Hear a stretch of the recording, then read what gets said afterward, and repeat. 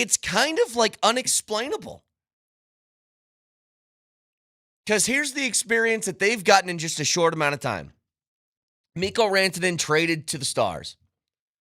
Miko Rantanen doesn't do much with the Stars since the trade. They all talk trash about why isn't Miko showing up. Then the playoffs start. Miko gets off to a slower start. And they're like, where is this guy? Where is this guy? We're 4 games into the series against his old team, and he's got a single point. And then he has a 4-point night. And then he has a 3-point night, a 4-point night, a 4-point night with a hat trick, and then a hat trick to start the second series. And then it's all just middle fingers coming my way, isn't it? It's boom, boom, boom, boom, boom. Told you guys, Avs, you big dumb idiot dummies. I can't believe you would give up on a guy like this. You're so stupid. And since that game, 1 goal scored. From game 2 of the Winnipeg series that went 6 all the way through game 5 of the Edmonton series. 1 goal scored and 3, 4, 5, 6, 7 total points. With 1, 2, 3, 4 games that he didn't have a point at all. Or I'm sorry, 5 games he didn't have a point at all. And that's the experience. It's like, look, I don't hate Miko. I don't take joy in Miko maybe struggling a bit throughout that postseason, but I know what it is. You know, year after year, outside of the cup run, Miko puts up points like he did this last postseason. But they just it didn't feel super impactful. And it's been like that before. Again, the highs of a Miko Rantanen are unbelievably high. But that only makes the lows more frustrating. And that's kind of like Dallas got the full experience in the first year of the postseason. Now, what they are facing today that the Avs never did is one of the wilder decisions I've seen from Peter DeBoer, which they will also trot out there as a better coach than Bednar, which, you know what, for whatever reason, it seems like DeBoer's got Bednar's number. But to yank Ottinger 2 shots into that game, and I get it, they were both goals.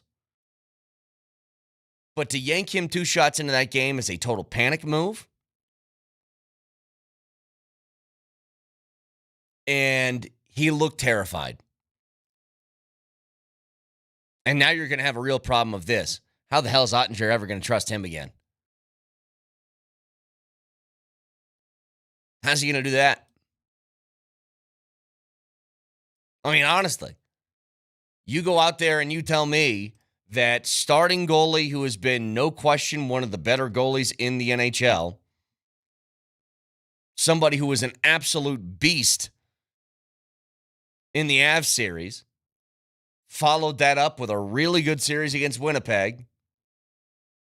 And sometimes you face a team that features Connor McDavid and Leon Draisaitl and all the other guys that Edmonton has to offer, and they score on you occasionally because they're pretty good. To pull a guy 2 shots into the game is a wild decision. And I don't know how. I mean, he said after the game it was to provide some sort of spark. I mean, spark of what? The game just started. But I don't know how you trust a guy like that again. What do you do? So they're facing a lot different questions as they got eliminated yesterday. Different than the Avs.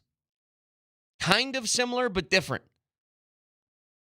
You know, Dallas kind of pushed their chips to the middle of the table this year. They didn't make it. They're going to lose some guys. They just can't afford them. Contracts are up. They can't afford everybody.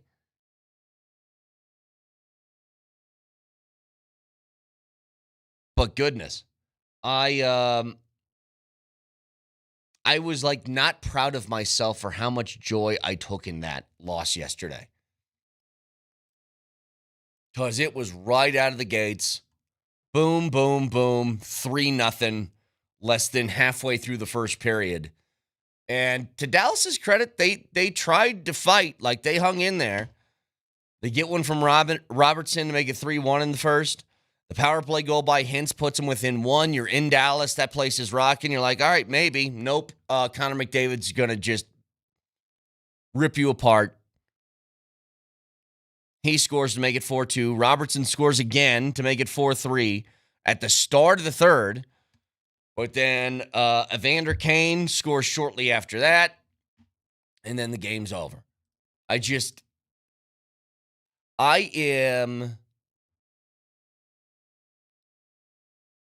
I'm kind of blown away. And here comes the Miko comparisons. Miko is MPJ, one texter says. Miko is the Jamal of the Stars. Maybe there's some of that there. Like, I saw this from, who is it? AJ Hafley of DNVR. 17 of Miko Rantanen's 22 playoff points came in 5 games.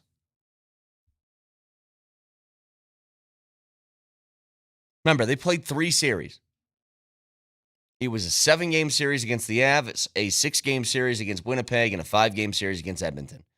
And 17 of the 22 came in 5 games. That's what the Miko experience is. But I beyond Miko got his contract. He's going to be there for a long time. Bigger story to me is what do you do with DeBoer? Like, I think DeBoer is a good coach. He wins a lot of games. He puts them in position to win.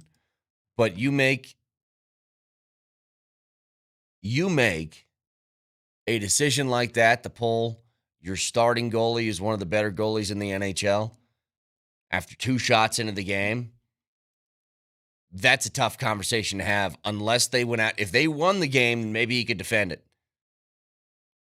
But that's a tough conversation to have because Ottinger's going to be there next year. And then you're going to be looking at him, 26-year-old guy, young goalie who's super talented. And every time, much like a lot of Avs fans were asking heading into this postseason, they were worried about Val. I wasn't, but I understood why. You'd be worried about Val because you don't know if you can trust Val.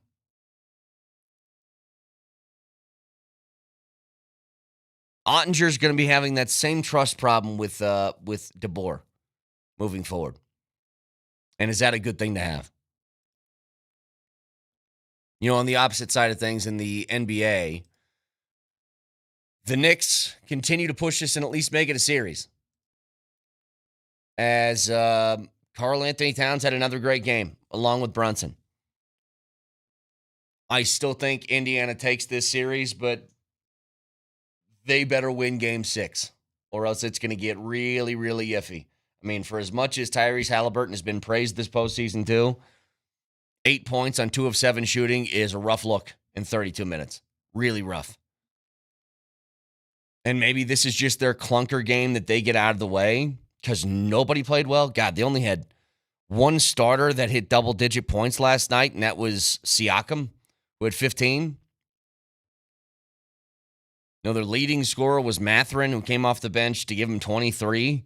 Nobody else had more than 11 outside of those 2. Only 3 guys in double digits. So maybe that's their clunker. But I can't have the Knicks advancing in the series, 1, but number 2, it's not going to matter. The Oklahoma City Thunder are going to torch both of these teams. Whoever makes it out of this, they're going to get absolutely slaughtered. It is going to be like one of the more uncompetitive finals that you've seen in a long time. Now, even if you go back to, Nuggets Heat finals,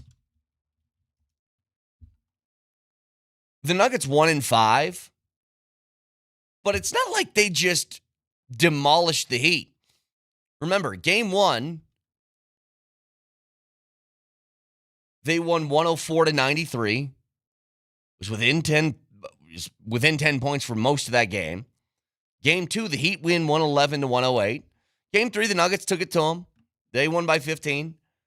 Game four is 108-95, but again, it was like a late pull away, and then the final game was 94-89. Like, there wasn't this dismantling of the Heat where they were never, like, really in the game.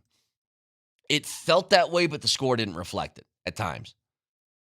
OKC is going to beat these teams by like 25 points. They just aren't even close to the same level of what OKC is. And OKC might be historically great. They won 68 games, and outside of the Nuggets, have breezed through the postseason. And I think whoever comes out of this series, they're going to crush them too. I mean, they're going to be able to kind of put their names up there as one of those, where do we stack up all time sort of teams. But if the Pacers want to be the one who has the privilege to get demolished by OKC, well, they need to win game 6. Because if they don't, and they allow the crazies in New York to go, sort of to get in a spot where it's a game 7, good luck. 303-504-0925. Shop Mazda text line. One price, one person, 1 hour. Got a lot I want to get to this morning. Some of it having to do with OTAs yesterday with the Broncos. Some updates on things and things that were encouraging for at least, one day of exposed practice to the public. There's a couple things I think we need to keep in mind, and we'll get to those next.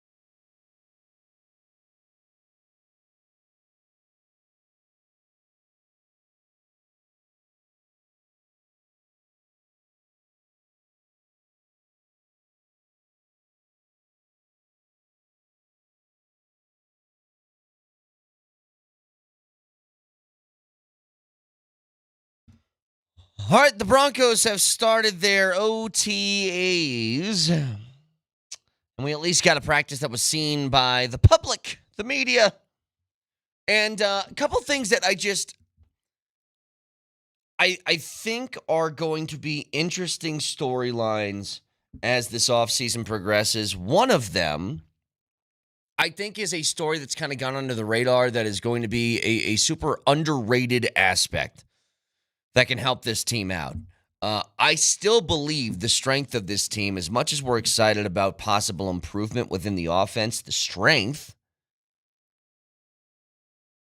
is your defense. It was last year. It has been for a while. The offense, to their credit, was a little bit more explosive. They gave you big plays yesterday. They didn't give you a whole bunch of consistency, though, and I think that's part of the issue. There was too many 3-and-outs and too many empty possessions in which you didn't kill clock, you didn't move the chains, you didn't do much of anything. And so that's the focus. But how are you going to win games? I think it's the same formula, and I think it's why the Broncos used most of their money in free agency investing in just that. I mean, think about your biggest investments this offseason. It was a linebacker, a safety, and a tight end in free agency. And your first pick was a corner. Sean Payton has said it over and over again. The best help you can give a young quarterback is a good defense. And he's totally right. If he doesn't need to have the pressure, like, could you imagine, even if he had the weapons, like, I don't think I would trade for this. A team that is built like the Cincinnati Bengals, where you have offense for, it can go to the moon, like Jamar Chase, T. Higgins, really good running game, decent protection, decent tight end play. Like, if you have all of that, then you're capable of scoring 30 points a game, which is awesome. But you're going to have to win. And it just puts way too much strain and way too much pressure on your offense. The defense can keep anybody in it. Do you know who quarterbacks are that have won with good defenses? They're like Trent Dilfers and Brad Johnsons, and you can do that. What you can't do is ask a mediocre quarterback to put up 30 points a game. It feels like that's kind of what's happening with the Dallas Cowboys right now. Not to call Dak mediocre. He's a little bit better than that, but he's not elite level. And if you're not elite level and your thing is like, hey, go out and throw for 5,000 yards and 40 touchdowns and we'll make the playoffs, well, that's tough.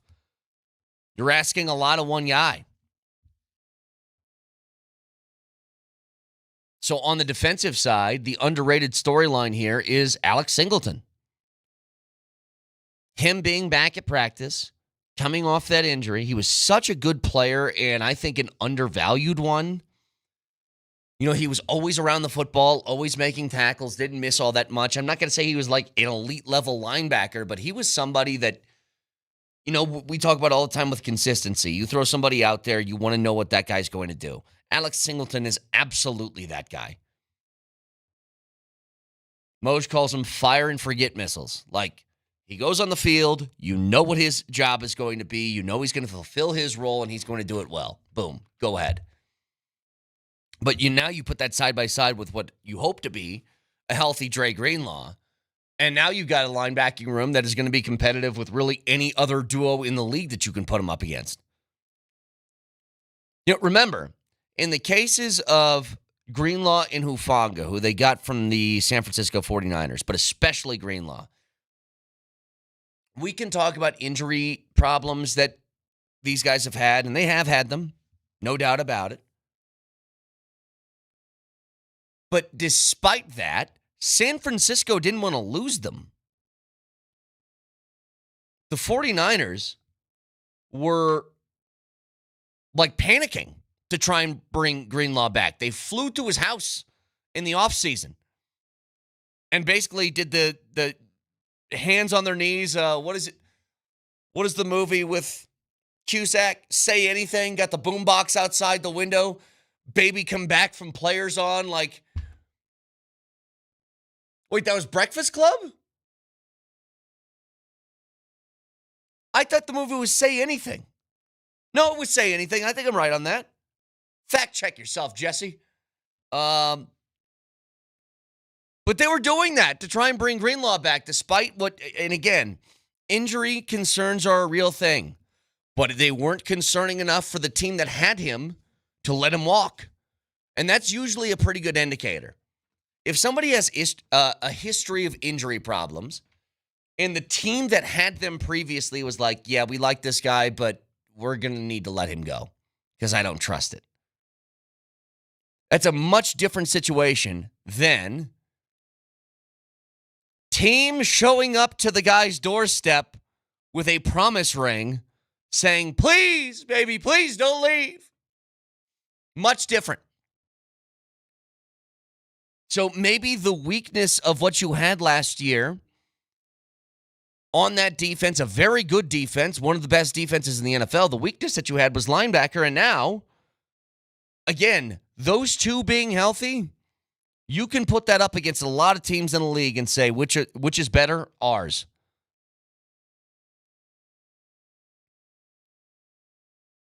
Texture says, it was definitely Say Anything, but definitely not Baby Come Back. It was In Your Eyes. Okay. You know what I'm saying, though. I said Baby Come Back because he would come back to the Niners. I don't know if In Your Eyes would apply. Point is, you got a lot better at that, and I think for a defense that was already as good as they were and as deep as they were, well, they just improved one position that was seen as, quote, a weakness. And look, I think the guys last year did a pretty good job. You know, I thought Barton did well. I thought Sternad, when he had to fill in that sort of role, he did all right. There was a few different guys that I think stepped their game up to play in that position, but couldn't be what Greenlaw and Singleton are. So that's one really underrated aspect of OTAs that I'm excited about. The other is, you know, I saw a quote from Peyton after practice, and I don't want to say concerned is the word I would use, but he was asked about Marvin Mims, and then he kind of took it over to, he said this, there's a number of young players competing for not so much spots, but competing for touches. Mims is one of them. And then goes on to say, we saw him take a big step in the middle of the year. I think you're going to see those kind of ascensions with players like Troy, talking about Franklin. If there is a concern that I have, Mims should not be somebody competing for touches. I don't think he's in that category anymore. Mims is a guy who's getting touches. Does that make sense? Like, Cortland Sutton's not competing for touches. He's getting them. Evan Ingram, assumingly, is not competing for touches. He's getting touches. Mims should be in that category. Mims should be in the, I have earned the right to be a big-time player within this offense that we game plan around. And I don't know what it is about Peyton and his lack of just being willing to just admit that Mims is a player. Again, I know his build is not the ideal wide receiver build that he wants. But when the guy touches the football, good things happen. And the fact that he said that he's competing for touches, one, and then immediately went over to a guy like Troy Franklin, which it felt like they were trying to force feed at times last year against their own sort of positive outcomes. I mean, how many times did we see, like, what felt to be a forced throw deep downfield to Franklin that just wasn't there. Either it didn't connect because the throw wasn't good enough, or Franklin just straight up dropped it. And don't get me wrong, I hope that Franklin is a big part of this offense because he is a big-bodied guy with speed, which is rare and hard to find. But that doesn't come at the expense of guys who have already proven that they're really good with the football. So that's one thing that is a concern. And then finally, Hufanga was talking after practice, and he was kind of going through reasons why he signed with the Broncos. And he said this from Zach Stevens. Hufanga said the Broncos in Denver have everything. He also pointed out to Bo Nix is a reason why he signed here, with no disrespect to Brock Purdy. Hufanga, first of all, the quote, it lets me know a couple of things. And I know guys are going to say that when they sign with a new place because that's just kind of what you do. Why did you sign with the organization? Because I think they're great. And they're one of the better franchises in the league. And I'm so optimistic about what this team's going to be in this roster and blah, blah, blah. Like, everybody's going to say that. But when somebody who has legitimate choices says that, it means something different. I'll give you an example of somebody who didn't have a choice. Remember last year when Jake Cave was traded to the Rockies right before the season started? And they said, hey, excited to be a Rocky? And his response was, it is what it is. You know, there's some guys in the NFL during the course of an offseason, they just don't have choices, and then they have to sign with somebody because it's the only person offering them money. And you can kind of tell the difference. Guys like Greenlaw, guys like Hufanga, guys like Evan Ingram, they had choices. They chose you. And it's good to see the Broncos in that category again. One. Number two, much like Dre Greenlaw, Hufanga is a knock on wood that he stays healthy. He is like a Tasmanian devil. Like, there's been a lot of comparisons about him, like he's sort of like a Palomalu light, and I think a lot of that has to do with just the way he looks. You know, his hair kind of flows the same way that Palomalu's does. But he does have some similarities game-wise to it. Like, he flies around the field. He's able to get his hands on the football. He's good in coverage. He can tackle. He can do a little bit of everything. Like, he's a hitter. And if you put that next to Brandon Jones, that was quietly one of the better safeties in the league last year, or at least in the AFC, like, you got another position that maybe you were lacking in a little bit that is now taking a step forward for a defense that was already good. Like, the one thing that I have no concerns about, for the most part, is how this defense is going to play. You know, we can all play the game of, yeah, well, what if injuries happen? Okay, we'll do that with every team in the league. Yeah, what if injuries happen to the Chiefs and they lose Chris Jones and they're going to be in some trouble on defense? Like, that's just how it is. But let's just live in a world, this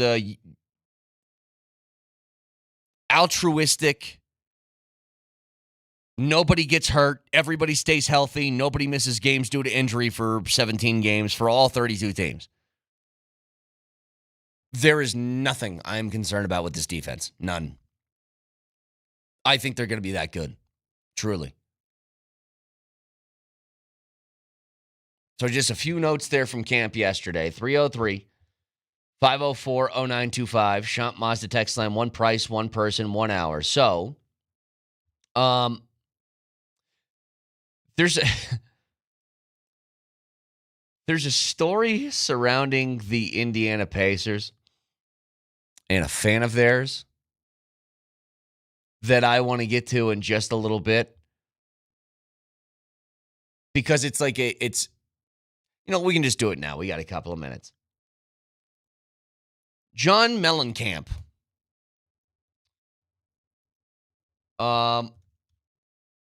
who, to my knowledge, has like a song that people know. I know it's more than that.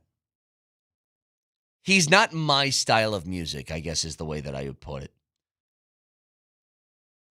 But he is somebody who's born in Indiana. He is a Pacers fan. He was at the game. And if you missed it, Pat McAfee was given the mic before game, 4 in Indiana? And they basically said, hey, do the I'm Pat McAfee wrestling promo guy and pump up the crowd. So he starts pointing out all the New York fans that are in the building. He points out Ben Stiller and Timothy Chalamet. And who else was a New York person that was at that game? Spike Lee. And he says, got all these New York celebrities here. I hope they take their asses home and we beat the, bleep out of them. All these different things. He just started talking trash by pointing out the famous people. Well, there was a statement by John Mellencamp after the game. Remember, Pacers fan who was rooting for the team that Pat McAfee was rooting for. And he said this. The Knicks-Pacers games have been very entertaining for anyone who likes basketball or sports. I attended Game 4 in Indianapolis. Hoosier hospitality. It's in air quotes. I was embarrassed when somebody, couldn't even say McAfee's name, under whose direction I don't know, called out some people who had made the trip from New York to support their team and in turn support our team. The audience booed these people. I'd say that was not Hoosier hospitality. One could only say it's poor sportsmanship. I was not proud to be a Hoosier. And I've lived here my entire life. On behalf of most Hoosiers, I would like to apologize for our poor behavior. I'm sure the Pacers had nothing to do with this smackdown. Jesse, what a loser. Somebody comes into your place to try and overtake your building to root for the opposing team. You make that person feel shame. You don't hit them. You don't be nasty. But you shame them. It's what should happen. By the way, this wasn't Aunt Susie taking, her nephew Timmy to the game. It's Ben Stiller and Spike Lee. I think they can handle it. Oh, Timothy Chalamet. He gets a little bit of grief on a microphone in an opposing arena. Well, damn it. I guess he's got to jump on the PJ to go back to Kylie Jenner after that. What a tough life. Little ditty about sportsmanship for you, John Cougar Mellencamp. Cougar. Ridiculous. You're supposed to not like the people that are coming in wearing the opposing uniform. You know what I'm going to do? I'm going to buy a ticket to Mellencamp's concert, if he's still doing that sort of thing. And I'm going to say, Bob Seger's better, or something. I don't know. Just shout some other artist at him and see if he shames me. Because that's what those people are doing. See how much Hoosier hospitality you have.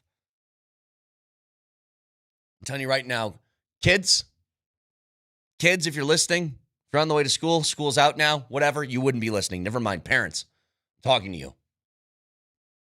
When your kids are playing through high school, sportsmanship is a very important detail. They need to be taught it. They need to respect their opponent. But the second that kid gets out of high school,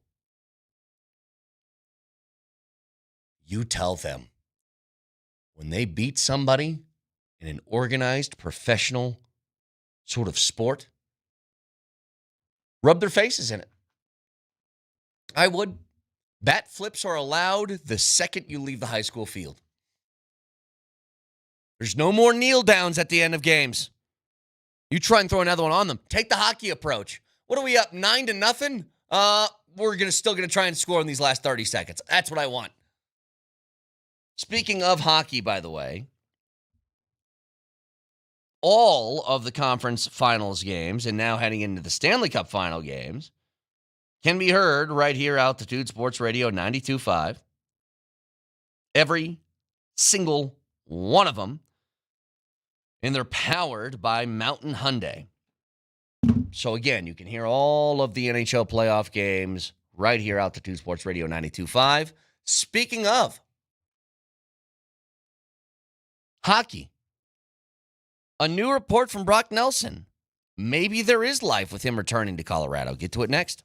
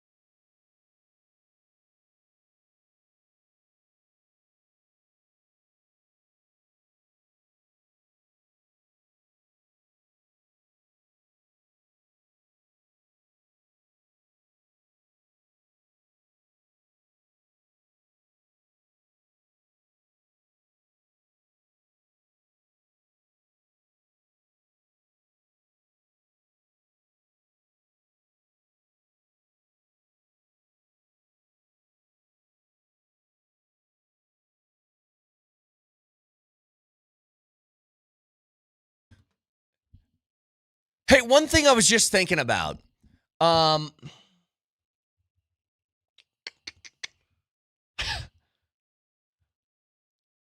We'll get to the Brock Nelson stuff in a second, but when it's the John Mellencamp thing.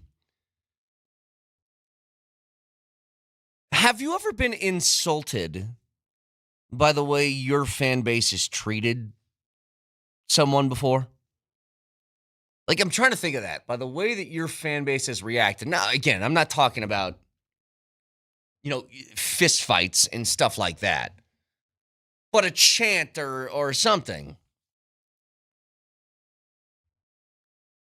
I just saying to a couple celebrities, Knicks suck. I hope you go home sad. I mean, that's basically the translation in Mellencamp. The fact that he didn't get it is actually hilarious. The more they think about it. But who's just like, why is he being so mean to these people that are my friends? It's like, well, they're wearing Knicks stuff. It's not that hard. Like, only sports can kind of do that. I don't know. It's just weird. And it's funny to me. This celebrity is just like, why are they being mean? Well, have you been to a sporting event before? Like, do you think Mellencamp was confused when the Knicks would hit a 3 in that game and the crowd would boo? It's like, come on, guys. They're both trying hard. I don't understand. Anyway, story emerging about one Brock Nelson that I thought, everybody was kind of making it seem like it was a foregone conclusion that he was just going to go back home to Minnesota and sign with the Wild. Turns out, might be some room or wiggle room for something different.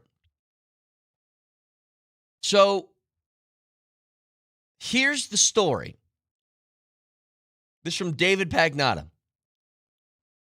of Sirius XM NHL. There appears to be mutual interest from both the Avalanche and Brock Nelson in exploring a new contract. How that may look is too early to tell, but Nelson is open to the possibility, and talks between the Avs and his agent are expected to pick up in June. So, I mentioned this yesterday when there was a story that emerged that, was it Mark D'Amico that had the story? Brock Nelson originally had a trade to go to Winnipeg in which he rejected to go to the Avs because he had the no trade clause. So he said, I'm not going to Winnipeg. Nix that deal. I'm going to the Avalanche. And I thought there was something to it. You could just chalk that up to, I guess, this is just the last year of my contract before I'm a free agent. Let me go out there. And I think the team that's got the best shot of the ones that are trying to make a trade for me are the Avalanche, so let's go to them. Maybe that's the case. But I think there's something more to it, especially you get into a locker room like that. The Avs have a good culture. It's a good organization. You get introduced to it. Maybe you want to stick around. It certainly seems like that's a possibility now. And I would be all for it. I really would. I don't know how good Nelson is. Like, he's not going to be Kadri, and I think we need to stop looking for another Kadri. Like, that was just a really special season in a really special circumstance. You just need somebody reliable for that second-line center spot. And if he can be a reliable guy, night in, night out, and I think mostly he was all right. A little too unnoticeable in the postseason. Fully admit that. I think that you could chalk that up to maybe some chemistry issues. That there wasn't a lot of time that he was on this roster before the postseason started. And once these things start getting a little bit tighter and a little bit tougher, being able to lean on some experience that you've had with your line mates certainly helps. And maybe they just didn't have time to do it. But depending on the price, I mean, again, to be able to say that you have sort of the middle of your forward group locked up, and that's what they're attempting to do here, whether that's, let's say they bring Nelson back, then you would have a middle that looks something like, at least in your top three, McKinnon, Brock Nelson, Charlie Coyle. Pretty good. Again, another year for those guys to get a little bit more chemistry and experience with their line mates, I think would certainly help. But it provides depth down the middle of your roster that I think is necessary. And it's necessary to postseason success. So, I'm encouraged by that. The last thing that I wanted, here's the other thing that kind of factors into this. What you gave up to get Brock Nelson would really hurt if you were to leave in free agency. And it's something that I was talking about with Moser yesterday was, a first, a third, and Cal Ritchie. Well, I think Shillington was also part of that deal.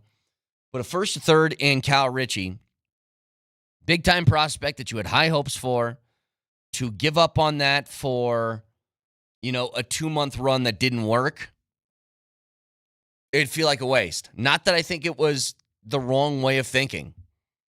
Like, you're here to win a Stanley Cup. You go out and you make moves to try and win a Stanley Cup right now. I do not fault them for that at all. But certainly if you signed a new contract, it would make you feel a little bit better about the trade. That you weren't getting just a few weeks out of him. You were getting a few years. So just something to monitor here as Pagnotta says that this is going to pick up maybe in June between the Avs and Brock Nelson's agent. Couple texts coming through. I said, what's the worst that your fan base is treated? An opposing team. Texture says, mine's alumni. We were playing a basketball game against Metro, and the student section was chanting, why so stupid at the opposing fans. I was ashamed of that. I think that's funny. Like, as somebody who didn't go to a super high-end, school known for a bunch of intelligence, a bunch of smarts, for a smart school to say that to you is actually like, it's kind of funny. You're like, no, you're right. You're smarter than me. At Missouri, we have a Mr. Brightside chant where we say, oh, okay.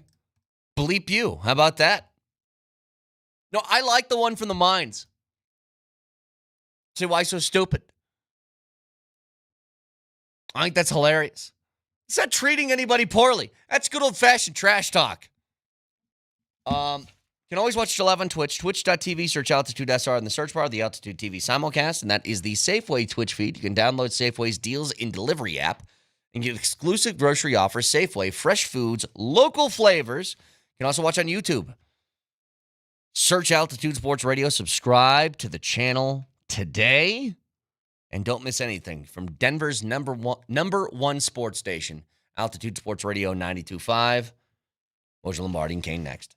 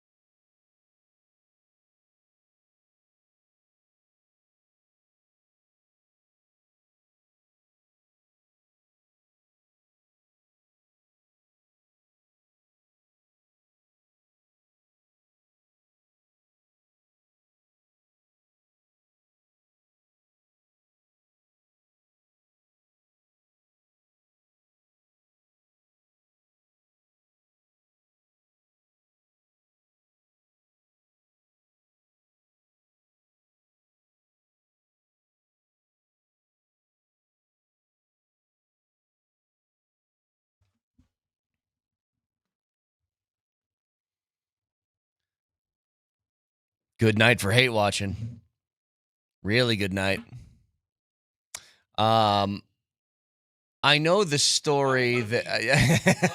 Yeah, Moj. I want to be a bigger person today. Yeah, no, you don't. Listen. No, you don't. At the age of 50, you want to start being a better person. You're older than 50. No, I know. That's what I'm saying. It's been a struggle. Oh, it's like that 50 was like a new right, age you're like, resolution. You know what? Look, my time on Earth is at least half over. Right? I'm at least halfway home. Why not just be a better person, a bigger person? Yeah. And then people do things and say things, and you think to yourself, you know what? No. I'm going to soak it in. I'm going to absorb it. I'm going to enjoy it. Do other people? Here's a question for you. I want to be a bigger person. I want to be a better person. Have people in other places laughed at my pain? People in other places, have they laughed at my pain and my sports suffering? The answer is yes, they have. And so why not offer a little payback when you get a chance? Yeah, I hear that. There is something that has to do with hate watching that is a real thing. Oh, it can be joyous. It's a huge joy. It's huge. And let me tell you this much. Hold on a second. Alfonso, we got Jesse Trujillo back behind the glass today because Nelly, where's Nelly? Nelly is doing something. Okay. I don't know what he's doing. Alfonso, you okay, man? Yeah, I'm good. Why? Because I walk in and our wall of goodness is dead. Like a blank screen behind us. Like the world's biggest computer screen is dead. Now, Alfonso, there's no doubt in my mind he's got something to do with it. Now, Jesse's a good person, don't get me wrong. I'm just saying, you got the touch of death today. Then you're telling me, and I can hear you through my headphones, even when you're just talking. Apparently, Twitch has got an issue going on, too? Yeah, I don't know what's going on, but we'll figure it out. Look, the whole point here is Miko Rantanen was somebody that people in the Avs realm were really, really looking towards failing. Like that, people just were. That's it. And here's the bottom line. I can understand it. Like, it's somebody who's not on your team anymore. Okay, no big deal, whatever, blah, blah, blah. Miko is someone that I had some sympathy for, not empathy, because I know the difference now. And I enjoyed it. I really did. Like, when you put this in perspective, Moj, 17 of his 22 points, I think the number was, I saw this from AJ Hafley earlier, 17 of the 22 came in 5 games. That is correct.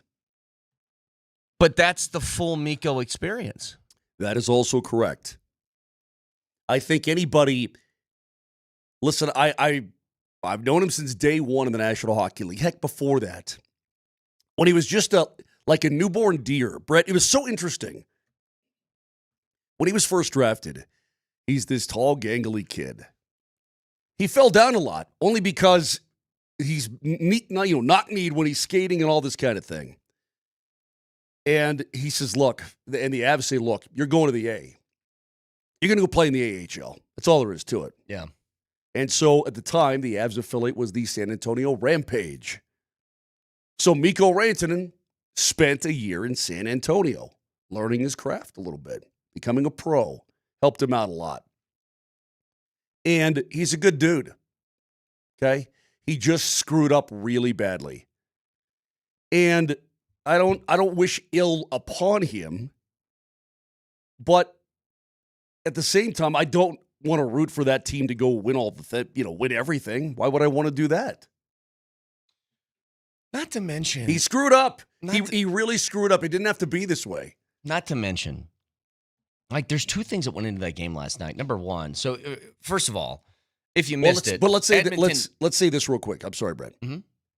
He had 1 goal in his last 10 playoff games. He ended the Avs series with a hat trick, although Again, the second goal, he face planted into the inboards, threw it off Gerard's skate.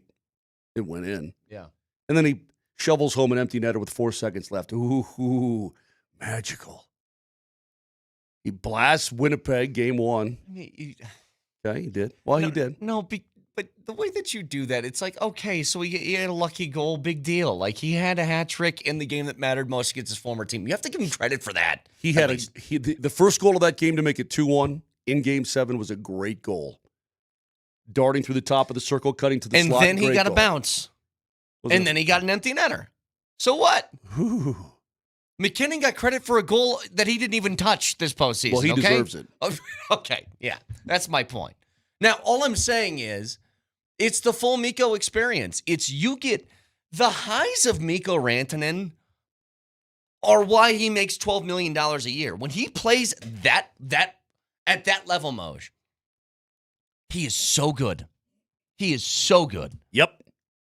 But then he has the rest of the stuff, which is looks unnoticeable for games at a time, not consistent in that manner. You know, that's the stuff that was always sort of the problem with him. It's what I brought up multiple times this last offseason. -2 and 2 shots. Yeah, it was what I brought up multiple times last offseason, which is Miko's a great player. He's a champion. He was a huge reason why you won a cup a few years ago. But there is too many times in which Miko is unnoticeable in big moments or big games. And then you look at the end of this playoff series and you go, well, he had 13 points in 10 games. And you're like, yeah, but it didn't feel that way. I don't know how else to say it. It just didn't feel like that. There were moments in which it did, but they were like too few and far between. Now, here's the big thing. Like, that's more of the Avalanche hate-watching perspective of the game last night.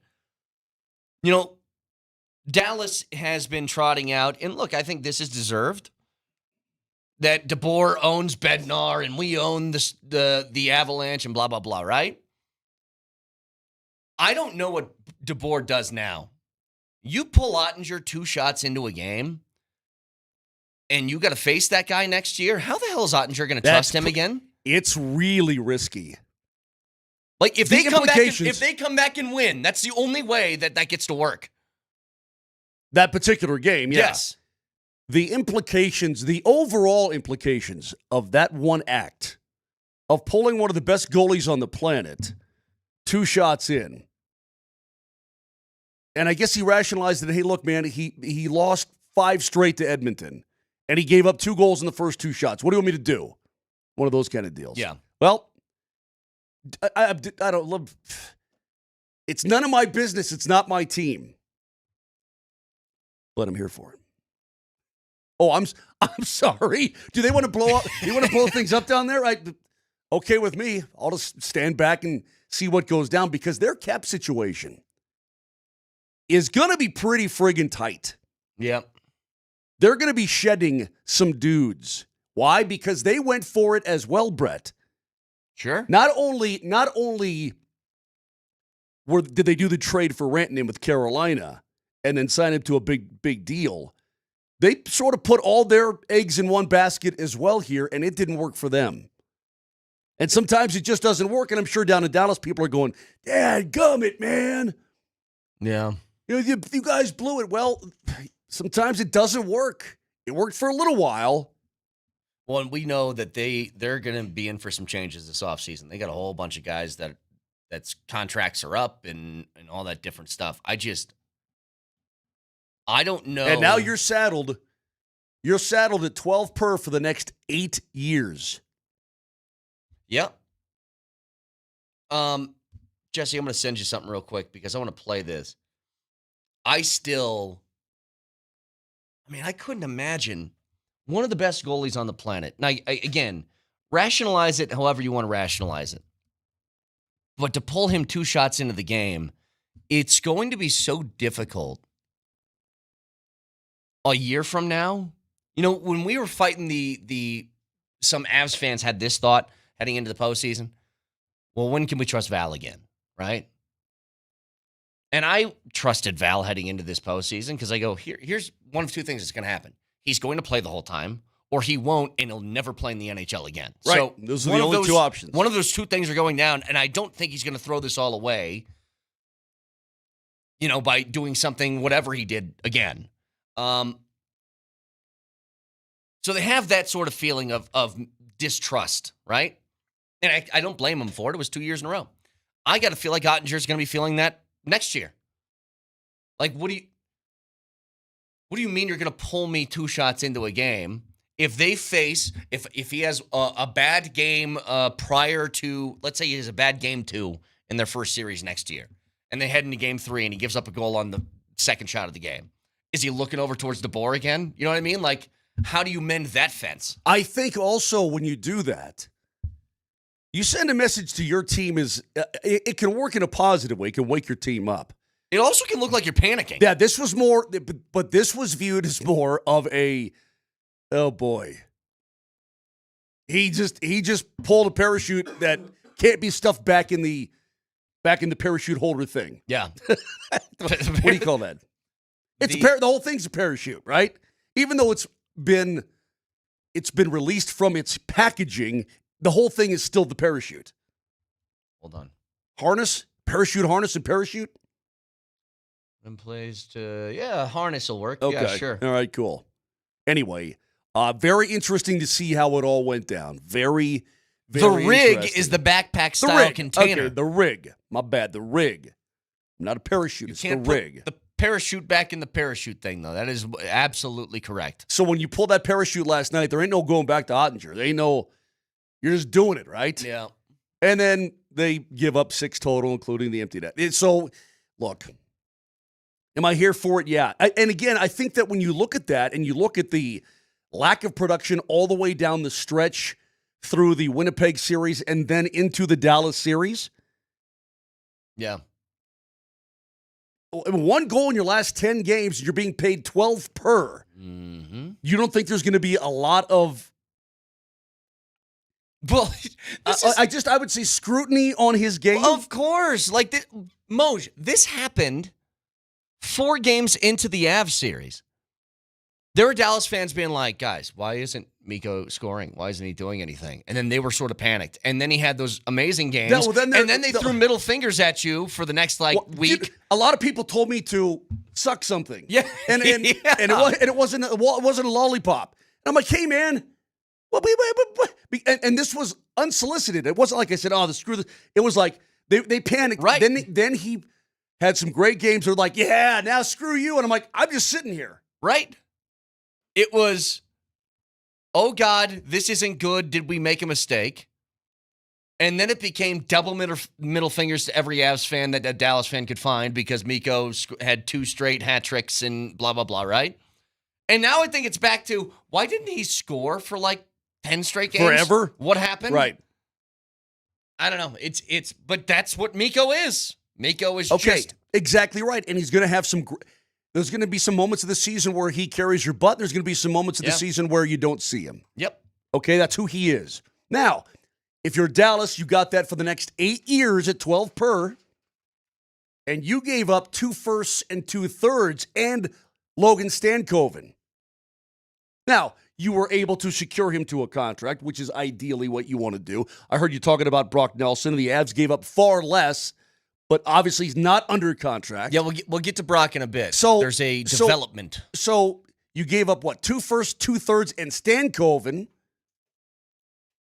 for 96, signed him to 8 at 12 per.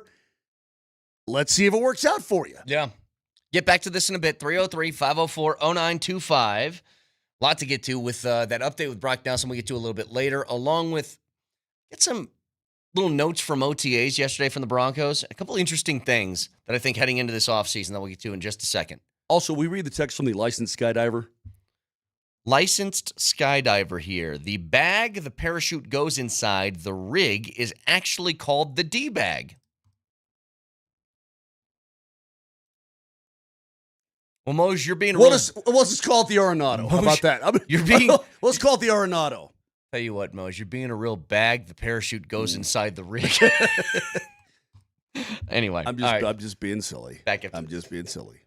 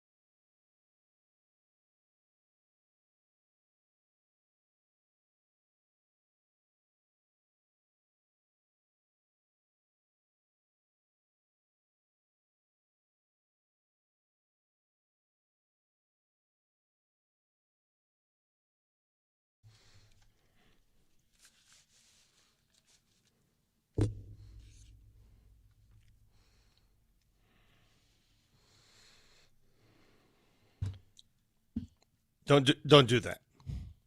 You don't get to come on this show 15 minutes in, 20 minutes in, and then dictate what that's going to look like. Yeah, You're don't not allowed. do the drum thing. Not allowed.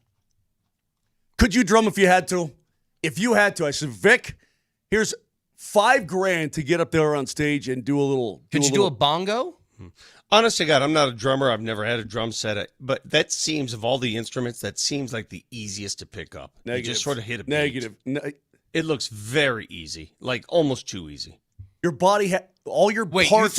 you think like a drum set drummer is easy? I think if you were to put me in a band and say pick one instrument to play, guitar, no chance. I'm not coordinated enough hand-eye to do that. I couldn't do any blowhorn like Nelly does. I'm not a blower, but I could do the drums. That looks easy. You just bang away. That does not look hard. Piano, no chance. To be a drummer, and I don't know how these guys and gals do it. It looks very easy. Just bang away. All your body parts have to work separately, but in sync. You have to be able to divide your brain into sections. It's a really weird thing to try and do. To keep a simple beat, okay, All right. Your hands and your feet have to move at different speeds. They They're aren't in sync. I'm not using They're my feet. separate but together. Well, that's how you play drums. Well, I'm You not have to use doing your- it. no, I you choose have to not use to. your I'm, feet. I'm not going to do the feet part. I'm not doing that little part. I'm just going to do Vic, the top. on the kick drum, come. On the kick drum. Vic, Boom, on the boom, kick boom, drum, come. Boom. Anyway, I look at him. welcome. I wanted to talk about OTAs yesterday, and look, it's the media's first peek, first look. Oh, you want to talk about OTAs? One of us went there. Yeah, you went there to look at Harvey's legs, and that's it. How were No, they? I'm just curious. I mean, if you want to talk about OTAs, you should probably talk to the guy that was there. But I'm asking you right No, I'm gonna now, pass for a second. how are Harvey's legs, okay? Oh, you guys want to talk about? Go ahead. You guys talk about OTAs. You guys were all there. Go ahead. Oh, I did it already for No, by an all hour. means. No, seriously. Do 3 hours on OTAs since you guys were present. What do you want from me here? What's happening? Yeah, again, you don't get to show up 20 minutes after the show starts and start dictating terms to us. You don't get to do that. How were his legs? See, you need me to get through this because you weren't there. So defer to me and get the hell out of the way. I will defer. I have other things I would like to say, but I'll defer for now. Go ahead. What do you want to know? How were Harvey's legs? Oh, they were gorgeous. All those football players. Can you ask to feel a man's legs? Is that a media thing that you can do? You're like, this is for strictly sports purposes. As you well know, all those dudes' legs are big, right? You don't get to the NFL without thick legs. But his are bigger, and he makes those normal football players look small. Yeah. And I'm just wondering, he didn't speak to the media. They have select players that talk to the media. He was not among them. I'm always curious, how do you get your thighs and quads that big? What is the work involved in getting them that big? Because it's insanity how big his legs are. Insanity. I have not seen quads that size since Von Miller was around. And I think they're bigger. I do. Relatively speaking, Von was a bigger body. This guy's shorter. I think they're bigger. Obviously, he is going to be the one where most eyes are going to be on him because, let's face it, the improvements that you want to see on this team come on the offensive side. And it's part of the reason why it's funny, when I was writing through some things I wanted to talk about from yesterday, a lot of it has to do with defense. And here's one of them. Can I just throw this out there, Vic? Yeah. You have these improvements on defense, and we have some audio that we'll get to in a bit. I think a super underrated aspect of this offseason heading into this year is getting Alex Singleton back. He is, if we talk about what you value as a coach in any sport, it's consistency and knowing what a guy's bringing to the table every single time he takes the field, the ice, whatever. That's what Singleton does. And as he returns from this season-ending injury from last year, he was by far your best linebacker on the roster. And credit to the guys last year. I thought they stepped up and filled his role as well as they could. Mm-hmm. But Alex Singleton coming back is now, assuming both are healthy, going to be the second best linebacker on this roster when he was the best going into the season last year. Do not count out Drew Sanders. Oh, yeah. Don't count him out either. because he had the Achilles last year that kept him out of all but one game, and he's working on the inside a lot. Drake Greenlaw was at practice yesterday, but he did not participate. Right. He was off to the side, so he was there watching. He's at the OTAs. That's a great sign, by the way. A dude who's hurt that's working out at the facility. Yep. He's committed. He's there. Who was the guy? Hold on a second, though. Who was the guy that every day, I guess it was Wazarike. No, it wasn't him.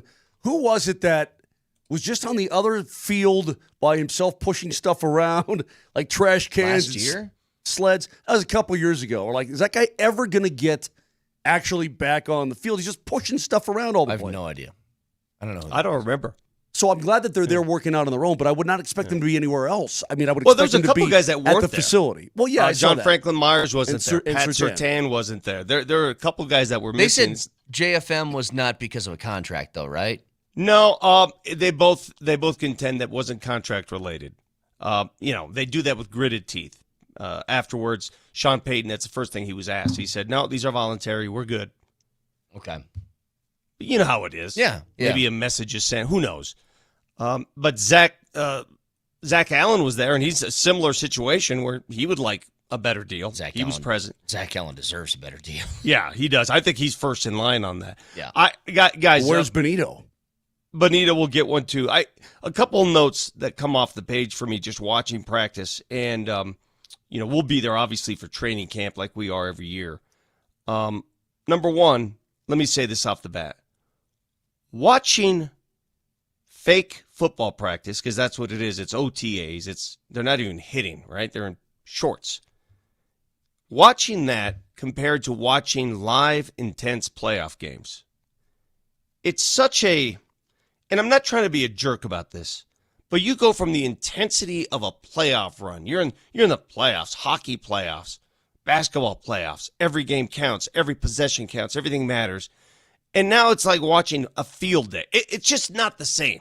I can't get into it. Yeah, and this is like they're easing their way back into the season. So if you're asking me to come at you intensely with all this, oh my God, it's not. It's boring to me. Well, this is and why I'm not afraid to say it. See, you're going to get a lot of people that say, oh, this is This is boring. You're there because you have to keep pace. You have to keep track.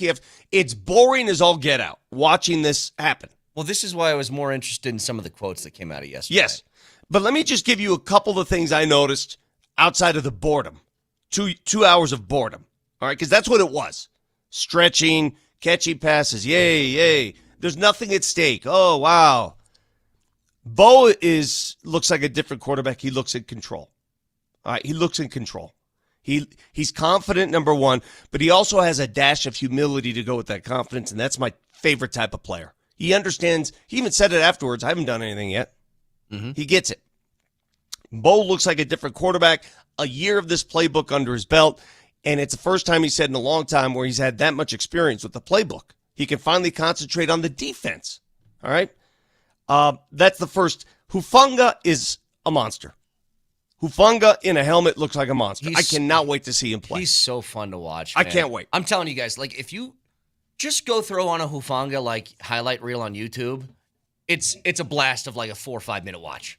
Because he really does, and I don't want to make the comparison, it's kind of, you guys know how this goes. Like, if there's a white guy in the NBA, he gets compared to another white guy, and it's like, oh, Jokic is like Arvydas Sabonis. And it's like, okay, yeah, he is.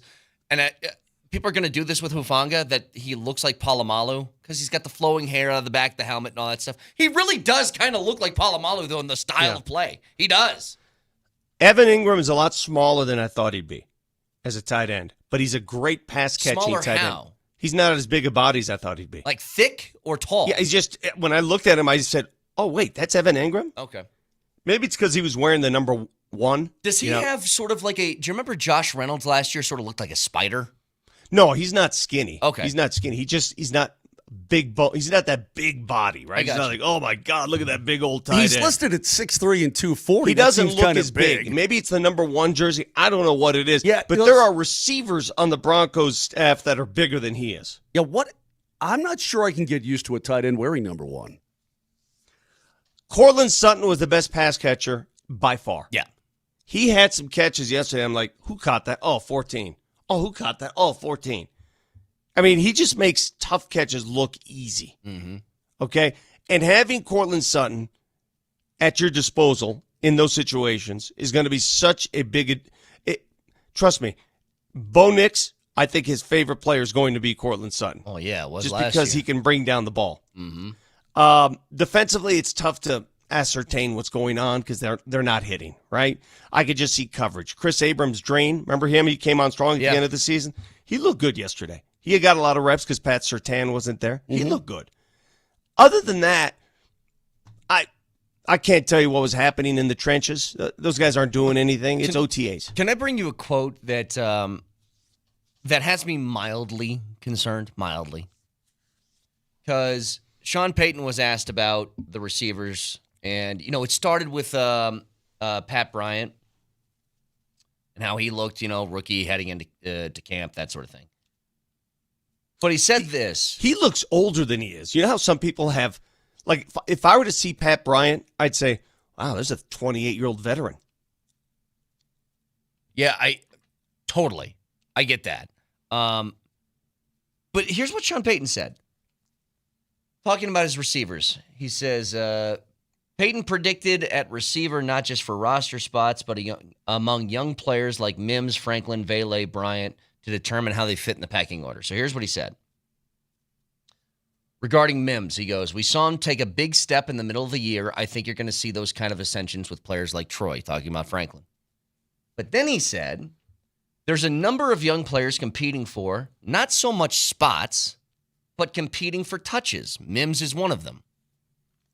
This is why I'm concerned. Mims is not, to me, he should not be in the competing for touches position. He should be in the proven he's commodity? getting touches position, Sure. and the other guy should be fighting for that. You know who's not competing for touches? Sutton's not competing for touches. He's just getting them. If you said, hey, listen, Devon Vele is going to compete for touches with Troy Franklin and the new Pat Bryant. Yep, he absolutely should for be. sure. To me, it's Marvin Mims Jr. We need to find ways to get him the ball. Does that make sense, Vic, what I'm saying? Like, the competing for touches thing with Mims should not be competing. It should be he's in the getting. It's him and Sutton and Ingram. They're getting touches, and then Bryant and Vele and Franklin and everybody else should be competing for those. Whatever's left over. I think coaches motivate players differently, and maybe he needs more motivation. Again, fellas, it's OTAs. Let's not jump to conclusions based on an OTA practice. I'm not jumping to conclusions. Hold on a second. I had this concern, though. I've had this concern for 2 straight years, and I thought, well, after the way he finished last year, it's got to be done, right? And then I saw that, and I was like, well, I don't know. Maybe not. Maybe not. Why are people mad at me? What are they mad at you about? Hold on. You specifically. Watch. Just don't say anything till I'm done, please. Okay. Nobody hates OTAs more than me. I don't even think the fattest, most out-of-shape player hates OTAs more than me. Yet when I say I hate OTAs and I don't care, I get blasted by you. I hate OTAs and I don't care either, but I went. It doesn't. You want a cookie? Why am I the only one who goes to these things? You just shared this great information with me. Cortland Sutton caught the football. Okay. All right. I won't go from now on. Hey, spankity doink. No, Vic, what I'm saying is the amount that you gain. Look, if you're Jeff Legwald and you got to grind stories out, you got to talk about Pat Bryant being the next Michael Thomas. And by the way, did you hear that comparison from Sean Payton? I did hear that. Which, my God, I mean, if you're looking for characteristics of a player, that would be pretty damn good. He also had a certain Hall of Fame quarterback throwing him the football. Let's hope it's the same kind of story. If you're that guy, Vic, that's fine. If you're guys like me and Brett looking at Harvey's legs and watching Cortland Sutton catch a football, and I know he can do that like a mother, you don't get a lot out of it. There's some other stuff from OTAs that I want to get to, just quotes later on in the show. There's also, there's a story about Brock Nelson that I want to get to in a bit, a development, I would say, that is a positive one for a number of different reasons. I'm going to help you out, too. Should I help you out on the air? Should I help you out off the air? You know the coolest thing about OTAs yesterday that I noticed? 2 hours of boredom. There were a ton of Bronco alumni there. I would say 20 alums. That's pretty from cool. Oh, that's the cool. 70s all the way through recent years. I like that. And the way that the Denver Broncos, under Penner's group and this new regime, the way they have embraced the history of this organization and allowed these alumni to come back, not only come back, but they're right there. They get VIP access to every practice. They feed them. They treat them like kings, like royalty.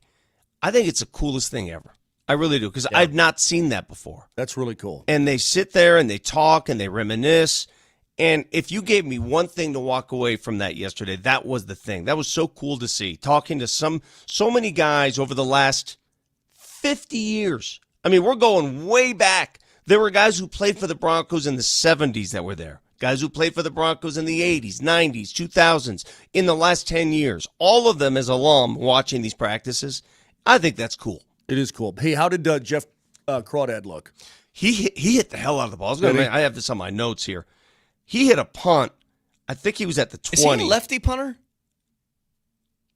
I don't think so. Wait, I'm looking at him from the other side of the room. I was going to say, I asked the wrong guy on this. I can't remember if he was a lefty or not. Left footer. He hit a punt from the far side of the field, and it was a directional punt, and it was high. It was glorious. And it went out of bounds inside the 10. And I said, oh, my God, who kicked that? And I looked up, and it was him. Jeff Crawdad. Are we sure his name is Crawshaw? Because I want to establish it's Crawshaw, right? Yes, Crawshaw. It's not Crayshaw. It's Crawshaw. Hang on. Jeremy Crawshaw, yes. Okay. And no, he's a right footed. Yeah. I thought he was great. But, again, it's OTAs. There's no rush coming at him. There's no blitz. There's nobody coming at the punter. Hey, what did you see for where people are going to sit during training I don't know camp? where they're going to sit. It's funny you say that because the facility that's being built, right, they're going to triple the size. You know how you've been there, you've seen that facility on the other side. They're tripling the size of that sucker. It's going to be huge. And they're making such great progress. I really don't know where they're going to put the fans. Whatever fans will be available for training camp, they're going to be extremely limited. I don't know how you can get more than 700 people there. Wow. Where in years past, you've had what? What was the... I think the capacity on the 3,500? hill, something like just over 3,000. Yeah, something there's no along way. those lines. Yeah, there's just no room right now because of all the construction taking place. Right. But when it's done, that place is going to look glorious. Oh, my God, it's like a little city there. All right, let me fix you on the air. Dave Pagnotta. Pagnotta. My apologies. It's Italian, right? If you don't say he's Pagnotta, it's Pagnotta. It's okay, though. You don't know him. I do. You want me to call him? Pagnotta. Let me call him? No, it's okay. Okay. Well, we could if you want to. No, Yeah, not sure, really. I'm text. just saying. But there is a story from Pagnotta about Brock Nelson and maybe development that I think would be positive for the Avs that we'll get to in just a minute. Stick around.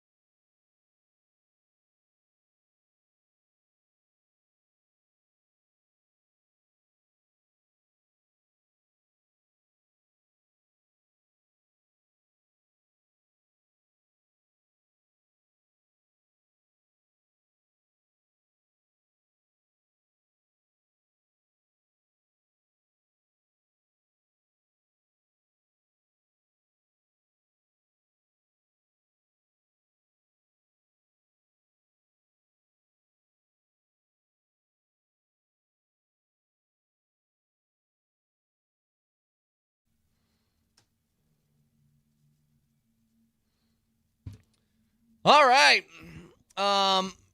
Here's the update, I guess we'll call it, from what's our boy's name, Moj? Dave Pagnotta. Pagnotta. Hey, Vic, give me a little Pagnotta. How do you spell that? Pagnotta. P-O-G. Pagnotta. Pagnotta. You want to hear how Powder said it in the appetizer? Pagnotta.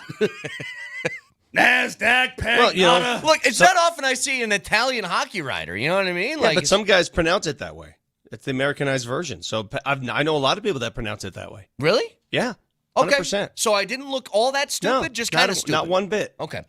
Well, here's the tweet that he had.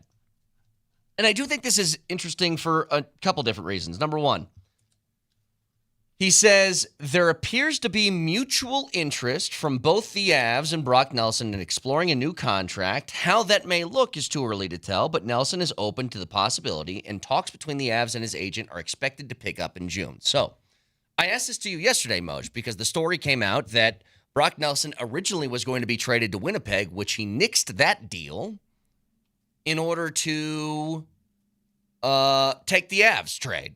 And I said, does that count for something this offseason when they go into negotiations? And it felt like everybody thought this was a foregone conclusion. He was going to try and go back home to Minnesota and whatever.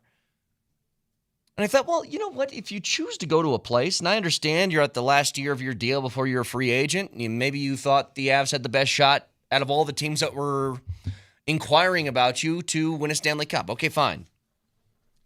But I think we all kind of know when you get in the Avs organization, the culture that they've built there, the style of play, it's pretty fun and guys like it. They typically don't want to leave. The question now is, are you good with Brock Nelson being your second line center, and for what price? And there's a lot of people I think that were turned off because he was, I like to use the word unnoticeable throughout the course of the postseason, I think too many times. I think he was okay. But I'll say this.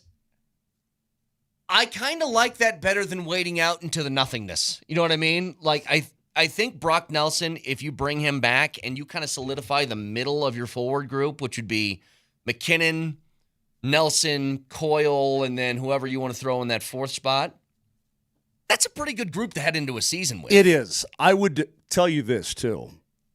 Having talked to many, many people before the postseason began, Avalanche fans, listen closely. A lot of really smart hockey people in the know say, you know what? Right now, the Avalanche may be the best team in the league up the middle, from top to bottom. Now, Brock Nelson is a guy, Vic, who's never had more than 75 points in any season in his career. And again, he is what, 31? 33? Are you sure? Yes. 33. Which is not, in human terms, old. It's younger than you. I feel old. There are days when you look old. Yeah. When you get like that limp going on, you know, and you're like, I don't know what happened. I get this thing right here, lower back, that right makes me here. laugh. God, that It makes really me hurts. laugh. But people look at him. My sciatica. It's my sciatica. I don't know what to do about it. So, but he's a guy, think about it, Vic. He's played his entire career up until now with the New York Islanders. Perennially a low-scoring team. Not a lot of super high-end talent up front in terms of dynamic goal scoring, right? Who's the last dynamic goal scorer they had on their team? Alexei Yashin? I mean, there's been a lot of really good players, like Brock Nelson, Kyle Oposo when he was in his prime, things like this, right? So you look at it and you say, Mike okay, Bossy? well, yeah, you want to go, yeah, okay. I'm kidding. Mike Bossy was a brilliant goal scorer. But what I'm saying is that this last season, he had 26 goals and he had 56 points, okay? Yeah. You put him in a situation where he's got wingers who are capable of putting it in and redelivering the puck back to him. I think that maybe he could be primed for if he stays with the Avs, maybe the best year of his career. Now, again, what does that look like? I don't know. He's had a 75-point season. He scored, almost 40 goals in this league. That was 3 years ago when he's, the age of 30. But the guy is a very capable second-line center. And so if you want to continue to have conversations, hell yeah. Well, and if I'm him, I don't blame him. I say, look, man, that was painful. I moved from a place that I've been in my entire career. come to Colorado, and you're trying to get chemistry. You bounce out in the first round. Who knows what would have happened if they would have won? If they get more and more as they continue along. But hey, give me a couple weeks, a month here to just sort of breathe, get my family back in order, so on and so forth, and then we'll think about the future. Here's the other thing, and I have kind of two things to add on to this. One of them is a question, and the question is this cope? If I say this. That he was brought here late in the season with not a lot of time to build chemistry with some line mates, and they were trying different combinations towards the end of the year. Does he look a lot better with an offseason of everybody staying together? You know what I mean? Like, is part of the lack of production in the postseason due to things get tight, super competitive, and you don't know your teammates all that well yet? Is that fair? Can I make a new barometer on how to evaluate players? And I thought about this too. We evaluate players based on regular season, and we go through the whole season. I'm going to start evaluating athletes, especially basketball and hockey players, where there's long playoff series, on what they do in the playoffs. That's Sure. how I'm going to evaluate players. Sure. Because I think that is what you get somebody for. That your goal is That's why to win Jamal makes playoff $50 games. million. Yeah. That for me, that's my evaluator. I really how don't about this, care. then? Okay, go ahead. He's been almost a point per game guy in the postseason in the last 7 years. Okay. Brock has? Yeah, when the Islanders made that one run, they played 22 postseason games. He had 9 goals, 9 assists for 18 points in 22. 12 and 19, 6 and 6, 4 and 5. This year he had 4 and 7, which is where it comes in, hey, man, is everything working out okay? Right. But I think there's something to be said for just your whole life is uprooted. You move 2 time zones over as well. So, look, I'm not excuse-making, and this is not a cope, but I think it can be a reason. You give them the opportunity to get an off-season, a training camp, and then start anew in October, and you're ready to go. I'll tell you what about him, too. He's like an Iron Man, Moj. Like, for the Avs that have had problems with injuries over the last couple of years, he does not miss games. So he's played in less than 72 games. Let's see here. 2 times his entire career. Twice. Like, he's in the lineup. And here's the other thing. And this is just, maybe it's a small detail, but it would make me feel better.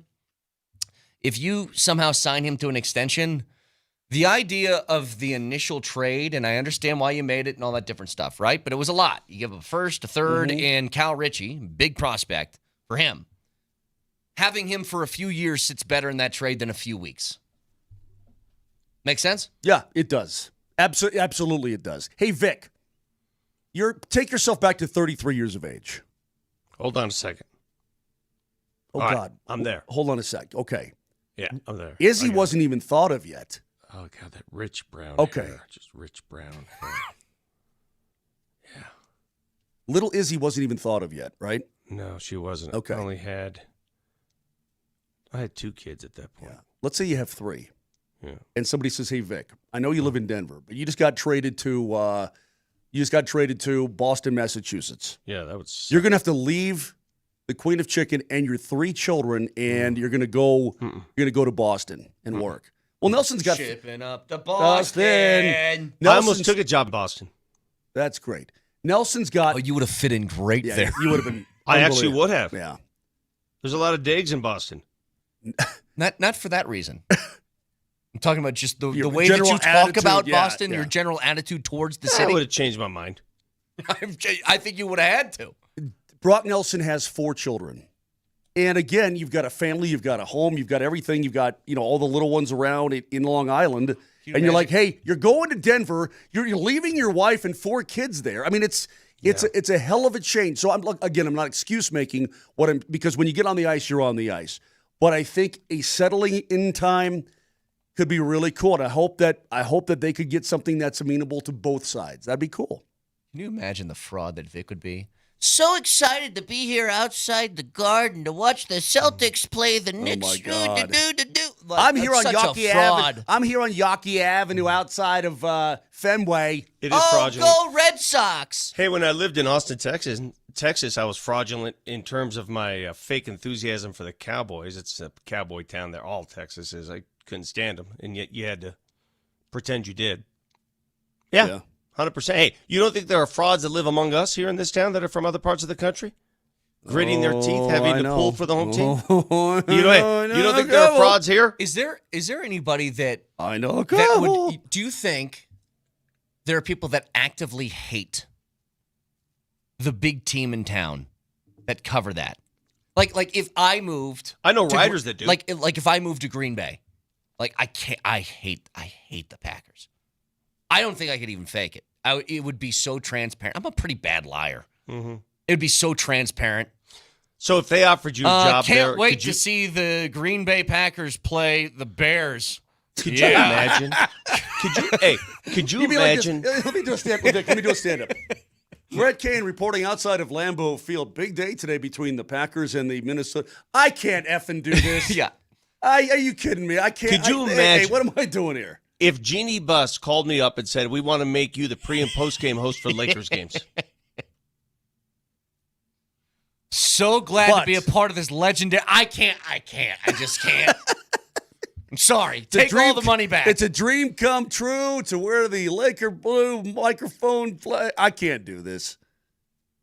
No, I literally, I don't think I could take a job from a team that I hated. I couldn't. But do let it. me tell you something else, though. It's much harder in reverse.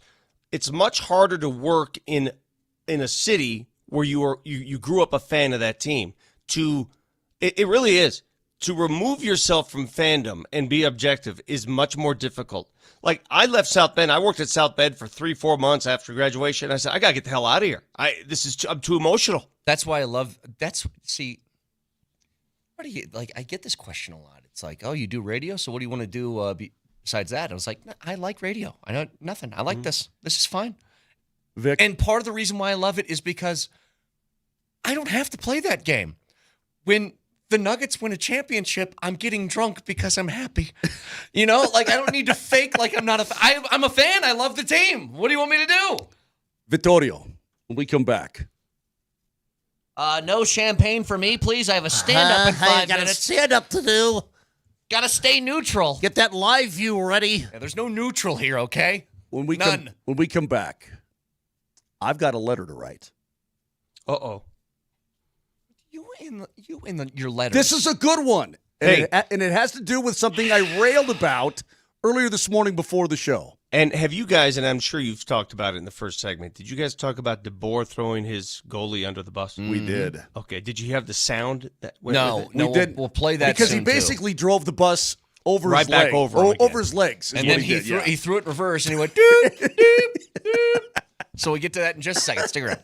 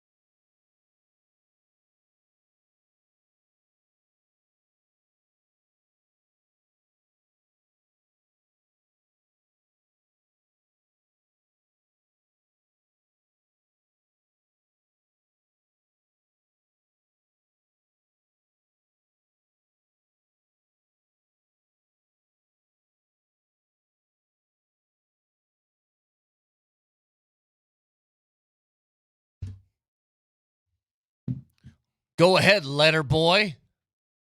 What you got? Basically, I'm going to steal somebody else's letter, but I'm going to do it from a Denver perspective. Let's see how this flies, shall we? The Scarlet Letter? Jesse, could you give me a little, letter reading music, please? God, I'm so nervous. No, you'll What's be this happy. about? You'll find out momentarily. You're so obsessed with letters. Why are you writing letters all the time? Here we go. Jesse, as soon as you get that, just let me know. But, all right, can you make a promise if you write this letter, can you make them normal sentences and not this? No, I'm just going to fill in the blanks essentially with myself in my town. Like a Mad Libs episode here or something? Yeah, something like that, yeah. Thanks, Alfonso. Let's roll. What the hell is that? So good. That's so good. Look, Jesse's just here so he doesn't get fined, okay? He's just here to hit it. Here it goes. All right, here, you want a button? Here's a stupid button. Go. Here it goes. Here you see. The Lakers and Nuggets games have been very entertaining for anyone who likes basketball or sports. Oh, God. I attended Game 4 at Ball Arena in Denver. Mile High Magic and Denver decorum. Well, I was embarrassed when somebody whose direction I don't know called out some of the people who had made the trip from Los Angeles to support their team, and in turn support our team. The audience booed these people, like Kim Kardashian and Will Ferrell and the guy who played McLovin. I'd say that was not Denver decorum. One could say it's poor sportsmanship. I was not proud to be a Denver resident at that time, and I've lived here my entire life. On behalf of most Denverites, I would like to apologize for our poor behavior, and I'm sure that the Nuggets had nothing to do with this smackdown. Signed, Moj. I don't know what the hell this is. What Yeah, you're talking? Can you give me some Moj, background I on what thought that is? Look, Moj, I thought it was funny because I know what you're talking about, but I think nobody else does. No, I have no Here's what it idea is. what you Vic, referenced. let me Here's what happened. let me do it now. No, hang on. Okay. Here's what happened. God, this guy is an insufferable pea. So this is Game 4 of Pacers-Knicks, okay? Vic, it's in Indiana. Okay. Famous Indiana resident, which I didn't know, but I guess is the case. Are you aware of a man by the name of John Cougar Mellencamp? Oh, yeah. Of course I am. I was born in a small town. I can't stand his music, by the way. Can't stand it. It's a great song. Little ditty about Jack and Diane. He said that, and I'll read it the way that he wrote it now, so you have the context. Well, hold on. Tell him why he said it. Because Pat McAfee was given the microphone. Did you listen see up. this before Listen Game 4? closely. So Pat McAfee's sitting courtside for the Pacers. Obviously, he's a big Indiana guy. We all know that. Yeah. And they said, hey, Pat, why don't you do the professional wrestler promo thing and get the fans hyped up? Okay. And McAfee says, oh, Pacers fans, blah, blah, blah, blah. Yeah. We have Ben Stiller and Timothy Chalamet and Spike Lee's here. Well, I hope they get their bleeps kicked and they Exactly. get the bleep out here. Like he did that. He cursed at him. So that's what got you're the supposed crowd to do. amped up. Did great. Yes. So Mellencamp, who I guess is a Pacers fan and doesn't know how sports work, took offense to it. No, he didn't. Yes, he did. Listen. Okay. The Knicks-Pacers games have been very entertaining for anyone who likes basketball or sports. I attended Game 4 in Indianapolis. Hoosier hospitality. I was embarrassed when somebody, under whose direction I don't know, called out some of the people who had made the trip from New York to support their team and in turn support our team. The audience booed these people. I'd say that was not Hoosier hospitality. One would say it is poor sportsmanship. I was not proud to be a Hoosier, and I've lived here my entire life. On behalf of most Hoosiers, I would like to apologize for our poor behavior. I'm sure the Pacers had nothing to do with this smackdown. Signed, John Mellencamp. Shut up. Can you believe this man? Sissy. What a wuss. Like, What a I joke. almost think it's funny, like he doesn't understand. I don't think he gets sports. What Like a piece of crap. You know, that makes me mad. Get the hell out of here with your softness. You know what? This is your arena, and you're invaded by all these New Yorkers trying to take over your house, being loud and obnoxious like New Yorkers always are. Have some pride. Have some freaking pride in your own place. What a joke. Shut up. Get the hell out of there. Listen, that really bothers me. Here's what I want to do. I want to now buy a ticket to one of his concerts and just start heckling him that Bob Seger's better or something. Exactly. You know what I mean? Like, what's the problem? What's the problem? I'm supporting you. I bought a ticket here. I'm not allowed to say what I think. Yeah. What? I mean, I am offended by, if I'm a fellow Pacers fan and that's the way you're supposed to act, I guess, what? This is how Hoosiers act? What? You get trampled over? Is that what it is? You have New Yorkers come in and trample you down? No, man. Why do you think I get so mad in Denver when we get invaded by all these other transplant fans? Why do you think I get mad? For the same reason. It sucks. Well, I'll tell you, Vic, I have been offended for years. Whenever somebody has talked, Moser, we were at the Miami Heat, the closeout game that the Nuggets won the championship. Yes, we were. There was a Heat fan that was in front of us. And I was offended by the way that Nuggets fans treated him by saying, our team's better than yours and go Nuggets. They didn't say, I appreciate you for coming here. Like, that was offensive to me. Offensive. Now, look, we all know that fans can take things a little too far. Garrett makes a good point, too. He says, the audience booed these people. He called the fans in Indy the audience. See, I don't think he has a concept of what sports is. No. Yeah, listen, if you are an insufferable P, this is the kind of thing that you put out. You make it about you, right? And you apologize on behalf of all Hoosiers. Do you realize the ratio that he got on this thing? People like this have no idea what they're about to unleash on themselves. It's such a complete lack of awareness that it really angers me. I'm like, you can't go through life that unaware. I don't care how famous you are. I don't care if you wrote Pink Houses, which I love, by the way. You can't go through. If I lived in Indiana and I'm a Pacers fan, I look at John Kitty Wussenkamp and I say, dude, you don't talk for me. John Kitty Wussenkamp, you don't speak for me, okay? That your voice, whatever you're talking, that's not me. This is our house. We're season ticket holders. We come here every game. We've been invaded. No, we do what the hell we want. If Will Ferrell is sitting courtside for the Lakers and the Nuggets in Denver, aren't you giving Will Ferrell a little bit of the grief? The bitterness. And you have I don't know, whomever you want to pick, jump out on the floor. Who would be the Denver equivalent of Pat McAfee fandom? You know, a guy who's a former player, now a sports guy. Me! Hey, do you remember when John Elway took to the floor? It's before our time. The Nuggets, before 1990. It was when the Nuggets and Sonics did their thing. Let's get ready to do Mutombo. It was awesome. It was awesome. Now, he's mad because, and by the way, well, Texture says it's definitely not cool to call people out by name. It's Ben Stiller and Spike Lee and Timothy Chalamet. It's fine. Get the hell out of here. It's fine. Who cares if you call them by name? Everybody knows who they are. Tell me, wasn't there a part of you? I don't know what it is about it. I'm watching last night's Knicks-Pacers game. Moser did that to two kids at a Rockies game once. Dude, all those Knicks fans up front, do they bother you as much as they bother me? yes. Like it's just, I don't know what it...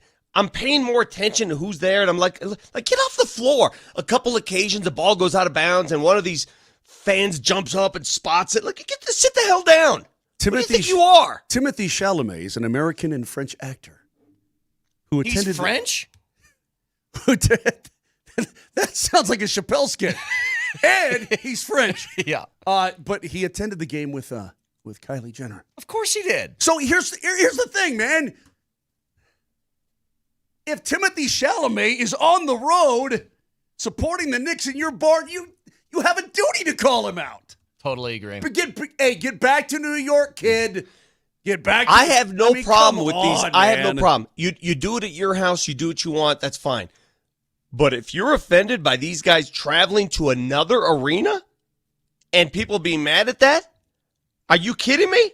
Everybody knows you wear the opposing colors inside somebody else's arena, then you're going to get a little bit of grief. It comes with the territory. You make yourself a target. Now, it doesn't mean you should get beers poured on you or punched in the face. We all know when it gets taken too far, but you're going to take some razzing. It's understood. Yeah, Suns and 4 guy. I mean, come on, man. That's, that's a little Well, you know much. what? Those Nuggets fans weren't any better. Yeah, I mean, you're right. But the point is that this is sports. This is the way Eastern Conference Finals are supposed to work. I would imagine that the fans in Indianapolis went insane for McAfee. And this guy's like, oh, I'm still offended. It's just awful what they've John done to our Kitty Sissy Camp. Hoosier hospitality. It's literally. I mean, this guy's an absolute piece of work. What a loon. He has no. I'm telling you, that has to be his first sporting event. Yeah, in years. absolutely. I was going to say, there's no way he's gone to another Pacers game in his lifetime, especially one that is an Eastern Conference Finals. Does he know about the history between the Pacers and Knicks? Does he even know the history there? He doesn't. Probably completely brain dead to the Reggie Miller Spike Lee thing. Oh, he would have been like, Reggie, you can't do that to Spike. That's so inconsiderate. Oh, my God. What did Spike do to Reggie, for God's sake? I got to tell you, I, for one, was appalled. That's what it's all about, when man. Reggie Miller grabbed his junk at Spike Lee.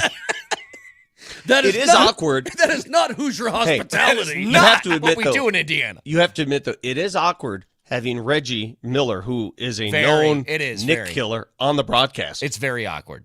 I agree. Like, if I were a Knicks fan, I'd be like, wait, what? Even me, I'm like, it's not a surprise, but it's surprising how clearly Reggie Miller wants the Pacers to beat them. Like, it's like he's barely trying to hide it. You know what I mean?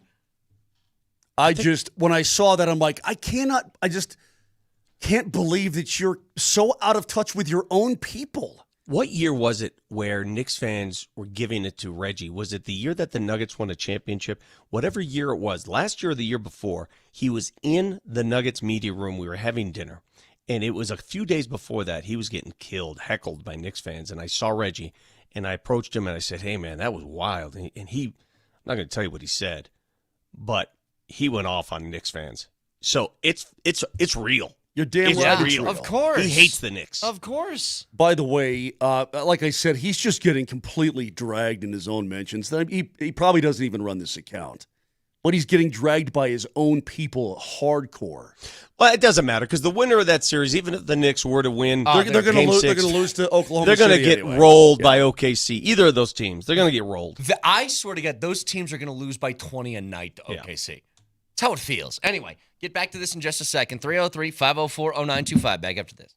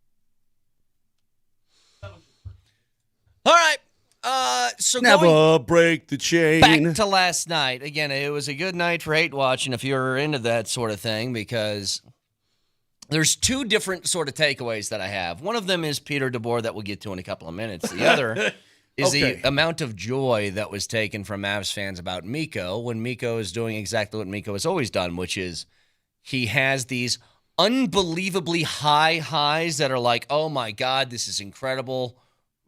This guy is one of the best wingers in the league, and then it turns into like 6 straight games of nothing. You know what I mean? It's more like 10. Vic, during the course of this postseason, Mhm. 17 of the 22 points that Miko Rantanen racked up came in 5 games. And they had 18 total games that were played. It's a weird sort of thing about him where he just does stuff it would like be this. like it would be like if Jamal Murray went for 42, 49, 39 in 5 games and then popped in 6, 4. Yeah. None. I don't take joy in watching Miko struggle. I took joy in watching Dallas lose, though. I took a lot of joy in watching Peter DeBoer lose, Dallas lose. But I don't think the Miko thing was front and center. Peter DeBoer was more front and center to me, especially sure. the way.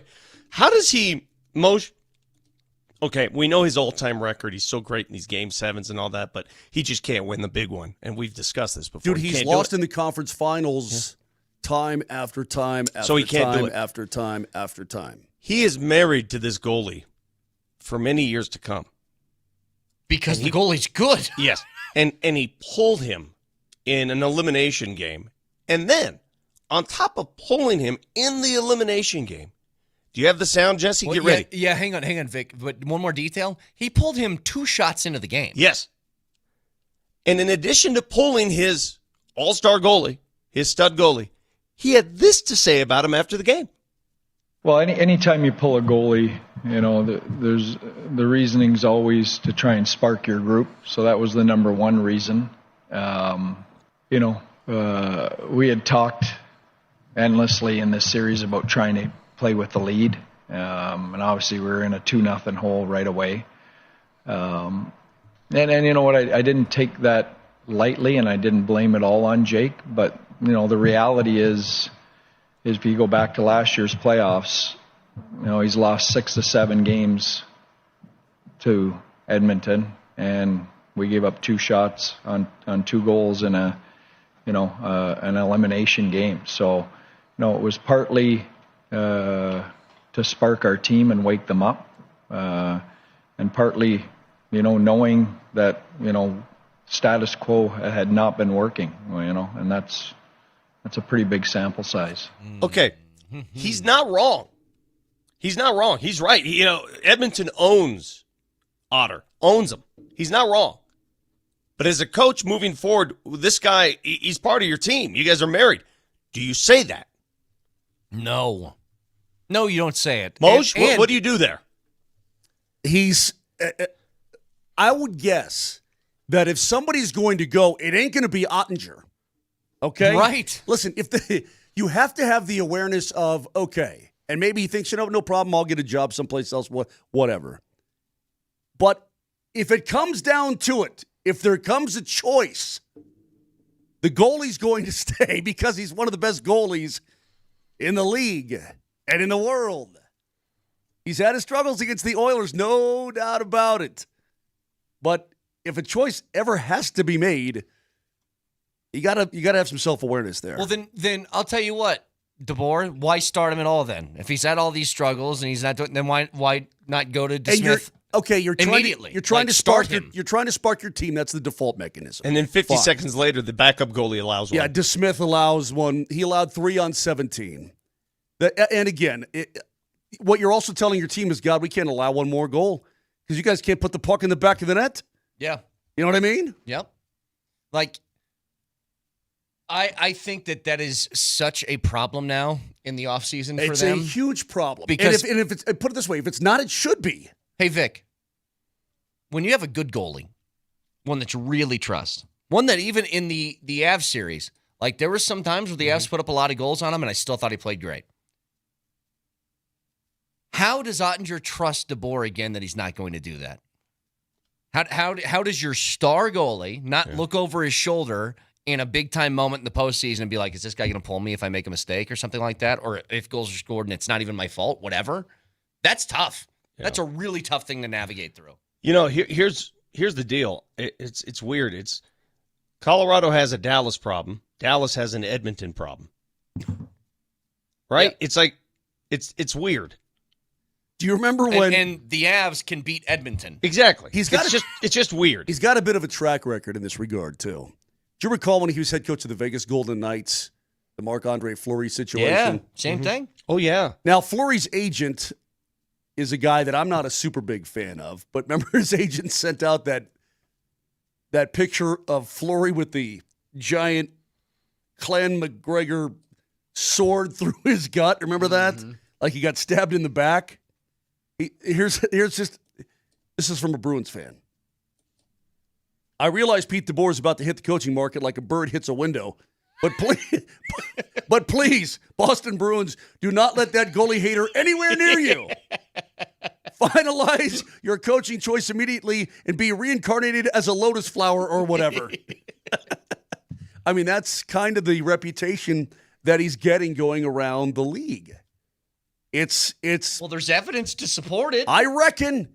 But he keeps getting jobs and he keeps beating the Avs and he keeps going to the conference finals and he keeps losing. I mean, whatever. I mean, by the way, after the game, McDavid wasted no time touching that trophy. Absolutely not. No time. Is that still is that a thing that everybody kind of gets amped up about it now, or what? Teams that have touched it have won. The teams that have not touched it have won. It doesn't matter. What trophy are you talking about? The Campbell. Oh, so it's what you get for winning the conference. Yeah, right. So you're not supposed to touch it. Did they? I don't think they did. I'm trying to remember. I think like Landy hovered over it, maybe. Yeah, Sakic said just touch it. Yeah, Sakic said go ahead. Remember? Oh yeah, that's right. But it's kind of like Jesse, you were there. Jesse, did you touch it? Oh, you weren't. Okay. You can say it on the air, Jesse. You don't need to whisper to me. I wasn't there for the Western Conference Finals. All I remember from the Stanley Cup final. Yeah, you weren't in Edmonton, were you? You were not. Okay. All I remember from the Stanley Cup people on the show final. miss you, by the way, Jesse. Speak a little bit more while you're Alfonso, here. They miss you. Come on, man. So I was on the set. I was hosting the postgame show when you guys won in Tampa, right? And you guys were all there. And Kiefer was there, Moser was there, and Jesse was there. So we're waiting on set. I'm with Riker. And we're waiting for all the proceedings so we can go live. And all I remember seeing, and we had a live look at the locker room. God, that was fun. Was Jesse smoking 3 or 4 beers just right there. Bam, bam, bam.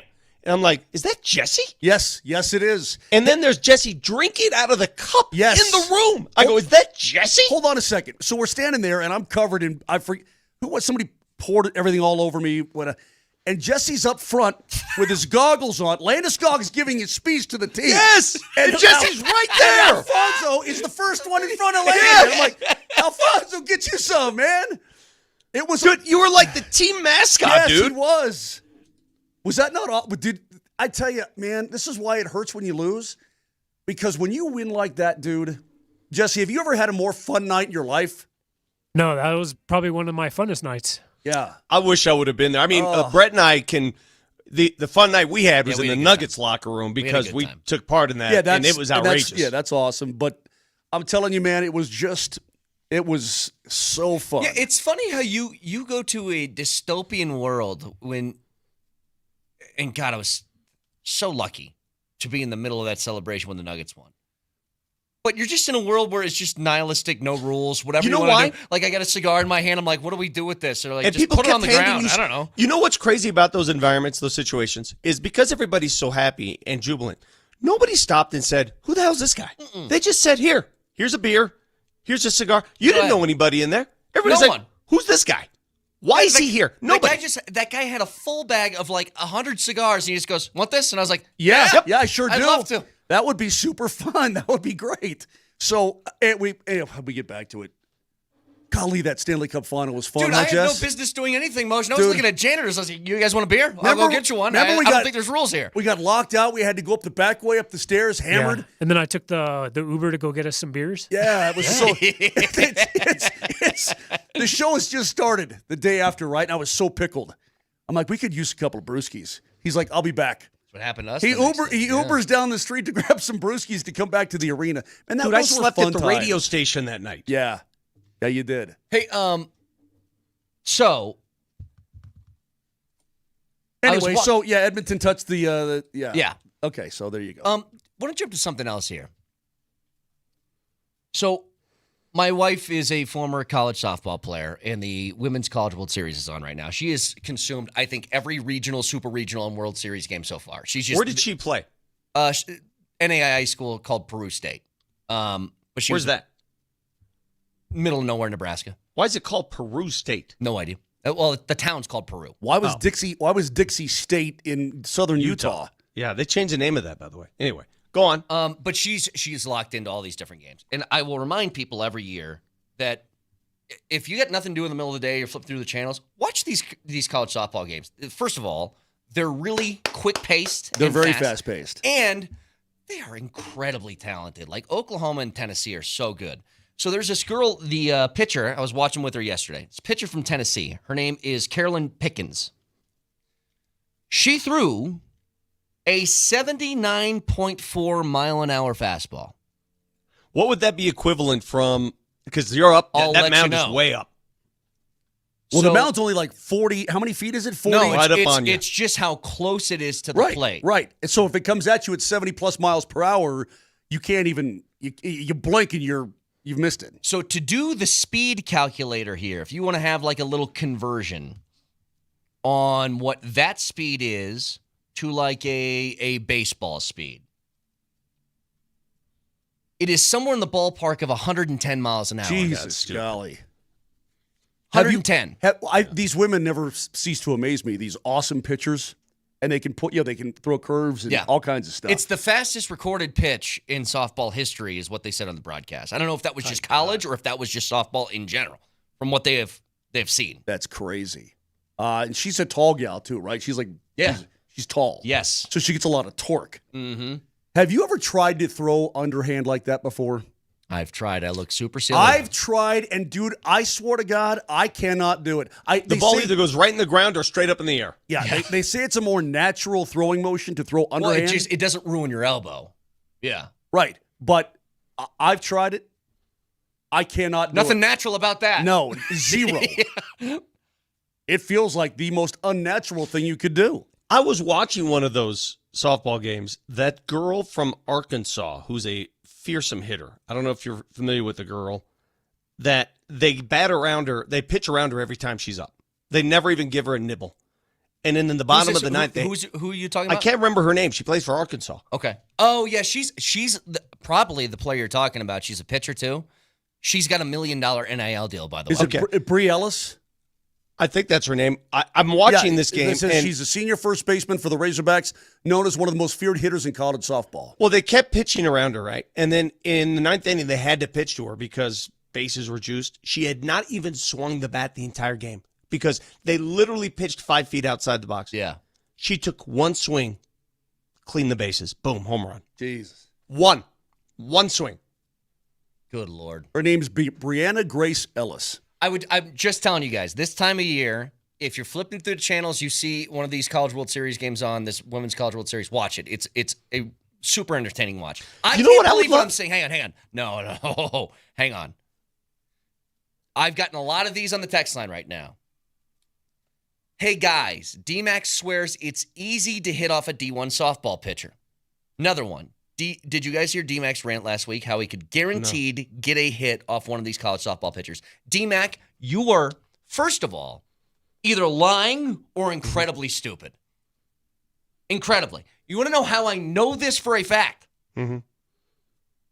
I played Division II college baseball, not some superstar, right? But we had 4 guys from my team that were drafted. Pretty good team I was on. We had a softball team that was also very good at UNL. We had one of those girls throw it to us. Not a single guy could touch it. Not a single guy. Now, if you gave us 3-4 weeks to maybe see it over and over again, I bet you we'd do all right. You are not touching anybody in this College World Series, DMac. You're insane. I'm not a baseball hitter by any means, but 10 years ago when I was working for Channel 4, Jenny Finch was in town doing an exhibition, and I got in the box. I got in the batter's box against her, and she pitched 3. She gave me 3 of them. I almost cried. Of course. I wanted to cry. I mean, it looked like she had that riser. Is that what that's called? The riser? The rise ball. It's the most bizarre thing you'll ever see. I wanted to cry. There's nothing I could do. I was frozen. There was no way I could put bat on ball. None. Especially imagine this. That Pickens girl from Tennessee that throws the equivalent of what is about 110 mile an hour fastball. That also goes up. You aren't touching that, dude. You know what I would love to see? So now I know why you and the missus got married. You got baseball and softball. I want to see her pitch to you. I want to see that. I want an exhibition. We've actually talked about it. We were like, I've asked her, I was like, do you think that you'd strike me out? And her honest answer was, I don't know. Maybe. I want to see it. And I want something on the line. I want to see DMac. I want to see DMac in the box. I want my wife to pitch to DMac. Yes. That's what I want. Can we set up a Lindsay versus DMac showdown? I'd love to. Like it. I know the spot. Ashley Schaefer BMW. Yeah, exactly. I feel 10 feet tall and strong as an ox right now. It is again. There are things that I think all of us are pretty self-aware of our athletic abilities, okay? There's a lot of things that I cannot do. There's a few things that I can. DMac, you're insane. Insane. You are not touching that at all. And he said, and just to be clear, textures, he said the women that are in the College World Series right now, those Division I pitchers? They'll make you wet yourself. Yes. I do have to say, watching, like going to Coors Field back when I had those seats up front with my friend and watching Major League pitchers throw. I've seen you on TV there. I've seen you. But watching Major League pitchers throw from that distance, because you're like literally 15 yards behind home plate, I'm not joking. I got scared watching. I was scared watching. That's how fast the ball was coming. I envisioned myself in the batter's box going, no, I would soil myself so fast. Well, I think I told you guys this story before, that when I was playing, we'd face upper 80s to lower 90s pretty regularly. That's what the average kind of was. And I took 2 years off. Done playing, hadn't picked up a bat for 2 years. Got a call from my my high school coach, said, hey, we're doing an alumni tournament thing to raise money for the team this year. Do you want to come out and play? And I was like, sure, absolutely. One of my teammates from college also went to the same high school. He said, all right, I'll pitch. He was throwing, I think he got clocked at 79. The first time I saw 79 again after 2 years off, scared you to death. It felt like 98. Yeah. I was like, what in the world was that? You know what? I keep bringing up my friend Todd. High school buddy Todd, pitch for the Angels, Todd. Oh, yeah. Yeah. Well, you went to a game with him, for crying out loud. You know Todd. Well, he was there to witness our pitching duel. Was he there? I don't think he was there that game. That wasn't that game. It was a different game. Anyway, I said to him, what right now, north of 50, what could you get to? He goes, I could probably hit 80, but it would hurt. It would hurt. Yeah, it would hurt him. But, he's one of these 6'3", 6'4" guys, right, that just was a big, tall lefty that could just deal, those kind of. You have to have a special human talent to do it. These ladies that I watch on, they've got special human talent. Special athletic talents. Yes. Exactly right. Yes. Anyway, moral of the story. Watch it. It's a fun watch. 303-504-0925. Back after this.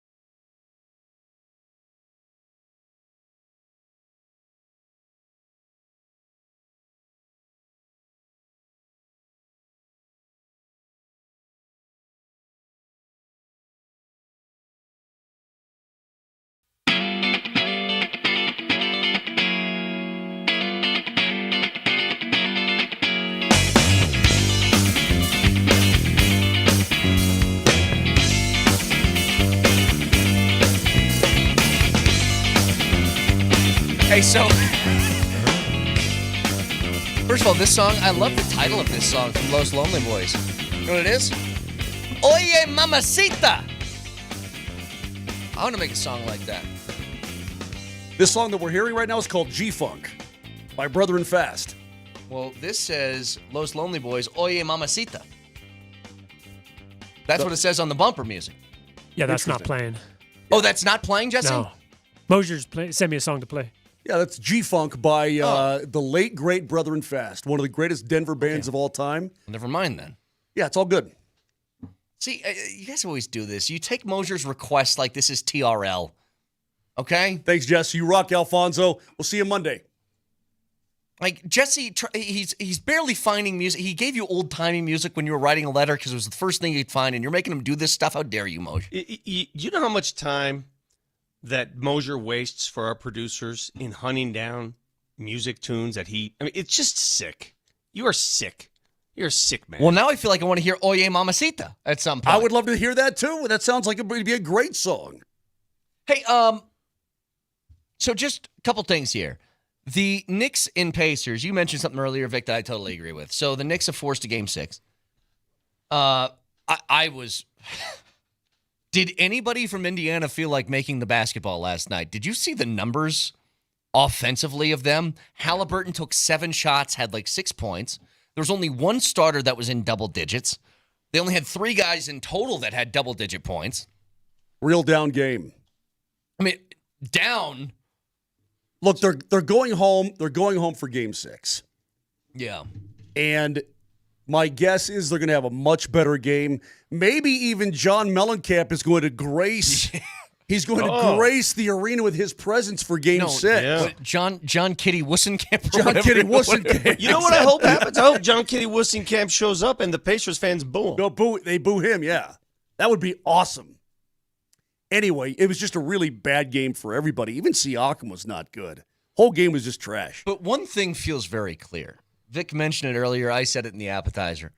Whoever makes it out of here is going to get pasted by OKC. Like, it's not even going to be a contest. Do you know how many games the Oklahoma City Thunder lost to the Eastern Conference this year? Well, they lost 14 total. Yeah. How many times did they lose to the Eastern Conference? 2 of those were to the Nuggets, so that leaves 12 games. I'll say 2 games. 1. One game to the entire East. Yep. Wow. 1 game. Who was it? Cleveland. Okay. Cleveland was the best team in the East, too. So they took care of the home and home with Boston, too? Wow. That's pretty awesome. It's just, I saw KD say this on Twitter the other day. Somebody asked him, could your Oklahoma City team beat this one? You know what KD said? To his credit, he said, this could be one of the greatest teams in NBA history. I don't think there's any question. I can't remember exactly how he said it, but he said he thinks that this team would beat his team. That's very rare for an athlete. Yeah. These guys have so much pride for an athlete to say that. Well, and here's what happens, guys. If this all plays out the way that you and me think it's going to, Vic, where Oklahoma City's going to roll, 5 games or something like that in the NBA Finals of whoever comes out of this, you start putting in context like 68-win team that had trouble with one real team in the postseason, other than that kind of pasted everybody else. They are going to be in some of those conversations of where do they stack sort of all-timey sort of one-year run things. Like, they are going to be in those conversations the same way that the Nuggets were when they won. They go 16-4 and blaze through the postseason.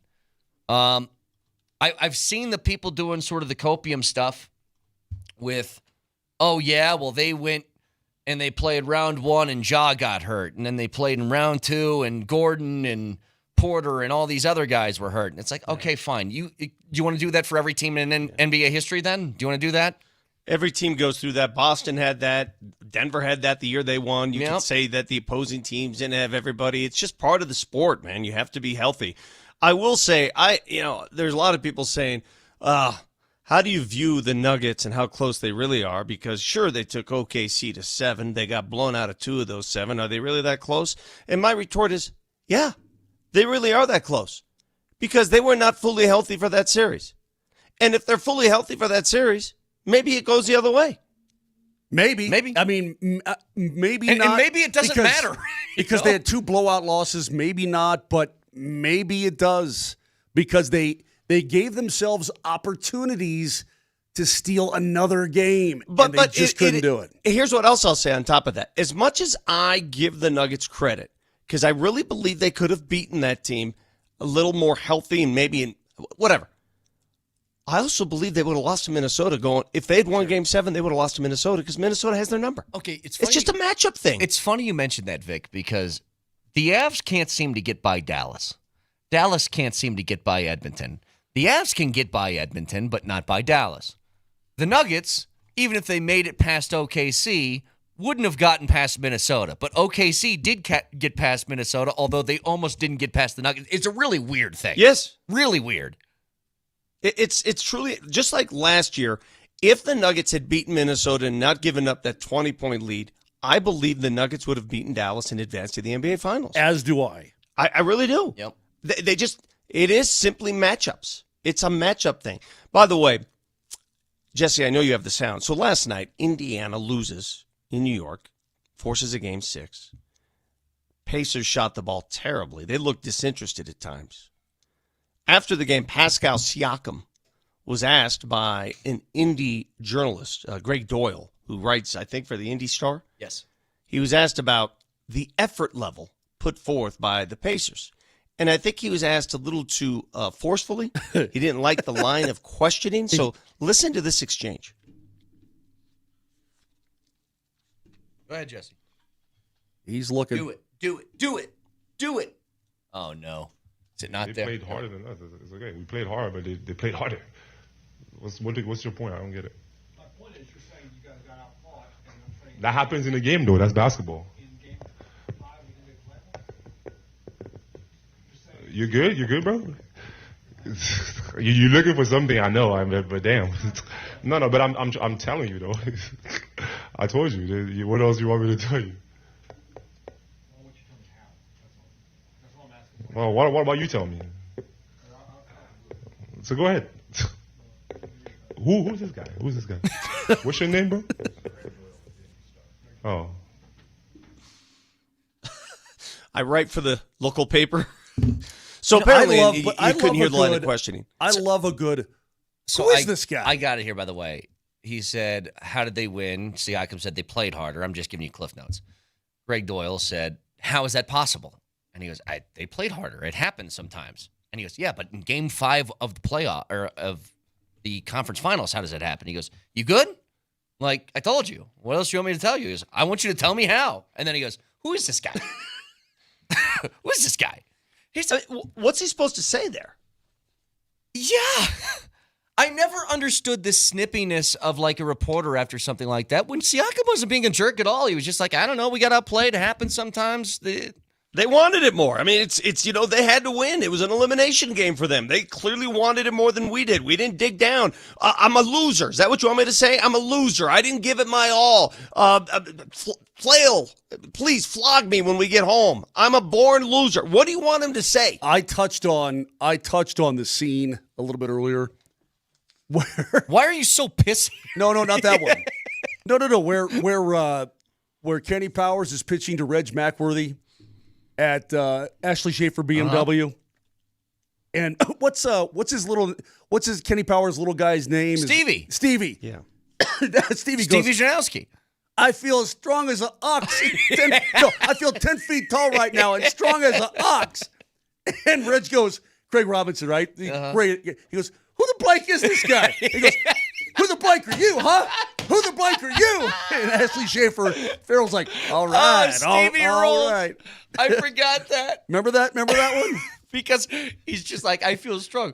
Who's this guy? Who the bleep are you? No, he goes with the bat in his head. He goes, who the blank is this guy? And he goes, who the blank are you, huh? Who the blank are you? Stevie's the best. Oh, but so hang on. good.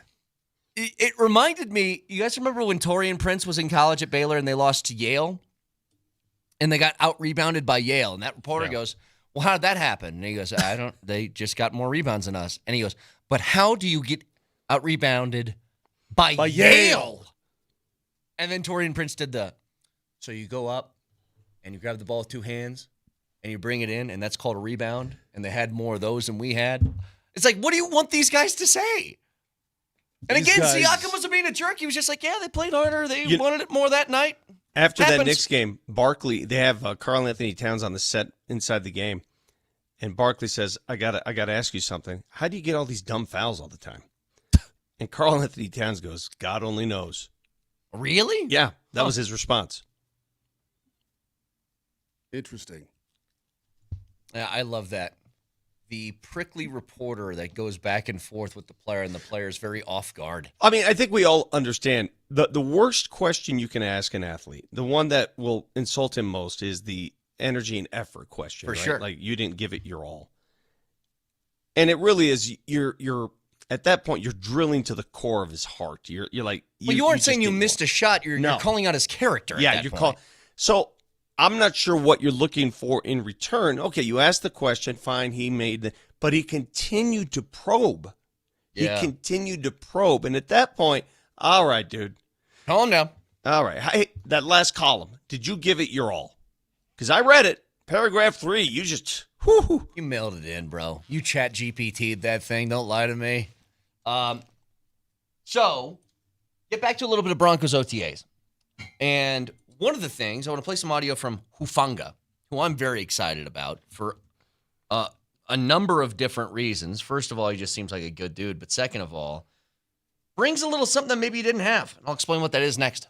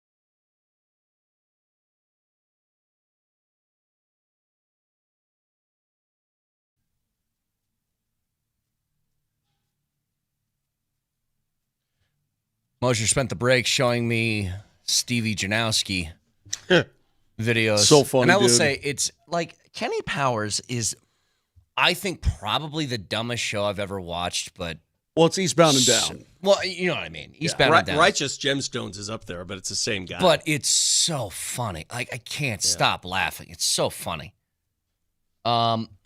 you know that lady who plays his sister Judy on Righteous Gemstones. I love She's her. brilliant. Yeah. She's a writer on that show too. Edie Patterson, is that her name?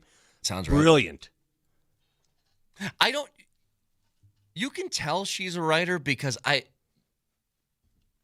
don't know how she even thinks of half the things that she comes up with in the dialogue. Like, you know how Moser says some things where, like, I don't think any other human has said that in the history of humanity, like, in quite the way you word things. Like, he has the personality of a broken. Oh, yeah, Never heard anybody say something like that before in my life. Yeah. Yep. Only her, only that brain would think of the things that she says in that show that none of it can be repeated on this show. No. None. Hey, by the way, can I talk football for 1 second? Because Yes. Vic was out at OTAs yesterday. Yes. Did you see Nick Benito out there? Of course you did, right? Yeah. Mm-hmm. I was reading on ESPN about where the Benito contract is going to go. And you know what they're saying? They are saying, guys, that Montez Sweat's deal in 2023 that averaged 24.5 per is likely the floor for the ascending Benito who helped Denver lead the NFL in sacks in 2024. Well, Broncos still have 32 left on Russell Wilson's release, but Nick Benito is going to cost you north of $25 million per. Well, you got two options. Wow. Pay him or trade him? What? No, you got two options. There is no trading him. No. Well, no. No. You pay him now, and you use that as the floor, and let's say it's 26, 27 million a year, something like that. But he's a second round pick, so there's no fifth year option for him. Correct. Or you wait the season out, and if he doesn't have the same type of year that he does last year, then you could save some money. But you would risk, if he has another 15-sack season, he's going to make league elite type of money. He had 13 What would and you a, do? he had 13 and a I'd half pay him sacks. immediately. What if he gets to 16 or 17? I'd pay him immediately. I'm not risking that. Plus, I know this. I know I'm not letting you leave. So am I going to wait this year out to save a couple $1 million a year and risk giving you about $10 million more? Yeah, if there are no issues outside of the football field and you like the character of the player, you like everything about him, then get a deal done. Yeah. If there are thoughts of risk somewhere, then you wait. It's that simple, right? And Moser's right about this, that he doesn't have a fifth-year option because he was the last pick of the second round. He's going to head into an offseason in which there's unknown. You have no parachute, right? All it would take for him is an injury, and things change in a hurry. And God, knock on wood, God forbid. Here's your money. But I'm just saying, like, if he wanted to wait out to see if he could get more, that's a pretty risky proposition. For him, it is as well. It seems like it would be mutually beneficial for both sides to get together That's what like I'm right saying. now. Yeah. Myles Garrett makes 40, number one. Hunter with the Texans makes 35.6. Max Crosby makes 35.5. Nick Bosa makes 34. Hines Allen for the Jags makes 28.2. Burns with the Giants makes 28.2. I think it would be smart for the Broncos to pay these players while they can pay Bo Nix on a rookie contract, because that's going to change. Well, he's going to. Look, you got another 4 years potentially of a Bo Nix contract. So that's like, it's not anything immediately on the horizon. Yeah, so while you've got that in place is when you pay these guys and reward them. When his contract balloons, like everyone does, that's when you start to worry. Well, here's my guess. There's 4 guys, and I think major factors to this team that have contracts that are coming up due that you need to make decisions on. And I think there's a hierarchy to it. And the reason why Benito, Sutton, Zach Allen, and JFM have not gotten those yet, I think that they're working on, my guess is this, I think they're working on Benito first. And once they get that done, they'll kind of have the table set because that's going to be the biggest contract. Okay, how much more can we kind of throw around for these others? And if we need to lop somebody off the roster, even if we don't want to, but we have to, then we'll make a decision down the road.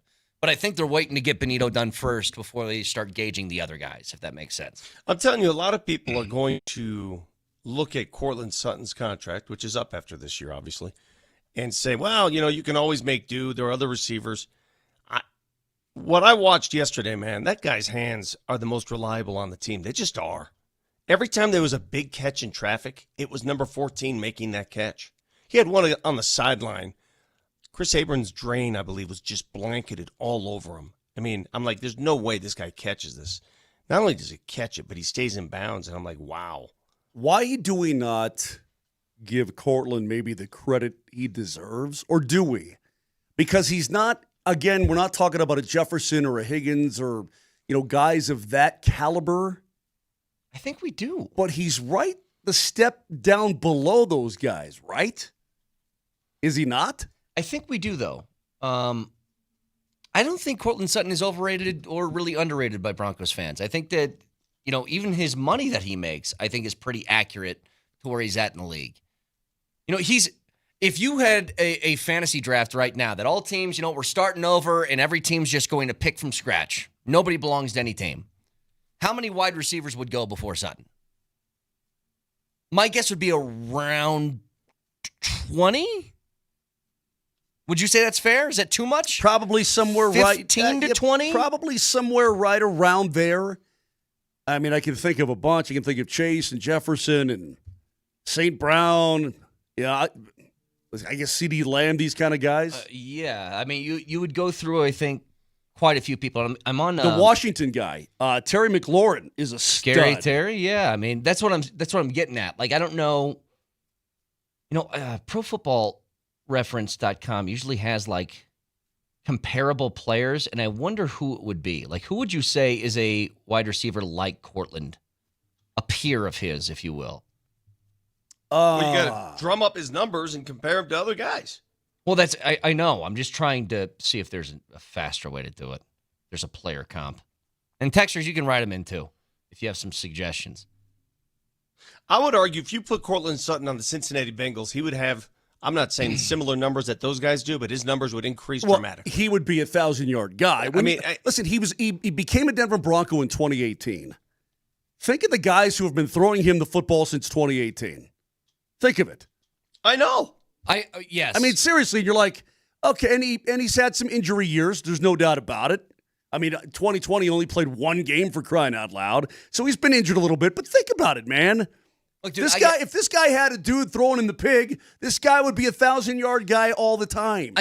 Should be. I get one concern about Cortland, just one. So he's going to be 30 this year, and this is his last big. This deal will be his last big deal. I expect him to get all he can. A texture says Mike Evans. He is not Mike Evans. No, he's not. He's a very good wide receiver. He is not Mike Evans. Mike Evans is incredibly good.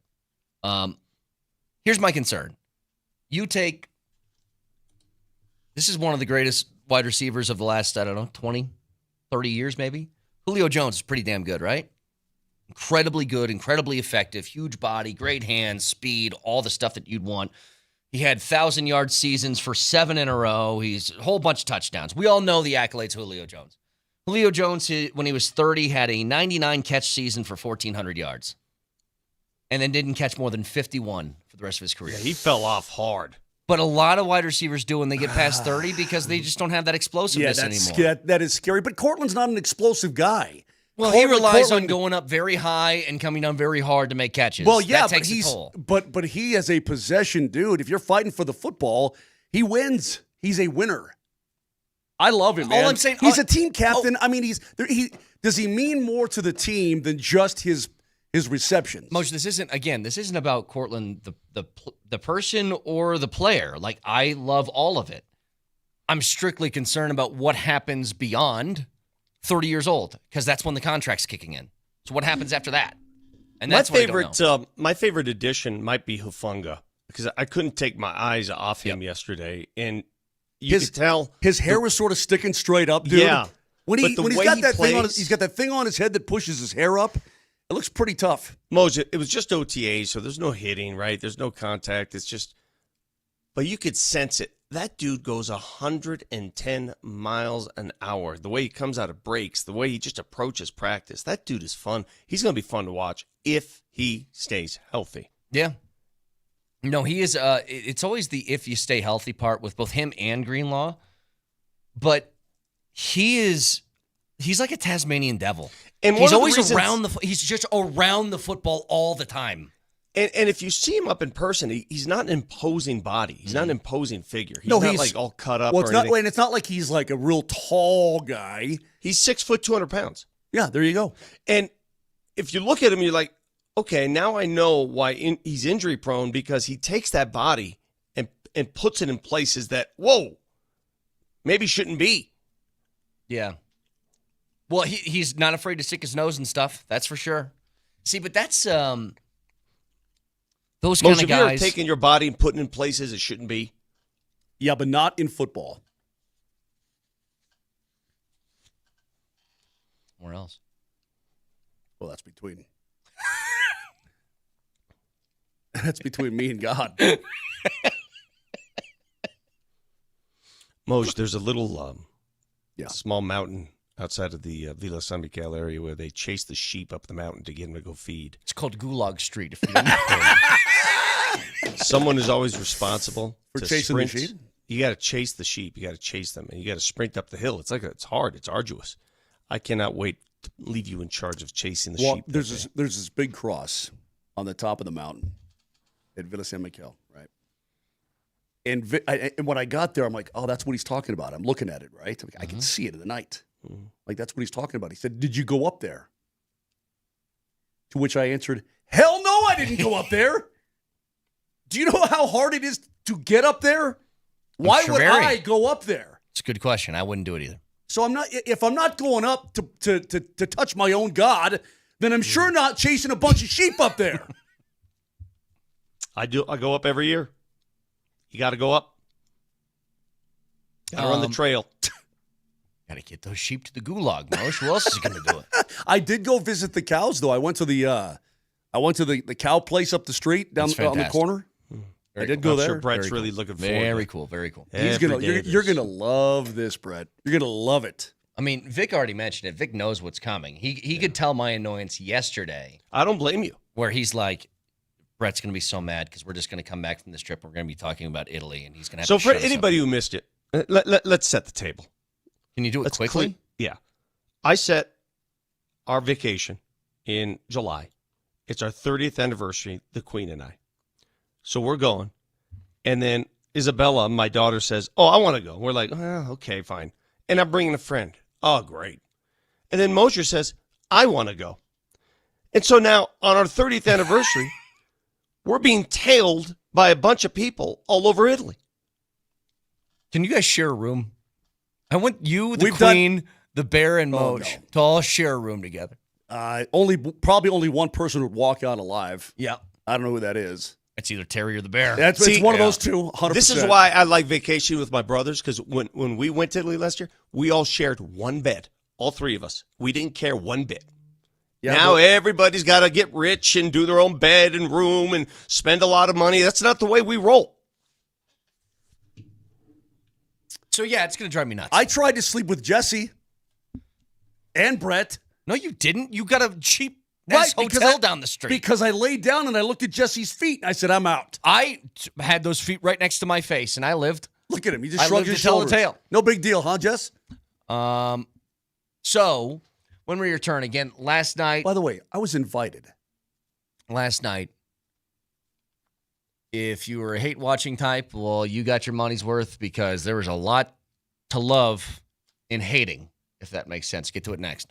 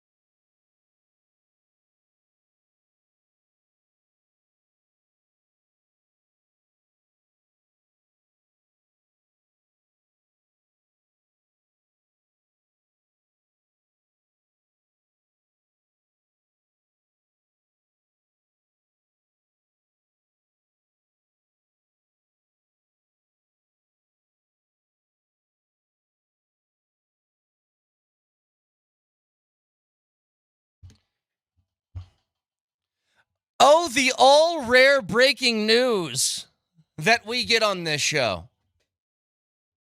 It barely happens, but we got it, and it is locally flavored. This from Chris Haynes. Hey, Vic, put your headphones on. We got breaking news. Put those headphones on. This from Chris Haynes. Denver Nuggets are not renewing the contracts of Ryan Saunders, Popeye Jones, Charles Klask, and Stephen Graham. So all of those assistants that were on Michael Malone's staff, now that David Adelman has taken over, he has let those guys go. That is the breaking news from Chris Haynes this morning. Well, I knew there would be changes made. This is a tricky one. Can I go through each of these? Please. Please. It's a tricky one. And I'm sure it was not easy for David Adelman to pull this off, but as he said at his press conference, his introductory press conference the other day, not in this business to make best friends. You're in this business to win. If you're in this business to friends, you're going to lose. So the Ryan Saunders one, I'm sure, was not an easy one for this reason. His first job as an assistant coach in the NBA was in Minnesota. The head coach of that team was Flip Saunders, Ryan's dad. Yeah. So his dad gave him his first break in the NBA. Mm-hmm. And he's got to let his dad's son go. They're both sons of coaches. Yep. That's not an easy one. Oh, you're saying Adelman's dad was the coach that brought... No. Oh, wait. Saunders' dad, Oh, the Saunders late great Flip Saunders, Adelman. I see. was the coach of the Minnesota Yes. Timberwolves, who hired David Adelman as an assistant. Yes. So he gave him a break. So that was not easy. And Was he in charge of the defense? Was that sort of his role, yes, Saunders? Ryan Yeah. Saunders was the defensive coordinator for the Denver Nuggets, and I think you could see that one coming because Adelman took a bigger, hand in defensive alignments and ran a lot more zone, and that was not a surprise to me. Charles Klask, love Charles, great dude. He was in charge of a lot of the Nuggets replay stuff. Every time they reviewed a play, he was sitting back there looking at very even-keeled dude. A Malone guy. Malone brought him in, obviously. Popeye Jones, longtime NBA player and assistant, good dude, father of Seth and what's the other kid's name? Seth and Why am I blanking on this too? Defenseman. Yes. Seth Jones is one. Caleb. Thank Caleb you. Jones. Caleb. Jesus God. God, I've got to come to hockey. Vic, Sorry, come I was- through again. no, no, I at least Hockey gave you. Vic I at does least it gave you a again. cuh. I knew it was a cuh. Jesus. Hang on a sec. I was looking at the Nuggets directory. Oh, don't you dare! Don't you dare make excuses. And was. Stephen Graham. Just say hand up. My bad. Stephen Graham is the other one who was let go again. These are all coaches who have been on the staff for a few years now. Each of them have served critical roles. The Nuggets, when they won their championship, they were all in the room, good people. But change was coming. Change was Vic. destined to come. They hold on to a few of those assistants who remain behind. So a few assistants are still part of the team. I'll tell you what else has to be tough in Adelman's spot. When you're the head coach hires the assistants, and then I would imagine, I've never had this happen before. Never been an assistant coach in the NBA. But I would imagine there's some sort of kinship between you and the assistants because you guys are all kind of peers of each other. 100%. You're all working together. And then when somebody gets promoted and you have to let guys go, that's got to be especially tough because you all were like the same for a long time. You're in the same place. Well, their contracts were all expiring at the same time. Yeah. They didn't know what their future, what was coming after June, right? I Right. told Who you knows? guys. that- And who knows who even made this decision? Yeah, But I told you guys their contracts expired at the end of this month, all of them, which What do is you- why Adelman had to be hired before the contract expired. I can tell you for a fact, David Adelman had jobs waiting for him. Head coaching jobs or just jobs? Possible head coaching job. Yeah. Jobs were awaiting David Adelman before he took the Nuggets job. They had to make a decision on that sooner than later. What did you mean by who knows who made the decision? What do you mean by that? Well, I mean, was it David Adelman? I'm sure he probably did. Well, they said they were going to let him assemble a staff. If he wanted Of him to course stay, he they made would the stay. decision. Okay, there you This go. is his call. Okay. Hey, Vic, when Doug Moe was head coach of the Denver Nuggets, how many coaches did they have total, including One. Doug? One. How about assistant coaches? One. Yeah. They had one assistant coach. It was Alan Bristow for the longest time and Bill Fickey. Dude, I'm looking right now. It just blows my mind. The Nuggets have 15 players, right? Mm-hmm. They've got 3 times the coaches that the Avs have, maybe more. Yeah. It's the amount of coaches now in the NBA is crazy. Yeah, a lot of them are, they play different roles. Yeah, they're specialty coaches. I get During it. the game, I get it's it. crazy. When you're watching the game and I'm hovering over the huddle, every coach has got, they're in charge of something, some stat. They're looking at some particular play, out of bounds plays, pick and roll plays, how the opposing team sets up their offense after time, whatever. Everybody's got a role that they serve. If you look at old video of games in the 80s, like you were referencing Doug Moe, the coaches just sat there with their hands on their knees watching the game yelling. There was no writing down. Pretty much. And then Doug would get in the huddle and say, Yeah. you got this blanking guy. And There was no writing stuff. Hey, wake So they just up. had a courtside seat, is what you're saying. They were basically yelling, just sitting there yelling. Nobody was writing stuff down. So Doug Moe called everybody a stiff, right? They couldn't play whatever. But he would be like in the huddle. You got to go back and see the old videos, Kaner. All right, imagine, you got that blanket stiff, and you got this guy. I mean, it was basic, man. So both the Nuggets and the Avalanche made changes to their assistants.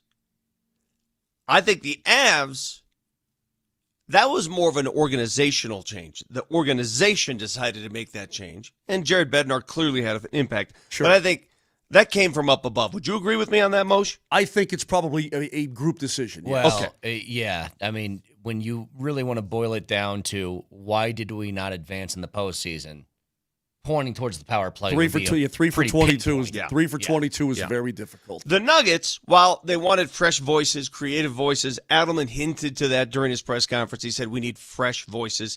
You knew change was coming. But the changes particularly were his call. Can you imagine how tough that is? You're a colleague of these dudes. These dudes you just let go. You were their colleague just a week ago. You guys saw eye to eye on everything. You're in the same boat. Exactly. And now you are in charge of their future. Can you imagine walking in one day, Brett? Hey, Brett, you're in charge of this show. You decide who stays and who goes. I'd love to. I'd have you guys on such a string. Oof. What would you do? What do you mean, you guys? Moj, You guys. Kane, What Kane. are you? Brett. Is that back talk? Are you Brett, sassing between you me? and me, Brett, ignore him. For between you and me, how would you run this show if you were in charge of assembling your own staff here? I would just say, you know what? I'm going to get duct tape. And anytime I feel like you guys are out of line, I'm slapping it on your face. And I mean a full slap. Bam. HR, hey, what's up? It's Moj. Yep, got duct taped again. Yeah, took off a lot of whiskers in my soul patch. Yep. Oh, Okay. that's first order of business. Soul patch is gone for you. Oh, so now Soul patch is gone, and Vic would need to grow one if I was in charge. I would just flip it around. Vic, I think you would look good with one. You ought to give it a shot. By the way, you're not allowed to go to Italy with that thing on your face. Why not? I'm a true Italian. I'll tell you what. I'll make you a bet. You want to bet? Well, we're not going north. Damn, I wish we were going north. Because that's where there's more Mosers north in Italy. See, and this is where I'd take the duct tape and I'd start smacking it around. If I was in charge. No, but in all seriousness, Vic, with Adelman, it's exactly what I said before he got the job and when he got the job. He said, well, how's he going to react and all this? I said, here's what's going to happen because he's a pro. This is now his job, and he's going to it's all on him now. You're going to do the job, and you're going to make it the way that you need it or you want it made to be the most successful that you can possibly be. You don't have time to glad hand and to hug it out and all. I mean, maybe you do a little bit, but fact of the matter is the responsibility now falls on you. You are going to be a pro. You are a professional head coach in the NBA. Get it done. I wonder. End of all right, story. so And this business is tough. he let go of 4 assistant coaches. All 4 have been around quite a while with the Nuggets. And I'm not sure how long a while is, but I would say more than 5-6 years.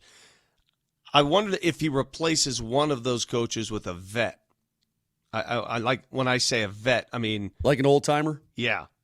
Did you mention Vogel the other day? Yeah, Somebody Frank like that? Vogel, who hired David Adelman in I Orlando would when love Vogel it. was the head coach there. I would love it. Because I know that it's not as if David Adelman is inexperienced as a coach, but he is inexperienced as a head coach that I think having somebody like that could really help. Somebody to lean on in that regard. Mundane tasks that come with being a head coach that you don't think about. I can't remember who it was. It was a head coach or a coach in the NFL that was the interim that's now a head coach. But he said, when I was the interim, he took over like 6 weeks into the season. Mm-hmm. And he said, honestly, the hardest thing, coaching's coaching.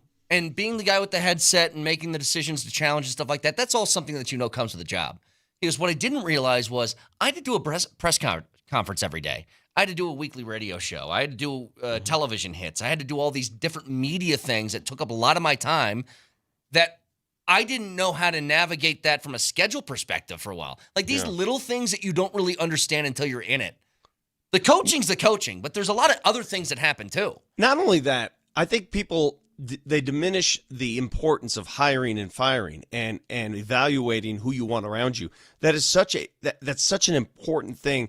And some people just aren't equipped for it. I'll give you when I was in Phoenix, I was the sports director at our little TV station. They said, you're in charge of hiring. Oh, I am? Okay. So I went and hired 2 photographers, sports producer, a weekend person that did sports. I go, okay, great. I get to evaluate. Awesome. That was the fun part. Here's the hard part. A couple of years later, news director says, yeah, we got to trim salary here. You got to fire 2 people. What? Yeah. Wait, what? Nah, I never want to do. I would never want to be in charge of that again, ever. It's the worst. It's the worst feeling in the world, but that comes with the responsibility. You're responsible now for the whole package. I'll ask you guys this, though, all right? So they made changes Yes, to I would fire you. Oh, sorry. So they made changes to the staff. Is that enough, or are there going to be changes to the rotation? See, making changes to the staff, it's all fine and dandy. It's all fine and dandy, but how many wins does that get you compared to making changes to the personnel? Well, I guess expand a little bit what you mean on rotate, like starting 5 rotation. What do you mean? I'm talking about, are you cool with staff changes and just running it back, or do you need to see some personnel changes? Oh, there has to be. Yeah, like There are going to be at least a couple new players on this team, Vic. At least. Like, here's what's not going to happen. The Nuggets are not going to play next season with their 5 starters, Peyton Watson and Julian Strawther, or Russell Westbrook coming off the bench. Like, that stuff's going to have to change. And I think he mentioned as much. I mean, I'm kind of in the same boat as you, Vic, early in the year. Zeke's just going to play. If this is the roster you're going to have, and again, we found out from Jake Coyne earlier this week, they're going to be able to get one other guy. That's a serviceable NBA-type player, at least money-wise. Like, you get that mid-level exception. That should be a player that's in your rotation. It wasn't last year with Dario. Can't do that again. So it's got to be somebody. So you'll at least get one little change to the rotation. But I think for the other guys, it's like you play them early in the year. You play Pickett. You play Zeke. If they're still on the roster, assuming they are. We need to find out by Christmas if anybody can play. And if not, then you got to do like whatever you can at the deadline to try and change things. Like, you just have to explore every option that you got. This is the I mean, if you can't trade a contract, you can't trade. Yeah, but Vic, this is the creativity of the new GM. I'm not saying it's going to be easy or even doable right now, but you've got to be thinking ahead. You know what I don't want to hear from the new GM, Vic? I don't want to hear that. Like, you took over this job to be creative and do things differently, right? Whoever this GM is going to be. Like, maybe last year, Calvin Booth saying that at the trade deadline, like when he basically admitted, hey, we tried to trade Zeke and we tried to trade Dario. No takers. Okay, fine. That guy doesn't have the excuse. This new guy, whether it's Tenzer or somebody outside the organization, does not have that excuse. I would argue, if it's not good enough, you cannot tell me there's nothing I could have done. Well, then why are you here? Well, I would argue that even if it's the truth, I don't want to hear it. Exactly. Even if it's the reality, I don't accept your truth. Hear it. Yeah, I don't accept it. Sorry.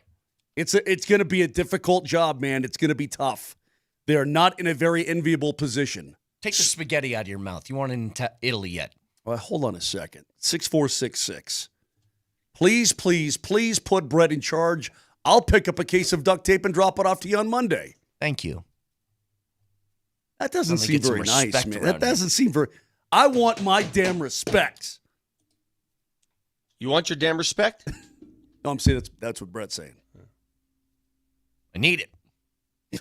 I'd be good with it, too. No. You would be... Me with power? Yeah, you would be an abuser. In my head, it sounds like a great idea. If you gave me the power train on this show, and I mean the immense power train, I sort of have it already.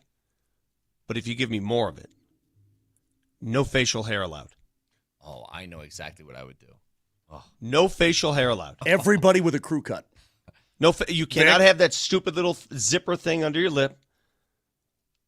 What about powder? Hey, powder's got to get rid of all that crap. Jesse, you show up again with that thing. It's just, I swear to God, gone. All of it. Can you imagine Alfonso without his, though? This is genius on my part. It's first order of business. Dictator of radio, Brett Kane, has arrived. Mm-hmm. I rule with an iron fist. And I know what you're going to make me do. What's that? No more shows from home. No. I don't care if you're from home or not. But here's what you're going to do, Vic. You're going to do that show at 6 o'clock, and I'm going to get an extra hour. Oh, hell no. Yeah, you two. Oh, hell You two going to have no. some fun with that appetizer. Oh, hell no. Yeah. Only if you go to bed when I go to bed on the road. Exactly right. Only if you're rolling into Anaheim at 3:30 in the morning and then up at 5. Yeah, that's right, sucker. It's funny.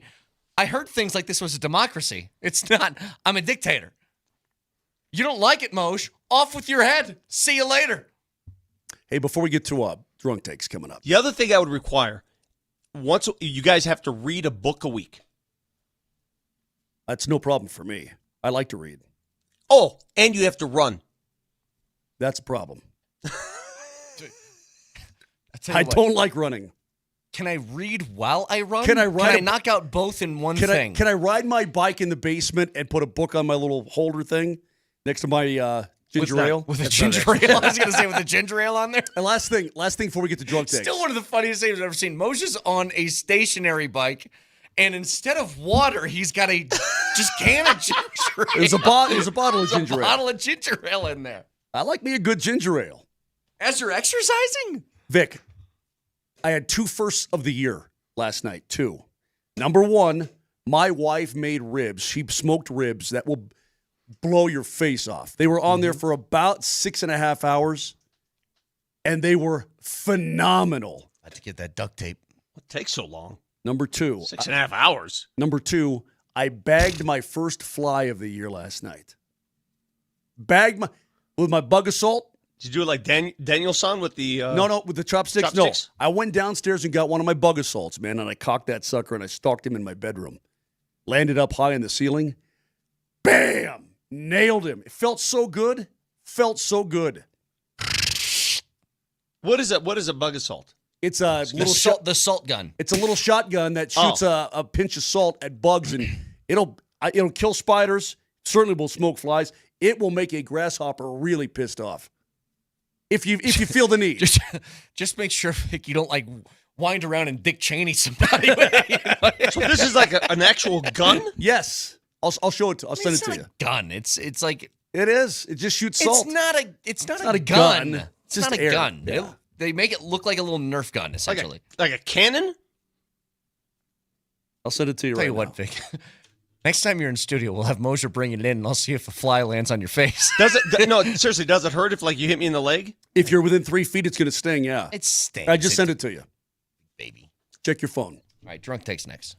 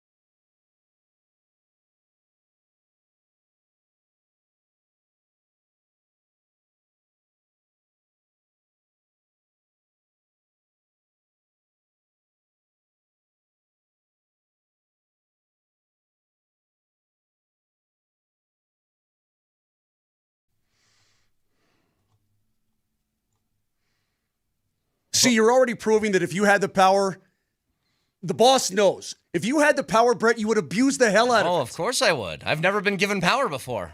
I would take full advantage. Why have power if you're not going to abuse it?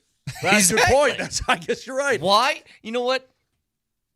Put that on my headstone. Why have power if you're not going to abuse it? It's a perfect thing to live my life by. That reminds me. Guess what? Last night. Which is why, Vic, I will say this again. Mr. Kroenke, if you're listening, I am available to be the GM. And I will rule with an iron fist. That's funny. We started in last night after the game on Game of Thrones again. Oh, please, more stories about you killing flies. You're welcome. Dude, if you had a bug assault, you would go hunting in your home. I promise you. They are fun. They're fun. They are fun. Like you see a fly. Now, one of my dogs is a fly. She likes to chase him, right? She's going to get him. My dog does too. But for the one she can't get, dude, when you stalk and you carry it around like you're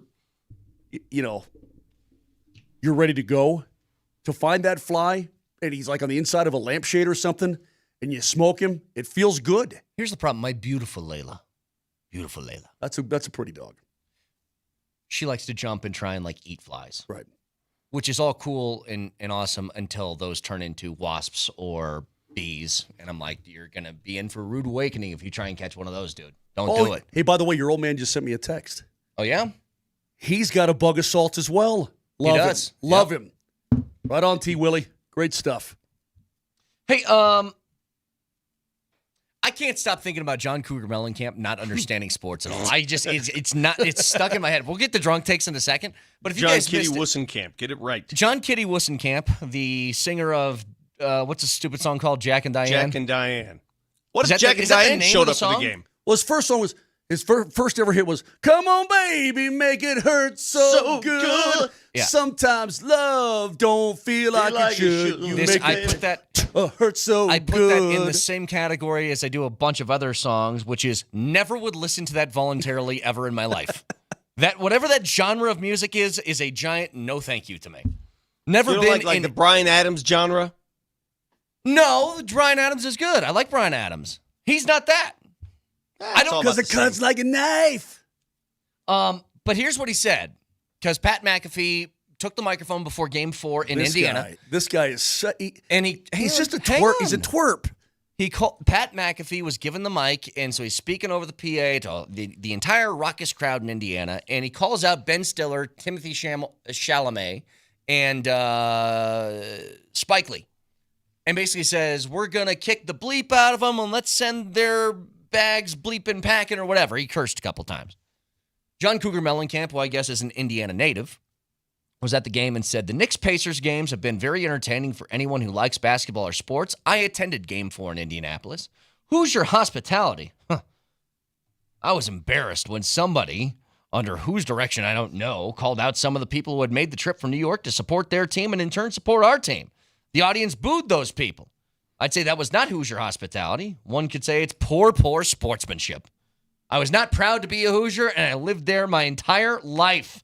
On behalf of most Hoosiers, I would like to apologize for poor behavior. I'm sure the Pacers had nothing to do with this smackdown.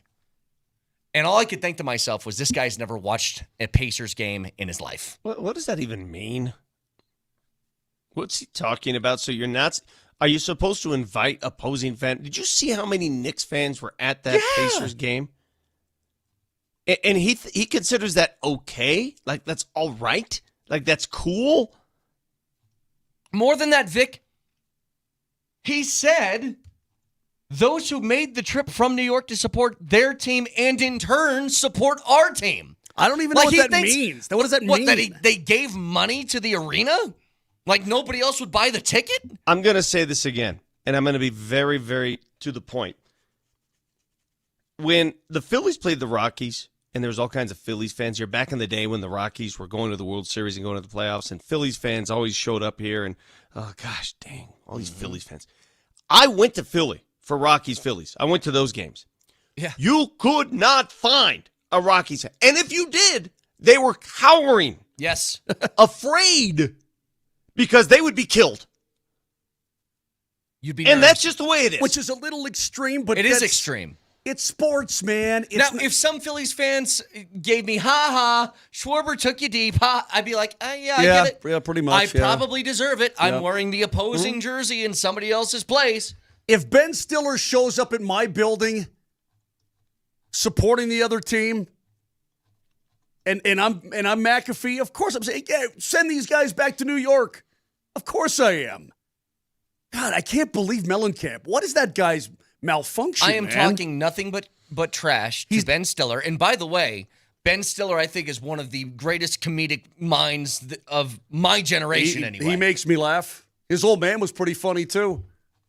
Just puts out Something About Mary, Tropic Thunder, all these amazing movies that make me laugh hysterically. But guess what? You're in my building, rooting against my team. Yep. You suck for that night. Dodgeball sucked, bruh. Yeah.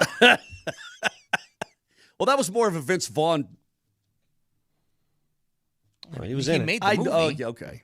I mean, Yeah, I guess you're right. he was. Hey, you're not a very good thrower of the ball, Ben. I saw your left-handed toss. Yeah. And by the way, Stiller gets it. I mean, he's in course Indiana, he for does. God's sake. Now, Shella may be a little, wilting flower. And it was Spike Lee, of all the people in the world, you think Spike Lee's going to be offended by anything McAfee has there to is say? zero I mean, chance. come on, man. that That's just ridiculous. John Kitty Wussenkamp, or whatever we're calling him now, has any idea what Reggie Miller did to Spike Lee. He has during that zero. series. He has no idea. clue. None. Choke sign, junk grab. Junk grab. Junk grab. They got the choke sign junk grab. Here we go. I can choke honestly sign junk say, grab. I have never done a junk grab in the direction of somebody before. I've never. That is a lie.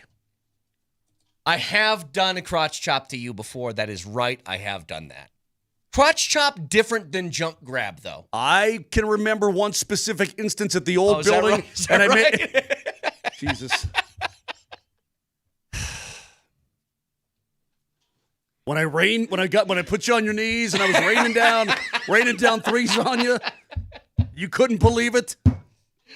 Oh, the days of having that hoop in the studio. Oh my God!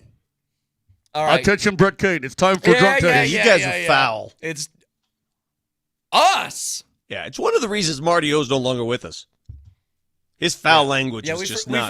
We didn't want to mention this, but statute of limitations has passed. Marty is actually not here because of an HR complaint during that basketball game. He got on his knees way too many times during that game. Mima is waiting. And we'll go to drunk takes. All right, we close out every week the same way. It is drunk takes. There are clips from throughout the week. We're showing down half speed. It makes it sound like we're hammered. Jesse, what do we got? The big difference, 8485, is that the Nuggets and the Avalanche have won.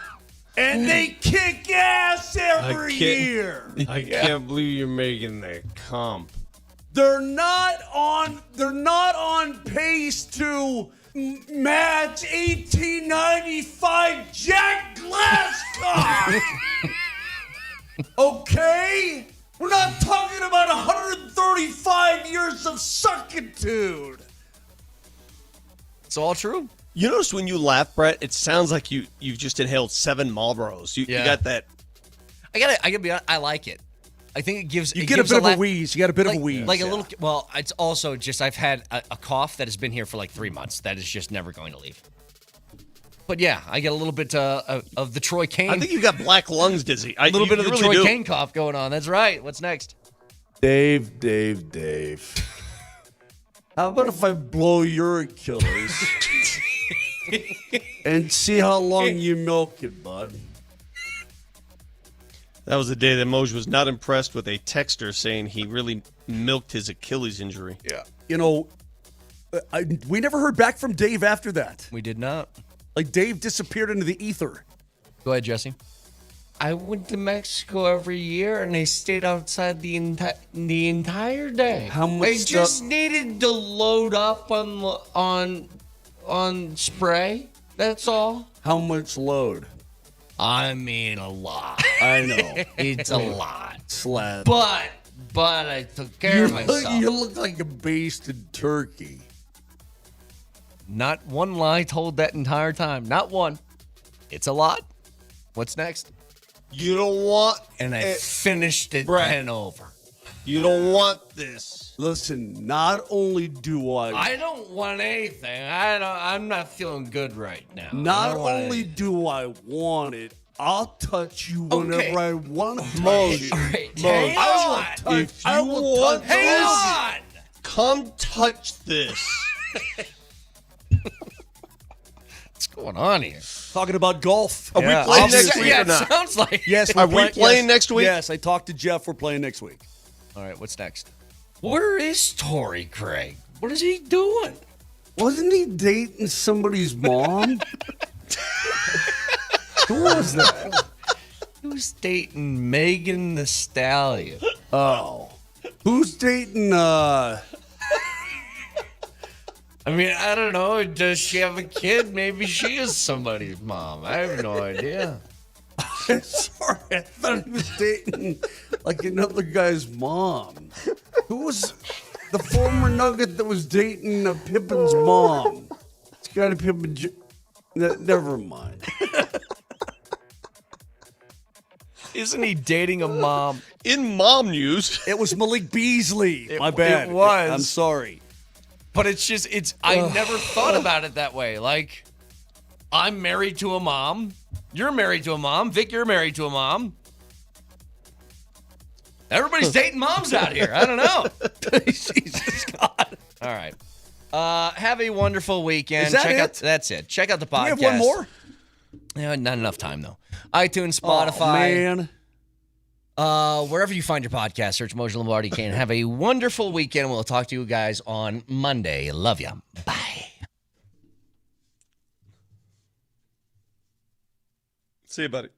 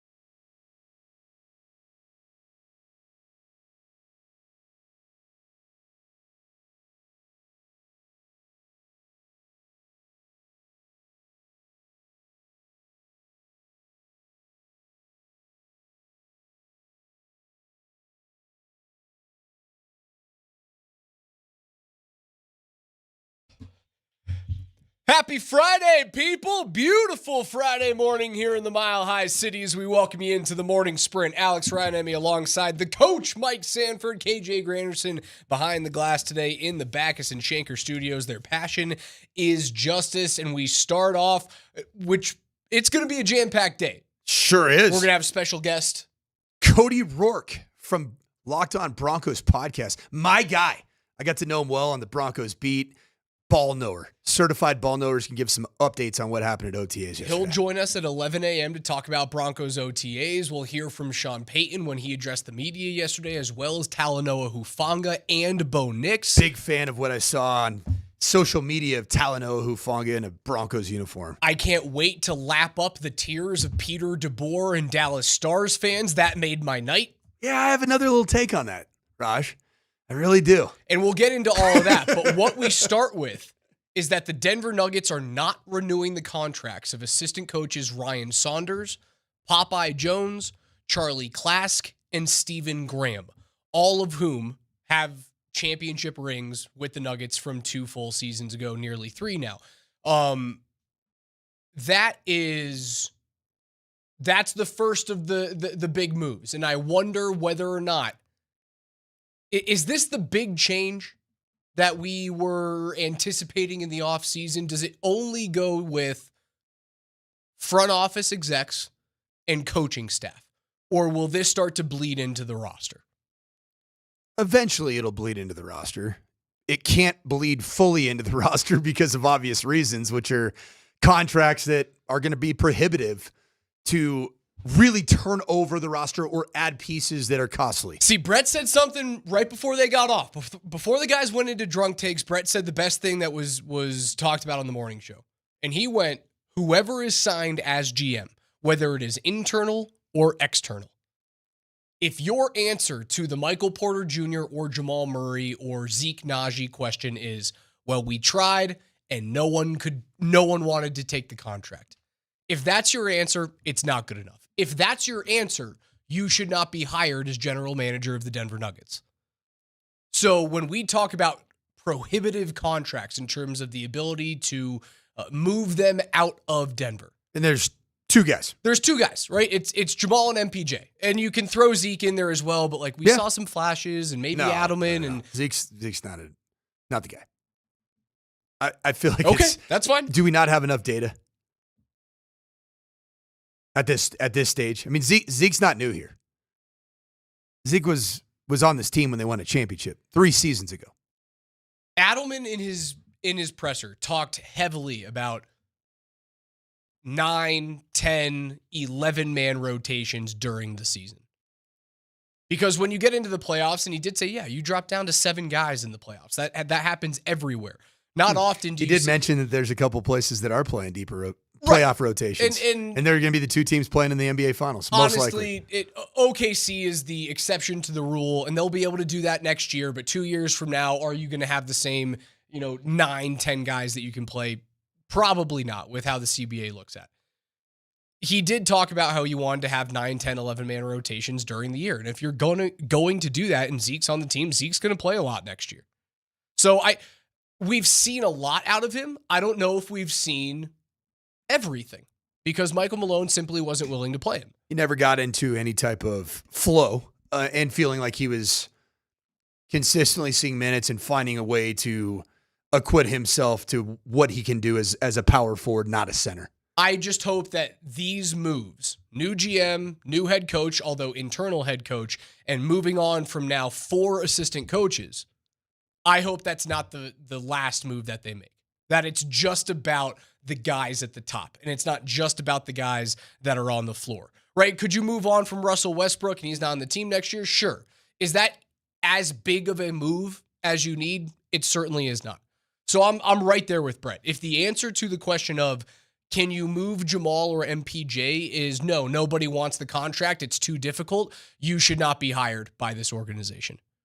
So no, I don't think this is the last move. I think they're going to find someone at the helm of this team that will find a way, whether it might be painful. You might punt a year of Nikola Jokic's prime next year in order to do it. But if that means that the percentages of you winning 2 years down the road are far greater than you winning next year by just running everything back, I'm willing to take that. It's a tough pill to swallow, right? Because if you don't make the moves, are you convinced that Denver can get through next year?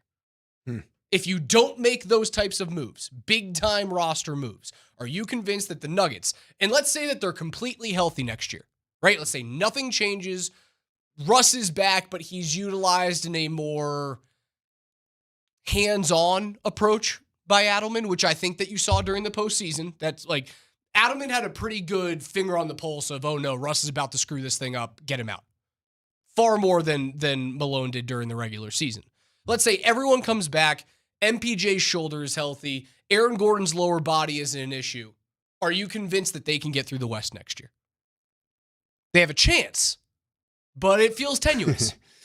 Raj, I know I listened to your show yesterday as I was celebrating my 20th anniversary, and I could tell you were looking for me to yell at about Oklahoma City being exactly who you said they were, which is a wagon. Really good. But I will say this, just like the Colorado Avalanche have a Dallas Stars problem, and then the Dallas Stars have an Edmonton Oilers problem, I actually believe the same thing holds true where you could have the exact same comp with the Denver Nuggets while the Denver Nuggets have a Minnesota Timberwolves problem, and that is clear, and I don't think the Nuggets would have won that series. I don't, because of matchups. But I also think the Timberwolves have a massive OKC problem. I think OKC, the rest of the West has a huge OKC problem. I think OKC has a little bit of a Nuggets problem. And I still stand by that. They won the series. Like, tip the cap. It got to 7 games. Put a percentage on it. Raj, it got to 7 games with a team that was limping their ever-living tails off into Game 7 of the second round of the playoffs. That's why I said there's certainly a chance you could win next year if you just run it back. There's a chance you could. If you're healthy. You're healthy. Everything would have to fall your way. Got to be healthy. You would have to avoid Minnie. Houston gave you some problems. You'd have to avoid Houston, assuming Houston continues to take a step. And the Rockets could be, I think they're probably closer to the Sacramento Kings from a few years ago than they are, OKC continuing to take those next steps. So you would probably have to avoid Houston, avoid Minnesota, and then get Oklahoma City with maybe a little bit of an injury bug and you're healthy. So there is a chance. Put a percentage on it next year. You just run everything back with Adelman at the helm next year. What's the percentage Denver wins a title? Is it 30%? Is that too low? It's probably, I'd say 30% is pretty high if you put that in Vegas terms. Okay. Right? You put that in Vegas terms, you're nearly, 50% would be flip of a coin, now, right? So you'd be like even money. Now, if you take the hard route, which is move on from one of those two contracts, probably get rid of a first-round draft pick, right? That 31 or 32 draft pick, and a piece that you don't really want to part with. I hope it's not Christian Brown, but maybe that's the thing. If those contracts are as big of albatrosses as we think they are, maybe Brown has to be moved to sweeten the deal. If you move on from that guy, that percentage drastically drops next year. But if I were to tell you 2 years from now, that percentage rises from 30 to 50 or 30 to 60 that you come out of the West, do you take that proposition? That's the question that is on the table right now for a prospective new GM. The question I would have is who are those players that you would be getting? And I don't know. That's where the hire of this GM is massively important because it's going to take creativity. It's going to take having a vision. The general manager of the Denver Nuggets has to have a vision for who they see playing with the big fella. And if it's run it back and that's the vision, which it appears to be the vision, Raj, based off if we take Josh Kroenke's it's the path of least resistance. But if we take Josh Kroenke's words for what they are, in both his decision to move on from Michael Malone in that press conference, but then also the press conference at the end of the season in which he also takes off the interim tag on David Adelman, it feels like there is a belief, and I don't inherently disagree with it, that there is more to be had for this core of players. I believe it. Do we remember about? Call me do we rose-colored remember- glasses guy. Do we remember what Josh Kroenke said after firing Michael Malone? There's more juice in this orange. A Or little this bit. orange. A little bit before that, There's went. more juice in this orange. Josh Kroenke went. Winning masks a lot of things. There's a reason why we didn't do this before, because we went on a winning streak in the middle of the year, and it kind of hid what were some of these underlying issues with Malone, with Booth. A bit cultural, and just guys weren't pulling in the same direction. Has winning masked some of the issues, right? Because it was successful based off of all the crap that was happening at the end of the season, and whether or not we thought, Jamal Murray was the guy he was 3-4 years ago, with all of the injuries, pushing OKC to 7 games after watching them mollywop Minnesota in the West Final. Is winning masking some of those issues, right? Because if you just run it back, that's what it feels like to me. Oh yeah, that looked pretty good for a little bit. But what the overall arcing theme about the Nuggets is, well, they're not deep enough. They're not good enough, right? On its face, they're not good enough to do it. But pushing OKC to 7 games just because you were so injured, that feels masky to me. Masky. In It which feels way? like because you had a good feeling at the end of the season, despite losing to OKC, you feel better about the Nuggets now than you did about them throughout the majority of the season. Correct? For sure. Correct? Sure. Yep. So if we're just looking at the data, the data samples, the vast majority of the year, you kind of felt, I don't think they can do it. I don't really think they can do it. But just because they push OKC when they're super injured and they fire their head coach 3 games before the end of the regular season and they're right there, we feel like running it back is okay. Just because it's too hard to move on from some of those contracts. One of my keys to running it back, being successful, is the off seasons of your 3 best players, your 3 max contracts, including Nikola Jokic. And I'm not saying he has bad off seasons, but he's got to get healthy. He's got to get that elbow right. He's got to have the best off season that he's had in a long time, because the miles are starting to pack on top of each other. Yes. You know what was good news though? I liked seeing Jamal Murray at the introductory press conference, because I think that there is not a player that is more important to this future of running it back being a successful endeavor than Jamal Murray. Oh yeah, and what you know he what does you're in getting this from Joker. offseason. You don't know what you're getting from Jamal. What he does in this offseason. And in that press conference that I listened to every single word of, there was a lot of talk from both Josh Kroenke and David Adelman about the offseasons. That it's a real thing. And that David Adelman is going to go boots on the ground to visit guys in the offseason. Big fan of that. That was good news for me. It's great to have Julian Strawther there, who I think can take a big next right step. And it was awesome having Jamal Murray there. The Nuggets move on from assistant coaches Ryan Saunders, Popeye Jones, Charles Klask, and Stephen Graham. All of them will not have their contracts renewed. So much more to get into today. Broncos OTAs, media availability from Sean Payton, Bo Nix, Talanoa Hufanga, and we lick up the tears of Dallas Stars fans everywhere. We have a rematch in the Stanley Cup Final. That and so much more coming up.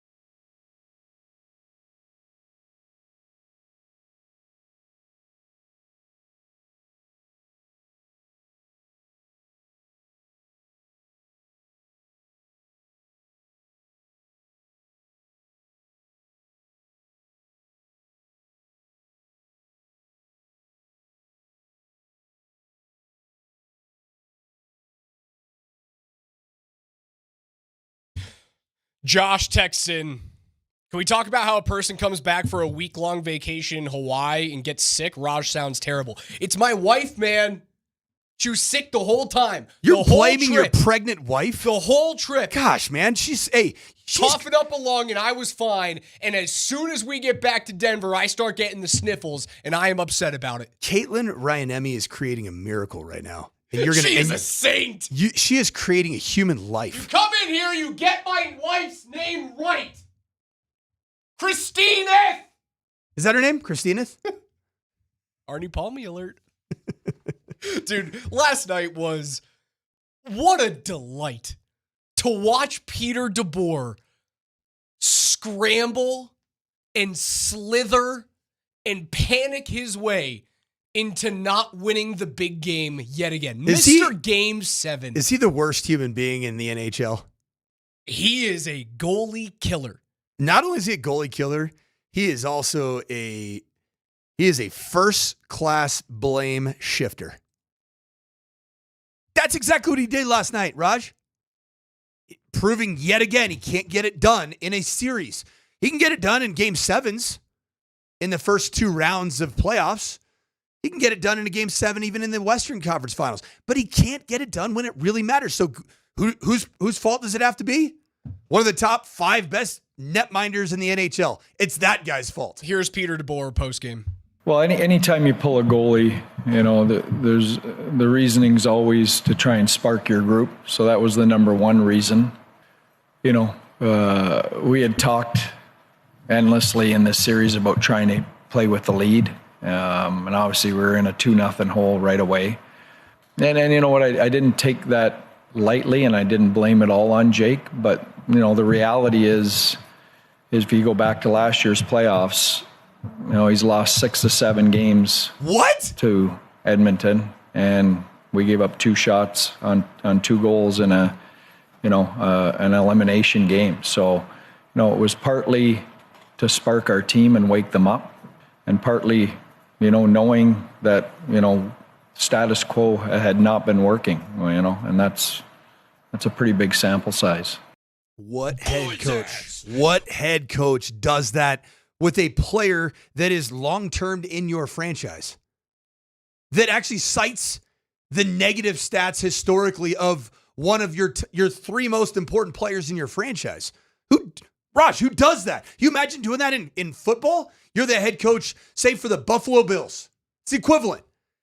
And McDermott sitting Josh Allen in a AFC championship. Hey, and then in the post-game presser saying, have you watched the last few times that Josh Allen's performed against Patrick Mahomes? Fact of the matter is, he can't beat the Chiefs. Just can't do it. He can't do it. He's not good enough. Yeah, and you know what? He's lost 2 of the last 3 years. So yeah, I had to change something up. It's like Harbaugh going, we're going to play Tyler Huntley in the AFC Championship game this year. That's what we're going to do.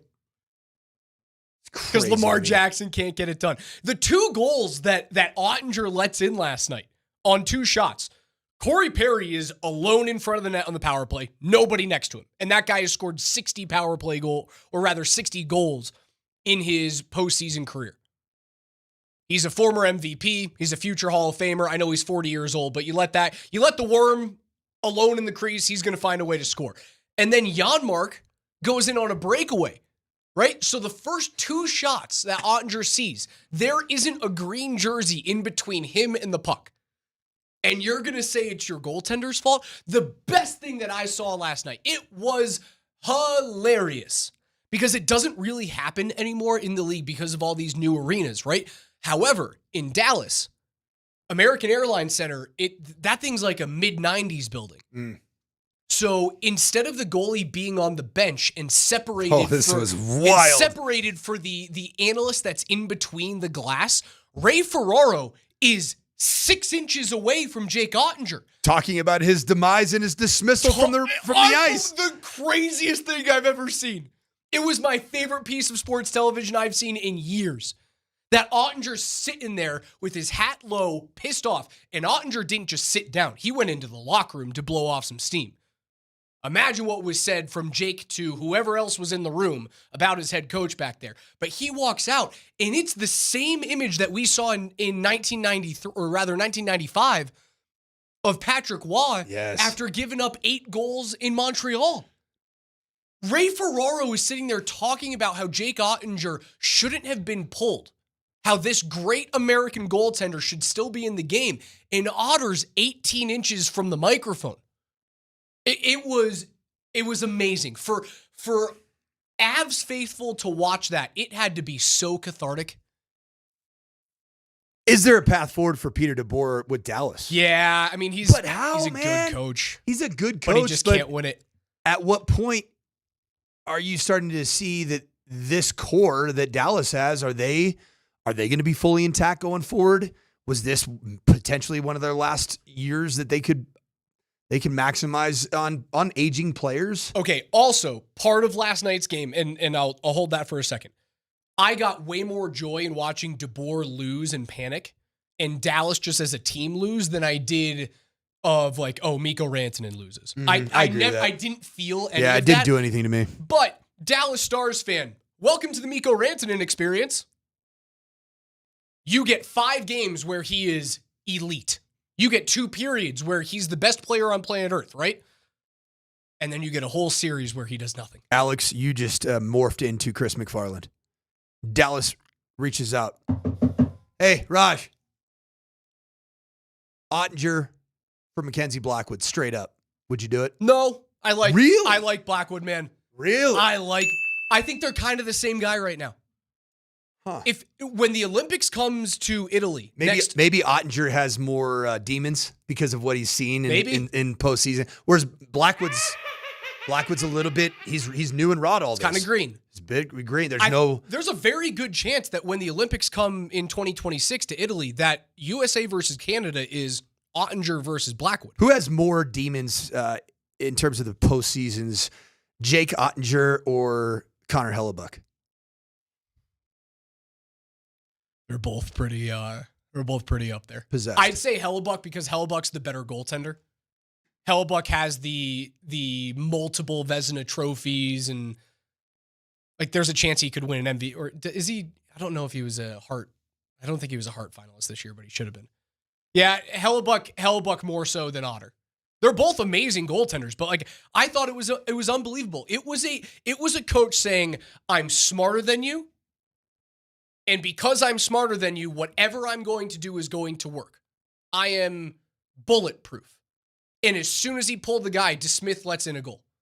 It was everything I ever wanted. Who is the best clutch postseason performing netminder of this current generation? Andrei Vasilevsky. More so than Bobo? Andrei Vasilevsky. He's got 2 cups. I mean, Bobrovsky might get another this year. But Vasilevsky's the best, most. Right now, no, because I think Vazzy's best years are behind him. But he was, for a stretch of 5 years, man, he was unbeatable. Unbeatable. That guy was amazing. So, Raj, there were 2 things that dawned on me as I was enjoying just sipping up the tears, just chugging the tears of Peter DeBoer and the Dallas Stars faithful. One of the more dislikable franchises, I think, in fan bases in sport. There was the other side of the coin to this, which is, remember the argument, Raj, that you were making? And I, at times, disagreed with it, that you just played the Western Conference Finals in round 1 between the Colorado Avalanche and the Dallas Stars. Mm-hmm. That is not true. And it was something that we, as Avs fans, as Avs faithful, we told ourselves to make ourselves feel better about what was ultimately a first-round exit for the Colorado Avalanche. You can't say that anymore. You can't say that the first round was the de facto Western Conference Finals because neither of the 2 teams are clearly in it. You can't. But what you can say is it's all about matchups, right? What you were talking about with the NBA, True. It's the same thing in the NHL right now. It is all about matchups. Second thing, as it relates to our very own Nathan McKinnon. And I think that there's maybe been some slowing down, tapping the brakes just a little bit with regards to best player on planet Earth. Are we right in saying that, even as Avs fans? And I think right now, with Connor McDavid being able to do what he did, got it, I like to call McPickles. He's a freak. There's a reality to what he's doing, not just in the regular season, but now in the postseason, that he might be the guy right now. in the National Hockey League. It's any given day, McKinnon, McCarr, McDavid. I don't think any one of them is like head and shoulders above the other right now. Back-to-back Stanley Cup final appearances, though, Pretty now. good. And if he wins one, which we'll find out. I hope he does. Edmonton looks good, man. We've been over this more often than not. The elite ones get it done. The elite ones at least get one cup. There's not many times in the history of that league that those guys don't win one. Do you think that something that rolled so naturally off our tongue, say 4 months ago, Nathan McKinnon, best hockey player on planet Earth, do you think that you have any more pause now as a result of Connor McDavid being I always in his thought second? I had pause, but people always rip me for it. Anytime that I was like, hold on, guys, when Nathan McKinnon looks at Connor McDavid and says that's the best player in the world, you should listen to those words. See how good he looked. I think it was a breakaway where he scored and he crosses it was the fourth goal, I think. Fourth goal. Like, that guy's so powerful. Mm-hmm. Not only is he terrifically creative and the puck just sticks to his stick. He's fun to watch. He's a really good player. Last thought. Florida, Edmonton. Final. Stanley Cup final. Again. Did we feel like the NHL playoffs were dang near a run-it-back playoff of the 2024 season? Yep. Outside of the Rangers, right? The Rangers were in place last year, and this year it was the Canes. But either way, 4-2 series last year. And then what was it? Did it end up being 4-1? 4-1 series. 4-1 this year over Carolina. And then on the other side, it was Edmonton basically just punking Dallas, right? Just winning the series, punking Dallas. Is that good for the NHL? No, it's not. And Gary Bettman needs to get his head out of you-know-where, because Bettman's the one guy in the world that thinks the current playoff matchup system where you have to go through your division is the right way to go about it. It's not. And the ratings have not been good to the NHL over the last 2 rounds. And it's because the best matchups you saw this year. Round 1, Dallas and Colorado. Round 1, Edmonton and LA. On the east side, your best matchups were, Toronto and Ottawa, maybe? And then Florida and Toronto was your best series that you've had so far. That should have been the Eastern Final. Should have been Toronto and Florida. Had it gone 1 through 8, they would have eventually met up. Same thing probably would have happened with Colorado and Edmonton, is that you wouldn't have had to have gone through your division. It is a huge mistake that the NHL is missing, that they're not going 1 through 8, because you saw carbon copy from last year to this year, and the ratings are showing it. 100%. Do we feel like we just went through the entire, like, even as an Avs fan, do you feel like you're just watching the same thing as the 24 Stanley Cup playoffs? It's sure like, here we are against Dallas. Yep. All right. Now all of a sudden, yep. It's about the same Final Four, same Stanley Cup playoffs. Now, on the flip side of that, okay, the NBA with their new second apron to scare off anybody from being a repeat champion, because nobody's allowed to pay their superstars. We are going to see, no matter what plays out with the Knicks and the Pacers, and this is their 6th game coming up, right? We're going to see a new NBA champion for the 7th time in 7 years. There is no chance for a dynastic team in this current NBA, at least salary cap model, in this CBA that we're currently dealing with. The answer to all of this is the NFL's the only one that has it perfect. You got the combination of new champion, but the threat of the dynasty between the Chiefs, the threat of the dynasty even right now with the Eagles. And I know they're talking that way right now. The Eagles are saying, I think it was Cooper DeJean said on a podcast, that we have a chance. This is arguably one of the greatest teams in the history of the National Football League, which I would disagree with. I'd say pause, hold off. But if they win it this year and they do it behind a ridiculously strong defense, then you could probably make the argument they might be in that conversation. At least the thought of it is there. In the NFL, you don't feel like every year you're just getting the same thing. You did get it a little bit. We talked about it in the break. You did get it a little bit with the 49ers, Chiefs. You kind of seen that movie before. I guess you saw it a little bit. Eagles, Chiefs. Seen that now twice in the last 7 years. But it 2 just times feels in 7 different. years is fine. It is. With the reason why the NHL feels so stale right now with the playoffs is, look at the East. 6 straight years, it's either been Florida or Tampa Bay. The East is the problem in the National Hockey League. 2 times in 7 years to see, were you mentioning Bills and Chiefs? Yeah. That's not bad. Mm-hmm. I want to see that a couple more times. The NFL has it perfect, man. You have these teams that feel like they're there every year and they're knocking on the door and they have a legit chance. Back to this. So you mentioned two teams that have been in the Eastern Conference Finals in the last 6 years, or has represented the East. So you said Tampa and Florida. Yes. In a state that is not necessarily synonymous with production of ice. With ice. Is that good or bad for the brand of the NHL? Because you think, like, wouldn't the NHL want some of their tradition-rich franchises in either the Northeast of the United States? That's a tradition-rich franchise. Right. But in the Eastern Conference, like Toronto, does the NHL not want Toronto to be there? Where's Toronto? Where's New York? Where's Boston? It's an issue. And the reason why it's an issue is it is a self-created problem. It's this regionalized rivalry, divisional matchup thing. Like, I want a new playoff structure. I want to see new matchups next year. Is that too much to ask, Gary? Wouldn't it be awesome if, like, Colorado played Vancouver in the first round next year? Dude, how fun would that be? Or if they played the LA Kings in round 2. I guess you did get the Kraken, right? That was a one-off. Oh, yeah, that didn't work out. So that wasn't as fun as we thought it'd be. That was supposed to be really easy, and then it wasn't. Does it not feel like the Avs? It's Stars, probably in order. Stars, Winnipeg, Vegas. Yeah, that's it. That's what you're going to see. The last set, that's who you're playing. Here we go. Because now you run into the issue of what the NHL was trying to, like, capitalize on was people weren't going to division rivalry games during the regular season because you saw them too much. People weren't going to watch Colorado and Winnipeg. You're like, I've already seen them 3 times this year. Why am I going again? I don't want to bring the kids there. That's an expensive night. And that's the reason why they did that, is so you could get more people in the door, because you're trying to create these playoff rivalries, this hatred that would hopefully fester in the playoffs and then transfer into October, November, and December. But now you're getting this, like, you're getting this boredom, this malaise. The very reason for what you said for getting more butts in the seats is actually now you get into the playoffs. You're like, no one's watching. I've already seen this. No one's watching. I've already seen this. Why do I want to see this again? I've seen this so many times.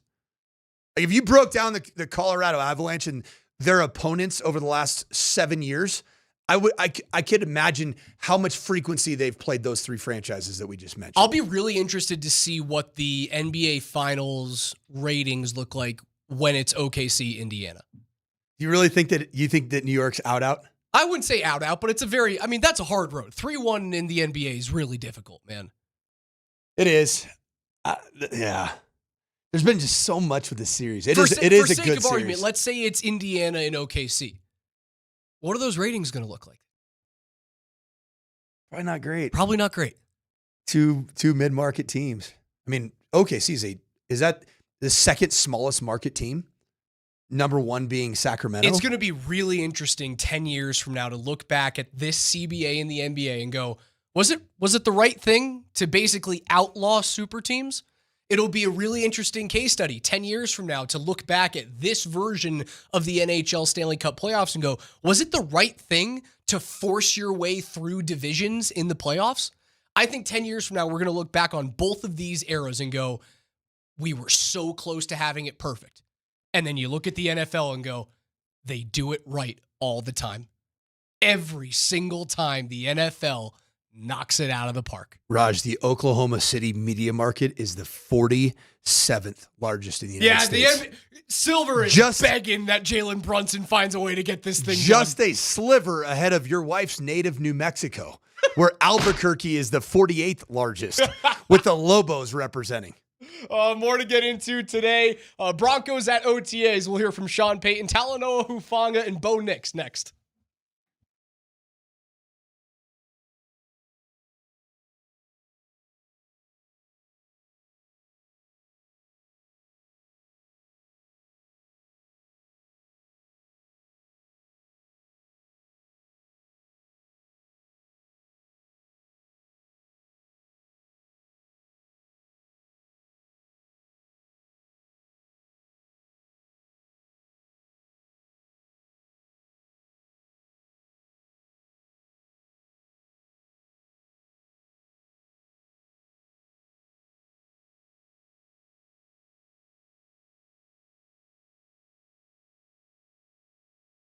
Hey, Colorado, Coach Mike Sanford here. You looking for anything in the real estate market, whether you're buying, potentially selling?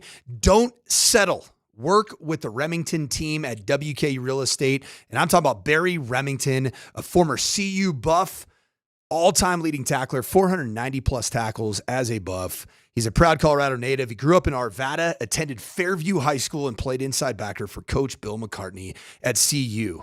Barry and his daughter, Cassie, have worked alongside together with each other for 7 years, bringing smart insights, high-level communication, and a fresh female perspective. Cassie is awesome to work with. I personally worked with both Barry and Cassie in buying my home here 3 years ago in the Denver market, and I loved the results. Let's talk a little bit about the market. The current market, here's what you got to know. Commissions.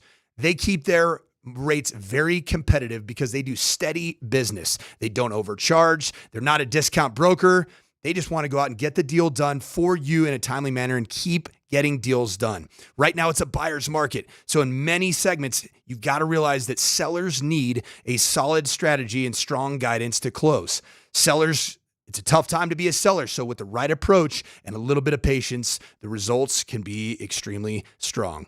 Don't settle on any agent. Choose Barry Remington at WK Real Estate. Check out barryremington.com today, serving Boulder, Denver, and beyond.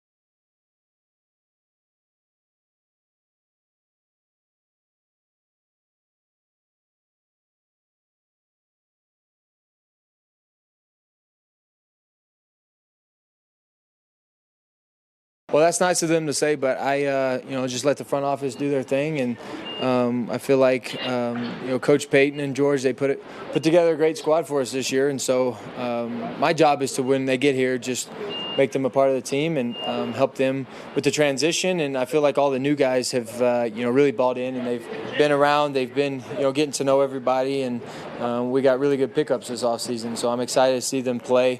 It looks different out there right now. Just, a few different key guys in different areas, but, they're fun to watch play football. So that's going to be good for us moving forward. But, I feel like we had a great offseason, and, we're building something that, we look forward to seeing. Bo Nix at OTAs talking about the rumblings that players are starting to flock to Denver because of him. That's a guy who is as humble as any quarterback in the league. It's got to be a weird conversation for him to be forced to have, but it feels real, and we'll hear from Talanoa Hufanga. He didn't necessarily say that he came to Denver to play with Bo, but it almost felt like he threw a little bit of shade at his former quarterback. Hey, it has nothing to do with Brock Purdy, but we'll hear that in a second. It feels really good having a quarterback that you feel like can win a championship. If you guys want to watch us today, do so on the Safeway Twitch stream, twitch.tv/AltitudeSR, courtesy of our friends at Safeway. You can also watch us on YouTube at Altitude Sports Radio. Subscribe today so you don't miss a thing, including the Altitude Daily Podcast, everything that you missed throughout the day, all packaged into one beautiful little present at the end of every single day. Again, on YouTube at Altitude Sports Radio. OTAs. Having this young core and some continuity for Bo Nix for the first time in his life, I think is going to... I've talked a lot about how I think Bo Nix is impervious to the sophomore slump. I don't believe that he's going to tank this year just because people have video and tape on him. To a man or woman, every person that was at OTAs yesterday that I've spoken to would agree with that sentiment, that Bo Nix looked so much more in command than he did a year ago. He's impervious to it. That he looked like a guy that's on a mission, which is exactly what I told you when I was working at camp with a guy. He was on a mission coaching a bunch of 9-year-olds. It's the SNL skit with Peyton Manning screaming at the children for running the wrong drills. It's literally what we're watching in real time. And that's how he's wired. He's wired as a guy that is just going to continue to be growth-minded. He's not going to get caught up in that lifestyle, that baller lifestyle. He is rooted in Denver, Colorado, getting better on a daily basis, and he has had a tremendous offseason. Any thoughts that there would be any lingering effects with his injury and the slight procedure that he had in the offseason? It's not there. It's not there. He looks great, and he is the perfect quarterback for Sean. It's the first time, and this came from Bo yesterday, the first time that he has had coordinator or coach continuity in back-to-back seasons since he was in high school. Which is mind-blowing if you think about it. You know, his last offensive coordinator or play caller or offensive mind that he had in back-to-back seasons, you know who that guy was? His dad. His dad was the head ball coach and a former quarterback himself, and coached the offense there at his high school in Alabama. So that's pretty cool that he's been able to go through so many different systems. I think that's a benefit for him. That now it feels like, oh my gosh, I can actually breathe and not have to learn something that I have to go perform at an incredibly high level with a lot of pressure. Think about at Auburn and at Oregon and at the Denver Broncos, having a new offensive scheme, new terminology, new signals, new everything every single year, but also having to cram and get a lot of information into a short period of time, then perform at a high level with that type of pressure on you. It's got to feel great for him. Here's his head coach. Well, the defense is, I always enjoy this part of it. Now that they have a season, look, week 4, there was 4 games. Week 8, there was 8 games. So, you see different looks based on who you play from an opponent standpoint. But one of his traits that I think serves him well are his feet. He can move, and it's not always a clean pocket. And I think when it gets a little muddy, he makes good decisions. He doesn't hold on to the ball. His sack numbers were really good in college. They were really good last year, and we anticipate that to be the same. So, again, each week within the framework of our game plan, we'll understand what we're trying to do against the defense we play. I love how he talks about sacks all the time with Bo Nix, man. It's one of my favorite things that he can't help himself in terms of the guy doesn't pat the ball, he throws it away on time, he doesn't take hits, because all I can hear is, I hate you, Russell Wilson. You're still there, Russ. I can't stand you, Russ. Get out of my head. More than his shade for Russell Wilson, I like the Coach Payton seemed like he might have tied one on, man. So he was asked about, I think he went to the Kenny Chesney, the new concert, isn't it, at the Sphere now in Vegas? He was asked about his voice, and did it have something to do with going to Vegas? Kenny and Sean Payton, close dudes. We'll find out if it really was because of that. Here's Sean. Did you lose your voice in Vegas? No, I just been sick. Is that what I sound like today? You're not nearly that bad. Do I man. sound like Sean Payton? No, I just been sick. Somebody said that, texted in that Raj sounds awful. I'm like, I can barely tell that you're sick at all. You know what? The key to your vocal issues is don't have such a dang beautiful voice at all times. I appreciate that. Be like me, where you just sound like your vocal cords have been just ripped to shreds by yelling fried for years. Yelling at teams that are 1-11. How long did it take you to get back into the coaching voice? Because anytime that I had an off season, and I'm not coaching anymore, I'm more involved in like administrative stuff. Anytime that I had the off season and I came back to the rink, I would coach 2 or 3 practices and my voice would be gone for the weekend. Well, I'll tell you, I got a little cheat that I got going on. I don't know. What's your cheat? Like echinacea tea? No, I found out that because we practice in our stadium every day, the ref mics for games that get used just for varsity games, I'm using a microphone on the PA. And apologies to everybody who lives in the neighborhood surrounding the school that I coach at, because you're going to hear my voice quite a bit this summer. Genius. But it's all about voice preservation. And if you're actively coaching a position, which I will be, coaching quarterbacks, and I see something across the field, I'm not going to scream bloody murder. I can just click my little button right there. Hey, 24, I see. Stand up, stop picking the dandelions. You got it. No, I just been sick. Did you just wipe your butt and put your hand on the ball? It's disgusting. So yeah, that's my new hack, Raj.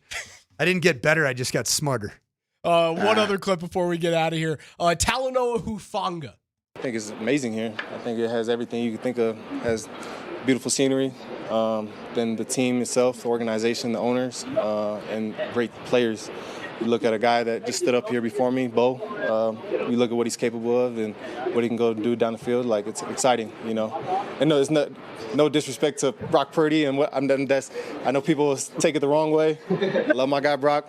I signed with a new team. That's exactly how it is. But you ask that question, and I'm out here with a team that has a bunch of guys that I'm excited to play with. Is that a little shade? A little no? bit. Am I reading into it a little bit? Yeah, more than that. When you saw movement clips of Talanoa Hufanga in a jersey and a helmet, did you not just get all kinds of Troy Polamalu vibes? He is the reincarnation of Troy Polamalu. And I know a lot of people want to say, well, yeah, it's just because he's a Polynesian guy with long hair. He actually trains with Troy Polamalu. That is his mentor. That is his guy. This is not the typical when you saw Justin Renfro playing for the Las Vegas Raiders. You're like, oh, Hunter Renfro. There you go. Travis. Did I say Travis Renfro? Justin. Gave him 3 names. Just pick a white guy name. It's no fine. doubt. It's all right. Chad. Steve. I wish it was Keith. But here's the reality of it though. Like this isn't just saying that this is hey, Renfro reminds me a lot of Wes Welker. Of Wes Welker. Really? Does he? Well, if he looks like a duck and quacks like a duck. He's an undersized white slot receiver. Sue me if I think he looks like another undersized white slot receiver. Talanoa Hufanga, very, very different. Very different. Because he is listed here as jersey number 9 as a 6 foot, 200-pound safety, whereas Palomalu was like 5'8", 5'9" at the most. He was a short dude.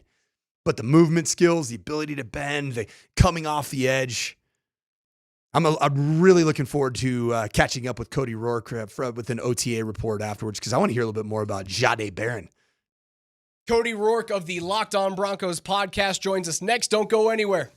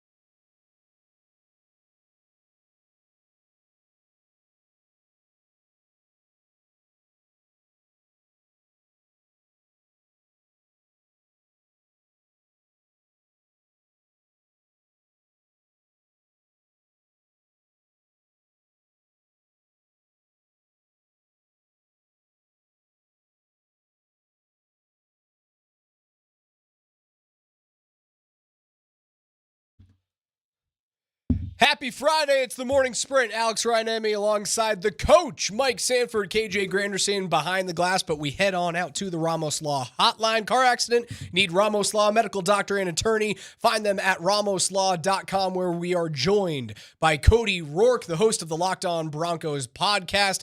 Cody, what's up, brother? How's it going, fellas? Good to see you. Great to see you as well. Hey, Cody, you were yesterday at OTAs, and your first time seeing some of these new faces, namely these incoming rookies that were drafted. There's a player that I didn't hear a lot of talk about yesterday coming off of OTAs, but the question I have for you, Jahdae Barron, what do you see in terms of where he lines up in the 2025 season for Vance Joseph on that side of the rock? Yeah, no, I think it's exciting. I saw some people were even messaging me saying, hey, how come we haven't heard anything about him? Like, no news is honestly good news when it comes to that. Obviously with no Patrick Surtain out there yesterday at OTAs, you got to see a little bit more of an extended look at the Broncos kind of mixing and matching their personnel and nickel and base and, even in the dime package there. Barron's going to play a little bit all over. I think that's something that we saw yesterday. I mean, there's going to be times I think they want to match him up on the outside. There might be a favorable matchup inside in the slot that they may like to capitalize on. So we got to see him work at all those spots yesterday. And even a few reps. I got to watch him against Cortland Sutton. And you can see when he's reading, like I said, you can tell when the Broncos are playing man, they're playing zone. But you could just tell how instinctual he is, because if Sutton's condensed closer to the line of scrimmage, he's adjusting, obviously, his cushion. And obviously, depending on the release of Sutton, how he's going to try to break on that or get into phase. You see the football IQ on display with a guy like Jahdae Barron, and I think that's going to be a seamless fit here with this defense. It would have been nice to see him working in with Pat Surtain, but obviously, a little bit more of an extended look at Barron, Jaquan McMillan, and obviously Riley Moss, a little bit, further look without PS2 on the field. Cody, you bring up a really interesting guy there, Jaquan McMillan. Jaquan, he's a guy that with the draft pick of Jahdae Barron, you wonder about his future. I think he's played himself into being a really impactful part of this defense. And you brought up the word dime package, where you could potentially see 6 DBs on the field at one time. What kind of flexibility does Jahdae Barron give you to also play as slot nickel corner in addition to Jaquan McMillan on the field at the same time? Yeah, I mean, I would even say the same thing applies to DMac with how the Broncos were also using him. He could play outside as well. We saw a little bit of look at that yesterday. I mean, Coach, you know this as well as anybody. We go back to that Bengals game last year. They had so many different receiving matchups, and obviously tight end you had to factor in the equation. Now the Broncos believe with the addition of Barron, they believe they can match certain guys up without having to move guys around, right? Like if you wanted to move Pat Surtain against Jamar Chase, which we're going to see that Monday Night Football, week 4 of the season, great. You want to match up different guys, with T. Higgins. You could even match up where your game plan against T. Higgins is you're going to have someone covering him inside the nickel. Could be Barron, could be DMac, could be Riley Moss, but having a safety over the top. They believe they got guys who could play man-to-man coverage at a frequent rate. And it also allows them the opportunities to maybe dial up the blitz a little bit more, even though they were very aggressive last year with it. They believe they have the cover guys now. And if Dre Greenlaw obviously stays healthy at inside linebacker, they believe they have a coverage guy at linebacker that helps them protect that middle of the field, that second-level security blanket. So I think the addition of Barron gives the Broncos defense extremely more flexibility. Same thing with McMillan and obviously with Riley Moss too. Cody Ror, our guest on the Ramos Law hotline today, talking about Broncos OTAs. Certainly a lot of depth now in the secondary for the Broncos, but also on the opposite side of that position group now with the wide receivers. It was a little bit of a controversial draft pick, I suppose, with Pat Bryant. What did you see out of the rookie yesterday? No, he moves so fluidly. When you watch him run routes, everyone's talking about, he ran a 5.6, a 4.6 40-yard dash. 5.6 would be a little bit more realistic to be concerned. 4.6, not really worried about that. But, man, when you watch this guy run routes, he's very fluid. He breaks down properly. I would say there might be an early argument, watching these guys yesterday. I feel like Pat Bryant will end up being the best route runner on the team. I feel like that's going to be something that we will see. A lot of people are talking about like the Jerry Jeudy, route running ability. I mean, he's not speedy like Jerry, but I think he can do all of that without having to be as fast as Jerry is. Very fluid with it. I think understands how to attack, different leverages of coverage, especially if he's got a guy playing inside leverage. He knows how to exploit that to where he can get the advantage if he is running an in-breaking route against inside leverage. He's a physical specimen too. I mean, 6'3". This is a guy who the Broncos obviously brought in as well because they know he's going to be a willing blocker. But they believe he's going to have an impact in, I think, the middle of the field passing game primarily. And I'm excited to see that kind of come to fruition. I found it interesting. Sean Payton actually told us yesterday, and this it makes sense when you look at the roster on paper. But Sean pretty much said that we got a bunch of guys at wide receiver that aren't necessarily competing for spots. They're competing for touches. So I think Cortland, Marvin, Troy, Devon Vele, and obviously Pat Bryant, those guys are going to be, I think, firmly in the mix as the key wide receivers here. Whereas I do think that Cortland and Devon Vele are probably going to be the two mainstays at that position with those other three guys rotating in primarily. Yeah, you bring up that Devon Vele looked fantastic, even put on a little bit of weight. You see people seeing him yesterday at OTA, couldn't stop talking about what he looks like stature-wise. A player that's of interest when you bring up competing for touches, and Sean Payton was actually specifically talking about Marvin Mims Jr. Marvin Mims Jr. is a player in his third year where you did invest draft capital to go out and get a player with speed. Should the Broncos be using Marvin Mims as somebody that's got to earn his touches, or should they be going out and creating touches for a guy that is a bit different and has a different skill set than the majority of your receiving core with real, legitimate, tangible speed? Yeah, no, I think they should create more opportunities for him. I mean, we've been kind of pounding the table for the last couple of years, even when Marvin's rookie year, early on, he was having an impact. We were seeing him in the passing game. He has a massive catch against the Chicago Bears that sets up Will Lutz's game-winning field goal in their comeback that they had. And then we don't see him in the offense, where it's like, is Russell Wilson just not throwing him the football? We saw in week 2 against the Commanders, he had 2 catches for 113 yards and then didn't have a single target in the second half after that. That was wild to me. This is a guy that I think the Broncos need to try to create touches for, create opportunities with because of his speed.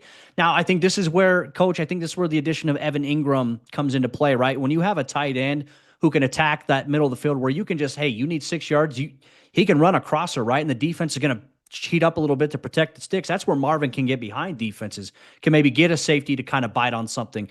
You need that dynamic, and we saw it down the second half stretch last year. So much of that I think is on the coaches more so than it is Marvin, because Marvin's out there. There's times where Marvin's been open, but nobody's hit him. Russell Wilson didn't hit him, or Bo went to his first read because his first read was open. That's what you want to do. You want your quarterback to make the right play, but we saw what Marvin can do downfield, and I think there's definitely got to be an element to that. He's obviously still going to be the punt returner for this team because he can produce at an elite level at that position, flip field position for you. It's just about trying to figure out what are those touches going to look like. He didn't have as many snaps as other guys. I think he was like 4th overall snaps at wide receiver compared to guys like Troy Franklin, Lil Jordan Humphrey, and even Devon Vele had more overall snaps last season than he did. So I think it's about trying to find a way to get him on the field more. When it comes to touches, last year, and actually you make the point of it might be more on the coaching staff to manufacture touches for Marvin Mims rather than him to win those touches. The running back room was a disaster last year.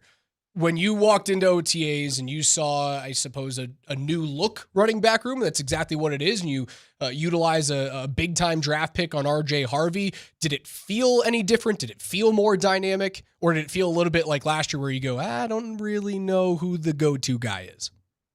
I think there is a little bit of mystery of we don't know who the go-to guy is going to be, but it definitely seems like right now, I was actually kind of shocked yesterday. I always thought it was going to be Audric Estime and RJ Harvey, and then everybody else mixing in. It looked like Jaleel McLaughlin and RJ Harvey were getting the first looks for the Broncos, in that rotation, in individual drills. But I also found it interesting. Even Sean Payton mentioned Audric Estime, said in year 2, they want to see what they drafted him for, like the physicality, his ability to kind of wear defenses down. But he said that, you look at the overall amount of touches, he's the type of guy that requires a lot of touches. So the grade on him was incomplete from last year, but he's going to get opportunities to get those touches. It doesn't sound like it's guaranteed here for Audric Estime, more so than I think it is a guy like Jaleel and RJ Harvey at this point. It sounds like Audric's probably got a lot more pressure on him than I think anybody else in that running back room, which I think is going to make things very interesting here for training camp. two mid-round defenders that haven't gotten a lot of buzz, but I think could be very impactful for this Broncos defense going forward. Outside linebacker Savion Jones, who's drafted out of LSU, listed now as a defensive end in a 3-4 scheme, so moving inside at 6'6", 280 pounds. And then Q Robinson, the linebacker from Alabama. What'd you see from those two players and seeing their body types, their movement skills? How do you think they impact the defense for the Broncos? Yeah, I think first off, Savion Jones is probably going to have a bigger impact right away defensively for Denver as opposed to Q. And it's only because of the Broncos' pass rusher depth with Benito, with Jonathan Cooper, Dondre Tillman, Jonah Ellis. Those guys obviously having deserved reps ahead right now. So he's going to have to make some hay in the preseason, I think, to really kind of, make the mark. But I think he's going to play special teams. Q Robinson, I think he's going to play special teams right away, probably be a core 4 specialist. Savion Jones, I think, is going to factor into the rotation right away behind John Franklin Myers, behind, obviously, Zach Allen, and alongside Jordan Jackson. I think those are two quality guys that when you come off the field with those guys, they believe they're not going to get a lot of drop-off. Body type-wise, Savion Jones, he's perfect to play defensive end in this scheme with Jamar Kane. And I think, obviously, the familiarity, Jamar Kane coached him initially at LSU in 2021. So you have that familiarity, but this is a room that I think that he's coming into it. Zach Allen's going to take him under his wing. They're very selfless. I don't know if you had a chance to see Zach Allen sit down with Chris Long on Long's podcast that he had, but he talked about the unselfishness, the selflessness that those guys in that position room have to create opportunities. So Savion Jones, I think body type wise, he's perfect. He's going to be a high motor, and also it could help the Broncos with their decision. I know John Franklin Myers wants a contract extension. This may be a guy who, maybe next year upends JFM in that lineup if the Broncos can't pay him. Let's open that up a little bit. No JFM, obviously Allen's also looking for another extension or at least a pay bump. Certainly, he's been more outspoken about that in recent months. Is that kind of hovering a shadow or a rain cloud over OTAs right now? Both of those I wouldn't say contract necessarily it is, because last year we even saw with JFM wasn't here for OTAs last year, and from talking to people in the New York Jets beat, even he would never show up for OTAs as a member of the New York Jets. The guy either. hates OTAs, man. He thinks it's dumb. Voluntary is voluntary, is mine. But he will be here, from what I've been told, he will be here for mandatory minicamp. JFM wants to get paid. I think when you look at, obviously, the pressure he created last year, he was a much added addition to that room. He definitely has a gripe and I think a deserving to be extended, because he did, I think, take a little bit less when the Broncos restructured his deal after the Jets trade. He deserves to get paid, but the problem is you got to pay Nick Benito. You got to pay Zach Allen. That's tough. Because of the intangible traits of second-year quarterback Bo Nix. True or false, Cody? Bo Nix is immune from a sophomore slump. I think true. I think with the pieces that he has around him, with the way that he prepares, Coach, I think, the idea of a sophomore slump, I would be shocked. I'd be very shocked. A lot of people are talking about C.J. Stroud, but people aren't even including the context when it comes to C.J. Stroud, that C.J. lost Nico Collins for almost a good portion of the season with a hamstring injury, and then he also lost key members on his offensive line. Now they've traded guys away on that offensive line. You lose Tank Dell right after you get Nico Collins back. You just didn't have enough around him, I think, to produce. So he had some struggles last year, but he's not the reason they lost in the playoffs against the Chiefs. I thought he was the reason they were actually competitive against KC in that playoff game. So I would be shocked. It would be earth-shatteringly shocking if Bo Nix has a sophomore slump. I think unless there's a major injury, to two guys on the O-line or maybe a skill player, maybe that's into the equation. But I think that Bo's in a good position. He's got a good system around him.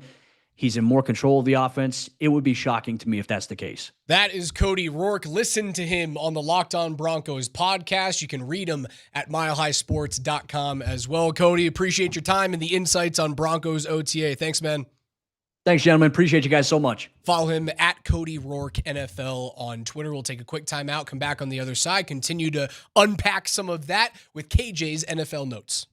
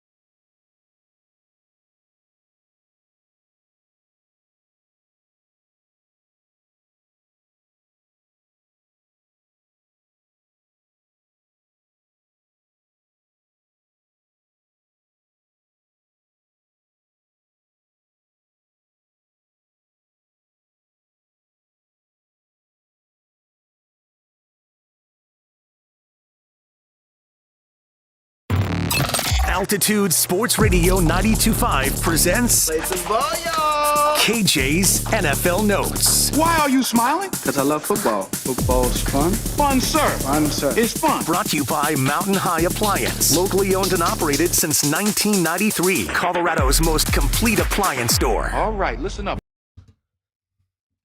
Thank you to Cody Ror from the Locked On Broncos podcast for joining us talking about OTAs and the Broncos rookies and touches and position battles. If you missed any of that, just search The Morning Sprint with Coach and Raj wherever you get your podcast. You can listen back to it in just a few minutes from right now, but every single day at 11:20, we go through the biggest stories in the NFL with KJ's NFL Notes. Mr. Granderson, take it away.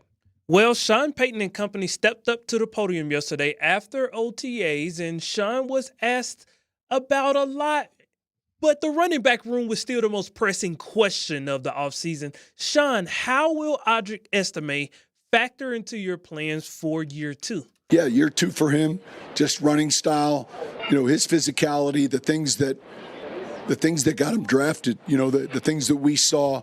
A little bit harder for him last year for a handful of these guys. I don't want to say the grade was incomplete, but they just didn't have enough.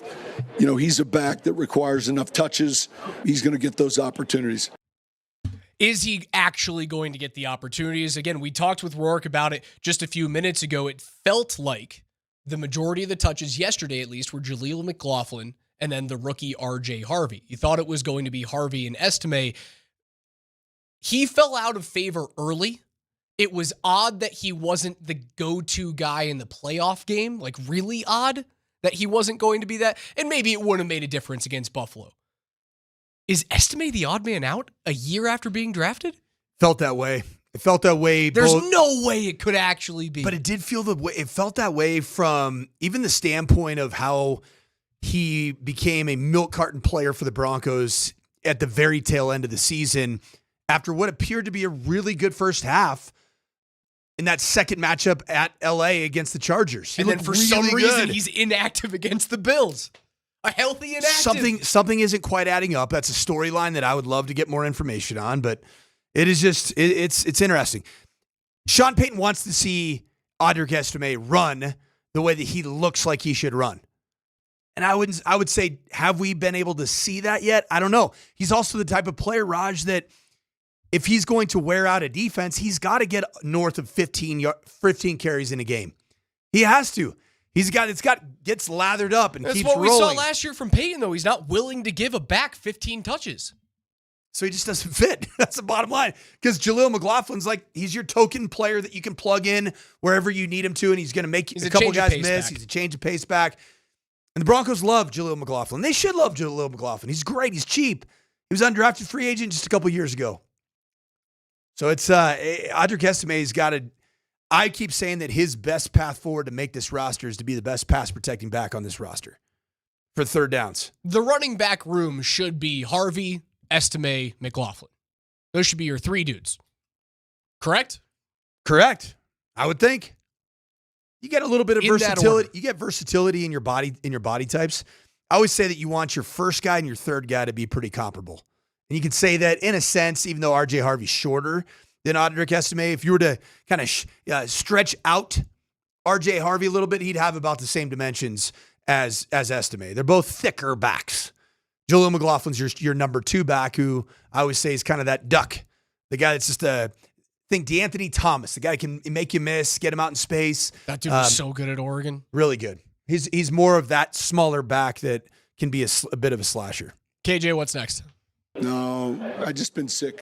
Sophomore slump or lack thereof has been the conversation here in Denver regarding second-year quarterback Bo Nix. Some says he won't, while others don't necessarily rule it out.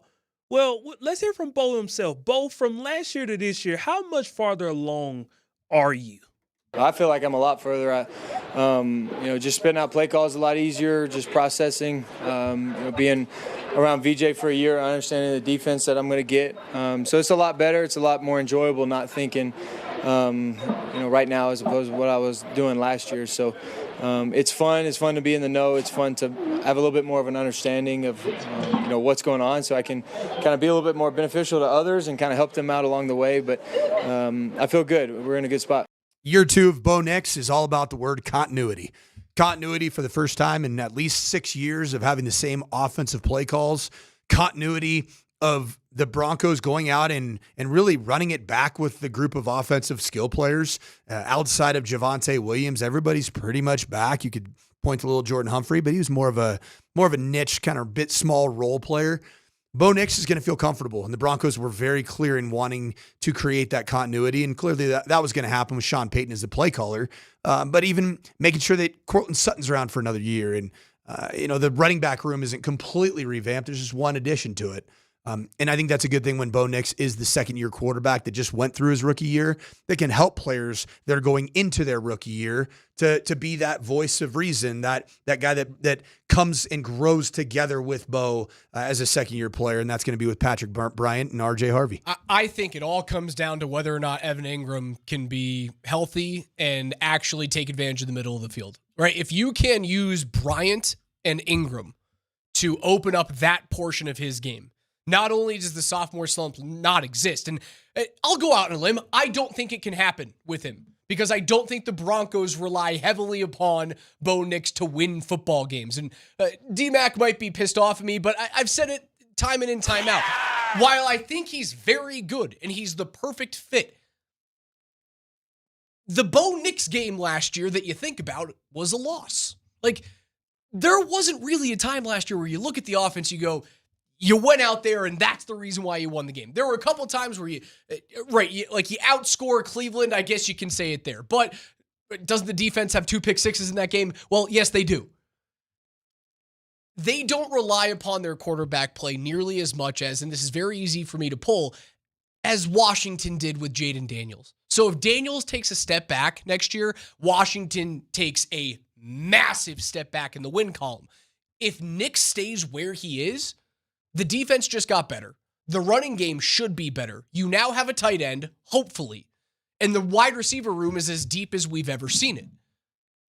I don't think he can take the step back. Where he can take the step forward is the middle of the field, and they addressed it. Yes, an injury-prone tight end, but they addressed it with him, and they addressed it in the 3rd round with Pat Bryant. I thought they did a great job. I think it's going to be a big time season for him. One of the revelations from Cody Ror about what he sees as relates to the receiver room was that the 2 players that he sees as really 1A, 1B in the receiver room, Courtland Sutton and Devon Vele. I love that. That fires me up. Why? Vele was your favorite player in camp last year. And you know what? He delivered for a guy that was such a late pick in this draft. And then he comes back, he gets bigger. He's bigger than Courtland Sutton, taller than Courtland Sutton. Devon Vele is that guy's a unit, man. We forgot to ask about Caleb Lohner, but off the air, I had a chance to talk to Cody Ror and said that Caleb Lohner got a ton of work and was getting reps, in routes on air, throwing with Bo Nix, and he said he looked fantastic. So that's another potential that we haven't yet covered in terms of the offensive pieces as this thing comes together. Keep it going, KJ. No, I just been sick. Talanoa Hufanga is the Broncos' newest piece on defense, obviously alongside Dre Greenlaw. And he's going to solve something that the Broncos have had a little bit of an issue with for a while. But in case you missed it, as we were coming up towards the top of the hour, Talanoa, who or what exactly made Denver the place to be for you? I think it's amazing here. I think it has everything you could think of. It has beautiful scenery. Then the team itself, the organization, the owners, and great players. You look at a guy that just stood up here before me, Bo. You look at what he's capable of and what he can go do down the field. Like, it's exciting, And no, there's no disrespect to Brock Purdy and what I'm done. I know people will take it the wrong way. I love my guy Brock. I signed with a new team. That's exactly how it is. But you ask that question, and I'm out here with a team that has a bunch of guys that I'm excited to play with. Are Bo and Brock going to be talked about in the same sentence for like a decade? I've been talking about Bo and Brock. When Bo was drafted, it felt like a higher value placed on a player that was similar in terms of, I felt at the time that the pieces around had to be in place for you to have the success that you're capable of, just like with Brock Purdy. And I still stand by that to a certain extent. I think Bo Nix is more physically gifted than Brock Purdy is. I really do. I don't think there's any doubt. And that's why he was drafted where he was. And that's why Brock Purdy was drafted where he is. Although Brock Purdy got that top 5 NFL so money is Bo. now. Bo's going to get that. If Bo is who he was last year, Bo gets that money. That's just the way of the NFL. I think his ceiling is far higher than Purdy's is. Far higher. I do too. And I feel like we may have already seen the ceiling of Brock Purdy. That'd suck for Brock. But at least Suck he got for paid. the Niners. It would suck for the Niners. You know who it sucks for? It sucks for Kyle Shanahan. Yes, it if does. that's the case. Oh, keep it going, KJ. No, I just been sick. ESPN released their 19 stars who could still get paid this summer list, and 4 pass rushers were listed. Trey Hendrickson, Micah Parsons, TJ Watt, and Nick Bonito. You guys can answer this question 2 ways. Which pass rusher is most likely to break the mold and reset the market first, or who needs to break the mold and reset the market first? The guy who's going to reset it is Micah Parsons. If Hendrickson gets a deal, he will not reset the market. Right now, Hendrickson's average salary is like $21 million a year. The highest edge rusher in the league is Myles Garrett at 40. He's not making 40. Is he a $30 million edge rusher? Probably, but I don't know if Cincinnati really has the want or at least even the cash to get him up there. I think it might be between 27 and 30 on the high side for Hendrickson. Parsons is the guy that's going to make, 42. And he should be. He is worth every penny. Dallas is going to sign him to that deal. They have to. He's that good. He's too good. It's going to happen with that old Trey Hendrickson, man.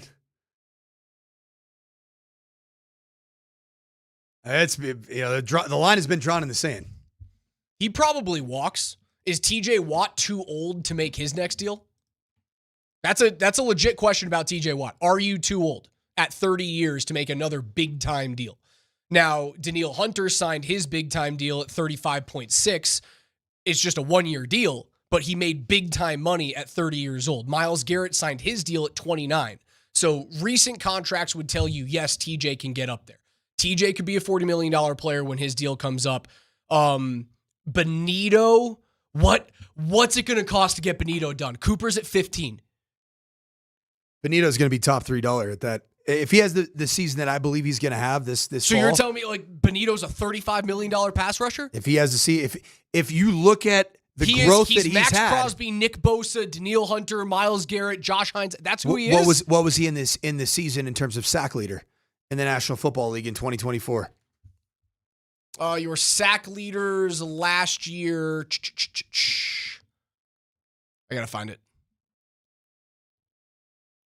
Hendrickson 17.5, Garrett 14, Bonito 13.5. So what is he? Third. Yeah.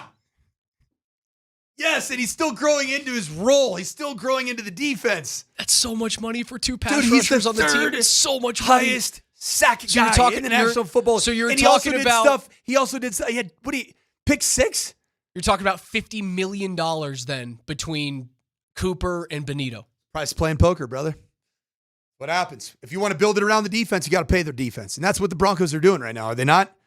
Have they not shown? That's so much money on have they not two shown, guys. Have they not shown that they are? Even Sean Payton, the offensive guru, he is more than willing to invest draft capital on defensive players. So then the question is, and offseason acquisitions. Defensive players. Do you push to sign him now? Or do you wait and hope that it's funny, do you hope that he's a 10-sack guy or a 12-sack guy this year? Do you really want him to underperform what he was a year ago? It could save you $5 million on average annual basis. This is his 3rd year or 4th year? 3rd year, right? 3rd full year. Yeah, 3rd full year coming up. This is probably the year where you see the most growth from him. Because what happens if he jumps up from, 13.5 sacks to 15 or 16? Then you're talking about north of 40. You're not talking about north of 30. You're talking about north of 40. It is not out of the realm of possibility that Nick Bonito leads the NFL in sacks this year, especially given the fact that Trey Hendrickson's probably not going to play. And how good the secondary is. All those secondary sacks. Barron, McMillan, Moss, Surtain, Hufanga. Yeah, sign the guy. Be my guest. $30 million. All right, fine. You You got me. I'm on your side. I'll do it. You built this thing around defense. I'll do it. You Be gotta my pay. guest. Pay AJ, that one man. more. No, I just been sick. So much money. And just for clarification, he's heading into his fourth and final That's year. right. on That's his Right, but rookie third deal. full year. Third correct? full year, correct. Right, because he hardly played his first year, if at all, with the injury. Very little. Okay. Yeah, very little. So Tyreek Hill was on a stream recently, and he admitted something most players try not to admit. He admitted that he wanted to hit his head coach, Mike McDaniel, last season for not getting him the ball more. Take a listen to Tyreek Hill just being something beyond what we can comprehend. Nah, bro. I remember one game I wanted to knock out Coach McDaniel. Why? Because he wasn't throwing me the ball, bro. Damn. Wait, who was it?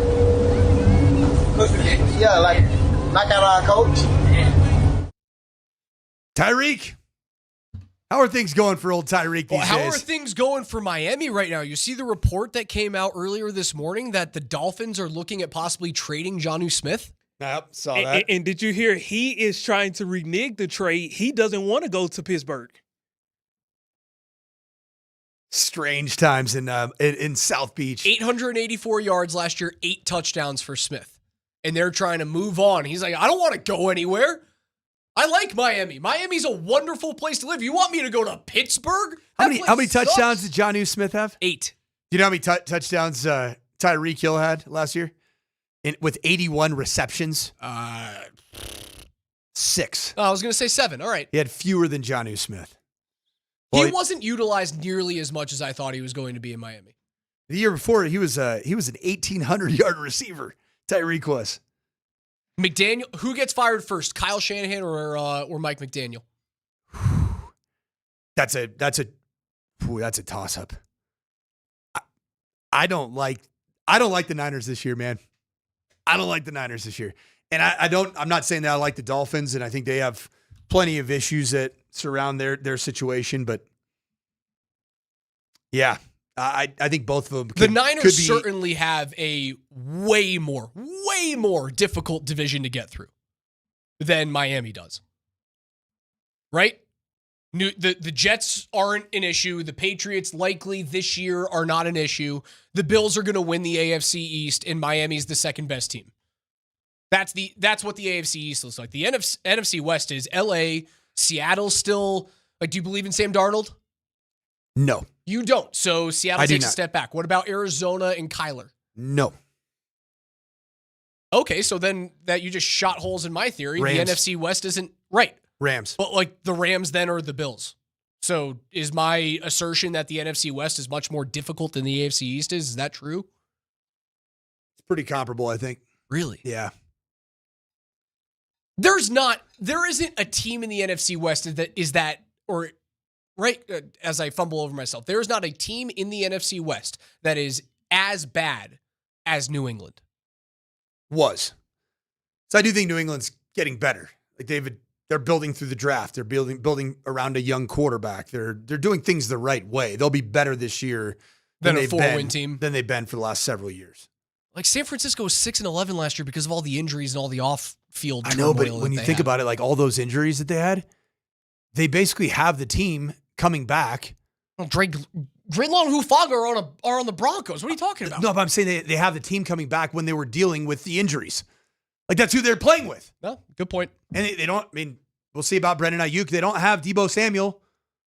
Christian McCaffrey, I don't know if like the early reports are great about where he's at physically. So is your answer to my question, Kyle Shanahan's fired before McDaniel? Possibly. Because I think while I don't fully believe in Arizona as a contender, a Super Bowl contender, they're going to win football games. They won football games last year.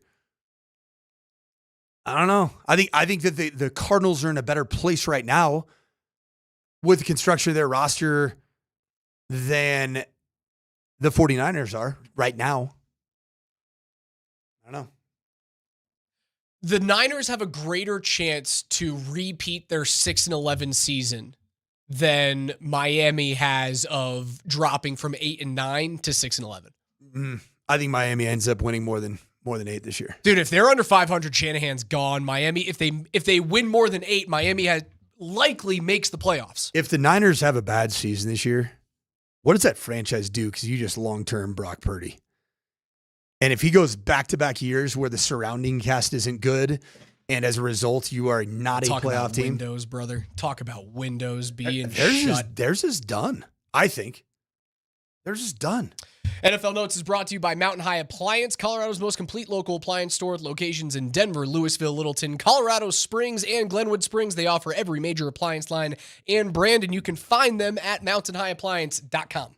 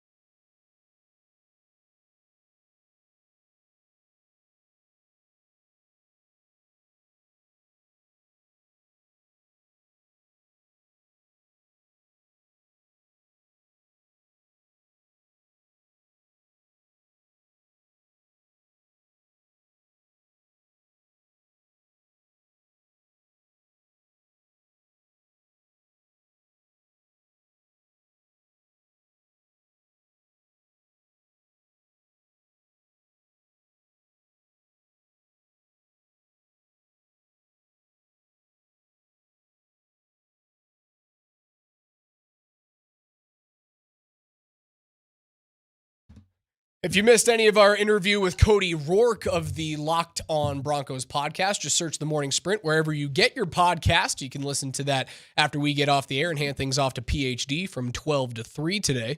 Talked a whole lot about the Broncos rookies and OTAs. Went on about the Nuggets firing 4 assistant coaches, or rather electing to not renew the contracts of 4 assistant coaches. Yeah, on that, Raj, I mean, we didn't spend a whole bunch of time because there's probably some expectation that David Adelman got this job with the expectation that there were going to be some changes. Yeah. Because there had to be changes. But having been a coach for a long time, a day like today, which really for the Nuggets it's a bloody Friday. There's 4 coaches, their families that not only were they terminated, they were at the end of their contracts. Been there.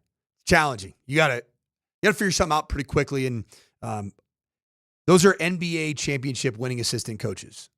And so my thoughts go out to them and their families, and obviously hope the best for them to get their next opportunity in the National Basketball Association or wherever. So not an easy day. Not an easy day for a new leader in David Adelman to have those conversations. I thought about Ryan Saunders, another son of an NBA legendary head coach, and Flip Saunders. Flip Saunders was actually a mentor to David Adelman. It's a guy that David Adelman worked for. That was not an easy conversation. That was challenging. They have relationships that go well beyond just even the immediacy of their time crossing over at the Nuggets. Ryan Saunders, a former head coach of the Minnesota Timberwolves. Never an easy time to go through these types of processes as a head coach. Now, these are the 2 changes that both the Avs and the Nuggets have made so far. They've been either front office or coaching staff laden, right? And I know you can't really make the changes right now. You're not able to trade players in the NBA or the NHL. Obviously, the seasons are still going on. You're not really cutting players. Most of those changes will happen, at least in the National Hockey League, come July 1 when free agent starts. And the Avs don't have any draft picks over the first 3 rounds of this year or next year's draft, but I would expect that they might be involved in terms of like moving NHL players on draft day, maybe to get draft picks or just to move cap space. Greater chance for roster movement has to be the Avs over the Nuggets. It does. It does. There's no question, just because of the nature of the NHL and how the salary cap works, and you can put together your mid lines a lot more effectively, it seems like, in the NHL than you can the bench in the NBA. But when you hear the stuff about Brock Nelson potentially wanting to get things going back with the Avs, I don't hate it. I don't talked about either. it with Burrow yesterday. I don't hate it. It has to be the right number, and it's going to be sour for Avs fans to look at what he did not do in the matchup against Dallas, which was score. Who did it? Who did anything that you were that fired up against the Dallas Stars? But that line, that series was solid. That was a bad series for. It wasn't a great. It was a terrible Cale Makar series. It was It was definitely a bad series relative to usual Val Nichushkin. Yep. I would say it was a on brand Nathan McKinnon series. He was good enough. On brand. It was good enough. Landeskog was obviously fantastic because he was out there. Outkick he coverage was out there there. and he looked Blackwood good. was good enough. He was good enough. Who else was really that fired you up that much about the Star Series when you'd make decisions? Logan O'Connor. Okay. Sensational. Logan O'Connor was that whole line. O'Connor, Drury, and Kelly. I loved that line. And they all come back. I think Nelson's a fit. At 7.5, I don't know. But if you can get him at a decent number, I like it. That's good. I've also seen Jonathan Taves at 37 and who hasn't been in the league for the last 3 years due to an autoimmune disorder, has told his agent, let's start talking to teams. I'm ready to come back and try and make something happen. If he is very cheap, I would welcome Jonathan Taves with open arms to this team in any role. That is a multiple Stanley Cup championship winner. He is a future Hall of Famer. If it is a very low number and him just trying to come back and prove that he can play, I would sign him to like the Parisi thing. I think that's an option. Is there an NHL rule in place that only allows you to have one taser? No. Okay. But Connor would have some issues. Zero relationship though, right? Zero relationship between Devon and Jonathan Taves. But I would take fairly a look at that. common Canadian last name. I don't know. The first time I had ever heard the name Taves was Speaking Jonathan of which, Taves. the name that really stuck out to me, that the netminder that came in for Jake Ottinger Casey yesterday. DeSmith? DeSmith is the funniest French American last name ever. Like you want to say DeSmith. What a feeling last night when Peter DeBoer lost his 6th of 7 conference championship series. What a feeling. Will it make you feel better? Like if Dallas fires Peter DeBoer, and the Avs didn't do that with Jared Bednar. They decided to go, Ray Bennett, you're the scapegoat. You're out. We still believe in Bedsy. We're keeping him. If Dallas fires DeBoer, do you feel better or worse about Sakic and McFarland holding on to Jared Bednar? I feel okay about it at this point. I just would love to see stuff happen that break up the Stars as we currently know them that have been an Achilles heel of the Dallas or of the Colorado Avalanche. I'm good with whatever it takes. And I think that the move that Peter DeBoer made with a netminder and Jake Ottinger, who is signed to until 2032, Raj. Yeah, he's there.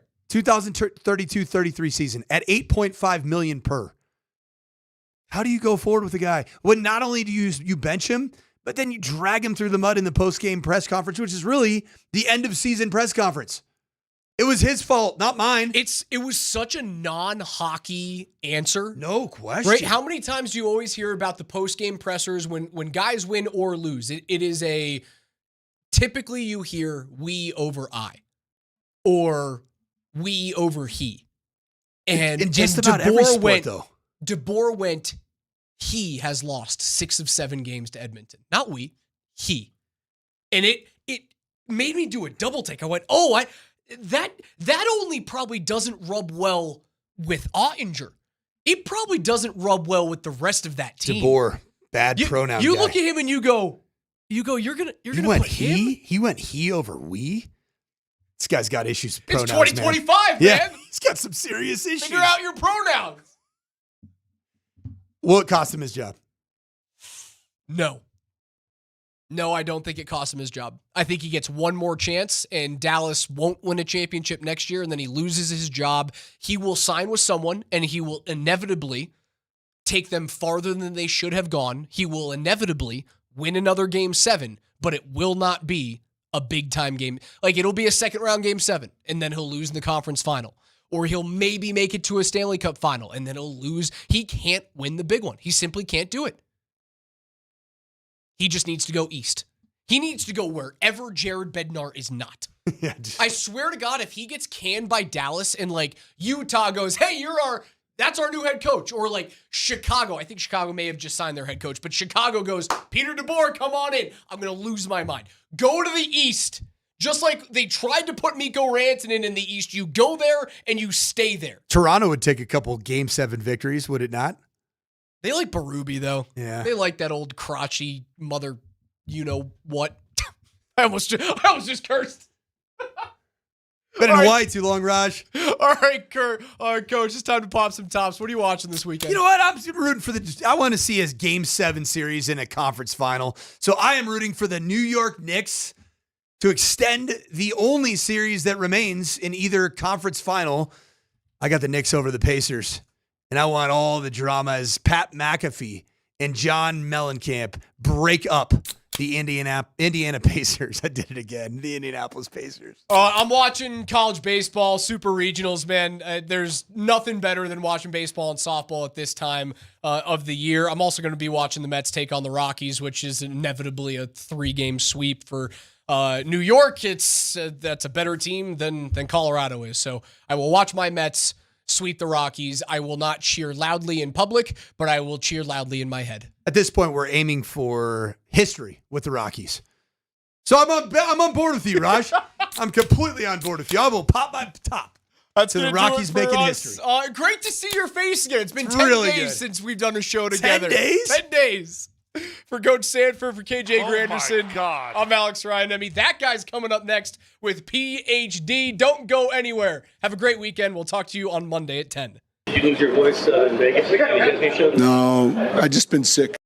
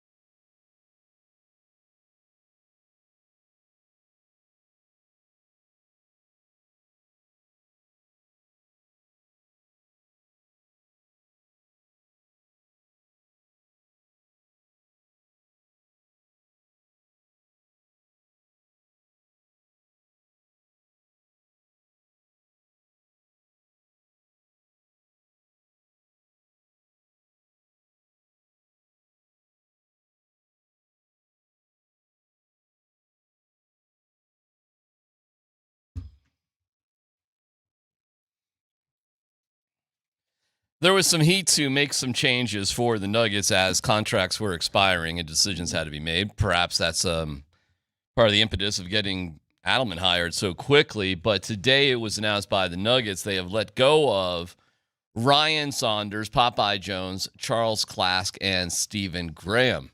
Welcome to the show. Appreciate you listening. And perhaps we start with you, Scott. Can you tell us what these guys were involved with and perhaps why they are no longer with the organization? Well, one, I'll say this. You've got to, when you hire a head coach, and I've seen it happen in reverse and it never comes out good. Like I had a buddy got a first-time head coaching job, and you know what? When you get offered a head coaching job, you got to take it. There's only 30, right? Yep. But then the GM said, I'm picking all your assistants. And so now you automatically build in well, what can I really say? Because you know this, there's coaches are always going to get mad at GMs and the front office. Front office is always going to get mad at the coaches, but you don't all of a sudden you get upset and somebody like, hey, by the way, head coach been talking about you the other day. Mm-hmm. You got to have some sort of trust factor. I've always said that every head coach needs at least one guy that's his barstool buddy that he can just bitch and moan and cry about everything too, that it ain't going no farther than those bar stools. Well, to me, it makes a whole lot of sense, and it has nothing to do with the individuals. But look, man, you already were running the risk of feeling like you're running it back by hiring David Adelman. Like why'd you get rid of Michael Malone just to hire his protege? And if you're going to retain the majority of the coaching staff, then you're really like, well, why did we get rid of Michael Malone? So I fully expected there to be quite a bit of turnover. You obviously know the personalities a whole lot better than I do, Scott. But I think they didn't have a choice. If they're trying to reset, well, you got to reset. And if you're going to reset, you got to get rid of some bodies. And I mean, they did it from a guy sitting right next to you to. Well, maybe you can take us through each guy's job and responsibilities. Well, Flip Saunders' job initially, when they went offensive coordinator, defensive coordinator, was in charge of the defense. All right, and Adelman's made some significant remarks about the defense. And how they needed to change. Was that them not seeing eye to eye on things? Well, I don't know if it's him not seeing eye to eye, but he wants changes, and he knows which way he wants to go, and you know, maybe that is what it is. Now, the irony part of it, his father, Ryan's father, was the GM in Minnesota and fired David's dad when David's dad was the head coach of Minnesota. Ouch. So that's a circle. There's a full circle come day. Damn. I don't know. I just think you want the guy that's sitting next to you, in my opinion, your guy. Like I said, the guy that's your barstool buddy that you can sit there during a tough stretch in February and you're upset at 18 people. Is that going to be a new guy? Yeah, I think it'll be a new guy. Be a new guy. I think it will be. All right. So what's Popeye Jones? What was his Popeye Jones was just another guy kind of on the bench, and you know, just probably didn't see eye to eye, or he wanted a different voice in there, and so really after Malone was fired, the three guys on the front row were Popeye, Ryan, Popeye and Ryan. Okay. Klask was a workout guy and okay. film Really? breakout guy, and he was the guy that would look at the film and say challenge or don't challenge. He was kind of in charge of that. Okay.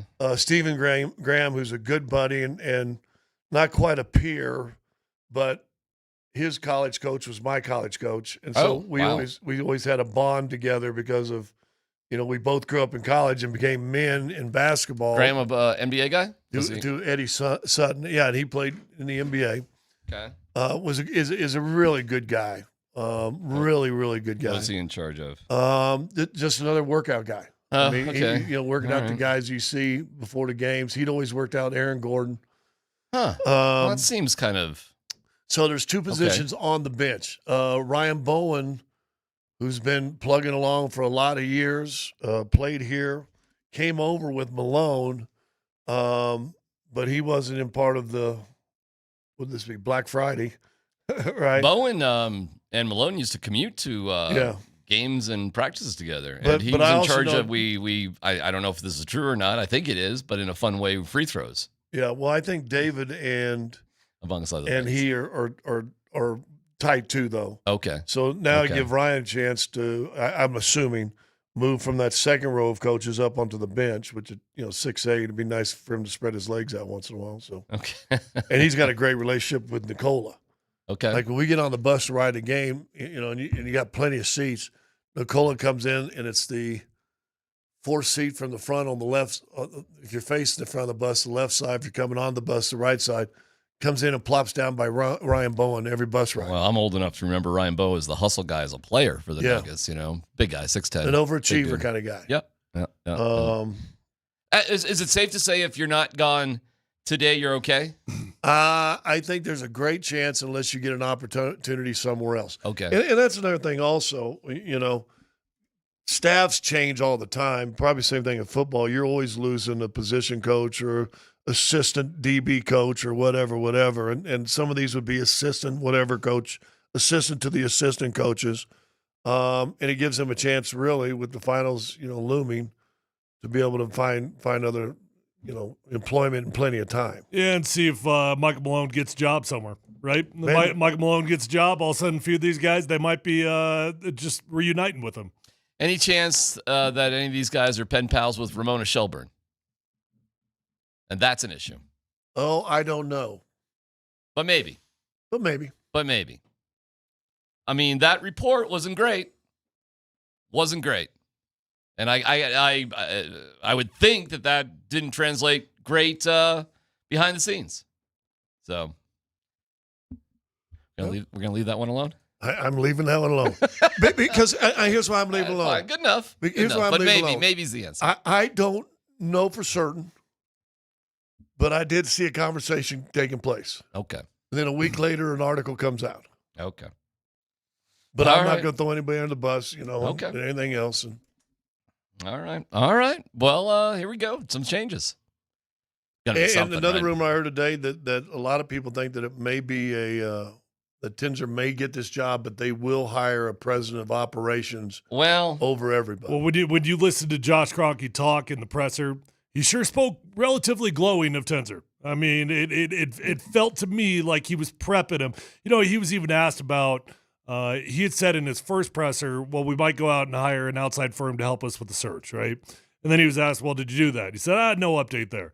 Meaning, we haven't done anything. I think Tinzer's getting that job. Well, to read between some lines, the Nuggets sent out a press release to the Muggles, the media, about job-specific titles. And one of them was Josh Kroenke was the vice chairman of KSE. Not the president of basketball or hockey or governor. Not the governor. His dad was the governor. That was his dad. He was vice president of KSE. And when I saw that, I was like, okay, this makes sense. Like, I think we are going to replicate the Avalanche model where Joe's the president of hockey operations. McFarland's the GM. He's got his own staff. And then you got the coach, and we kind of all talk. And that would make sense to me. I mean, that is how they operate things with the Avs. It makes sense that you don't change anything when you win a championship, and it makes sense that you change things to something else that you view as working somewhere else. So it's not like they don't have another example to follow. So that wouldn't surprise me at all, and that means the president of the team, well, that could be, frankly, I mean, there's a whole world of people that could be. Well, yeah, yes. You got guys that have even started here that could come back. You've got other guys around. Someone told me just a while ago that Tim Connolly has an out on his deal this summer. All right. Well, there you go. It's a familiar name. But, and listen, I liked him a lot, and he's a good schmoozer and, knows how to get the media on his side. He's great at that. But I feel there's a pattern in Minnesota that there was here, that he's great at building this, but does he put the right pieces together to go over the top? Yeah. And I don't know the answer on that. It wasn't here. In fact, when he left, and to give Calvin some credit, I thought Calvin made two bold moves that put them on pace to win that championship. And I'm not sure Tim makes those moves.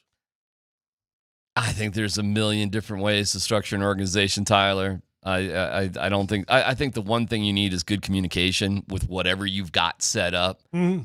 But, there's a lot of ways to skin that cat. Yeah, I mean, I think this is a little bit unusual, hiring the head coach before you got the GM, which makes you wonder, do they have the GM? I mean, you read between the lines, you just listen to the way he's speaking, and what has been your previous history promoting from within. That's what they've always done. They've just promoted from within. So I think they know exactly what that structure looks like. I do too. And I think they listen, man. I think the question is president of basketball operations. I think that's the big search. I would agree. And we'll figure it out from there. And how you structure things and how you've, look at your basketball talent. I don't know everybody behind the scenes there and who knows what about basketball in terms of scouts and this, that, the other thing. I'm going to assume it's a big collective effort. And what you really need, and they emphasized it, is cohesion. We need to be on the same page with who we're getting and why we're doing it. And that clearly wasn't the case. And how that got so sideways in the first place, I actually don't know. I'm not sure why Malone and Booth were just so sideways on everything. But to your point, Tyler, it's not like Booth was there. Booth didn't hire Malone. I mean, Tim Conley left. And did Tim Conley hire Malone too, or was that Masai? Tim. That was Tim? I believe so. Okay. So what are you supposed to do? You got a coach, and now you got a GM, and I don't know, man. It just kind of goes from there. Yeah. I will say this, Tinzer, it's interesting now, if we sit there and say that Josh was thinking about doing some of these moves way back in the All-Star break or whatever. It's funny, the last year, Tinzer was the general manager of their G League club. Okay. So, if you want to try to get a game, some experience, it's not at the NBA level, but it's experience. Yeah. We're watching Caruso and Dagnall doing a pretty good job coming from the G League for Oklahoma City right now. He spent a year in Grand Rapids as the general manager of the Gold. So maybe that was something that was working for a while now. You never like seeing guys lose their job. I feel bad for the dudes and their families. Hopefully they bounce back. You probably have a personal relationship with all these guys. Yep. So I don't know how your day was today in terms of all that, but I would assume it's a little rocky, tough. Well, it really wasn't because I didn't know until I basically got here. Oh, okay. Because I've had all right. two buddies that, or one buddy and then another guy I feel like is a mentor from a distance. He didn't never know me. Both have passed away this week. And it's so sorry. It's like, so I was listening to the podcast and then I was on phone call with the one buddy that I know directly. Sorry. So yeah, and then he goes, "Oh, by the way, did you hear it?" I go, "No." Okay. Well, now we start this part of the day. So I go. In fact, I was sitting down in the parking lot talking with him more about his father had just passed, and that's the real world stuff, right? That's sure. Real stuff. And he said, "Hey, by the way, what'd you think of that text or email or whatever?" I go, "Ooh." Well, roll, Scooby. Well, here we are. We'll have to transition. John Mellencamp is an idiot. We have some proof of that. Not much fun. John Mellencamp, not a fun dude. Knicks fans are just uptight. Well, after Jack and Diane moved on, he really struggled. Life goes on. But for John Mellencamp, lighten up, Mellencamp. You'll hear why coming up next.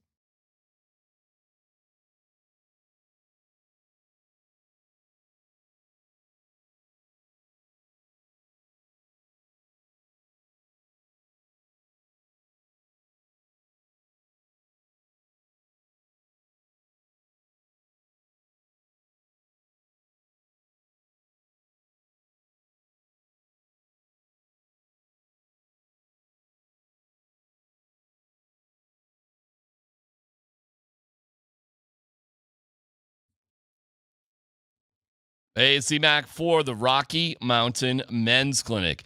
Erectile dysfunction, you don't want to bother with that. First time you failed to perform, that sucked. And then it happened again, and maybe you laughed it off a couple times, but when it gets deep-seated in an important part of your relationship that you want to go away, I've got the answer for you. It's the Rocky Mountain Men's Clinic. Their treatments work where the pills or herbals fail, with a success rate well over 90%. Some treatments can have you last an hour or more.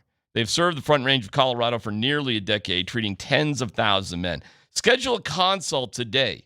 That initial visit's only $99. You get the consult with a Colorado licensed medical provider, a T and a PSA test. If medically advised, a test dose. Listen, if it doesn't work in the office, your visit is free. But they've got an expert staff. And like a lot of men, you could be having sex the day after your appointment. So call them today. 720-440-7900. RockyMountainMen'sClinic.com.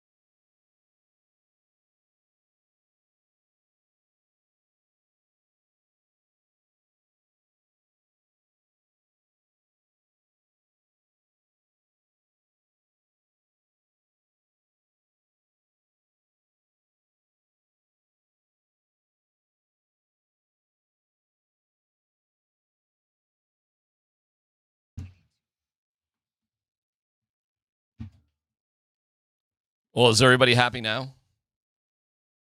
You happy now? Are you happy now? Are you happy now? Good.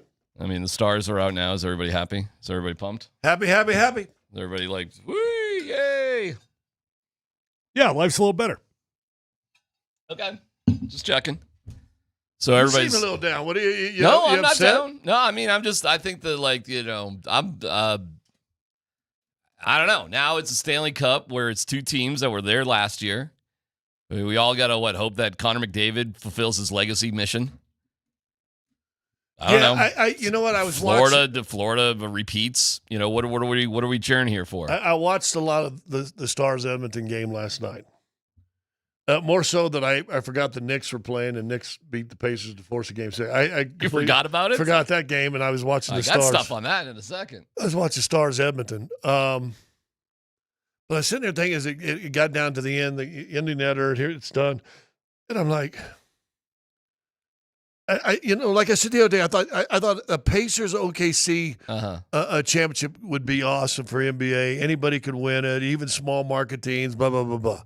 But then I was like Florida and Edmonton again. I'm like, is Florida just going to hammer Edmonton like they've done everybody else so far in the playoffs? How bad was the Avs really? I mean, just like we can conversely look at the Nuggets played OKC close. Further away than we had hoped. Dallas didn't even play Edmonton close, really. Not really. Mean, right? In fact, the game they won wasn't an overtime game that they actually won, I believe. And I'm like, well, there goes Rantanen, and he shows up for one series and then disappears. So I'm like, okay, there's Miko. There's Miko. Yeah. But I just said, to me, this is a boring final. I agree. It would have been way more interesting if the Stars were in it. Yeah, it wouldn't have made a difference. It would have to me. I would have been interested in it. Well, that I get maybe. I don't know that it would be any different for me personally, but yeah, I'm just glad the Stars are not there. Okay. All right, that's cool. Are you excited about the Stanley Cup final? No. Okay. Well, that's the whole thing. But that's my whole point. I don't think it made a difference either way. You wouldn't have been excited if the Stars were there either. No. You just so this is just like hate, sports hate. Exactly. 20 years ago, the saying and the conversation around the NBA was, listen, it's only the same 4 or 5 teams ever get a chance to win a championship. And then, Lakers, Boston, and then Golden State kind of came in there, Cleveland, LeBron, LA. And then recently, all of a sudden, I think maybe since Milwaukee won, we have different champions. We're having different teams. Today will be, if Oklahoma City wins it, be their first ever. If the Pacers in, they win first ever. If New York's in it, first since 73. I mean, so you got new blood again in the finals like you had last year, like you had the year before. Hockey's looked like it's going back to the same teams every year. It was funny. Paul Bissonnette on their version of Inside the NBA, the hockey thing, the hockey which version I like of it. too. Okay, he goes, well, of course they get better free agents in Florida because they have no state income tax. Then I think it was Anson Carter or somebody was like, "What are you talking about? That's like the most ridiculous thing ever." Like to say that, but he said it with a straight face. So you got 6 years in a row, a Florida team in the Stanley Cup final. Yeah, that's pretty wild, isn't it? It's crazy. 3 for Tampa, 3 for Florida. It's crazy. Talk about a state that just deserves good hockey. I know. But, being down there for the Stanley Cup final with the Avs and Tampa, I kind of got it. Like, I'm like, gee whiz, man, if I got to be a hockey player. Because so much of your life is just... Like when I was up in Edmonton, I was like, "Oh my god, it's cold in May. This sucks." You're checking out of the Lightning or the Panthers. You finish in the game, you're walking out in your golf shorts and the rest of hockey is all just wet and cold. Always, you're just wet and you go to Florida, man. Yeah, exactly. You're walking out in golf shirt and shorts, and it's beautiful. I kind of get it. I mean, ice is inside, right? Ain't outside. So if you got to, where would you rather be? Freaking Winnipeg or Tampa? I'll choose Tampa on that one. Basketball doesn't matter, I don't think. Not until they start playing outdoors. I don't know.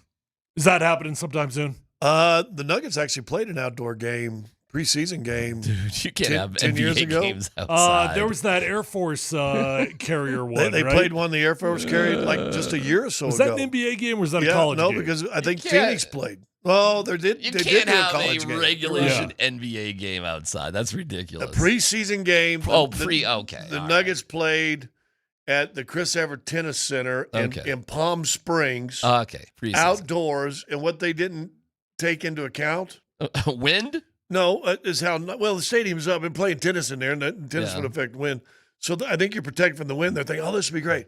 But they don't realize in the desert, once the sun goes down, it got cold. It gets cold. Then all of a sudden, they said these guys were like freezing. It was like 45, 50 degrees out. One of those dry, cool things. They said dudes are like freezing trying to play basketball. All right, let's turn our eyes to basketball. And I'll get to the Knicks and the game in a second, but let me get you to John Mellencamp. Now, we remember Pat McAfee doing this. Indianapolis, Indiana. We got some big wigs from the big city in the building. Spike Lee is here. Ben Stiller is here. Timothy Chalamet is here. Let's send these sons of back to New York with their ears ringing. Let's turn this oh! What do we all think of that? Pretty funny, right? It's hilarious. Now let me ask you this: is all the outrage just because there were a couple swear words that were involved there? Like if there weren't swear words, would it have been a big deal? Like John Mellencamp turning his back on Hoosier Nation because he's embarrassed by it. What is he embarrassed by? Is he embarrassed by the words? Well, let me read a statement. By the way, he dropped Cougar. He's just John Mellencamp, Tyler. I didn't say Cougar, did I? I don't know if you did. Maybe I thought you were correcting me there. John Mellencamp put out a statement. The Knicks-Pacers games have been very entertaining. He put out a statement. Like A, why? Like we needed a statement. Like A, why, and B, okay. B, what have you done the last 20 years? Yeah. Been very entertaining for anyone who likes basketball or sports. I attended Game 4 in Indianapolis. Hoosier hospitality, he puts in quotes. I was embarrassed when somebody under whose direction I don't know called out some of the people who had made the trip from New York to support their team and in turn support our team. The audience booed these people. I'd say that was not very Hoosier hospitality. One could only say it's poor sportsmanship. I was not proud to be a Hoosier. And I've lived here my entire life. I know you've written 3 million songs about it, John. We get it.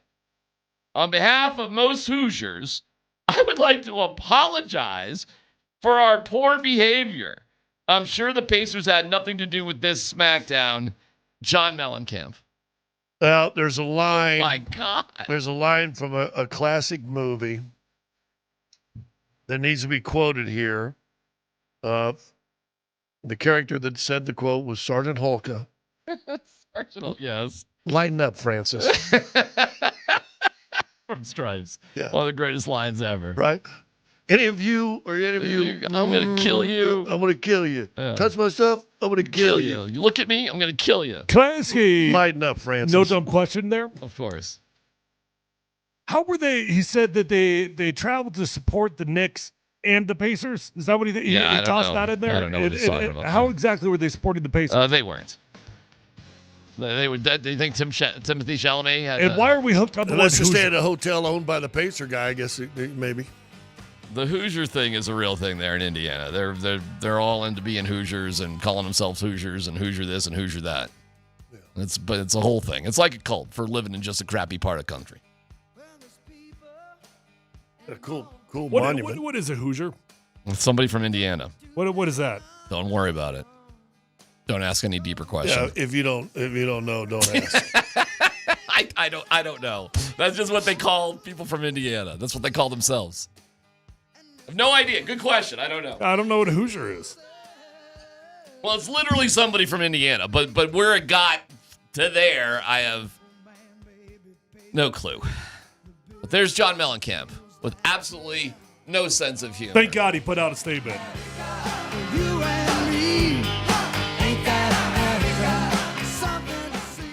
Meanwhile, the game itself. Well, here you go. Yeah. The term for a native of or residents of Indiana, while the exact origin is debated, is generally understood to have positive connotations, implying friendliness, neighborliness, and a positive view of Indiana.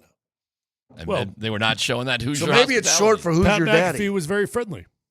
Hoosier Daddy. There you go. That'd have been a great chant in Madison Square Garden. Hoosier Daddy. Boy, I can't believe they haven't already embraced that. I feel myself kind of rooting for the Knicks right now. Really? Yeah. I like the comeback concept. It's a legacy brand. I like their players. I think I kind of I just like them. I don't have any beef against the Knicks in particular, but I do enjoy the celebrities being punished. I hate watching Brunson's game, and he's great. Karl-Anthony Towns, I hate watching his game. He's really, really good. Oh, my God. So I don't like his gyrations bother me. So now Coach Tibbs I've known for a while, and I'm a buddy with him. Boy, he is holding on to that hair, man. But, that dude, he is with. Hey, you know what he called it? He uses Dan's product. What's that guy? The product you put in your hair? Brill cream. Brill cream. He slicks that Boy, Brill he's cream got down on the 8 strands. He's got like 8, 9 strands and swirls them around, and just like maybe nobody notices, and it's like, man. And when he sweats, Those 8-9 kind of go all over. I mean, it's a brave look. Did you say bro cream? Brill cream. Brill. What is bro cream? Joe Rogan is promoting that. Oh, okay. It's just you kind of do a podcast and just kind of bro out. Theo Vaughn's a big believer in it. I think the Knicks and the whole, you know what you guys asked, like, oh, Indiana, Oklahoma City, middle of the country. That is not as interesting as New York City, Oklahoma City. It just isn't. But it's not. Tyler, let me speak with you. You can read the hand. This is the elitism coming up, the East Coast elitism. He's been over here 40 years, and yet it still pops its ugly head up every once in a while. Yep. It's why he's got East Coast tattoos. Ridiculous. No, they did New York. I mean, You got any East Coast tattoos? I don't. No. Yeah, Dan, you got any East Coast tattoos? I mean, Tim Tebow did play in Florida. Technically, that's the East Coast. Do you have a Tim Tebow tattoo? No, but somebody on this show does. Oh, he's got 2 East Coast Tebow. I don't think he's got a Tebow. I thought you had a Tebow. No, that's Mike Evans. Mike, yeah. What's the tattoo you have, DMac? I got a Drew Lock and a Shamrock tattoo. Drew Lock. I do. Kind of. It's like a lock, number 37. And there's the whole thing. You don't want the story. I got a little stupid thing. I don't know if that's an East Coast tattoo. Remind me where the 37 came from. You needed 37 games to establish whether or not you're a quality NFL quarterback. Okay. Like 2.5 seasons. 2 with 3. I was told by a guy.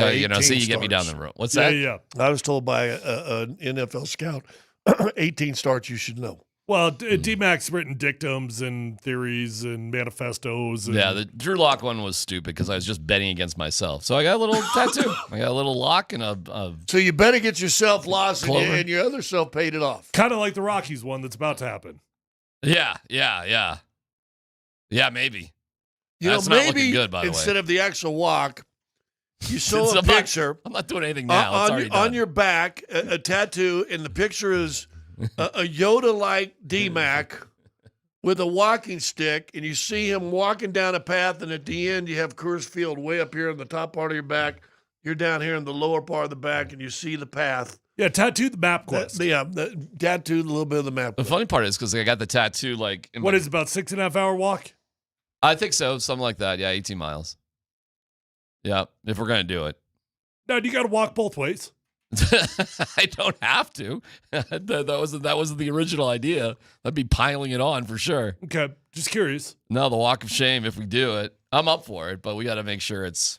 So you're gonna have to leave here at 5. Make sure it's what? Well, you need clearance from somebody for this? Mhm. What does that mean? You know what it means. Are you being serious? Mm-hmm. Did somebody poo-poo this? It's just got to be, flagpole up. This thing got poo-pooed? Wow. Not poo-poo, just like. How's your bike ride? Relax. Right. I agree with Tyler. For once, I agree with Tyler. We'll hopefully do it. By the way, Wait. First of all, well, we'll see if we have to do it. me. I'll see. there's no we. Sorry. Yeah. But no, if I left at 5 a.m., theoretically. Is somebody worried you're going to die on the walk? No. How would I die on the walk? I'm just trying to figure out what the problem with the walk is. Mugged on the Highland Trail. It's the Willow Creek The Trail. Willow Creek Trail. To Logan Ave, and down Lincoln, or Broadway, rather. Maybe Lincoln. They run parallel, you know what I'm saying? No. But go You ahead. don't know? You don't know downtown No, Denver? yeah, You don't know how that works? No, Okay. I'm fortunate. You're fortunate. Yeah. You're fortunate to not know streets in Denver? Yeah, I'm absolutely You're great. unfamiliar with where Broadway and Lincoln are? I know where that is. Okay. But I don't need to know where to go down there. They're two streets. They're Well, big I can't say streets. I've ever had to walk downtown. Yeah, no, I haven't either. Okay. Well, you're at Joe Yeah, Willie's on Broadway. You realize we did 10 shows from there. We didn't. Yes, we did. Yes, Well, we did. That's not even downtown. That is downtown, and that's on Broadway. Downtown doesn't start on the other side of 25. So we're having debates about where downtown is? The northeast part of 25. I agree with Scott. You got to be on the north side of 25. Yeah. Really? Yeah, if you're on the south side of 25, that's not downtown. Yeah. Oh well, you're going to be Yeah, it's called disappointed where South you're going to Broadway. be disappointed where the stadium's going to go. That's not then. true. That's on the north side. All right, you got me going. My head directions. Don't worry about it. They're going to get a win. Did they win last night? They did not. They had the day off. Oh, There's an pretty much win. Hey, yeah, they didn't lose. There's an interesting matchup tonight, actually. If you care, do you want to know? Yeah, go ahead. All right, I'll tell you coming up next. All right. Yeah.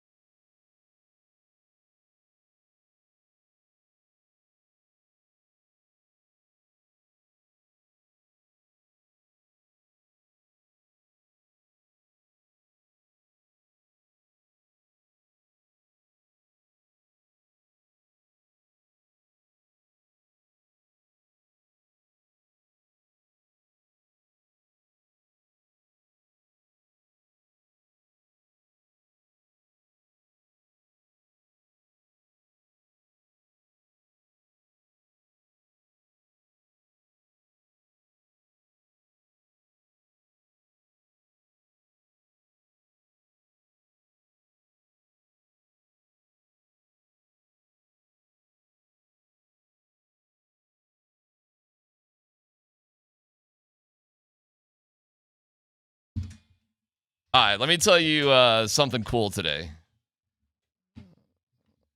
about the Rockies. I'm trying to give you interesting things about the Rockies. You know, they do set new historic lows every time they lose a game. It is wild. Right. Every time they lose. The national media has kind of caught wind of that. Yeah. It's the most compelling they've been in about 10 years. I would say this is the most the Rockies have been talked about up to May 30th. Yeah. Isn't that crazy? That I've ever heard. Absolutely. Because, as you said, every time they lose, they hit a benchmark, really. Yep. Today, in today's Rockies-Mets game, 2 Colorado high school superstars are facing off against each other. Oh, sweet. Kevin Freeland. Kevin Freeland. From Thomas Jefferson. And David Peterson, who went to Regis. And that, to me, is David Peterson a pitcher, too? Yeah. Mm-hmm. David Peterson. So, that's cool. How old's David Peterson? He's like 30. I think he graduated. Oh gosh, you know what? I should look him up. I think him and Freeland are around. Now, did he play for Walt? Age. He probably did play for Walt. He's 29. Oh gosh, Tyler. That's an excellent question. Would have been 11 years ago. 29. Yeah, he would have graduated in 04, I guess. Probably got a year or two with Walt. He might have been a When freshman did Walt sophomore. take over? God, really good question. He was a Regis before he went to the Rockies, though, wasn't he? Yes. Yeah. Bud took over for, you know what? He must have played for Walt. Because how long was Bud Black losing games for the Rockies? Like a decade, long time. Right? Like 8-9 years? So I would say David probably did actually play for Walt. That actually makes sense. Wait a second. Hold on. I got to back up, though. Walt was the manager for the Rockies for 4 years. Oh, it'd be close. It'd be right around there. So he's 29. You go back a little bit. Big guy, 6'6". He was 13 to 16, the manager of the Rockies. So he would have had to. He was managing Regis so then 2011, from 2012. Yeah. I think he managed Regis for like 4 years, something like that. So 8 through 12. So probably not, I guess. Or maybe barely. Something like that. It's a good question. Walt's such a good dude. Do you guys know Walt at all? Yeah, I know him real well. Or used to know him real well. I mean, yeah. I spent a summer with Walt because our kids played on the same summer baseball team the year after he got fired. And it was awesome. He was great. Were you the coach? No. We were both dads. We were both just baseball dads. And our kids were on a great team. It was like a very high level, like 14U baseball team, traveling all over the country. Imagine being the coach of Walt Weiss's kid. Like Walt sitting in the stands watching you manage this team. That was a relationship, but Walt, it was interesting. Real quick on this, I think Walt really enjoyed that summer because he had just been away from. He had 4 boys that had all been, pretty good baseball players, but I think he had missed quite a few of their games over the years because he had just been, busy. So it certainly was the first time he got to see his younger son play like day in and day out. So Walt was into it, man. He would go to practices and he would help out if asked, but he never, ever got in the way of what was going on. Now, it was a really good team. There wasn't a lot to get in the way of, frankly. But well, I would say this. If I were a coach, I mean, listen, I know you coached in majors. You got fired. But he was a 2-time All-Star and a hell of a shortstop. If anything, if I want to have a guy work with my infielders, I won't. Think you could give some tips here? What? Yeah, no kidding. In a heartbeat. Yeah. The only problem is not problem. In summer baseball, there's no practices. It's just there's little stuff that goes on, but there really isn't practices. You just play games. So it wasn't like that. It wasn't like a high school program or something like that. Right. But there's probably sometime in the spring or like a Tuesday. I'm going to say there's time to figure out how to get him out there. Yeah. Infielders meet with Walt Weiss over at blah, blah, blah, blah. We had a relationship with Slammers, and Walt was definitely working with kids that year at Slammers doing stuff. I would see him doing. It was awesome. Walt was a great guy. Awesome dude. And it was fun just as, he was like a Starbucks dad. We would all do the same thing. Kids are like 14, 15. There's coaches. We just drop them off and go to Starbucks. Oh, so babysitter. Well, until the kids can drive themselves, they still got to get driven to the games. And that's about it. But, at that age, they can kind of do all the drills themselves. They don't really need, dad to help out anymore. Right. All right, here's the idea for the Rockies. See if you like this or not. It's such a snarky idea. I think you might like it. As he points at me. We call it the, I still don't really quite have the name for it, but the concept is this. At night when the Rockies are on. So they play tonight at, 5:10? So around 7 o'clock or so will be like the 8th inning.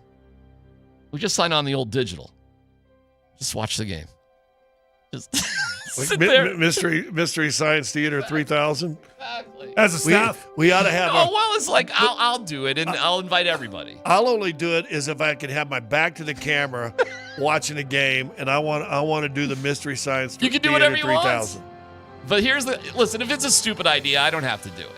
But the idea is they march towards history, that we document it. Well, it's probably not a bad idea, but you do 47 podcasts, it just becomes another stupid one. Well, I'm not doing anything now, or hardly anything now. That's a long time to be sitting there. Also, baseball games aren't your. Eighth inning, like bottom of the eighth. Yeah, just the eighth, bottom of the eighth, or maybe top of the eighth. What if you log in bottom of the eighth and it's 12-0? Then we just say they suck and see you later. How about that? If it's happening. If it's a close game or interesting, if it's a blowout, you just sign in, you talk about it for 2 minutes, and see you later, everybody. We're out of here. And by the way, nobody would join me anyways doing that. Hey, Tyler, by the way, Friday night, you got time to go watch the Rockies game? Can't wait to do that. Yeah. That sounds fantastic. Spend your Friday night I can't wait to set an alarm every single night for the Rockies games in the 8th inning. Well, I'm not going to do it for every game. If it's inconvenient, I'm not going to do it. But just the concept. It's 7 o'clock tonight. So here's what I'm curious about. Like, what defines a big Rockies game that we would jump on in the 8th inning? I'd say any game you want. I'll just do it. I'll invite everybody, and don't do it. It's no big deal. I'm telling you, the way you got to do it is the camera's got to be behind you. Yeah. Your head's back there. The game's somewhere up here, and you're watching it. You get a stuffy toy or something that looks like a computer. Maybe you have your wife or your son in the background mic'd up, and they could be the little dolls' voices, and they could talk while you're talking, and it's just little shadow figures in the right corner. Boom. Now you got me. Okay. But sit there and spend my Friday night watching the Rockies. But how many people on this station do you think actually watch Rockies games? No, I've watched the most amount of Rockies games in the last 2 weeks that I have in like years. But it's definitely like I just happen, like, if I'm cruising, I'm just looking for something to do. Like, if it's there, it's there. But if they were just bad, it wouldn't be interesting. But this is a march towards history. I mean, guys, they're being compared to teams in the 1800s. I mean, this has never happened in anybody's lifetime, what's going on with the Rockies. I think what you do, be funnier. You get your editing board and your mixer, and you mix Ken Burns' history of baseball. Do it in black and white? The history of baseball and the Civil War documentary did, and you go back and forth, and then you cut in the Rockies. It was 1888, and then boom, here's the Civil War thing. The Reconstruction was still underway, and then you show the Rockies right here. That is hysterical. Yeah, and you fix some sort of mix-up, match-up. So I show black and white photos from the Industrial Revolution. Yeah. We can easily do that. That's an hysterical idea. The coaching, the pitching staff has been dead this road trip, and you show this little Civil War stiffs. Yeah. And then yeah. But yeah, you got to mix and match. That's pretty good. All right, listen, I'll throw out the invites. I'll try it tonight. We'll see if anybody cares. Yeah, I can give you my answer now. I got a ballet recital I got to go to. That's fine. Not my daughter's. Yeah. It's just a random ballet recital? Going to a daughter's friend's ballet recital. Yeah. Ooh. Yeah. I just had to weed the garden. But you know what? I'm going to tell you this. For something? I think I'd rather be at the daughter's friend's ballet recital than tuning in at the bottom of the 8th of the Rockies every night. All right, you're making me do What it. would you You're rather making me do? Hold on, you're making me do this. You realize in the 3 losses in a row to the Cubs, they lost by 4 runs combined. I didn't make you do that. What was their record in that series? What's your point? 0-3. They got swept, but what's your point? Bad teams lose close games? Yeah. Well, what's remarkable about they do, actually? Because I think the phrase is actually good teams win close games. Well, that's but I'm not true. sure where you're going with that. Nobody's debating whether or not the Rockies are a good team. We know they're not. So what's your point? It's a march towards history. I thought this level of snark would appeal to at least Scott. I mean, it's good. It's a march towards history. We're going to document the worst year of all time. No, actually, I respect the level of snark for your commitment. It's just you're asking other people to be committed to your commitment. I'm asking people to be committed whenever they want to be committed. You certainly wouldn't have good to. snark. It's high-level snark. It's illegal for you to be showing the game on while you're doing your podcast. Of course, I couldn't do that. But maybe you cut in a black and white picture. Hey, hit by the Rockies, and then you cut in an 1800s baseball player taking a swing. The idea. You should compare and contrast the swings. The idea of a bunch of black and white old-timey baseball photos, though, is freaking genius. Yeah. I can't grounded do a short, and then you show some guy in black and white, 1890 fielding a grounder with that big mitt into the inning, and you show the guy dropping his mitt behind the second base like they used to do, right? And, I just get like 50 black and white baseball photos from the turn of the century. Cut them in and out whenever you can. The turn of last century, not this current century. The other century. I'm gonna tune in from the ballet recital. Yeah. All right. Well, we'll start tonight, and we'll see who on. I'll send out an invite to everybody. Who knows how long it'll go? I'm not promising anything. No, my fascination is just who shows up. That's what I'm really fascinated by. Well, probably nobody. You're going to send out that group text and that group email? The only guy who's going to show up is nobody. Dan Kreckman. It'd be great if Nate wanted to show up. Nate and Brett. He won't be doing anything. Your best chances are Nate and Brett. Yeah, because Brett will just be drinking I don't know if Brett even watches the Rockies. He'll just be drinking an IPA in his I garage. know he's supposed to be a baseball guy. I never hear, is he obsessed with the Rockies? No, I wouldn't say he's obsessed, but he loves baseball. He's definitely a baseball guy. No, I know. No, he's definitely not obsessed with them. I mean, Nate's a Cubs fan, unabashedly. But Nate is shockingly in tune with what's going on. He watches the Rockies. Yeah. I think the three people that watch the Rockies at the station are me, Nate, and Brett right now. I think we're about it. I don't disagree with that. On a sports talk station in Denver with a Major League Baseball team. Yeah. Are we supposed to? No. But the march to history. Again, if they were just bad, it wouldn't be interesting. We're comparing them to the 1899 Richmond Spiders or something. Somebody said Kyle Freeland died of dysentery.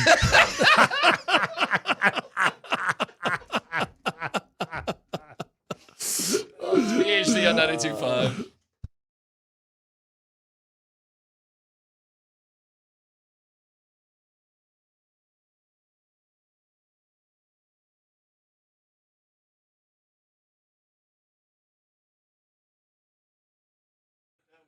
Hey guys, if you're in the market for a new vehicle, just go to the best car dealership in Colorado. It's my friends over at Phil Long Ford. They've got the best inventory. They've got the best prices. They've got the best customer service.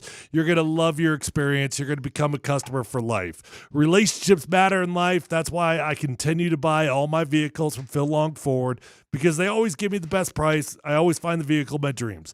With over 1,000 vehicles on their lot right now, whether you're looking for new, whether you're looking for pre-owned, you're going to find the vehicle of your dreams. Cars, trucks, vans, SUVs, electric vehicles, even commercial fleet vehicles on their lot right this minute. New or pre-owned, walk away with the vehicle that you want today at the best prices. They lock those vehicles in at incredible rates so that you, the customer, get to save a whole lot of money.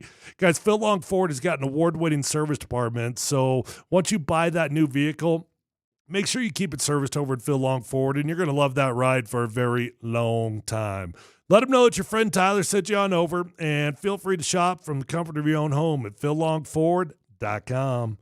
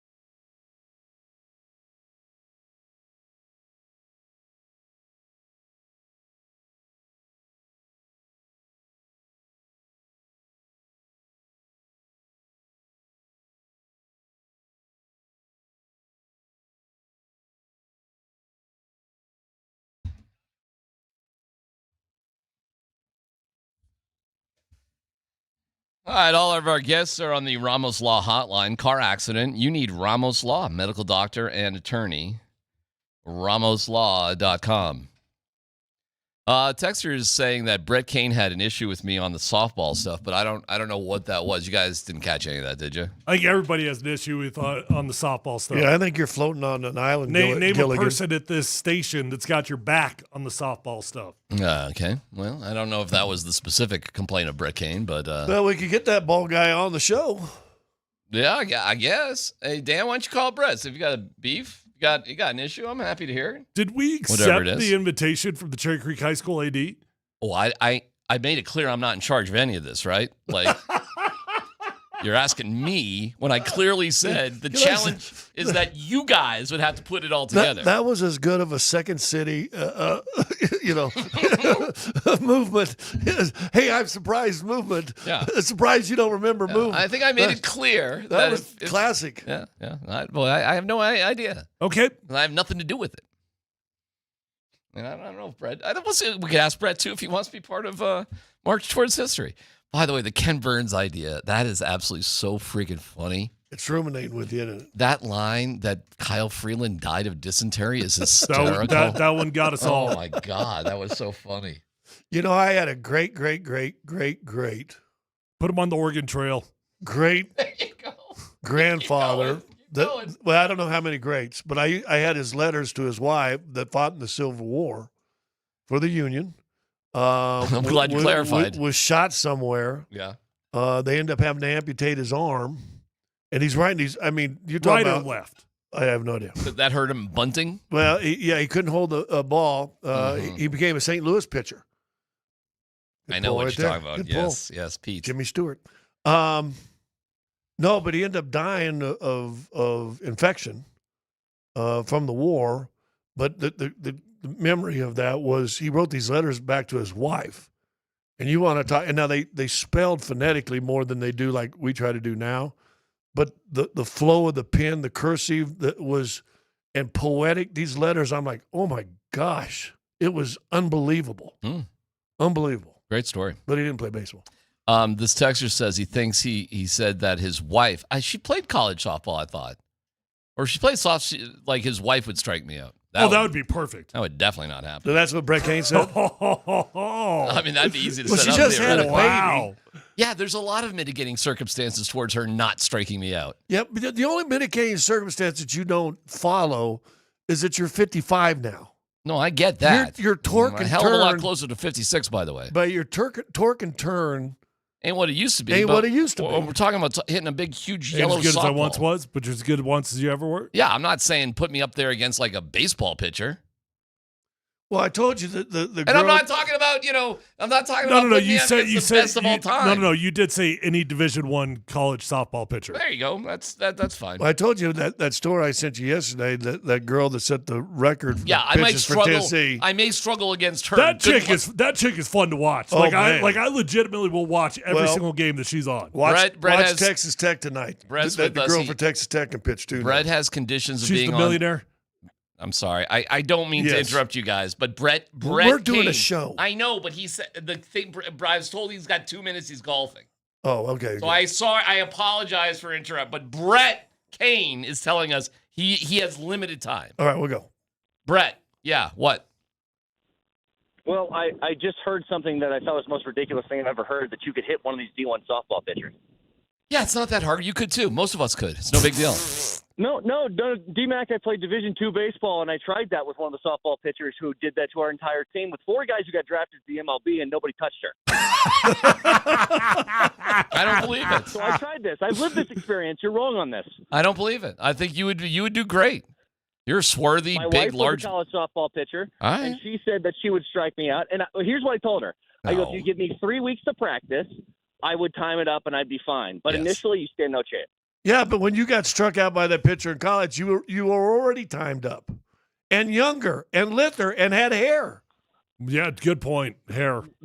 Those are all great points. What you didn't mention though is she had a rise ball, which I've never seen before. That's what I told these guys. Exactly. Exactly. My kid said when he was playing at West Valley at JUCO in California, they did the same thing, and they were hitting bombs off the softball team. It was ridiculous. He said it was they were afraid they were going to hurt. Well, those the weren't pitchers. D1 pitchers. Yeah, those are non-scholarship junior college I California mean, kids. you're not talking about D1 pitchers there. Whatever.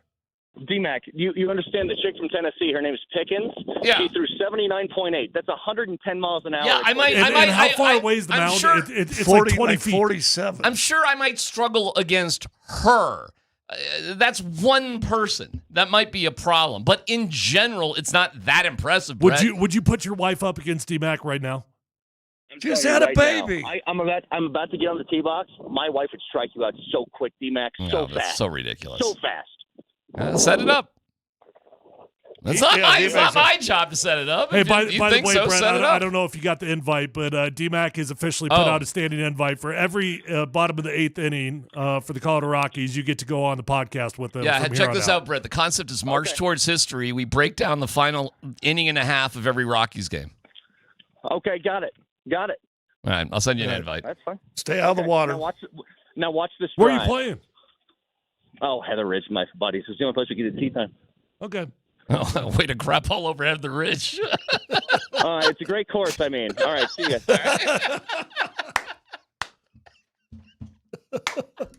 Dude, this feels like What a statement. This feels Couldn't like- get a tea timer at Heather Ridge. I played that once. Where's It's a nice Heather Ridge? course. I don't even know what that is. It's up 470 somewhere, isn't I it? have no idea, but he could not give that a worse review right there. I couldn't find a tea time. We're here at Heather Ridge. I got to go. Heather Ridge or Kennedy? I like Kennedy. Kennedy's had a lot of improvements, haven't they? Well, it's 36 holes. It's got a lot of things going on there. Oh, that was pretty funny. So you're standing by this, huh? Well, we'll see him not set this up either. The guy's, obsessed with, whatever. I mean, I am a little bit nervous you could get a hit off his wife fresh off air, baby. Like, I'm not sure that, like I'm just a little bit nervous that you might actually get a hit there. Yeah, I don't know. You ground out, put the bat on the ball. What? By the way, Who knows? What defines success here? Not striking out, apparently. Because the whole concept is I would have no chance. I would just strike out. Yeah, like is a foul ball successful? Tyler No, said foul is- balls. No, Dan, have you ever played baseball or softball? No, Do you understand I'm the trying rules? to understand the parameters. A ball is either you strike out, you walk, or you put the ball in play. So you have to Once get a you put hit. no, I'll No, explain every hold baseball to on. you. Putting the ball in play, that doesn't mean like you got a base. The whole thing is, can they strike me out like I have no chance? I can't. I can't. No, you got to get a base hit. Like we're gonna stick 8 fielders out there. No, We're gonna have a catcher. We're gonna have a- we got to ghost shortstop. You We got got to computers. ghost second baseman. Yeah, I mean we all know how this goes. We all played ghost baseball. Oh well, that's not really the bet. The bet is that they could strike out. I don't know where the ball's gonna go once I hit it. Who knows where it's gonna go? I could hit a dime to the center fielder, right in her gut. Maybe she makes a catch. Who knows? I don't know. Can somebody just show up here before 3:00? Can we make this happen today? It's not gonna happen, Tyler. Anybody You could know a try. Division I pitcher that could be here by 3:00? Hey, all the good ones are still playing. Where exactly would we go if they were to show up here at 3:00? Into the Parking parking lot? lot. Like the Home Depot parking You're lot? not going to get a hit Sure. anyways, so the cars are safe. Let's just throw it against the wall. We'll just see what happens. Yeah, here's the key. If you do it out in the parking lot, who's going to catch her? Hey. You. Yeah, see, My knees don't get down like that anymore. The details are confounding. This is where this idea usually blows up, and then we go into like insurance. Don't even think about This that. is where you're just banking on you can talk whatever trash you want. Yeah. It's just never going to happen. Yeah, because I know I'm with logistic failures here. Looking at the three of you guys, it's never gonna happen. Kevin promised he was getting this no thing set up. kidding. Zero dark PD over there. So I mean, what are we doing? Wow. I could never say that about him. Well, there you go. I do have something funny for you. Yeah, maybe. Spike Lee on TNT. You know what? And we'll get to this in about 10 minutes, but there's a really interesting idea about the Basketball Hall of Fame. I don't know if you've heard this or not about the Inside the NBA crew. Oh, yeah. We'll get to that in a little bit. But again, they just show time and time again why they are just the best show, period. So they've got, it's They're in Shaq New York. and They're Ern. following that. They're on the court. They got Reggie, and they got Spike Lee, who was just in con. Hey, did they have better seats this time? They're on the court. Oh, there you But go. this is like a pregame, sort of thing as the teams are warming up. And Spike's there, and whatever you think of Spike Lee, there's no doubt the dude is a absurd Knicks fan. Always has been. And he was in Cannes debuting some new film he's got with Denzel Washington. He's got like a Knickerbocker zoot suit sort of look. It's fantastic. It looks great. So they bring him on with Reggie Miller last night. What does it mean to you to see them in the conference finals at this point? And is that, if this is as far as it goes, Spike, do you walk away feeling good about your team? Answer. Yeah. I will give up Academy Award, Oscar, for the Knicks to win a championship. I got 2 already, but I will give up. You're going to keep them. I'm sorry. I was thinking that. Yeah. I should have used my. You don't have to say anything. Use your internal voice. Inner voice. There's no filter on this guy. You've known him long enough. If he thinks it, it's coming out his mouth. Pretty amazing statement, though. I would give up one of my 2 Academy Awards. That's a fan, right? To have my team win a championship. Well, I mean, he's a fan.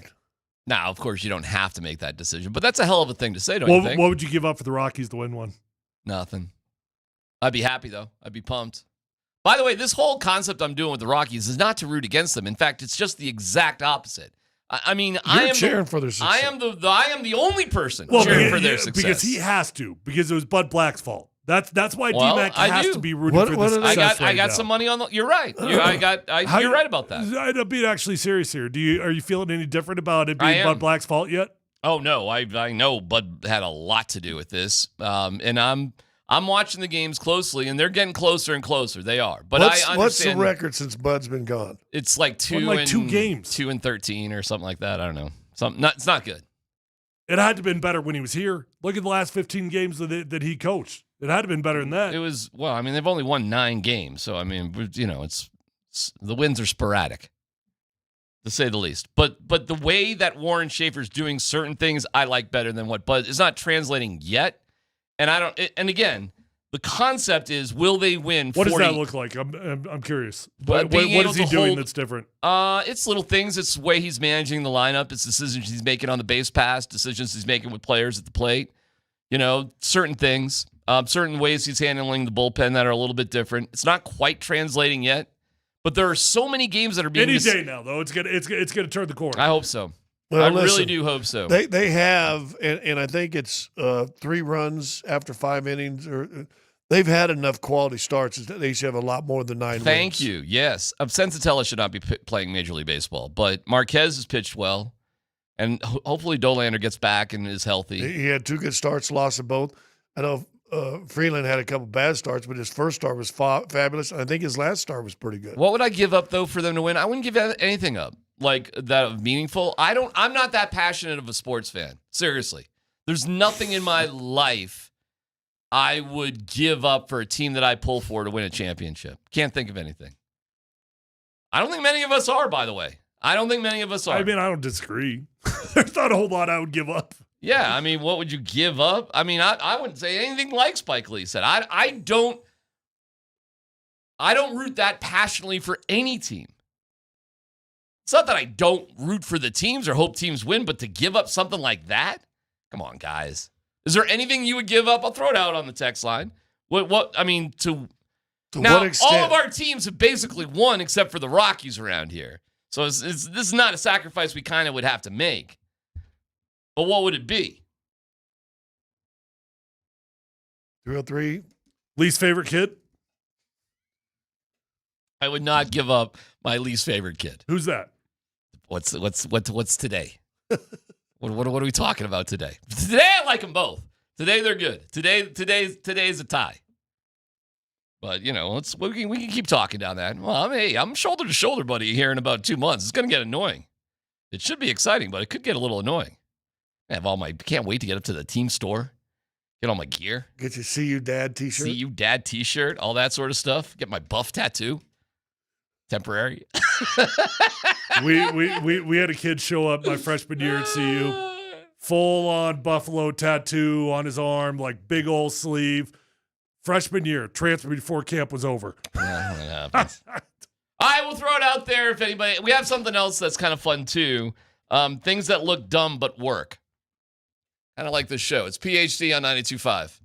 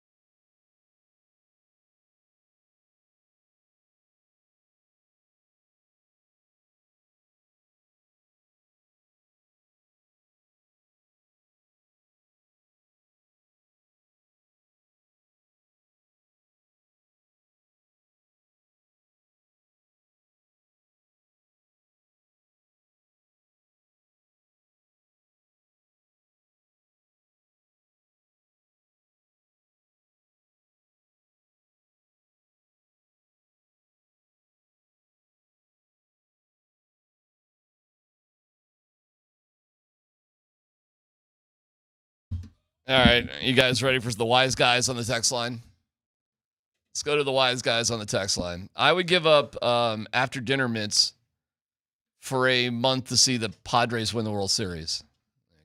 After dinner mints. Guy must be addicted to after dinner mints. Is that code for something and I'm not smart enough to figure that out? I don't think so. I think it's or just, is that literally the mints that you get on the way out of the restaurant? Yeah, being snarky that really there's nothing. DMac couldn't hit a D1 softball pitcher with an ironing board. Well, that'd be easy. I'd just stick it out there. That'd be a strike. I would hit it. Ain't that hard. I'd give up my left for Wyoming to win a big-time bowl game. Really? I mean, really? You cared that much about Wyoming? You'd give up your left for that? I'd give up DMac being on the radio for another cup. What a sacrifice. Is that what you meant when you said, let's go to the wise guys? Yeah, exactly. DMac giving up Ross. Would I give up Ross? Ooh. Would I give up my cats? You might got me on that one. I might give up one of my cats to see the Rockies win a World Series. Ooh, I think I would. I think secretly you love Ross more than Rachel, though. I think you're right. Although he gives you the most trouble. Yep. I have just so much more sympathy for Ross the cat because he's so dumb. And he's back now, but she is terrorizing him. She is so pissed off that he, whatever. So she just bullies him around. So now he just sits up in the cat tree and just stares at her. And it's like he's not running around. He's not having a fun, happy cat life. He's all traumatized. Where are they sleeping? Now, when he lost his manhood, did he change? No, he was always. It's crazy because he's such a strong, athletic cat. It's crazy. He could just dominate Rachel if he wants to, but she just wears the pants. Maybe just a kind individual cat. Yeah, kind of just. He really didn't change at all. I'm curious about that. No, he did personality not. didn't change. No, he was a dumb lumbering cat that he just remained that. Yeah, I told you, he just became a really good swimmer. Same joke. I would give up my virginity for the Rockies to win, and I'm 36.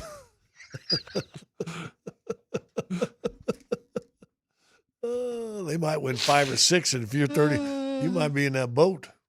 DMac, you going to step into the box against Brett's wife? The time and place. Tell me. Just let me know. Let's see.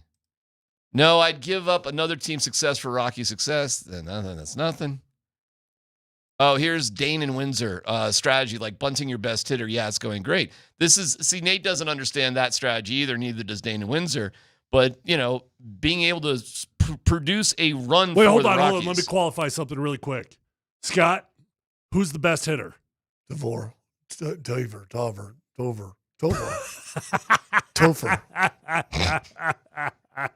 You nailed that. I'm so proud of you. I think I got it right in there somewhere. Yeah, it's close enough.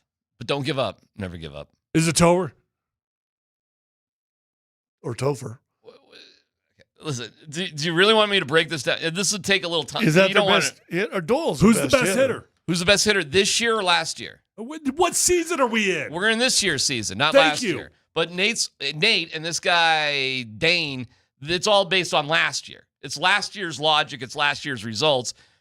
Using that into this year, which is a mistake. Tovar's not their best hitter this year. Their best hitter this year is probably Jordan Beck, who's their leadoff hitter. I thought that was Tofu. No. See? All right. I'll stop. Oh, no. No, I'll stop. It's fine. So where's it's Doyle? fine. It's fine. Where's Doyle at right now? Where did you expect us to go with this, D-Mac? I don't. That's why, I just took the bait a little bit. No, stop. It's okay. It's fine. I get it. No, I totally get it. His problem was they had Tovar bunting with a runner on first, one out the other day. No outs. No outs. Had him bunting to send a guy to second. Don't tell me it's the same thing with no outs and one out. Everything matters in baseball. Every pitch changes. Every pitch changes the game in every situation. That's one of my big pet peeves. Guys on first, he gets picked off. Next batter hits a double. He would have scored. You don't know that. You don't know what the pitch combination would be. You don't know what they're going to do.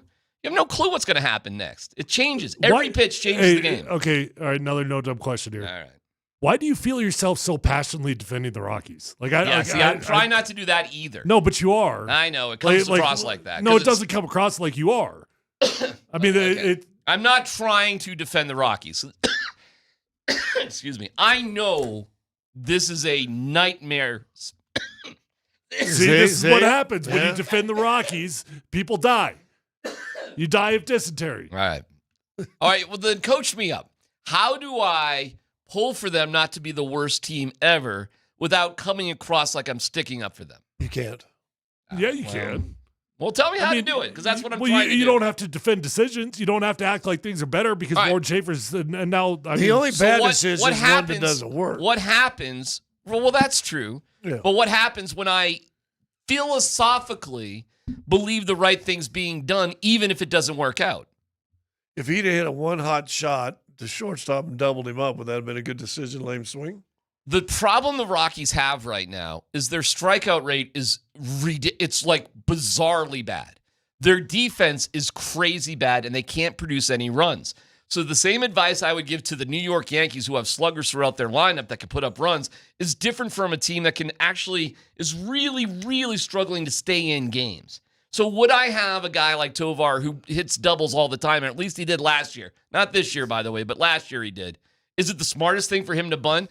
Conventional MLB wisdom would say no, because you produce more runs by letting guys like him hit. That's not the situation the Rockies are in now. They're in a bizarre situation, guys. Getting a 2-run deficit is like a death sentence for the Rockies. So yes, I am all for producing runs, and getting a leadoff runner on opens the gate to just get that guy in. Don't strike out 3 times. Like, get that guy in. We are talking the most fundamental, low-level baseball strategy you can think of, and that's the world they live in right now, which sucks. So when Tovar bunted, he did bunt. Did he advance the runner? He fouled it off, and he didn't even get the bunt down. So he didn't get the bunt down. It was an attempted bunt, and then he just, I forget even what he did. Nate had a problem with the philosophical approach to it, and I didn't. And Bud Black wouldn't have done that in a million years, and Warren Schaefer did. So I'm not trying to stick up for the Rockies, but philosophically, I understand what he did, and I support the decision to try something different. That's the problem. You do the same crap all the time, and you expect different results. That is idiotic. And this is another tricky one, too, because I like Warren Schaefer, but he's part of the problem. He's a homegrown Rockies guy that Monfort has shown loyalty to, which is not a bad trait to have loyalty to people. So that's in pro sports. But in the Rockies case, it's been terrible to have loyalty to people. It's killed you.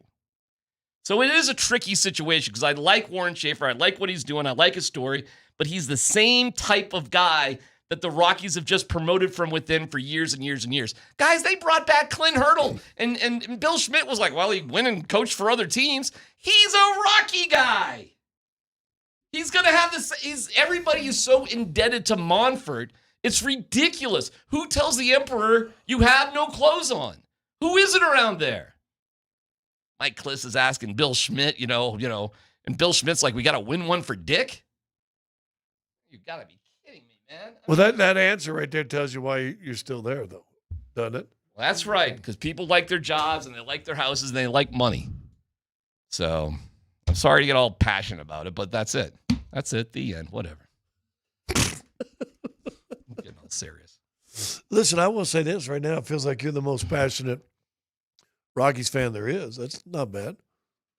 Do you know what it's like to just be like a huge baseball guy, like to love baseball, to have baseball a huge part of your life, to do sports talk radio in this town for 20 whatever years, and to not be able to talk about baseball? Well, you know this, and we've talked about it before. You live in St. Louis or Boston or New York, or you can do baseball talk just as much as you can do anything else. Yeah, I know it's a death sentence around here. I know if we got anything better to talk about, we will. But, and this is probably a giant waste of time right now, so I apologize for that. But I'll do the march towards history. The Ken Burns approach is freaking hysterical. I'm going to get like 50 black and white photos and just put them up there and be like, round out to short, and it's going to be a guy, like handlebar mustache. Handlebar mustache, big wool, uniforms. It's played in a cornfield. Look at this. To narrate. I got to find some of that slow-moving classical music to play, too. Right. It can't be copyrighted on that crap, right? It's got to be. Don't think. Statute limitations. Right, exactly. There was something else that was kind of funny that came up. Stupid things at work and sports. Who's that guy for the Celtics? Cornette, the big 7-foot goofy. Yeah, dude? yeah. I love this stat. I thought this was interesting. Can you explain it? Well, their thought was that, and Cornette's a 7-foot guy. He can jump a little bit. That he challenges every shot, even if he's on the block and the guy's shooting a corner three. And it looks goofy as hell. He could be 10 feet away, and yet does it work, Scott? Well, they charted it, right? They charted this thing, and they said, you can block the basket a little bit. Maybe you take the vision away from shooters. And I thought they charted it and said there was a success rate at. But if you watch the video, it makes him look goofy. Right. So the concept is, what are dumb-looking things in sports that work? Here you go. Out of 30 contests that he did, they only scored 25% of the baskets. Now, who's shooting it? You got all sorts of variables. So, again, he's jumping up, not necessarily to block the shot. No. But to impair the vision of the shooter. To distract the shooter, maybe impair the vision. And it's had a success rate of 75%. Well, let's see if more teams do that next year. Why doesn't everybody? You need a body like that. Well, he is. He's 7 foot long. Boom, boom, boom. Wouldn't you say the tush push is something that looks stupid that works? Yeah. Looks stupid, right? But it works. So I was trying to maybe, hey, text line, whoever. What are stupid things that work in sports? Well, it doesn't. It's almost embarrassing to do. It feels like anymore. Like things that you should do at a little league level that you don't do at a professional level, but they probably would still work. Anymore, it seems like anytime you see a hockey team pull a goalie, they always give up an empty netter. But there was a time 8-9 years ago, remember when Patrick Wall was pulling goalies out at 6 minutes and got him back. Which I don't understand why more people don't do it. It got him back in the games a handful of times, and he won games. It is so hard to score a freaking goal. Like, why do we wait till a minute left in the game? Well, Patrick Wall wouldn't. Yeah, I agree with that. He'd do it with like 6 minutes to go in the game. 7. Sometimes. Hey, game's over. And it worked out a couple times. Oh, the hidden ball trick. Well, I don't think the hidden ball trick looks stupid. I just think that's smart. Now, it is kind of funny seeing Can I say something? When I was in American Legion baseball, I was the king of the hidden ball. Well, there's ways that you can look stupid when you try the hidden ball. Look at how defeated this guy looks. When you do like we were coached, the hidden ball trick is you step off the rubber, you fake to first or second, but everybody on the team has to be in on it.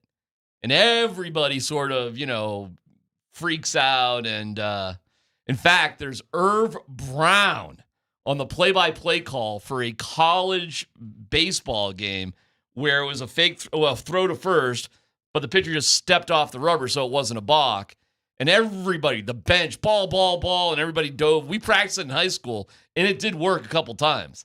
But what's embarrassing is if you do all that and the other teams figured it out and it doesn't work, then you just look stupid. Well, listen, I was in Little League, and we had a guy on second base that was faster than heck. He fast all the way through high school. In fact, it was phenomenal speed. And he was stealing bases left to right. Anytime he got on base, if he got on, he's like Ricky Henderson. He's getting on first, he's going to be on third. So we call a timeout. He stole second base. I'm the catcher. And we know he's going to do this. He's going to dance and don't step on the rubber. I kept the baseball. We got the third baseman, short around there. And I said, let him go off. And once he goes to third, heads to third, I'm going to throw it down to you, and you just tag him. Okay, we got it. Boom, boom, boom. Play goes. All of a sudden, this guy's dancing. He takes off. I fired down to third base. Third baseman's just like this, except he's towards the pitcher. Mm-hmm. He didn't hear or remember anything we said, so he's looking dead at the pitcher. He was just in the huddle. I hit him square in the mouth with the baseball. Oh, my God. Knocked his front tooth out. Oh, my God. Yeah. And we're like, catch the ball. We just talked about it, that he's going to go, I'm going to throw it to you. Boom, boom, catch, tag. Here's a great one. Great throw, by the way. On the text line, Sean Mazda text line, one price, one person, 1 hour. Granny free throw shot in basketball. I mean, does that really work, though? I've always wondered. Looks stupid, but works. Does it? It did for the greatest free throw shooter of all time. Rick Barry had the highest free throw. I believe Rick has the highest free throw percentage of all time. He was up there until maybe Steph one year, but he was up there. Mike Newland shot that way, too. Will Chamberlain shot that way. I mean, if it really worked, wouldn't more people do it? It looks stupid. I think people are afraid to look stupid. It's a little embarrassing. You know, somebody did point it out on the text line also, and this was a golf thing, but the belly putter, that was like the dumbest looking thing of all time. It was so effective they had to outlaw it. That looked stupid. The belly putter was so good. Yep. Good they're example. like, no, you cannot anchor that thing into your belly. Correct. That is actually cheating. And that looked stupid, didn't it? But it worked. Oh, yeah. It really worked. It worked too well.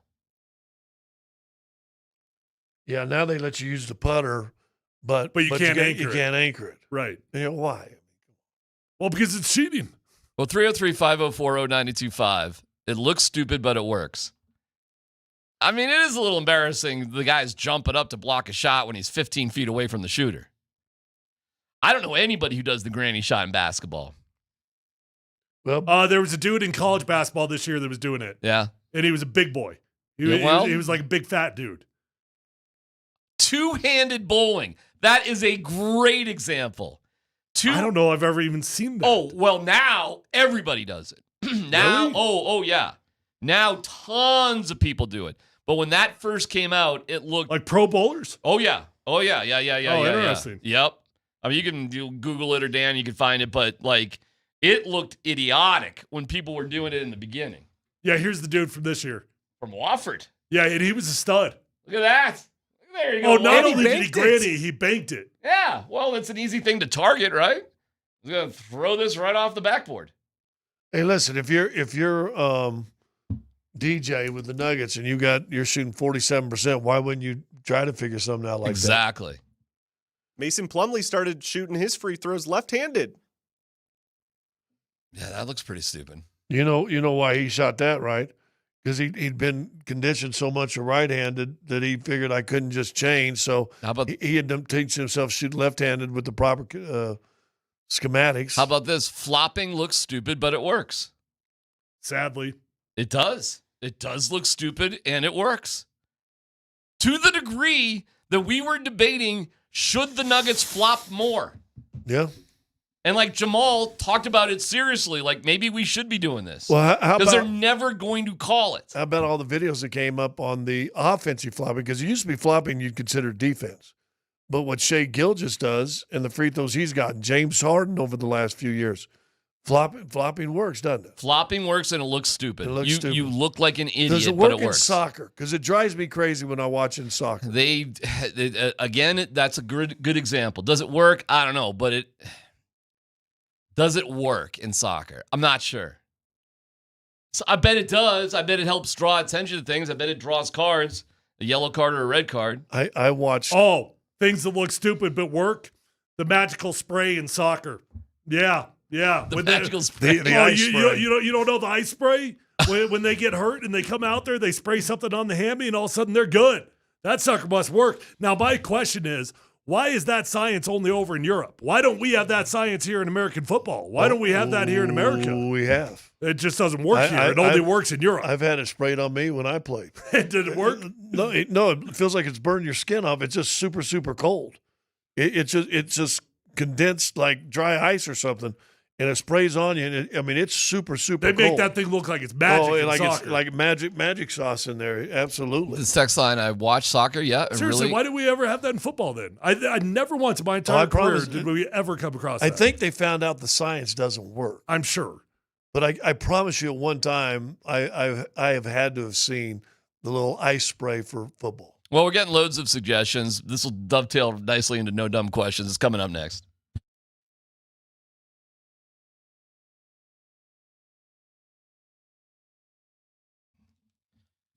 Hey, it's DMac for the Rocky Mountain Men's Clinic. Low T, all right. Low testosterone, that can cause a host of problems. Low sex drive, bad sleep patterns, unproductive workouts, decreased energy, brain fog, all that sort of silly stuff that you can get rid of if you get your T going in the right direction. And the Rocky Mountain Men's Clinic, they're the experts in treating low testosterone and other men's sexual health conditions, treating many men for low T. Amazing turnaround. Here's what you do. You just go to RockyMountainMen'sClinic.com. Take the low T quiz. 10 questions, yes or no. It takes 2 minutes. Schedule a consult. They'll draw your blood, have your results within 30 minutes. A licensed medical provider will review your results, talk about the options, and you make the decision together. It's only $99. It includes a medical consult, T and PSA test. If If you sign up for testosterone treatment the day of your appointment, your visit is free. Just call 720-440-7900 or visit RockyMountainMen'sClinic.com.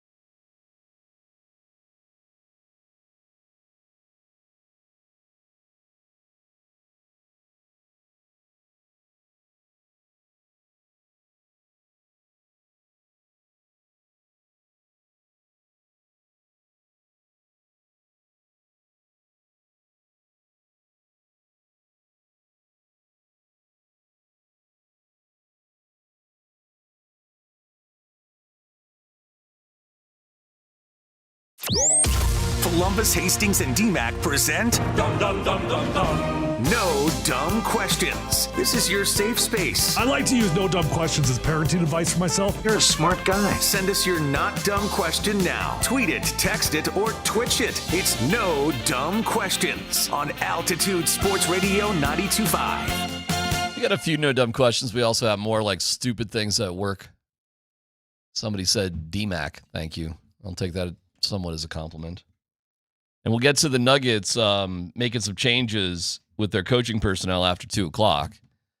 No dumb question. Shot Mazda text line. What are the best TV sports to put you to sleep? I was trying to get my newborn to sleep at 2:30 this morning. I put on the Masters music. It didn't work. You know, I do love me some golf, and I can legitimately watch the majority of golf tournaments. But there is something to be said about a Sunday afternoon nap watching golf. I totally agree with you, man. There's something just nice and lulling about it. Just Well, in that vein, something that's stupid but works, and half the population don't understand, and a lot of that population gets irritated by it. The hands down your pants before you take a nap. Jeez. I mean, is every guy not gone to sleep just kind of fallen asleep with the hand warmer going? Yep. Sure, right. Yeah. absolutely. And you know what? The got a little pre-nap in there and everything. Significant other don't understand it. No, I don't understand it either, but it works. Yeah. You're tired. Things that look stupid that works. Mahomes sliding into the defense and getting a rough for the passer flag. Yeah, that's good. For Mahomes, it's more faking like I'm going out of bounds. Yeah, well, there's that. I'll for your suggestions here. Or dumb questions, whatever you want to do. That's why the golf guys whisper. I don't know, there's something so... Yeah, that's a good point. That way, because they know all the other dudes are on the TV watching it and don't want to wake them up. Golf is kind of a great sport, though, period, because it's so individually dramatic. I'm like, you guys watch Full Swing? Yeah. On that? It's so I good. have not watched the new season, but it's a great documentary that didn't Full Swing start like all those, like, what didn't F1 come from Full Swing and all that? Ooh, I don't know. I don't know what the history is. Yeah, I don't know which one came first. I know I watched F1 before I watched Full Swing. Maybe it's the other way around. I'll tell you what's cool about F1 and Full Swing. You can cherry pick. You don't have to watch them in order. Drive to Survive. But you can just simply cherry pick this, that, the other thing. You don't have to watch it necessarily in order because they jump around from a bunch of different storylines. Did watching Drive to Survive make you like F1 racing better? Absolutely. For sure. Definitely. Because there's so much science and other stuff that goes into it. The driver's really important, obviously, but I had no idea about what the teams have to do behind the scenes to really get it going. Well, once they put a salary cap in, all of a sudden our guy Lewis Hamilton, he stopped winning so many races. Well, he changed teams too, which was like another wild sort of like thing. Well, Mercedes was just outspinning everybody by like tenfold when there was no salary cap. What's crazy too is they do a lot of their like what drivers on what team in the middle of the season. So like you got to figure out who's going to be on what team like while the season's going. The one thing I found though is it seems like once you got the lead in the race, unless you had mechanicals or just really stupid, you never gave it up. Seemed like most guys that got out to the lead always won it. You know, there is some pretty interesting science behind this one. Why is every poo-poo also a pee, but every pee is not a poo-poo? I want to laugh at you, but I've thought the same thing, so I don't. Do we need a doctor here to talk about internal medicine? Just ask questions. I would probably think that the bowel release takes pressure off the prostate. Have you ever poo-pooed without a pee? Only if I forget. No way. And then you start. I'm calling BS. Then on you that. start to stand up and go, "Oh, I got to." No. That's impossible. You've never done that. This guy's saying it's not a sporting event, but throw on some Bob Ross, and then you'll be asleep in about 5 seconds. That's a good sleep. Yeah, listen, I like Bob Ross. I do. It's the same painting. No dumb question. It's not a lot of drama. No what's dumb coming. question. Have you watched more than 10 episodes of Bob Ross in your life? How could you tell? But have you? You just busted him saying it's the same thing. Maybe. But have you not watched more than 10 episodes? I mean, it's a happy flower. It's a happy tree. It's a happy mountain. It's a happy cloud. There's trees. I know what everything's going to be. It's going to be a tree. That's going to be a mountain. That's going to be the water. Help me out here, man. But have you? Aside from I'm looking through the trees onto a lake with the mountains, give me the other Bob Ross painting. I've seen A Field of Flowers. You have not. You're Field, lying. a field of flowers. You are lying about with that. With a valley of flowers. Through a tree and a lake and a mountain. I don't think there's a lake on one of them. You've seen a Bob Ross thing without a mountain and a lake. Yeah. God, I'm gonna have to call you out on but that. But I one, have man. not ever seen a Bob Ross painting with a happy little tree. Yeah, I mean, it's the lake, it's the mountain, it's the tree. The it's water like is consistent, isn't dude, it? Well, you know what? It's every one. Wow, was I hitting the nail on the head on that one or what? Well, it's not. Give me one that doesn't have it. Well, it's water. Oh, how about that one down there? Where? Right there, the third one from the middle. Does that have a lake? Is Yeah, that a lake? I think it does. It's the same thing, dude. He threw in a barn. It's the same painting. Well, how about this right here? It's the only one I've seen with a real cabin. Did you just expose Bob Ross as a fraud? Oh, right in the middle. Is Bob Ross right just there, an absolute number 4, fraud? Right there. That's not even Bob Ross. I don't think that's Bob Ross. I think that's just like Bob Ross. You're telling me Bob Ross doesn't even have talent? There's one. He did one in the winter. Same thing, though. It's through the trees, Lake Mountain. It's the lake's frozen. The lake's cold. It's the same photo. Well, you had the one up there. We've seen one. Wow. This is actually kind of disturbing to me. Yeah. How about this right here? We got something. Yeah, but see, some of these are inspired by Bob Ross. They're not all Bob Ross. And there you go. There's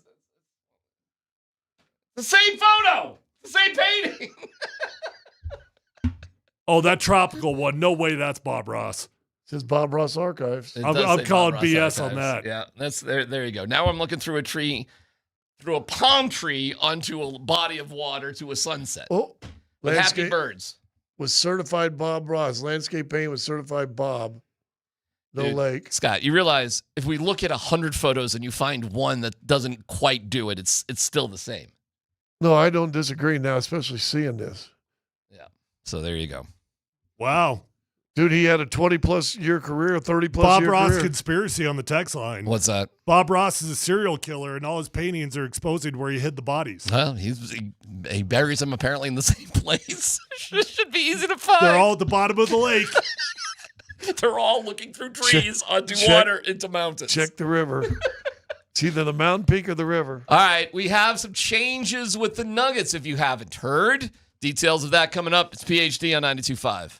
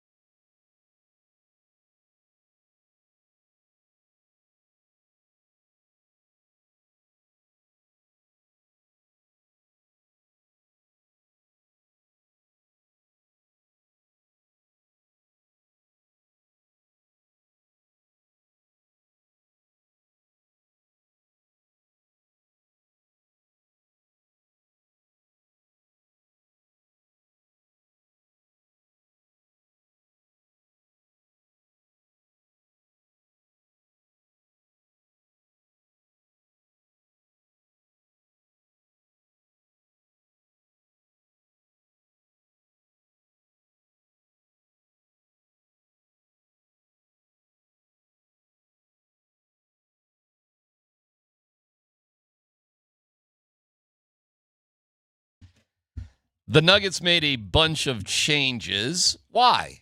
And why these guys? So let's go over what they did. The Nuggets are not renewing the contracts of Ryan Saunders, Popeye Jones, Charles Klask, and Stephen Graham. Tough decisions, I'm sure, to be made. Scott, why don't we start with you? What do you think is behind the changes that were made? What were these guys responsible for? And what do you expect to happen now? Well, I think going backwards, I think what do you expect now is they're going to allow David Adelman to bring one or two guys, if not more, that they're comfortable with. They may also have somebody that they deemed ready that they've had grooming in the G League. I don't know the relationship, but who's done a pretty good job down there, who's a former Nugget. Maybe this a chance to advance Andre Miller's career to Miller. Talk to us. The assistant. What's he been doing? He's the head coach of the Gold for the last 2 or 3 years and really has developed. I mean, these guys that come up from the G League or go down and play with him are getting players of the month, players of the week. He's doing something down there with those guards, especially because I think Trey Alexander was a G League player of the week or month. Jalen Pickett did it once also down there. I think that I want to say Hunter was one time when he was down there too. I mean, so he's doing something well development-wise. And what was the one big speech or one big take from David Adelman's speech, and we had him on the show right after. Check out our YouTube page, subscribe and like, and you can go back and watch it. Great job. There. Thank you. There. He talked about having these younger guys up here that they need to develop. And if Andre's been a big reason of that, would you not think about, hey, listen, this guy's developed some guys for that area we've been able to play. We need to change that here too. Well, that could be interesting. In terms of moving on from guys, it felt to me like it was inevitable. And the reason I say that is because if you wanted to keep all Mike Malone's staff, I think you just keep Mike Malone. And you did hire David Adelman, which makes you feel like you're running it back to some degree. But he's got to switch that thing up. Scott, you've talked about this thing a lot.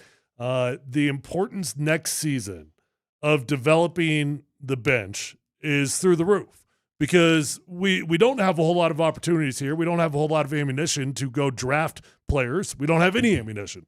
So we've got to develop these guys. And not trying to take any shots at anybody on the way out the door because I don't know them like you know them. But it feels to me like you got to make some big-time changes, especially if you're just going to roll it back with a guy that was already on this staff. So who does David Adelman know throughout the league? I don't know. But he's got to have his own guys. And kind of interesting, letting go of a guy that he's got pretty strong family history with, right, Scott?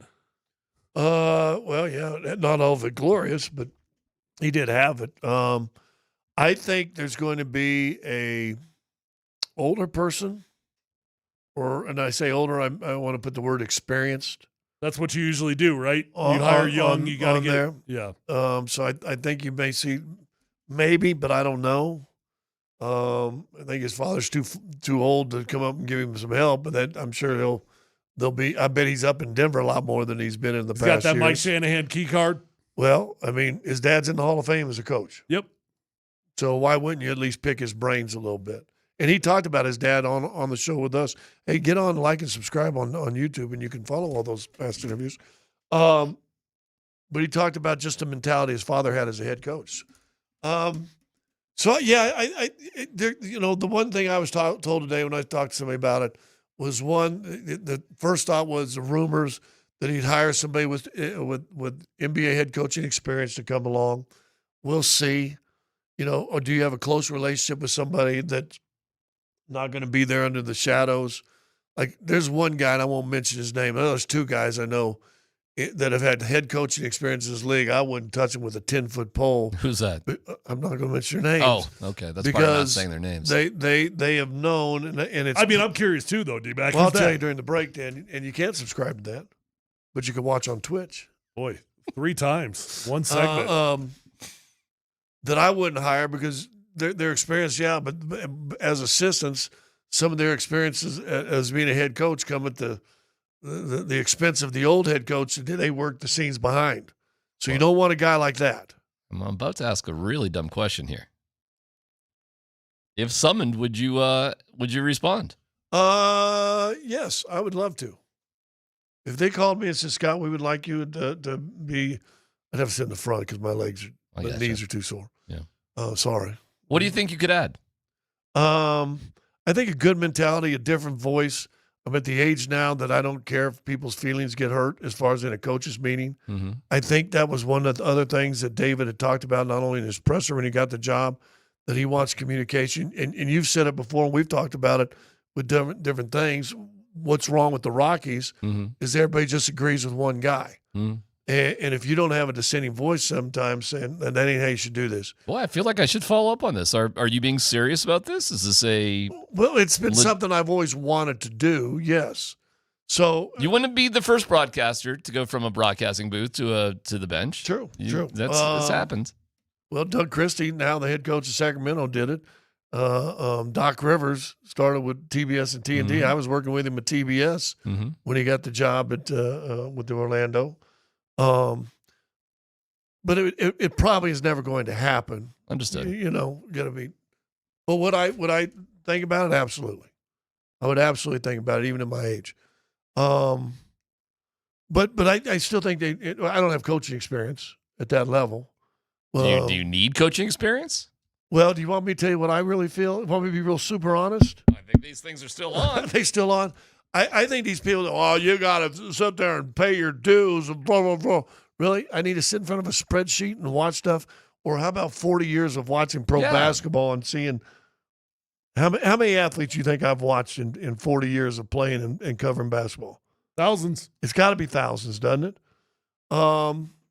And all the offenses and all the defenses and all the calls and the good officials and the bad officials.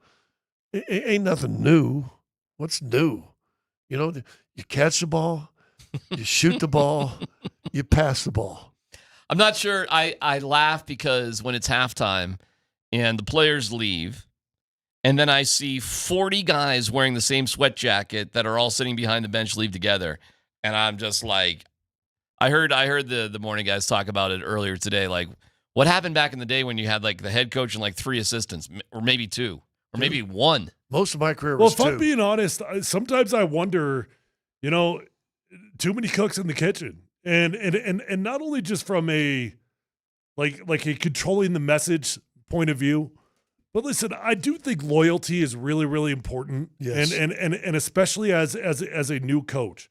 The more bodies you've got in there, it feels to me like the more likely it is to have people that don't agree with your vision.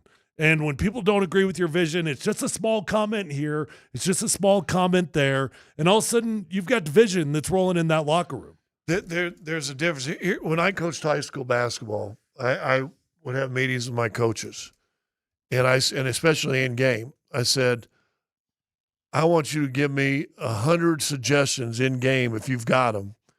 Don't get frustrated if I turn down 99 of them, but one of them might help us win a game. Yeah. And so I wanted opinions. And there was times I would say, sounds good, okay, put so-and-so back in. I said, no, this is a bad matchup. Or you still have conversations. It's got to be the same way in preparation. You got to be a guy. Going along with the vision is absolutely right. But that's Josh Kroenke setting up, here's what we are and who we are. And David Adam was saying, you're exactly right. This is who we are, what we are. This is how we're going to run our offense and defense. Coach has got to mold that. Doesn't mean in meetings we said, listen, I don't like how we're teaching this. I think there's a simpler way to teach this. Can we do it this way? And I think those type of conversations have to be had at a coach staff. And I told you yesterday, my buddy it was Randy Whitman, got the head job at Cleveland, and guess what? They picked all of his assistants. Well, who do you trust in there? You didn't get to bring one of your guys along. Were the assistants heard under Malone?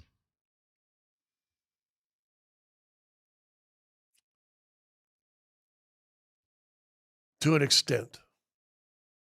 But I'm not sure, and I'm not sure as it went on that it was heard as much.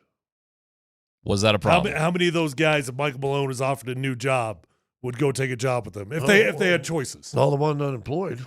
Right. Well, that's why I added if they had choices. Yeah, all the ones unemployed probably, but No, I listen, and I like Mike to death. I really, really do. And I think he's a good basketball coach and a great basketball mind. But I think he got stubborn. I think he got set in his ways, and I think he turned into Mike Shanahan, and Mike Shanahan's end of his run, which was around year 9, 10, or whatever it was also. Mm-hmm. That I know how to do this, let me do this, everybody fall in line, and it finally wears on people and wears on players. And I think his tough defense, winning by 14 instead of 27, and he'd come in, and you and I were there, Mm-hmm. and he'd come into the presser PO'd. Mm-hmm. Well, the players go, I thought the bottom lines were supposed to win. Yeah, there were a lot of eye rolls back Yeah. in the day. And I just think that eventually grinded on him. And listen, if you remember one of the pressers David had, he said, listen, getting a win in the NBA is tough. Mm-hmm. He said, yeah, we had to have Aaron Gordon tip dunking after leading by 16 in the fourth quarter, and he had to tip it in. But he goes, he wasn't bitching about anything, was he? He goes, dude, winning the playoff game on the road is hard. You know what it appears to me, at least, is winning is tough. But I think what's tougher is sticking with your convictions during the regular season about developing a team, even if you may lose because of it. I'm not saying you're definitely going to lose, but there's a way that it's a Tuesday night in January. And there's one way that, listen, if we do the right thing, it'll help develop our team, and we may win. But if I do this thing over here, I know we're going to win this one because we're up 14. And if I just do this over here, I know we're going to win compared to it's a little risky over here, but it'll be better for us in the long run. Let me ask you, if they start off 11 and 10. Yeah. David talked about it. We talked about it in the crosstalk with Nate and those guys the other day. Would you say that team, when they started the season, was in great shape? No, definitely not. No. And I told Andy this the other night. Here's another thing we forget about. Now, I understand it's more of an 11-month-of-a-year job, and guys are usually coming to camp better shape. Camp now is like 2 weeks. It used to be a month. We used to have a month, and 17 days of it were 2 days and just absolutely killed you. They wasted 9-10 days in the preseason of training camp to go to Dubai. A flight over there and a flight home, that's 2 days. Mm-hmm. That's 2 days you ain't doing nothing. Then you go in Dubai, what are you doing? You're riding Campbells, you're going to Palaces. And it's not just those 2 days. It's when you get home. It's the time zone adjustment. It's all of it. It was over probably a 2-week period they took out of a 2.5-week preseason. Yeah, I didn't see. They were not in shape coming into camp. I didn't see photos of them in the gym in Dubai. I did, but it usually was like at a camp. They were doing camps for kids over there and stuff like that. You're right. And everybody was having fun. But not only was it the days going and coming back, but it was also the days there. They weren't conditioning well, the way it's the same way. But the day that takes you a day to fly there, and then when you get there, how do you feel that first day you're there too? You know, you're not going full speed. You're not going 2-a-day training camp. And but that wasn't the Nuggets' fault. That was the NBA that sent them exactly over there. right. But that adds a condition to, well, why weren't these guys in shape and ready to go when the season started? Because they were on a 2-week vacation 3 weeks before the season. Yeah, we should have known something like that, right?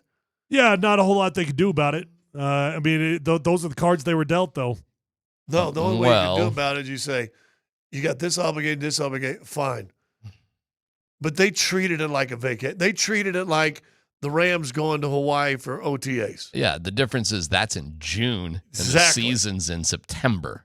Yeah, and you got literally a 3-week period of training camp, and they spent over 2 weeks of it just on a vacation. Yeah, the Rams are going to be okay piling the plane up. Yeah, that's like the Partridge a reward. Family That's going, a reward in a vacation. No doubt about it. That really gets everybody fired up to be in Europe. That's not going to be with an your issue. team. Yeah, good point. I forgot about the Dubai thing. Right? I mean, think about that. Now, listen, Dubai works if you've got a motivated team that is willing to put in the work before the trip and perhaps even during the trip. But they didn't have that type of mentality. There's no way they had that vacation. Mentality. Yeah, for sure. And listen, some of the players, well, at least the two most important players, Jamal and Jokic, were at the Olympics. Yep. So let me ask this, and this is why I brought that up there. They're 11 and 10 to start the season. If they're a fully conditioned, ready to go team last year, what's their record after 21 games? 16-5. Big difference. Listen, by the way, we're not making this up. And a lot of people say, oh, yeah, roll your eyes. Like, this doesn't matter. That doesn't matter because it's so early in the season, blah, blah, blah, blah, blah. David Adelman and the Nuggets are telling us it's a big deal. It's not we're just coming up with this. They're telling us it's a big deal. You won 50 games. That means you lost 32. The start of the season, how important is it? Well, you lost a third of your games all year in the first 20 games of this. In the first quarter of the season, first quarter of the season, you lost a third of the games you would lose the rest of the season. How important was it? Which is why David Adelman talked about it in his presser, and he said the importance of winning those early season games so that you can get into maintenance mode a little bit later in the year. If you become an assistant, what jobs will you give the three of us as part of the organization? I just want to be the get back guy. Do they have a get back guy in the NBA? In the NBA? Head of security. Yeah. Okay. Well, to quote our good friend Irv Brown. Timeout. Okay. We have some breaking Avalanche news as well as football stuff with Let's Football Go. That's next.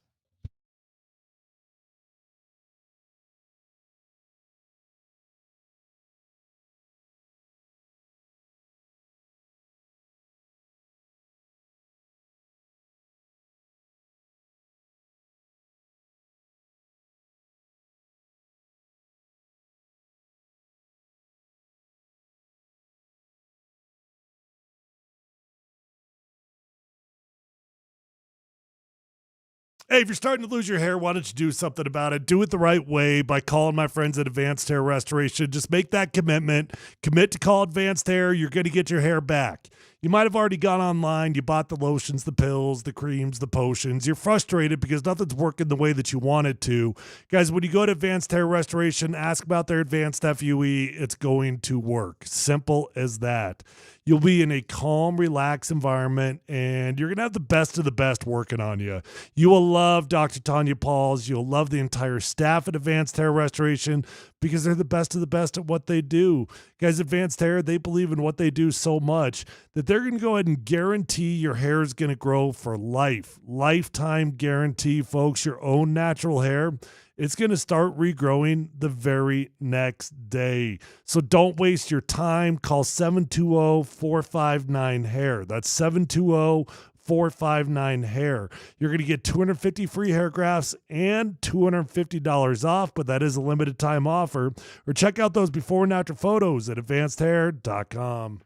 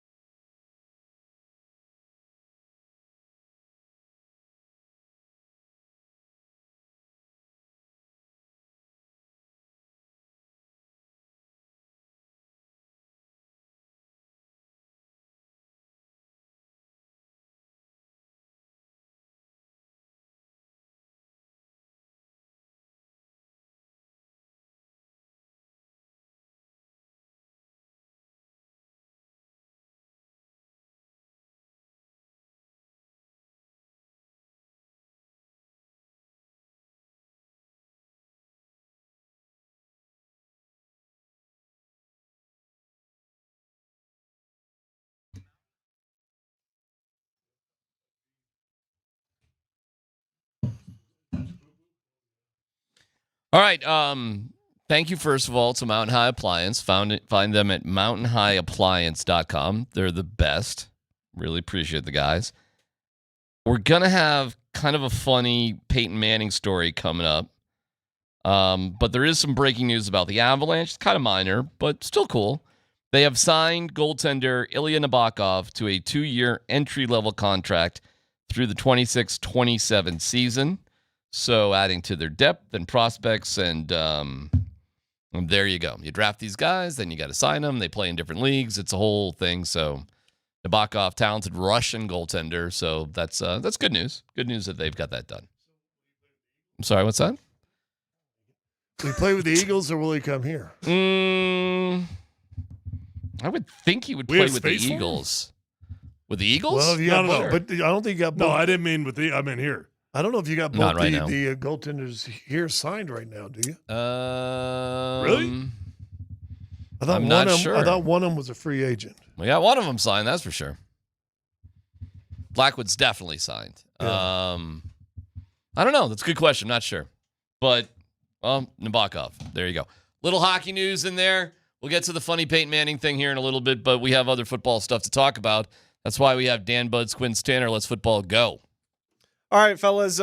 We heard from Bo Nix yesterday down at Broncos OTAs, and I don't believe we got to this cut from Bo. This is pretty interesting. He obviously took some time off because of the back procedure he had in the offseason, but listen to Bo here. How long did he go without taking a break from football? You know, physically for me, it was all about taking a break. Hadn't really had a break in, 18 months to 2 years. So it's just a lot of, just kind of winding down and getting your body back right. And, that doesn't even mean like fixing like things that are hurt. It's just like giving your legs some rest, not running every day, giving your shoulders some rest, not throwing. So I didn't throw football for a while, but I was doing a lot of shoulder care and arm care and doing some rotational work and doing different things that were kind of replacing, the throw. Because when you throw, as a quarterback, I'm just worried about, where the ball ends up. Was it accurate? Was it not? So it's hard to really fix things and get back to like the fundamentals and really hone in on them. Because if you're throwing, a ball against the wall, if you're mimicking, throwing with a towel, you're not really worried about where the ball is going. You're just focused on your own mechanics. And 18 months to 2 years, Bo Nix says he didn't take a break. Is that surprising to you guys that Not it at all. was that long? It's this. Is that normal, Tyler? Like, do guys,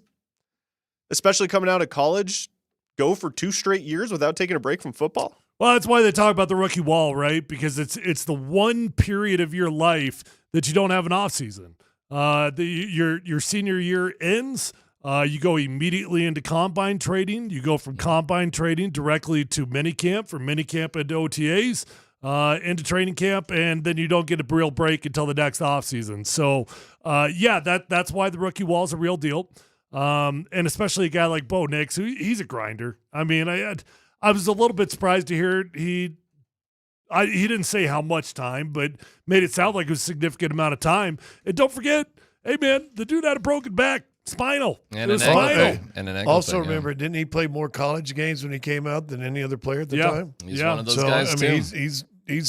He probably needed a break. And what do you think Bo was doing in his first mandatory minicamp to training camp time off? You think he was just taking time off? Or do you think that dude was grinding and working even during that time? Maybe he took a week off or something. You actually kind of had to take time off. You didn't have a choice because of the injury with the back and the ankle. So probably overall, as long as it's not too damaging to him and he recovers fine, it's probably a good thing. No, we talked about it yesterday with the Nuggets, and you and I were having a slight disagreement about how competitive they need to get in the offseason. And I'm like, no, these guys got to get away, man. That mental break is as important as the physical break. You've got to get away from it. Then at some point, you got to find your competitive juices again. Football is the most challenging sport because it's really the only sport that you can't replicate in the offseason. Like there's no way to play football without having a football team. On that little disagreement, like I am a big believer in efficiency when you do things, though. So I think time off is a good thing. And I go back to Tebow. Like watching Tim Tebow throw passes during a practice was kind of ridiculous, guys. He never stopped. He literally never stopped. I charted it one time. The guy's throwing the ball more than 500 times in a typical sort of practice. But like, what was the point? What are we doing here? You know, he used to wrap up practice by walking around the football field. It was like Don Quixote at windmills, like throwing footballs at the goalposts. He would do that. Everybody was off the field, and this dude with the rabbits out there and the scarecrows, because they used to have trees out there, throwing the ball at the goalposts around the field before he walked off. And I talked to some like Adam Gase, guys like that. It's like he's throwing at non-moving targets. Like, this is stupid. And the famous story is Gase comes into the locker room. He's like, "Where's Tebow?" Like, he's late for a meeting. What's something? Where's Tebow? And somebody goes, "He's lifting weights." And Gase goes, "Oh, why is he doing that?" And runs out of the room. Like, you got to be smart how you do things too. Yeah, you can't be stupid with it. Well, but I think the most common thing is that you do too much. I love what he said, because the science of bodies and joints and muscles and tendons, I liked that he said I was doing shoulder maintenance. And so he was doing stuff to get the flexibility and the muscles firing and doing all this stuff without having to sit there with a football and throw it 500 times. They haven't perfected it, but I had an interesting – Ted Sundquist was doing a lot of this VR stuff. I don't know if he still is, but he was at one point. I went down to Colorado Springs and saw what he was working on. It was really, really Fascinating interesting stuff. Yeah. It just wasn't dialed in all the way to make it like just, great. Well, Jaden Daniels is a big VR guy. Well, I would just imagine somewhere this VR technology will be dialed in so you could get more efficient reps at some point. I don't know when, but I wonder if that's, but sometimes guys just have time on their hands and they do stupid stuff. So being forced to just chill out is probably a good thing. The basketball stuff is a little bit different, I think, because what Adelman wants is just more efficient, competitive reps when you're shooting rather than just doing useless. Well, instead of listen, Michael Porter went and worked out with Steph Curry one summer, and he came back, and I was excited about that. But the only take he was, he had all these great shooting drills. Mike's a great shooter. Mike's biggest problem is he doesn't move without the basketball. I was like, why didn't you watch his movement without the basketball besides just well, how do you replicate that in practice? You don't take it. You don't sit in the corner and just catch, shoot, catch, shoot. It's going up to the other 3-point line, catch the ball square and throwing it, cut to the free throw line, catch a square, go to the other corner, catch, shoot. If you're Steph Curry. That sounds hard. All right, next story, Dan. All right, one more here from Sean Payton. Marvin Mims, guys, didn't really utilize him early on last season. What is the expectations for Marvin this year, and can he take another leap this season? Yeah, I mean, we saw him take a big step middle of the year. I think you're going to see those type of ascensions with players like Troy. I mean, there's a number of young players competing for not so much spots, but competing for touches. And, he's one of them. All right, also mentions Troy Franklin. So can Marvin Mims, Troy Franklin, and Devon Vele become true weapons in this offense for Bo Nix? Better be. I'm really excited to see what happens with Devon Vele. Just watching him out there, that dude is like, he's a physically impressive human being. And I know we're talking about professional football players. They're almost all physically impressive human beings. Marvin Mims isn't necessarily physically impressive. Devon Vele is physically impressive. You look at him in the huddle, and you've got two Cortland Suttons that are in that huddle. So between Cortland Sutton, Devon Vele, and Marvin Mims, we'll see what happens with Pat Bryant. I would imagine Pat Bryant's going to get a lot of playing time this year. I don't know what to really expect out of Marvin Mims. I would say if you could get a 700-yard season out of Marvin Mims, I'd call that pretty successful. What's going to be interesting, it really is going to be more about what they didn't do for Barron, or what they didn't, they took Barron, so we're not going to get this guy, and then RJ Harvey. So there's kind of this crazy, when it comes to Mims, like, what else did we give up? Like, we put more on Mims' shoulders because, well, you didn't draft Matthew Golden, and you could have, right? You didn't take Judkins, but you could have. I'm just looking at a list of different players. Like, there's probably 5 or 6 guys that we said Mims is good enough, so we don't need these guys. And RJ Harvey's good enough, so we don't need these guys. So we're going to take the best football player, Barron. That will be interesting. Omari Hampton is a great example. Mm-hmm. You know, like, how good is Mims? Well, you're telling us he's good that we don't need Hampton because we're going to get this other guy later on, and we're just going to get the best football player. Yep. So I think that's kind of quietly like a lot of pressure on Mims, don't you? He needs and I'll say this, see if Tyler agrees. You still, as an offensive team, need something special. And that's where I'm at with Mims is like, I like Marvin Mims. I think he's a good football player. I don't think he's a special football player. I don't. And I don't think he's a unique football player. I think that you had a coach that figured out how to utilize him to the best of his abilities, and that was pretty cool. And he helped us. He helped us a lot when we started putting him in the backfield and we started getting some big mismatches plays in there. that Cincinnati game. He's not a special football player yet. He's a special return man, and the hope is that he turns into a special wide receiver.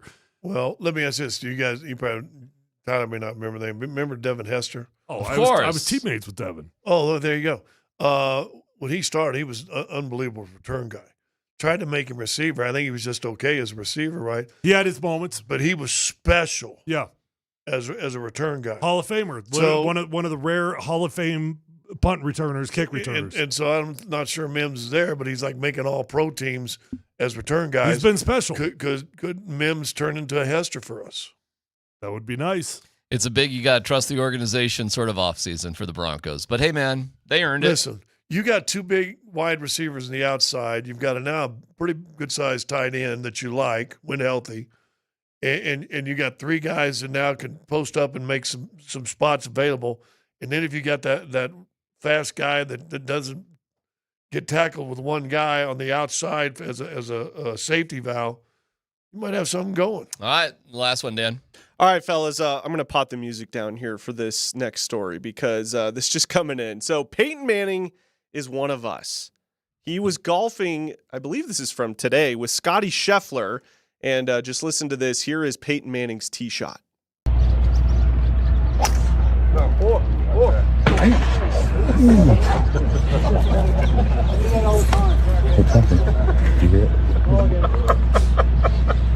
Scotty Scheffler laughing. Yeah, is so that real? He smoked the house. I mean, the sound effect. Oh, it's real. Dan, I don't know if you Where- can put where the are they- video where are up. they playing at? They're playing some Pro-Am at some tournament, something. I think our guy Stokely's out there too, because I saw a picture of him and Scheffler together. Yeah, they're back. It was a couple days ago, but yeah. Oh, okay. Well, I don't know when it happened exactly. If Dan can put up the video, but the sound effect is Manning hits the ball hits a house. And you hear the oh. That sound effect was so loud it almost sounded fake. Dan, can you play it again? Been there, done that, by the way. Go ahead, play it again. I know you're trying to get the video, but play the sound if you can. Come on. Hey, it'd be a hell of an experience as a homeowner. Peyton Manning knocks on your door, says, "Hey, sorry about that window. Let me take care of that for you." Real fast. Before we see the video. Yeah. Was that a big slice or a big hook? Oh, it had to be a slice. It was definitely a slice. I've seen the video. It was definitely a slice. Okay. Yeah. I don't know. Hook? Snap hook? Because it seems like I guess, it seems like it's awful quick off the tee box to be at one of those big high fades. Play it one more time. Count the seconds. It had to be just like, I mean, he really missed. So it was a duck slice. Go ahead, Dan. One more time on the.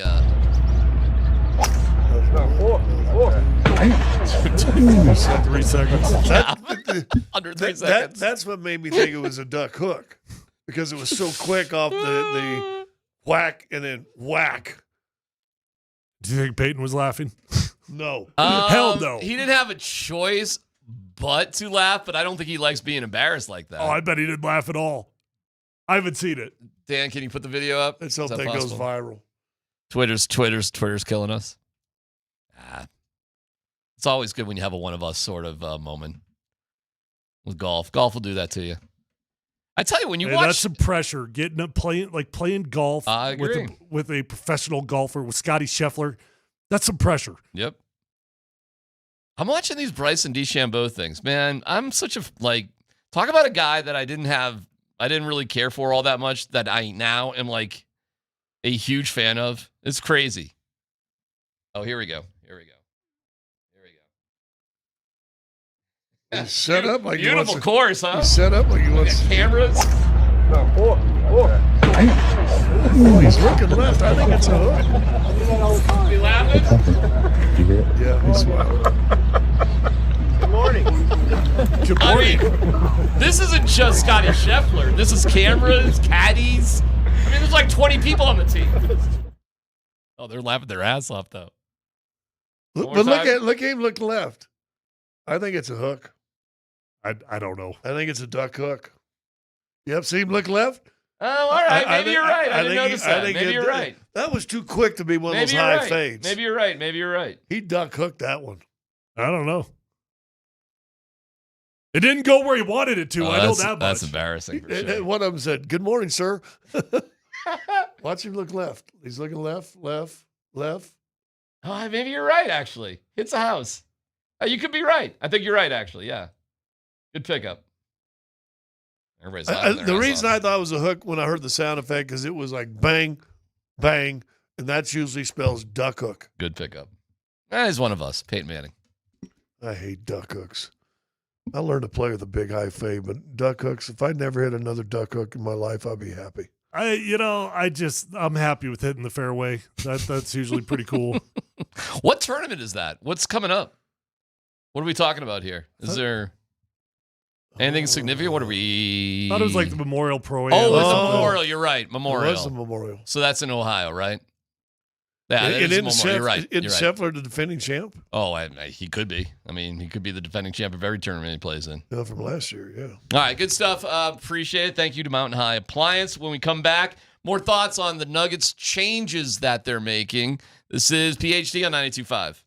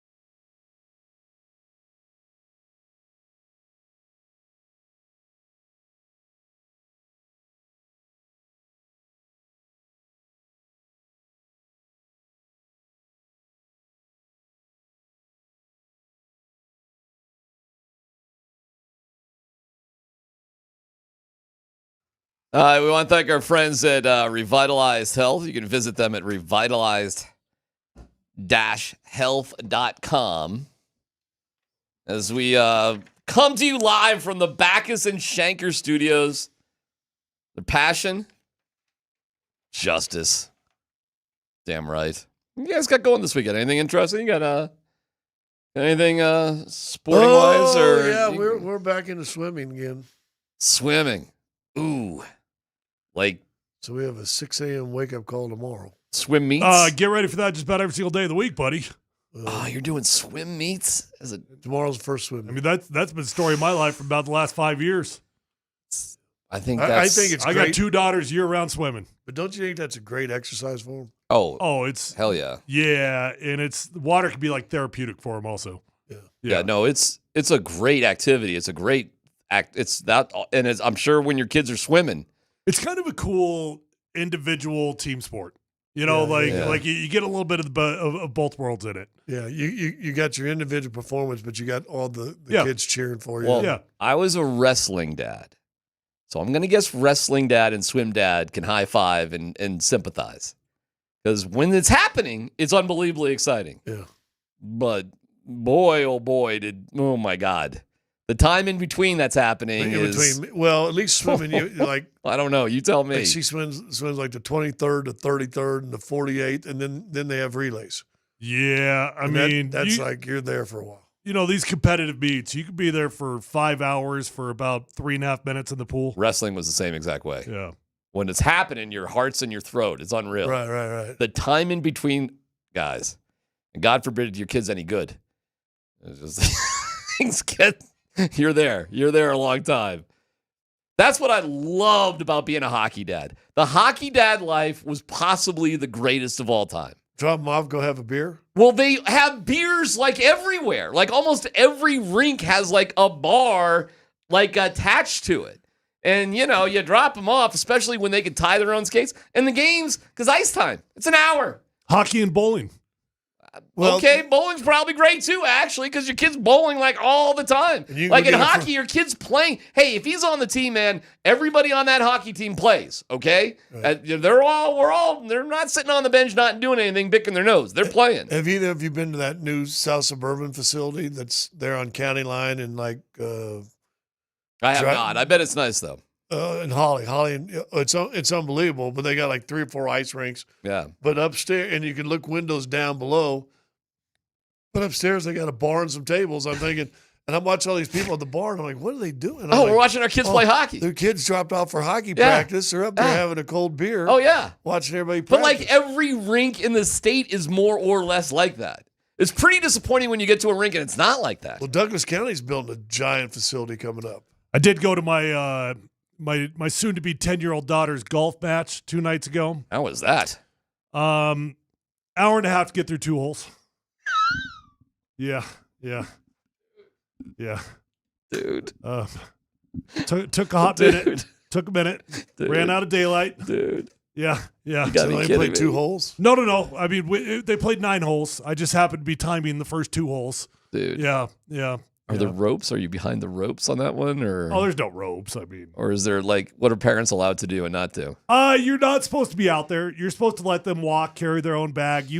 They can jump on your cart to go from green to tee. But once they're on the hole, they're supposed to be on their own, and they're supposed to make their own decisions. So it's a scramble format, and so all the kids want to play their own ball. You know? So like my shot's better than your shot, and seeing the decision making is pretty fascinating. Like, hey, one ball is in front of the bunker, the other is behind the bunker. Maybe take the one in front of the bunker. You know? Do they have a coach to help them, or are they really? They have a coach, but when they're playing, they're on their own.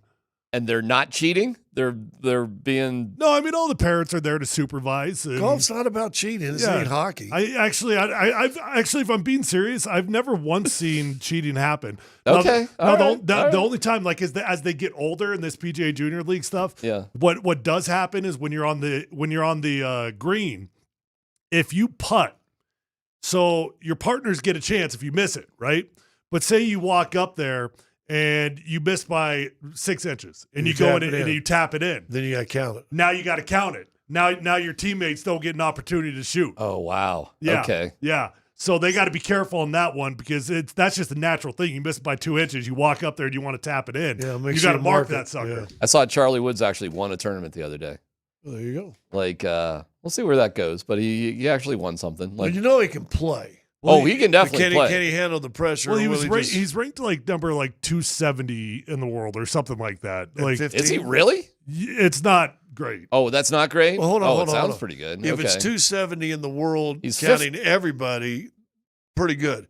If it's 270 in the As an world amateur. for 15-year-olds, I don't Ranking number 603. Oh, in the world, 603. What is he Well, as in the a- AJGA. Oh, as a junior, he's 603. Yeah. know. Well, Ooh, that's not just very shot good. a 66 at the AGGA title. He won. It's pretty good. So I hope, the best route for him probably just go to college, play on a good college team, right? And just sort of enjoy that Yeah, life. minus 15. he's minus 15 and he's 600 in junior golf. Yeah. Come on, man. No, that's good. All right, so you guys are tied up in that. There's Andy Lindahl. Good to see you, my friend. Good luck getting home.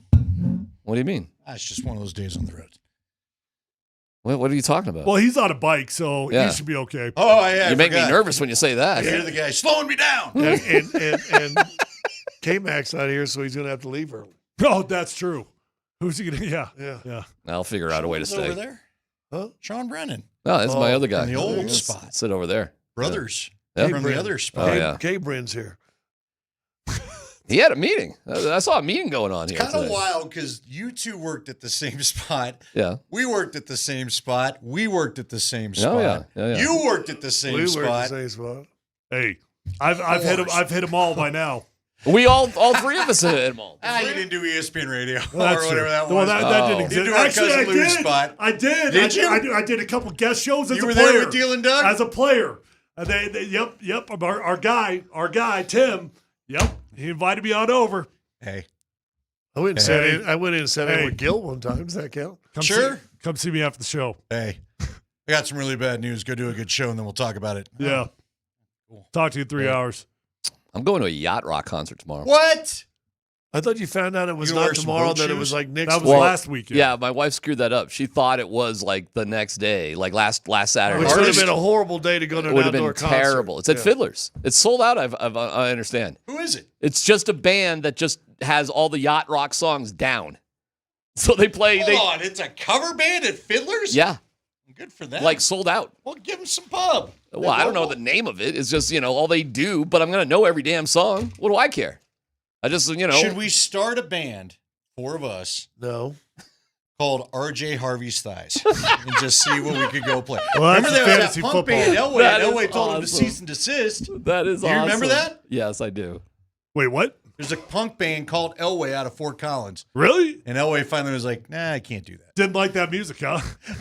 R.J. Harvey's Thighs is an The awesome punk scene name. that's anti-establishment. No, John was totally cool with it. No, I think it's good to go. Like, listen, man, it's not exactly my type of music, but like, you go to a concert, don't you want to know songs? All right, let me ask you this. Yeah, you do. We're getting into summertime. You want to know songs when you go to a concert or not? Yes. You want to hear know a couple of them. You want to hear the new stuff? Yeah. You do? Depends Really? on how old are you. Is it fair to say, like for me, you know this, I love Social Distortion. I don't need any new albums, bro. You got plenty. Exactly. You got plenty of music to play me. Exactly. I don't need I to mean, hear. if we're all being honest, have we not been listening to the same 5 Yes. high school albums for the last 20 years on Dude, repeat? I went to a Social Distortion show on my birthday and I was so excited. I was like, this could be better. Hey, we got a new album coming Yeah, out. well, he says, poor guy's been fighting cancer. I'm just happy he's up and performing again. But we go there, and his bass player brings out the stand-up bass, and I'm like, all right, what are we doing here? What are we doing? I'm cool with jazz. I didn't show up here for jazz. You know what I mean? Social Distortion, okay. He's like, hey, we're going to play Prison Bound. I want to go, not this way. Right, we're going to do the unplugged. Every time a band goes, we're going to do the unplugged. Let's do the unplugged version. You know what you can do? Get acoustic guy the hell Right. off the stage, all right? Let's do the unplugged version of the song you guys all came to see, not unplugged. Yeah. I'm going to do it totally different, but only now it's called Prison Release. I don't know. Is there come on, anything bro. worse than going to a concert and the band that you love is going to do their song that you love in a completely different way? Sports talk, talking about music. Hey, Hey, man. I mean, if you're being honest, wouldn't that drive you insane playing the same song for 25 Oh, yeah, years? well, every too single bad. night? Too Hey, bad. I got to know Too the bad. guys in Lucero. There's a band called Lucero that Scotty went with me because they were so sick of sound checks. I was like, hey, you want to come up? And their manager happened to work here. They were like, hell yeah, we'll come up. Turns out they're like huge. They're out of Memphis. They're huge Memphis Grizzly fans. We spent an hour there trash talking the Nuggets, and we were having a good time. And they were so happy to not be at sound check for an hour. So, but like you said, I'm not showing up to see Don McLean not play American Pie. I got news for you, bro. That could be half the concert, frankly. It's KKSE FM HD1 Broomfield, Denver, Boulder. All right, I'm going to start something. We'll see what your interest level is. We call it the March Towards History. Okay. So it's going to be a Ken Burns approach to watching the Rockies in the bottom of the 8th inning forward. So like in the bottom of the 8th inning, I'll send invites out, and everybody can join me. And we're going to get old-timey photos, and we're going to talk about the game, like comparing what's happening with the Rockies to things that are happening in the 1800s. Because they're marching towards like 1890 history. I mean, will I do it every night? No, but I'll be in for a few. Yeah, that's the idea. You know what I think we ought to do? And we can all, because this may take a lot of us to come up with it. Every day we ought to pick a cool thing from Rockies history on this date, because ain't nothing cool happening this year. So I challenge you. What is today's best moment? I challenge you. Well, I saw it. Someone already put it out there. It's why I thought. You think I had a real little thought? Somebody put out that Carlos Gonzalez had a game today. Oh, I see what years you're saying. ago. So let's go and maybe talk about. Can't really get the highlights. Although, who do you think? Boy, you know who I miss is Wayne Hagan. Remember, we worked with Wayne Hagan. Yeah. That dude was so smooth. I'd work a bunch of games on the board, and he'd just be that guy could spin a yarn while he was calling the game, and they were actually good then. But he'd be like. One time Todd Helton came up to me and told me about this big league chew that he had that got stuck on the seat of his pants. 0-1 pitch there. That was a little bit outside. So anyway, Todd gets a hole ripped in his pants because of the big league chew. 0-2 right there, a little bit in the dirt, but he swung anyway. And he had to play half the game with half a butt cheek hanging out because Todd had this thing. Oh, there's a home run. I was like, good God, how do you do that? He just was awesome at it. Well, if it was Wayne Hagan talking about Todd Helton, he may be talking about Todd doing something else. Todd Helton, I think, because he had a little too much to say about that one time. Well, the great old Ronald Reagan story, because he used to call baseball games, and back then they would do it on the ticker tape. So the ticker tape come on, you'd read the ticker tape, and you would broadcast it like you were at the game. Ticker tape goes down. Has a guy up at bat on a big time part of the game. Has him foul off. He said it turns out he ended up fouling off 18 pitches because he has no ticker tape. So, that's a bit outside. Got a piece of that one. And he goes on yarding, making plays up and That's stuff pretty like clever, that. actually. He said he had sharp. him fouled off 18 times, and finally the ticker tape kicked on a strikeout or something like that, what it was, or ground out and saying, there's a pitch, second base, ground out. That ends the inning. But meanwhile, he had the guy have 18 foul balls. Do you ever do anything during a game just for you, just for a little fun, maybe to get Dave? Just something, I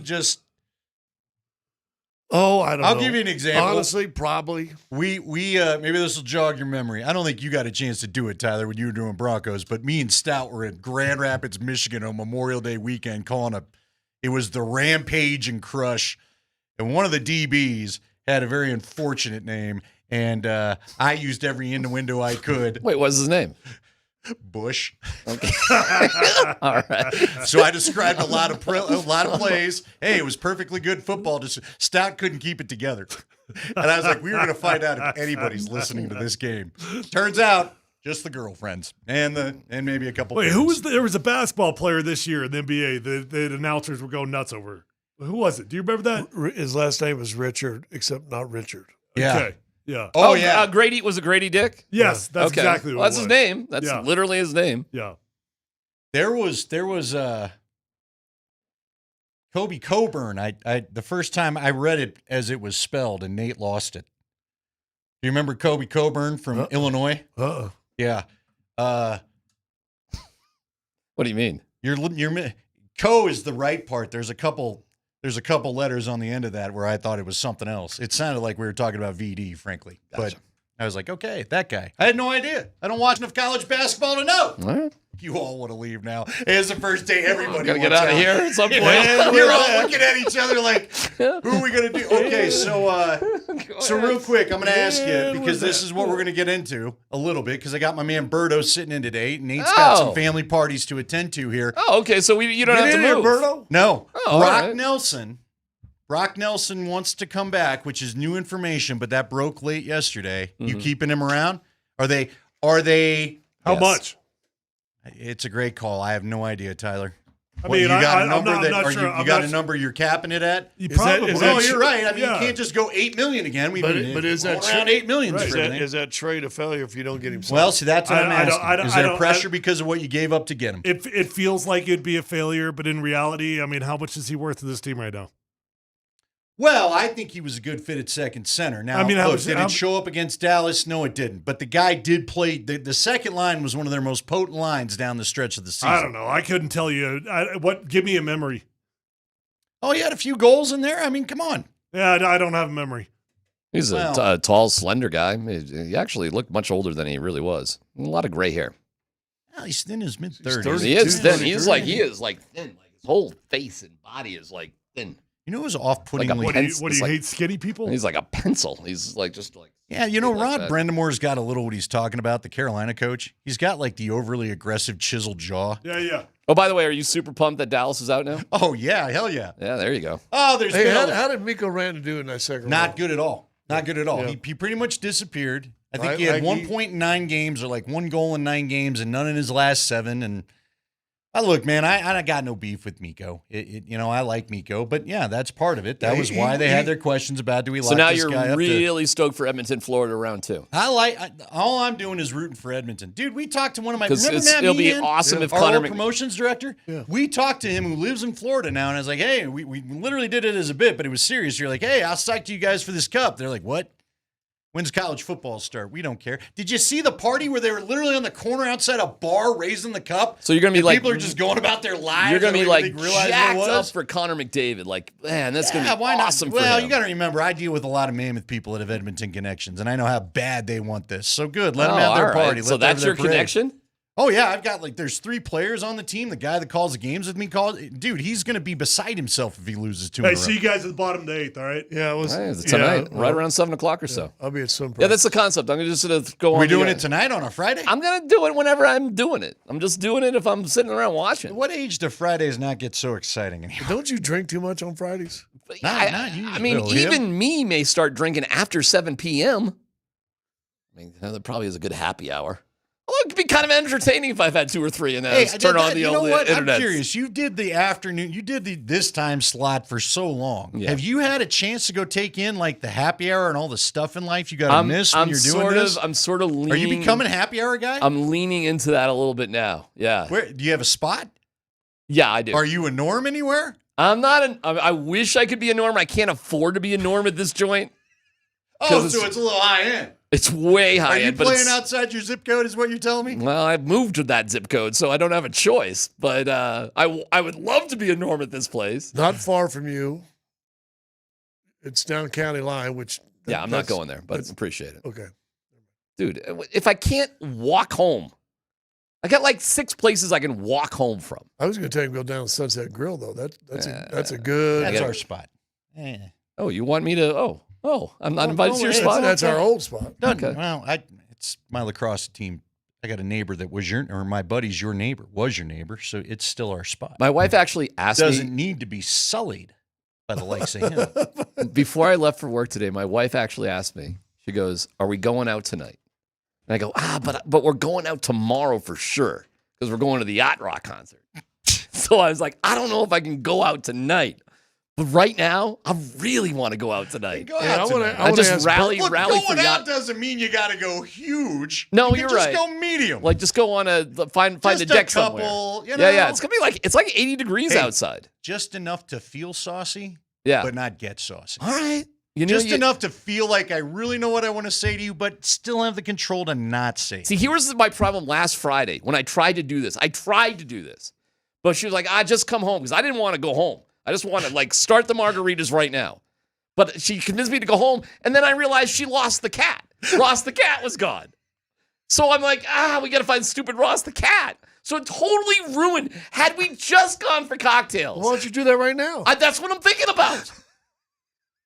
But I don't want to go home because maybe Ross ain't there anymore. Maybe Ross just didn't need to be there. Well, you know what, Ross? We've had that conversation. Hey, Ross, you've been out enough. You should know your way home. I'll tell you that. It destroyed that Friday night, and it lingered into Saturday, too.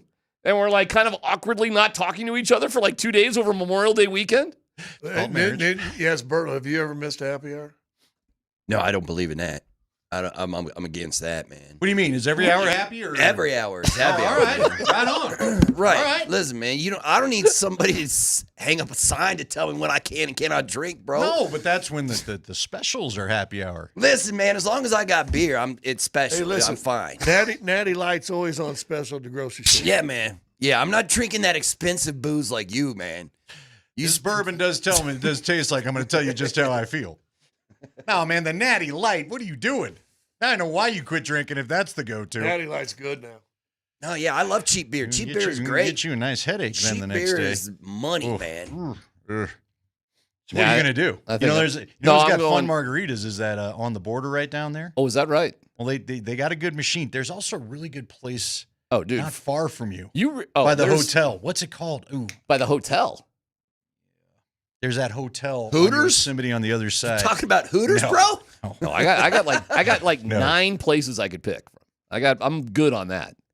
Well then, one of these summers.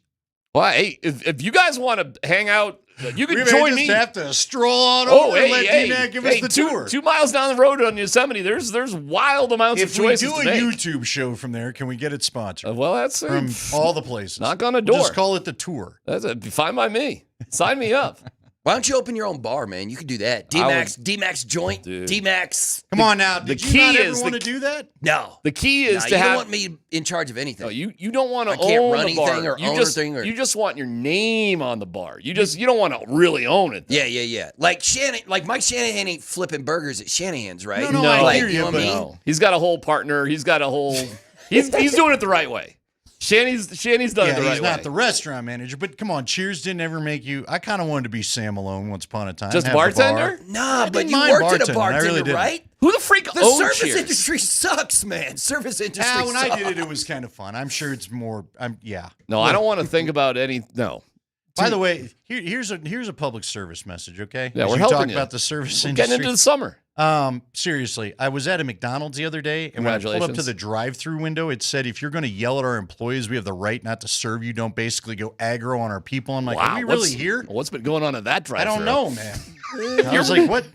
Who's yelling Sheesh. at? You've never yelled at like the guy at the other end of your fast food order, right? Never. No. Never. But how many times has it gone sideways where you have to put up that sign? That's what I'm saying. Right. I'm like, That's wow, not what is just the happening first here? incident. No. That's like 10. Yeah. That's double digits. Yeah. Yeah. So I don't let's know. all maybe calm down. No, I would- you I know would- that's not happening. No, talk about things you'd never do. Yell at a dude or dudette at a drive-through. Don't mess with anybody who's currently holding Yeah, your don't food. touch any. Yeah, anybody that's going to have access to your food, it's not a good idea. Yes. Just isn't. All right, man. We'll let you go.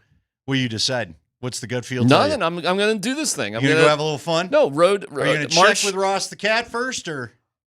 I think this is actually kind of crazy, but it would work out actually really well. So if I go to happy hour, I can start watching the Rockies on the march to history. Then I can get home.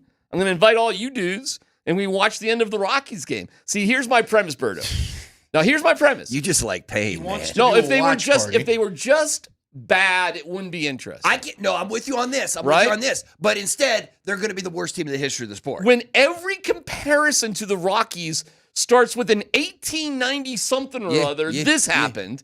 So all of a sudden, it's kind of like bizarre to see how far this can go. Do you want to know what history? They're making me learn about baseball history. It's unbelievable. I asked Nate, what does a Cleveland Spider jersey look like? Have you looked it up? No idea. No it just idea. said Cleveland in black lettering. That was it. Yeah, There's no spider anywhere. But I didn't know there were the spiders. You're almost as bad or you are as bad. You're worse than a team that intentionally just said to hell with it and traded everybody, right? But here's the twist. Here's the twist with this.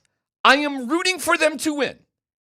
Because we can all root for them to win, and the message will still be served that they're going to have the worst season in Rockies history and maybe the worst ever. Like, the message is still strong to ownership that this ain't acceptable, even if they do win every now and then. Yeah, but I want them to not win 10 games before June. I think that'd be funny. All right. So they're not getting it, right? Because there's 3 They against got the 2 Mets. more. Yeah, they 3 start against the Mets tonight. Yep. So, and then Sunday is June 1st, right? So there's no way, because they ain't going to beat the Mets They in got to New get York. 2 or 3.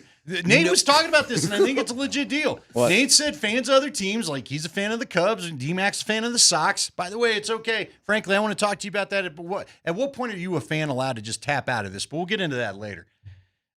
I think there's pressure. You don't want to, like, I wondered how the Yankee fans felt when they won the opener. Yeah, of that no, I'm series. sure they're Like, freaking tonight, you lost to them? Do you realize the Yankees lost that game the same night that the Knicks lost as well? Oh, that couldn't have been a happy New York. Not that they're ever terribly happy, but no. So I'll give you a good storyline for tonight. You Give it to me. You have 2 Colorado-based pitchers going tonight. Who we got? Freeland and who? Oh, I'm forgetting the dude. Peterson. David Peterson, who went to Regis. You know what's crazy? Answer me this question. There are a number of Colorado high school players who are in the major leagues, and every single one of those dudes are pitchers. Why? A lot of them are. Not all of them. Give me somebody who's give me a position player who played high school ball here in I'm Colorado. sure we'll get it now. I can't name one off the top of my head. That's a good question. Because it's just like pitchers left and right. What's from this crazy state. is my son played with 7 guys from Colorado High School 7, who have all been drafted in the past 2 years. Now, they're not in the majors. Right, they're all, yeah. But a kid like Jack Moss and Ethan O'Donnell, they're position players who we'll see. They got a shot. Okay. But you're not wrong, because my son's best friend, Harry Gustin, got drafted by the Padres. Ethan Sloan got drafted by the Tigers. Nolan Sparks got drafted by the Reds. They're all pitchers from Colorado. But you can't pitch here in Colorado if you're if you're playing at Coors Field. Well, they can. There's a lot of guys that want to. They just don't seem interested in them. I got zero idea why. I was just through this path, Berto, in all honesty, seriously, knowing some of these kids, I'm like, why the hell are the Rockies not... Yeah. So Ethan Sloan, who went to Regis University, gets drafted in the 8th round by the Detroit Tigers. That's the 8th round. That's no joke. Why weren't the Rockies looking at Ethan Sloan? My guy, Harry Gustin, who pitched for Hawaii, my son's best friend, lefty, 6'1", has all sorts of junk. Rockies weren't interested in him whatsoever. Why not? Why? Well, seriously, I'm not even joking. Why aren't the Rockies a little bit more interested in homegrown guys that are legit professional baseball prospects? Got no idea. Freeland's worked out all right. Exactly. And so I just gave you 3 examples of 3 kids who the Rockies had no interest in that were drafted by other teams. And we're talking like 17th round. How about taking a chance on Harry Gustin in the 16th round, who pitched his entire life in Colorado? Mm-hmm. This is how inept the Rockies organization has been, is they don't even try on professional level pitchers out of college. Harry was like a college all-star, man, in a big division. He played in the Big West. That's major league, major competition in the D1 level. Didn't get a sniff from them. No, why? Because I have no idea. You and I, look, I'm sure you they're talked to idiots. Stink a They're number of times. idiots Do on you know how many times That's Daniel? Right. Why didn't Daniel get more of a shot with the Rockies? He was begging them to he just wanted to try out on his comeback tour. No sense. He couldn't even get a sniff from them. He played minor. He played it for 3 different teams, and the Rockies wouldn't even look at him when they had no pitching. So the Rockies tonight will play against David Peterson, who played for Regis. I'd be fascinated why the Rockies did not take a shot at him at some point. I don't know. Nobody knows. Yeah, nobody. That's the problem. Nobody knows what's going on. Wouldn't there in you that front at office. least, if you're the freaking Colorado Rockies, maybe in other states it doesn't matter. If you're from Ohio or Michigan, who gives a crap if you're a local kid? But wouldn't you think the Colorado Rockies would have an above average interest in high level pitchers who have been here their whole lives? You think so? You would think they would know what's going on there, but look. And the Rockies go Rocky, right? It is what it is, man. It is what it is. You go get yourself a marg, and then we'll see what condition you're in. Now, I'm going to tell you, I probably won't be in tonight, but Monday, Tuesday, I'm in with you. Yeah, I'm not doing anything anyways. I sit at home. Just watching the Rockies. Could do it with a friend. Stupid Ross the cat. All right, guys, have a great show. Yeah, see ya. Ross the cat. It's all that turbulence with Rachel. They just can't get along. Anyway, all right, we got a lot to talk about. Berto's in for our man Nate Kreckman. He'll be back Monday. I want to jump into some of this hockey stuff with you because we got the rumor now. All of a sudden, it was like 3 weeks of, and I heard you and Raj were just talking yesterday morning when we thought Brock was dialed in for Minnesota. We had three players we want to see on the Avs, and they're not going to sign any of them. Well, but Brock might be coming back now, according to the reporting yesterday, which I don't think is the worst idea. We'll get into the numbers of that. There's an NFL trade candidate out there. Should the Broncos be interested? And again, if you're going to be good, would the price be all that expensive? We'll get into that as well. It's Altitude Sports Radio 92.5.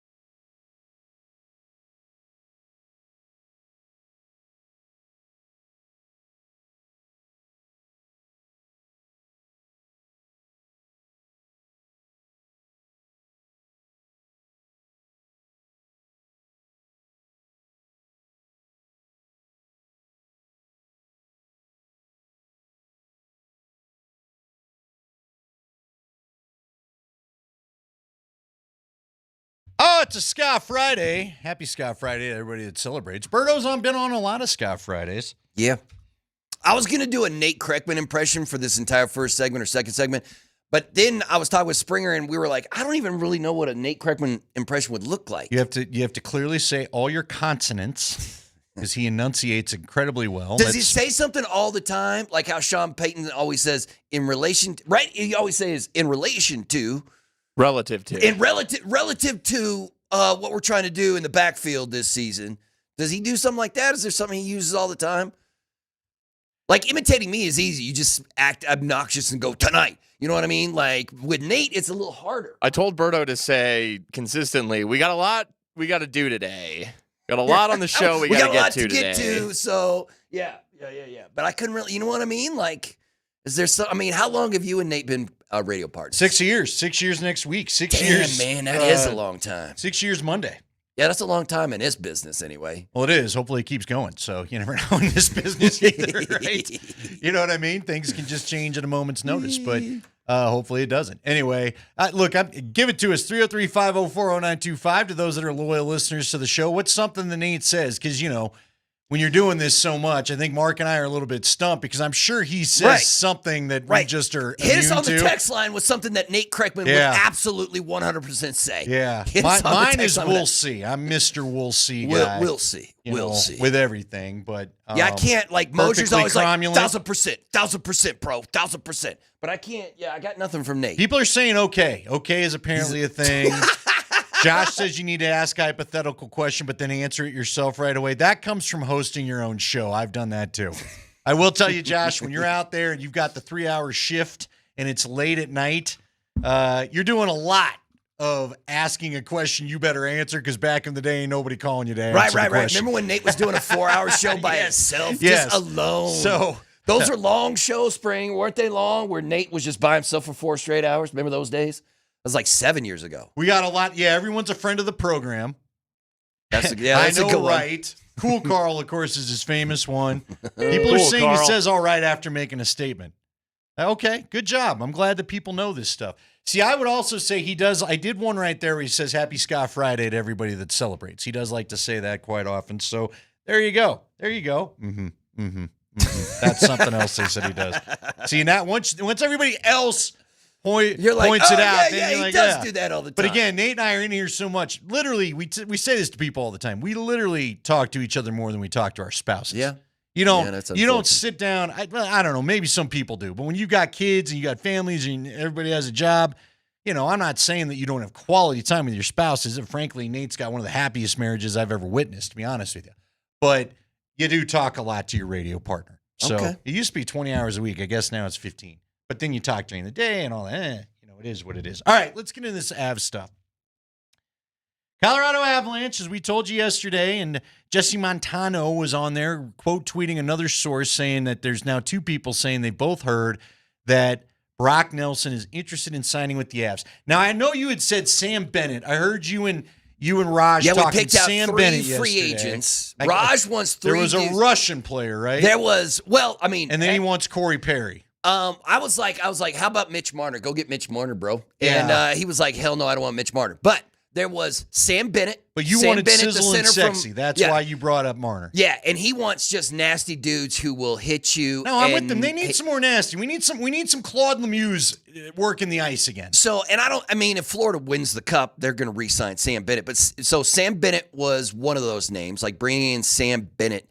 Brad Marchand was the other one of those names. That's another Florida player, but he really wants Brad just to be like, yeah, go do that, like that chocolate stuff where everybody's gonna hate you. And then so it was wait. So it was Sam, Brad. He said Marchand from the outside. Ben. He brought up Jamie. No. Ben. He said Jamie Benn. He couldn't handle it. Ben. You said you couldn't handle it. Right. I would probably not be cool, but Jamie Benn is also a free agent. But once again, Dallas is, that's your captain. You got to re-sign that guy, right? Can't just let him go to Colorado. I don't know. All right, I'll tell you what. So that was his 3. That was the 3 thing. thing. He's like, I want these 3 guys just because they're nasty. They're nasty and they're gritty and they're playoff. And then so Sam Bennett, Brad Marchand, and Corey Perry. Jamie Benn. Oh yeah, he brought up Corey Perry too. Who was it? Wasn't it? I thought there was a Russian player in there too, or at least had a Russian sounding name. Gravikov. He won the defenseman from LA, the LA Kings. I think he plays for LA. Talked about Gravikov. And who was the I saw him playing last night. Why am I spacing his name? The big defenseman from the Oilers who just played last night. Oh, is there I don't know. I can't think of a name. I can look it up and see who you. First off, let me say this, man.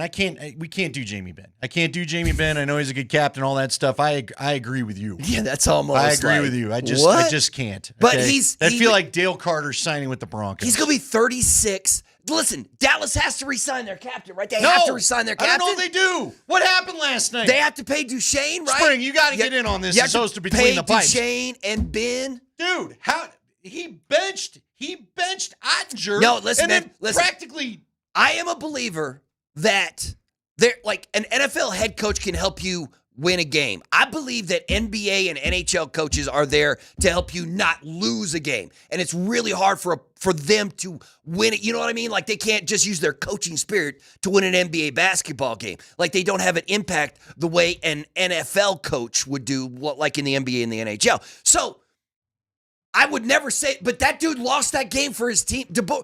That chucklehead lost that game for his team. That was crazy, man. Not that, if that was Patrick Waugh instead of Jake Ottinger, Waugh would have demanded a trade directly after the game, and he probably would have swung on him, right? He'd have pulled what he did with it. And by the way, it's Ekholm. Thank you, Tex Lang. Ekholm was the defenseman I was talking about. Remember that? Oh, okay, Ekholm.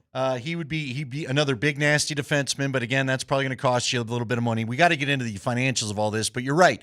I mean, look, to call Jake Ottinger out, and I get it.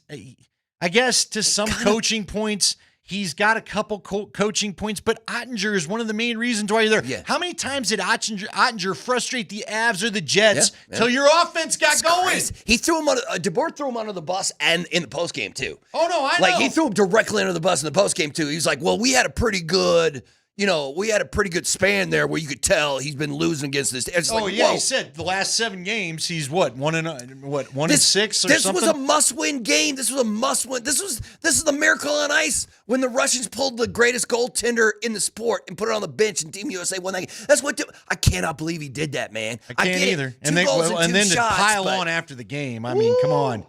So I'd luck, fire him DeBoer. Immediately. Probably. Good luck, DeBoer. I'd fire that dude. I would but too, then that's whatever. I don't know. But I don't like DeBoer, so I don't really like the Stars. Why I don't want Jamie Benn here? Could be a reasonable signing. Shout out to me. Although, listen, let me ask you this: there's been a whole bunch of Avalanche fans celebrating the defeat of Miko Rantanen, and they're all like, he made a huge mistake, and now look at him. And I have to say, he got paid more than he would if he was still here. He went further in the playoffs than he would if he was still here.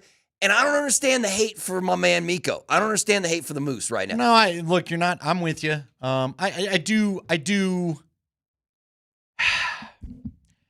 understand the fans' frustration. But again, I would point out, and look, I think some people got extra spicy. Did we ever verify, Spring, did you ever see it? Did we ever verify that the Miko comments about I wanted to go to Dallas so they'd have to face me a number of times was legit? Do we know if he ever really said that? Gosh, I remember I sent you something from Bleacher Report. You did, but it felt like something where I was like, is this AI generated or no? Because it was the actual Bleacher Report account. So you believe it was okay? Yeah. And look, if he said it, he didn't say I want to go take on and make the fans eat their words, or I want to take on my old teammates. But guys are going to be spicy against an organization when you get traded out of nowhere to a team you didn't think you'd ever go to. I don't expect Miko to ever feel good about the Avs again, and I'm not going to be mad at Avs fans if you don't ever want to offer the guy a fist bump again, even if when he retires and it's all said and done. But at the end of the day, this was the weirdest trade I'd ever seen there. Yeah. Because they sent him to the East. Yeah. Chris McFarland did what he was supposed to. I'm getting you to the other conference where the only way you're a problem in the playoffs is if we meet in the Cup. And the Hurricanes could have the Hurricanes would be playing tonight if they had Miko, right? They would at least force another game. But you're right. I did not see this quote. But it looks like Yahoo Sports reported that he said he specifically mentioned a desire to jam it down Colorado's throat. Because he's mad at the front office. That's how players feel when they get traded, man. But he loved it here.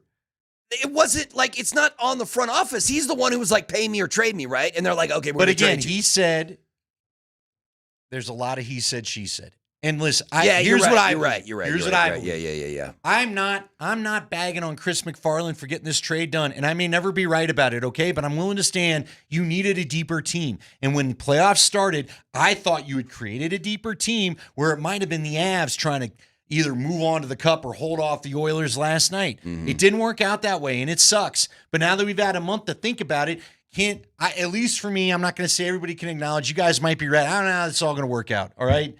But in my heart, I do believe the right thing was done to get a deeper team, because a one-line team, you were barely holding on to a wild card with a one-line team with how hard St. Louis was charging at the end of the year. Yeah. We cannot forget the conditions in which the trade was made, okay? So how about this? Do you want to re-sign Brock Nelson? Do you want Brock Nelson to be 2C on this because I team? agree. I got to admit, I'll agree with Raj's take, where I thought he was a good fit. I thought he played a lot of good hockey down the stretch, and you said it. It sucks it didn't show up in the playoffs. It does. There's no getting past that. But I thought he was a good. I said this yesterday. It's been my take since this happened. I think that Necas and Nelson are a better pairing than McKinnon and Necas. I think McKinnon and Necas are too much of a repetitive player on the ice, trying to do too many of the same things. Okay? They're both creators, and they both will take the shot when getting open, but they both are happy to draw a defenseman and hit the open guy that the defenseman leaves. But when they're together, I just feel like it doesn't click all the time. It clicks on the power play. It was clicking on the power play towards the end. But Necas and Nelson were very good together down the stretch. Now, I will tell you this. I don't know who's gonna end up, staying on this team. I don't know if I would be. For me, I don't think I'm keeping Drouin around. It just was too weird and too inconsistent a year. Well, he's a free agent too, right, Spring? Yeah, he only signed a one-year deal. Yeah. So he can sign with anybody. I would don't know. Hey, man, thanks, but it's just kind of been like it's been a fit at times, but it hasn't been in others. Would you get Brock a raise? He's been making that's the $6 million a year. It's easy to talk. I know you guys are talking about $7 million, and if you're talking about 7-8 years for a guy 33, then no, I'm not. Mm-hmm. But don't you at some point, don't you want to just say, look, man, I don't know. Have you made your money? Do you want a trophy? Like, again, when it comes to Miko, when it comes to Nazem Kadri, when it comes to these guys that got the ring with the Avs, I'm not going to get mad that now you want to go get paid uber bucks. Yeah. You got your ring. Nelson doesn't have a ring, though. Mm-hmm. Don't you want a ring? And if you want to get a ring here, we'd love to have you back, and I think we could get it done, but I may need you to take $5 million, bro. Yeah, but I mean, if you're asking him to take a $2 million a year pay cut, that might be a little tough. I get it, but then what are you doing? All right, let me ask you this: if you're willing to give him 7, are we only doing it for 3 years? Yeah, no, don't give him a long term. I ain't don't going give his 7 last over 8. It was a 6-year deal. The last one he signed with New York, He's whoever it was. 33. Yeah, I can't so sign you until you're 40, man. So you can give him a 3-year deal, or How maybe about just a 2 years 2-year with deal. an option. You know what I mean? 2 years at 13 or something like that. I don't know. Yeah, I don't know how they're going to do it. But, I mean, are they going to – listen, the Avs can do something that the Nuggets can't. Like the Nuggets and Nugget fans look at the roster and it's like, well, you can't trade anybody. You can't do anything. You don't have any draft picks. You got to want to. Now, the Avs can do what they did in the middle of this season, was make massive changes and move things around. Or do you want to keep it a little bit more stable during this offseason to see how this grouut gels or Listen, whatever? if I had it my way in a perfect world, I don't think this world's going to be perfect. I'd keep 90% of this team together, let them play a full season. Because, again, I think it's awfully hard to cry, and they keep doing this. You keep trying to trade for somebody and get that prime chemistry that, look, Dallas has and Edmonton has and Florida has and Tampa Bay has, and all these teams have chemistry that they put together over the year, that they galvanized over the year. The Avs the last couple of years have flipped quarter of the roster and then expected all this to maybe come together. You're hoping. Look, I don't necessarily fault the thought process, but the reality is the last 2 years, you've changed a significant portion of the roster, and the chemistry hasn't been right when playoffs have come and you've needed it. Mm-hmm. So I don't know how you keep doing the same thing. Now you're set right. Now at the most important positions, your top line center, you've got an MVP candidate on this team. You've got the best defensive player in the. You're right with Kale and Mac. So, and with McKenzie, like we're all confident in McKenzie, right? Yeah. Wedgwood is on a 2-year deal, so he still has one more year left as year. I read. They signed Nabokov today, who will probably be the backup after next season when Wedgwood is gone, if they don't re-sign him, and then he can back up McKenzie and see. But so you're set at goaltender. So now all you do, you just need some pieces, right? You need to go find another Nas. You need to go, you know what I mean? You need to find somebody like that. I don't think Eric Johnson's coming back, so you probably need to beef up your blue line. Here's my thing, and I know it's not popular here. I don't know that you can keep trying to play the hockey that you played in 2022. That team was incredibly fast, and the further we get away from it, man, was that team skilled? Was that team deep? They could score on anybody. But you need to do a little what Edmonton did, and they talked about it last night. Edmonton's not a team that's looking to outscore you 5-4 or 6-7 or what, whatever they had, 7-6, whatever they got to do. I think you need, like, if you keep Taves and McCarr together, all right, fine. But I'd probably keep Lindgren around, even though there's another one everyone's kind of frustrated with. You got to re-sign. Lindgren's a free agent. He's a free agent, so you got to sign him right. too. But I think you need some stay-at-home, big physical defensemen that get people the hell out of the front of the net. You can't just expect Mackenzie Blackwood to constantly have Superman vision through the 9 bodies in front of him half the time. You got to get guys that move people off the crease and get them out of the place you don't want them to be in. Yeah. You need some stay-at-home guys. Eric Johnson's probably going to retire. You never really replace Jack Johnson. What I think you need is you need a nasty defenseman like you found in Josh Manson, but the age or younger than what Manson was when you got him. Right. You know what I mean? Yeah, but like, there's not a lot of those guys around. You know what I mean? EJ from the Cup team role, but you need some bigger. You're going to have to play like Raj was talking about with the forward group. Give me some physical players that are a little more ready to get nasty and slow down, muck it up, playoff hockey. You can sign Brent Burns. Brent Burns is he's a 40-year-old. You want a 40-year-old defenseman? He's still a big bad dude, though. All that hair. Yes. They have a wicked beard too. Yeah. I bet you wouldn't. Well, I don't know how much Brent Burns would cost. All right. Somebody asked the question, "What's wrong with Val? Would you shop Val?" No, probably not. No. See, I think about it. He's like Jamal, where his value for your team is so much better. Like, who are you going to replace? Well, but I hate to say this, Gabe. You know what? Gabe can do the same thing, I guess. Now that you got the captain back, I'm just going to. You can ask him to do what Val. I'm just going to tell you, I would see if there's interest because of the history. And I hate to say it. I mean, look, when Val's right, we all love him. Yeah. I can't trade Val. I don't know, man.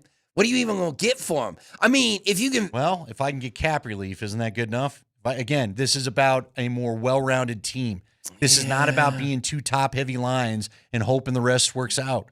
Let me just say this: he's great value at $6 million. Yeah, I mean, $6 million.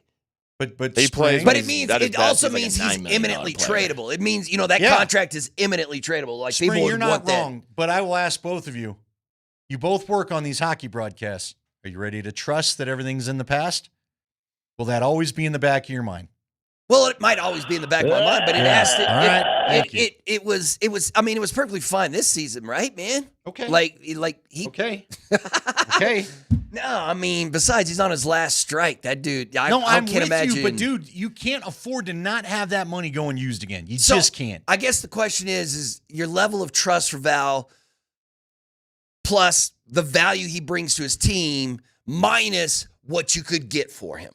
All but right, I don't know let's what say that you could trade be. Val, you get a draft pick back, and you ultimately are able to go get your Sam Bennett or your Brad Marchand or something like that. Now what? I'd probably be pretty. Yeah, like if you could get a first. This is what I'm. Yeah. Oh yeah. If I'm trading for a pick, it better be a first. I don't know, but once again, let me ask you. Do you want young players when you're in your Stanley Cup window right now? You know what I mean? Like it's now. I'd love a draft pick to be able to get. Like this is the Nuggets' problem. They have no draft picks to augment a trade. Yeah. I don't necessarily. If I get a draft pick, that doesn't mean I'm using it on a young player. Nathan McKinnon said it perfectly at the deadline last year when they did acquire Coyle and Brock Nelson and all these guys. He said it's tough to win with young guys. So yeah, I get that part. But Marchand isn't young. Sam Bennett isn't really young. No, all you know those what I'm are saying? mid-30 dudes. So if you're freeing it up to get someone else, and again, here's another thing I do love about the Miko trade. You turn Miko into 2 players, and that's 2 contracts. So back to your point, now I don't have 12 mils sitting with one dude. I got 6 or 7 sitting with Natchez, and I thought Drury was a good player, but but Drury's a movable piece. You know what I'm saying? Mm-hmm. I'm not 12 locked into one guy. Yeah. So- Yeah, I get it. But I don't know if because you can make massive changes on that roster if you want to. I don't know But that think you they even want need to. a massive change, but you need both the teams that we love here at this station need flexibility to change the roster up, period. And unfortunately, trading some dudes that you like, whether we're talking about a Val or somebody else, or you're talking about a Jamal or an MPJ, it's going to hurt to get that flexibility. That's just the reality. What's the one Avs player, the Avs player you wouldn't trade? Is it just McKinnon and McCarr? McKinnon and McCarr, And that's that's it. it? I'd listen to literally everybody else. Okay. Why wouldn't you? No, I get it, man. So, all right, it is Altitude Sports Radio 92.5. We'll continue to kick this around as we go along. We are going to come back. There's an interesting NFL name in the trade circles again. And you may not think the Broncos need this. You may think the Broncos have it solved, but do they? We'll talk about it next.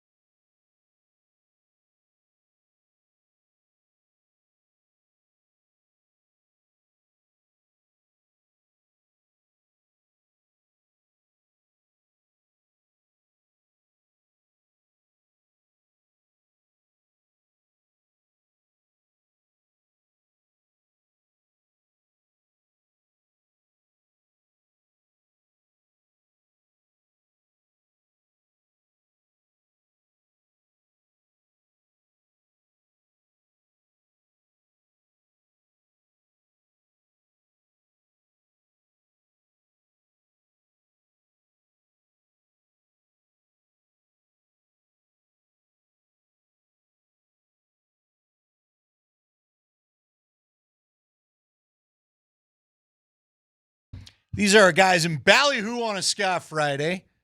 They just put a new song out. Go check that out on. You know, and I'm an iTunes guy. Does that make me old there, Spring? I think you're the youngest dude here. Is it either Spotify or nothing? Bro, I'm old at heart. I still own CDs. Spring, so what's your go-to when you're like, I need to listen to some dope ska? YouTube, for real. All right, there you go. There you go. I'm not that young. What, is there a radio station here in the metro that plays nothing but ska? No.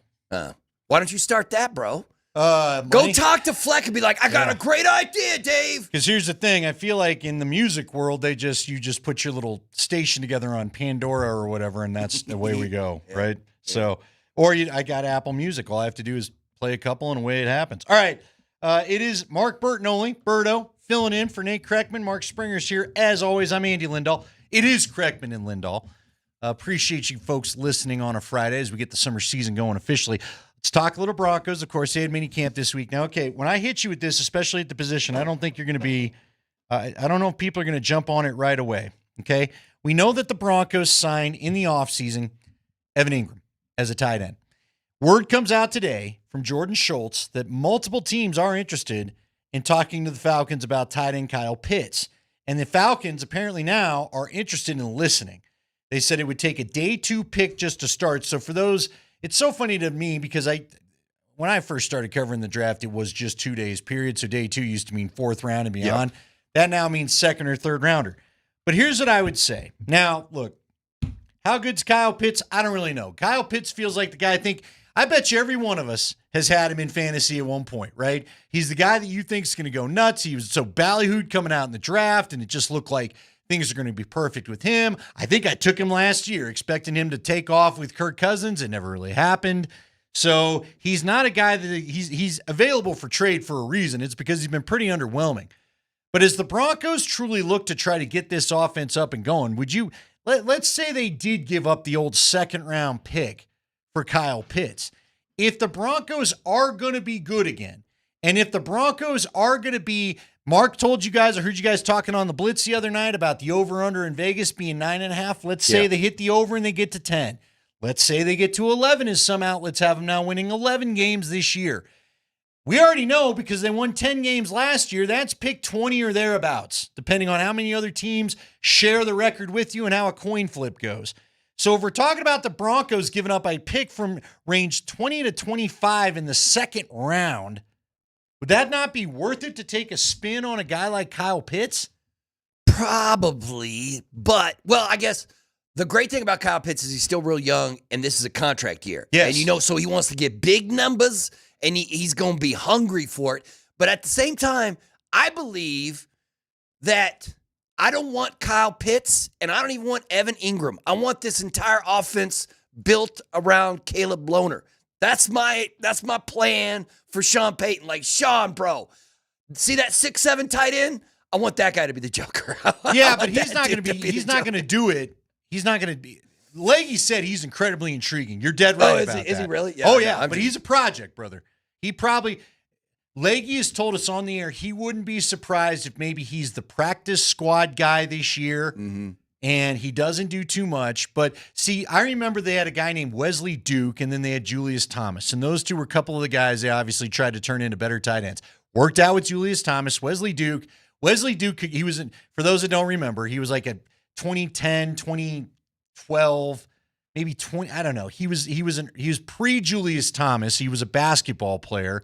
And the guy could get open. He just couldn't catch the football. Yeah. It was brutal. It was amazing. He had the basketball quickness in the size, like 6'7", 6'8", looked like Antonio Gates. Yeah. He just could not catch the pass when it was thrown to him. It's brutal. You want Kyle Pitts? Are you okay? I just think that, look, Evan Ingram's great. I'm excited about Evan Ingram, but I think he's a tight end and not the Joker, as Sean is looking for. And I don't know that Pitts is a Joker. Yes. Thank you. Can you fit him under he's making $10 million this season. I don't even know what the cap looks like. 10 to 12. Look, that's a guy that, I think that's where you deal with Atlanta and you go, look, you pay most of that salary and you can buy my 2nd round pick. Yeah. That's how I'd look we'll at give it. You that we have a round. texter here, 317, says 3rd and 7 for Pitts, and it's done. So you know what I'd say? I'll give you a 3rd and 7, or I'll give you my 2nd rounder. But if I give you my 2nd rounder, you're paying most of the salary. Okay, yeah, I'm down with that. Because yeah, we're I'm to down the with time that. of year where they've already Sure. eaten it anyway, right? It would be, how awesome would it be from having 0 tight ends to a plethora How about of if tight Pinson and ends? Ingram out there together? Yeah. Seriously. Yeah. Let's go. But once again, if you're going to run dual tight ends, how about this? If I had put you on the spot right now, and said, do you believe in your heart of hearts that Sean Payton is going to rely on the running game? No. See, that's what I'm You talking didn't even about. get the question out. No. Now, see, I think he's going to use R.J. Harvey in the pass game.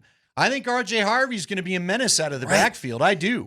There's something in Sean Payton's brain that even when he had it on a sheet that said run the ball, even when he kept saying, I'm going to run the ball. When Told the people kept broadcast telling, crew, I'm going to run the ball. There's something in his brain where it's in the second half of game and it's like 3rd and 4 and he's like, I could run it here, but I got the perfect pass play for this one. I got the perfect pass play. Well, because he's got his guy. Yeah. He's excited. And listen, Sean Payton's not unique.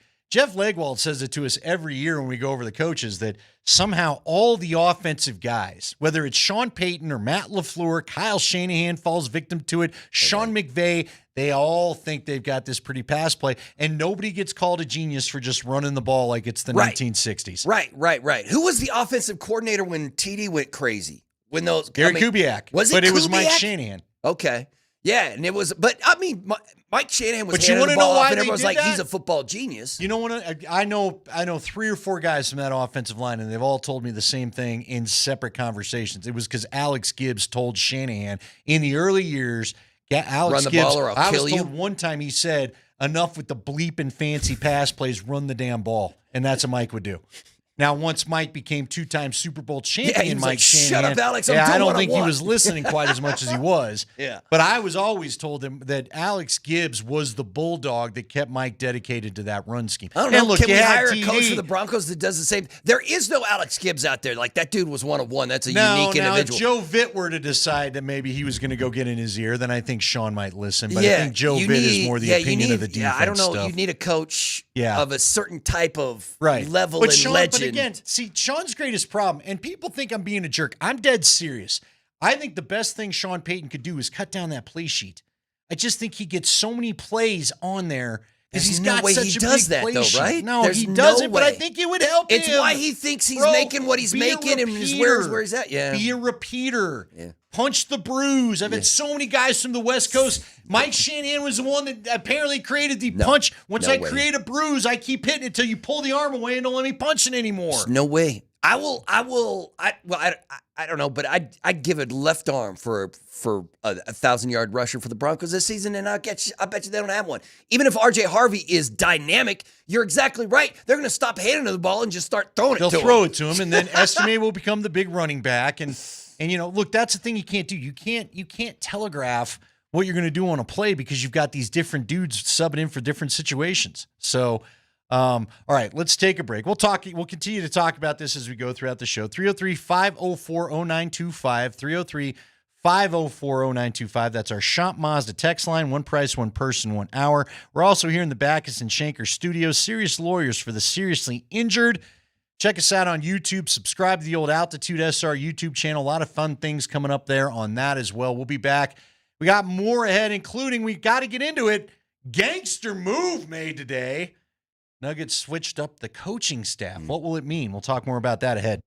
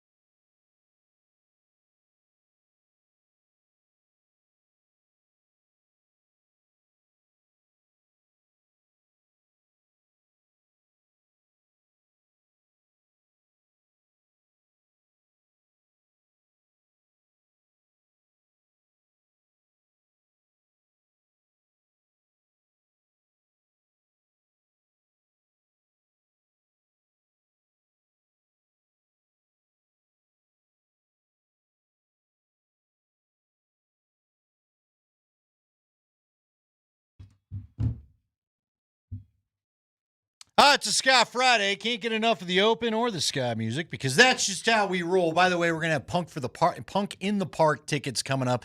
If you remember, we had Denver Ska Fest last year that we supported here on this very radio show, and there was a great turnout for that thing. Goldfinger played. Less Than Jake played. Less Than Jake's coming back. We'll have tickets for their show. But instead of Ska Fest, this year it's going to be Punk in the Park with a lot of great bands. I know as soon as it was announced, a lot of people hit us up. So keep listening in the coming weeks because I believe it's late June. We're going to start getting that promoted and get you some tickets and go have fun out at the, I believe it's the same venue. So it was wild last year. Our guy Mark Springer showed up with his Berto. We all had a good time. Nelson came with us. A few of the Twitchers came with us. It was awesome. Who got tore up the most? Nobody got really tore up, but what was crazy was it was at the park with the big statues outside the DCPA. Yeah. And we kept noticing, like, the bands all kept giving a shout out to the people on the sidewalk that were just stopping and taking in the show because they put up fences. They could have put up walls, so a lot of people just got a free show. Yeah. So Well, a drunk Springer is a good time. A drunk Nelson, I don't know about that, man. Have you dealt with that? That has to be an experience. No, I've never had, but I've dealt with a sober Nelson all the time, and that's weird as hell.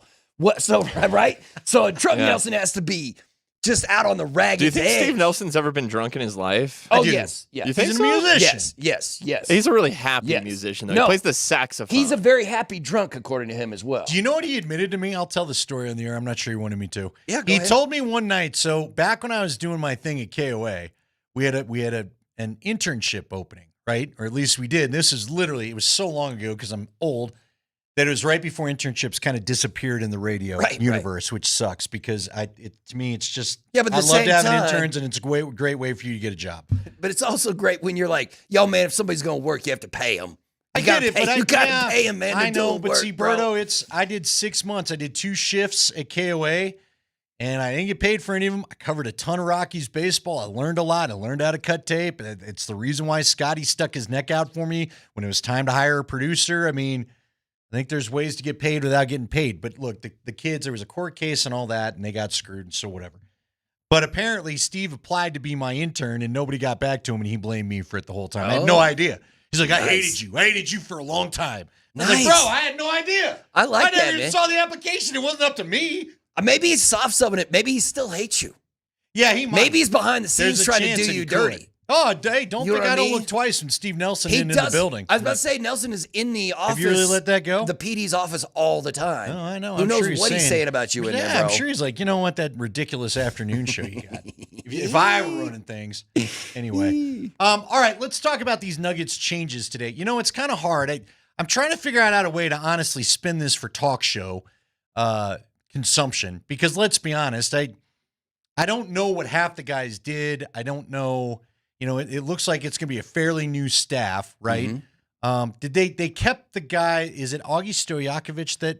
Yeah, that's the guy that Nikola loves, right? Yeah, and it was not announced he was leaving. they have a massive They really staff. do They have a big massive, staff. massive staff. So, and the report was four of the assistants aren't coming back, or at least that was Popeye the only Jones, Ryan Saunders, and I'm spacing the name of two Klasko's other one guys. of them, Klasko and I can't forget. And who was the other one? I can't remember either.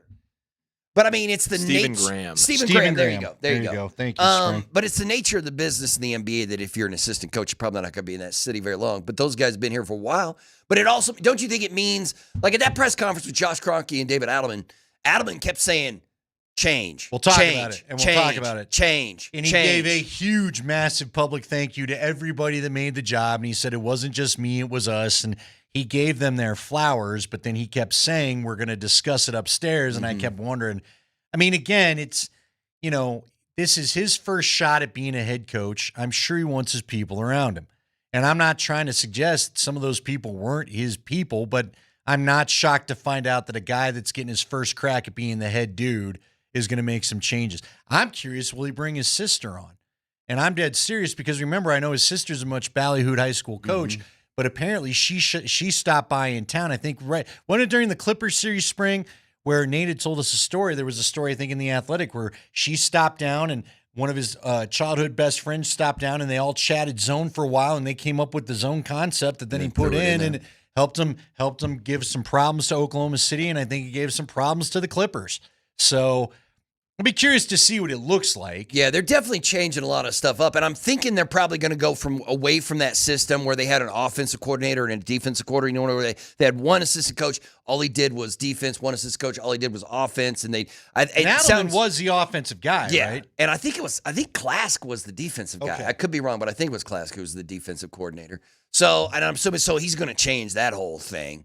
But it's going to be interesting who he brings in, because remember when he was talking in his press conference, he was talking about how he's like, there's a lot of teams doing a lot of interesting things, and we want to steal some of that. So they're going to take a look around the league and say, I like the way they're doing that. We're going to use that. Or we like, so he might grab coaches from a lot of different teams to bring in. One of the things I did like that he said, and look, Nate and I talked about it. It's easy to like a lot of things on May 28th when he had the press conference. Yeah. We'll see how they get put into action. Proof is in the pudding. But right now, one of the things I did like when he was asked about the GM, and he goes, look, this guy didn't have to be my best friend. Now I don't think you want the kind of friction that obviously existed between Malone and Calvin Booth. That was not good for anybody. Right, and but friction you need is fine. somebody Friction else is fine, yes. but they got to talk. You know what I mean? Even if I hate you, as long as we can work together, even we're yelling and screaming at each other, was fine. The problem with Booth and Malone is they hated each other so much, and they just stopped talking. They've got to talk. Stop communicating. You can't have that, man.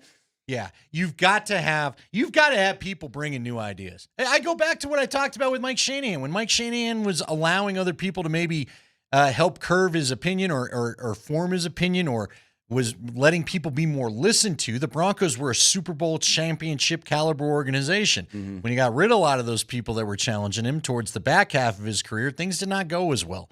And ultimately, I think there were a number of things that led to them departing company and not being, Pat Bowlen getting rid of the one coach he said himself he thought he'd always have. But part of it was, I think, Mike, kept flipping defensive coordinators. I think Pat was like, all right, what are we doing? Yeah. You don't want to get to that position. I hope David Adelman does bring in people that challenge his thought process, that he allows the space to say, Coach, I don't know if we should be doing it this way. Because all I know is I know plenty of people that have become – Josh McDaniels is that way. He's Mr. Tyrant. He was in charge of everything. That usually doesn't work out. Mm-hmm. So yeah, I agree with you. All right, I don't you brought think it up like earlier. either, right? What's that? No, go ahead, man. No, please. No, I was just finishing off my thoughts about the Denver Nuggets, but nobody cares about that. Go ahead. No. What was the finished thought? Because we're going to stay in the Nuggets realm. Oh, are we? I just think I said it in an earlier segment. NBA coaches, NHL coaches, you hire those guys to help your team not lose. You know what I mean? To not make those mistakes. I don't think you hire a coach. Like, there is no such thing as a coaching genius in the NBA, right? Outside of one or two guys, except outside of like Tex Winters, who came up with the triangle offense and stuff like that. It's just not, you know what I mean? Like, an impact an NFL coach can have on his team, I feel, is bigger than what an NBA or an NHL coach should have on him. So I guess my question was just, even if you wouldn't have gone with David Adelman, there's not another head coach out there that I can think that would mesh with this team as well as DA, or, you know what I mean? Like, I can't think of a GM off the top of my head that I was like, we got to get that guy. And I can't think of a head coach off the top of my head in the NBA that I'm like, got to have that guy too. If you're going to stay young, what about Mike and Nori? Oh, yeah. You know what? I hadn't thought about that, but that's a pretty good guy. He's loved within the organization. Yeah. He's really smart. He's got that, whatever that coaching thing is, that thing. So he did a good job when Finch was down for Minnesota a couple years ago. That might have not have been a bad idea. But I'm not upset about DA. It's just like elevating DA. See how it goes. He's going to completely change everything. And I think next season, at least there's going to be joy back in that building, because it felt like there was no joy for Nuggets basketball last season. They didn't have fun playing basketball. We didn't have fun watching them play basketball. Yeah, and I've been around teams where it goes bad like that, and you don't like it. It's too bad when it gets there, but every coach, I think, is destined for that at some point. Because you got two choices. We say it all the time. You can either flip out all the players or you can flip out all the coaches. Now, the coaches that have enough power, like Shanahan did back in the day, to keep changing the players, then maybe you can keep working out. But, I don't know how you build continuity that way. So it's easier to change the coach. Do you think they're going to let David Adelman, they're going to give him space to make the mistakes he's going to have to make as a head coach? Or do you think because he's been with the organization so long, they're going to have a shorter leash on him? Like, listen, we hired you to win. We got to win. Like, I don't Yeah. know. You got to balance between like, hey, I'm playing a bunch of young guys so they can get experience when the playoffs come around, but we're also losing some games because I'm playing these young guys. Well, he said himself, we need to get these wins so that we can cruise into the playoffs like they did the championship year. He said himself the other day, we are going to take March, we're going to take November and December and January more seriously. I'm going to remind the guys when it doesn't feel like you're into it, let's get it done now, and then I don't have to press you down the stretch like they did last year. Let's go do more of the cruise mode from 2 years ago. Let me give you an idea. Let me give you this. It's This just is all the ideas. this is and we'll take them to Josh. This is the stupidest idea. We won't take this one to Josh. This is then. the stupidest idea. No, if he wants to take it, go ahead. Now, this is the stupidest idea ever. Stupidest idea ever. It's dumb. It is dumb. It is stupid. It is dumb. But I would like the Denver Nuggets to play the first couple of months of this NBA season without Nikola Jokic. Yeah, I don't because like that I would idea. like that one's off the table. I would like David Adelman to go to Jamal Murray and say, "Hey, Jamal, guess what? This is your team now. You're the big dog. You're the alpha. You're the man. I'm giving Joker 2 months off. He's going to he's going to hang out in Serbia. You need to lead this team. You need to do what Joker does. You need to lead us in points, rebounds, and assists. Do it, brother. You know what I mean? Like, I want to give Jamal more responsibility, if that makes any sense. And I need to see what Jamal is without Joker. I think you've seen it. Really? What do you, I mean? Look, man, this whole thing is with Joker. You want me to be honest with you? Here's why I have a problem with your idea. Because I don't want to play the best player in the that's another league. problem. Now, look, for those that think it's absolutely nuts, I will say it's just the Roger Clemens plan from his back part of his career, right? The baseball players have done it where they're like, all right, now I'm ready. Brett Favre tried to do it. All right, here I'm ready. Yeah. You got throughout the season. Go ahead, let me. But here's my thing, dude. I think the whole DA thing, the reason why I don't stress promoting a young coach like David Adelman is, A, I think he showed well during the playoffs, but B, he's got Joker. And Joker showed us the kind of coach, and he's doing that out on the floor. Now, my thing with here's another thing I think DA's got to get kind of established with Joker in the early season. You need to lay off the refs, bro. I said this yesterday.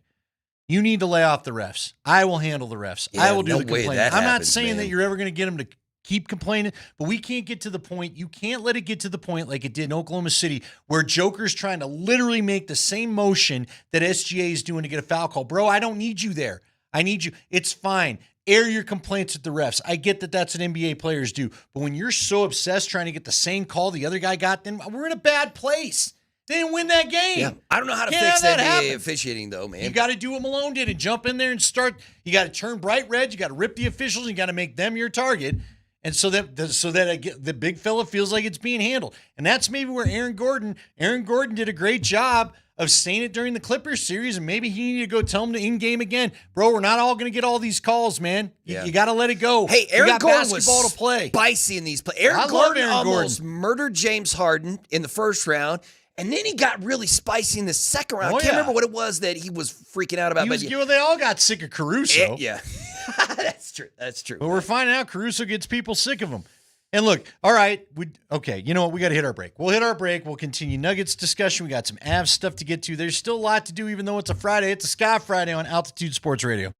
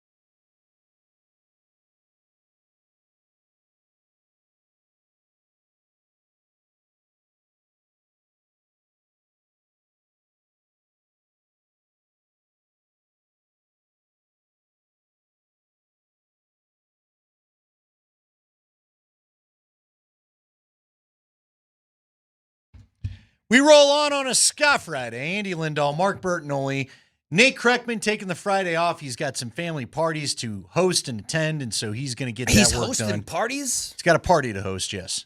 So, like people are coming to his partier. house. Oh, yeah.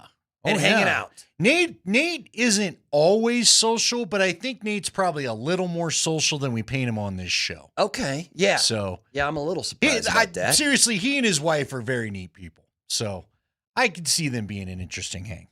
Okay. There you go. Yeah, okay. I don't need to. I get enough here. Right. You don't need to go hang out outside. But he's got good people around him, and we like him.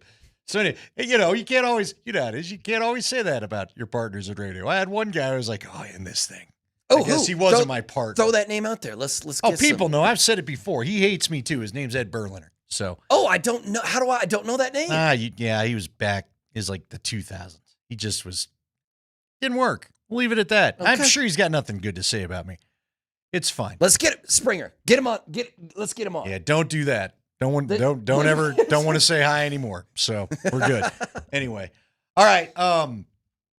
Gosh, there's like so many ways people want to go and they keep texting in. So why don't we do this? Why don't we just kind of we're going to do a recap segment, if you will.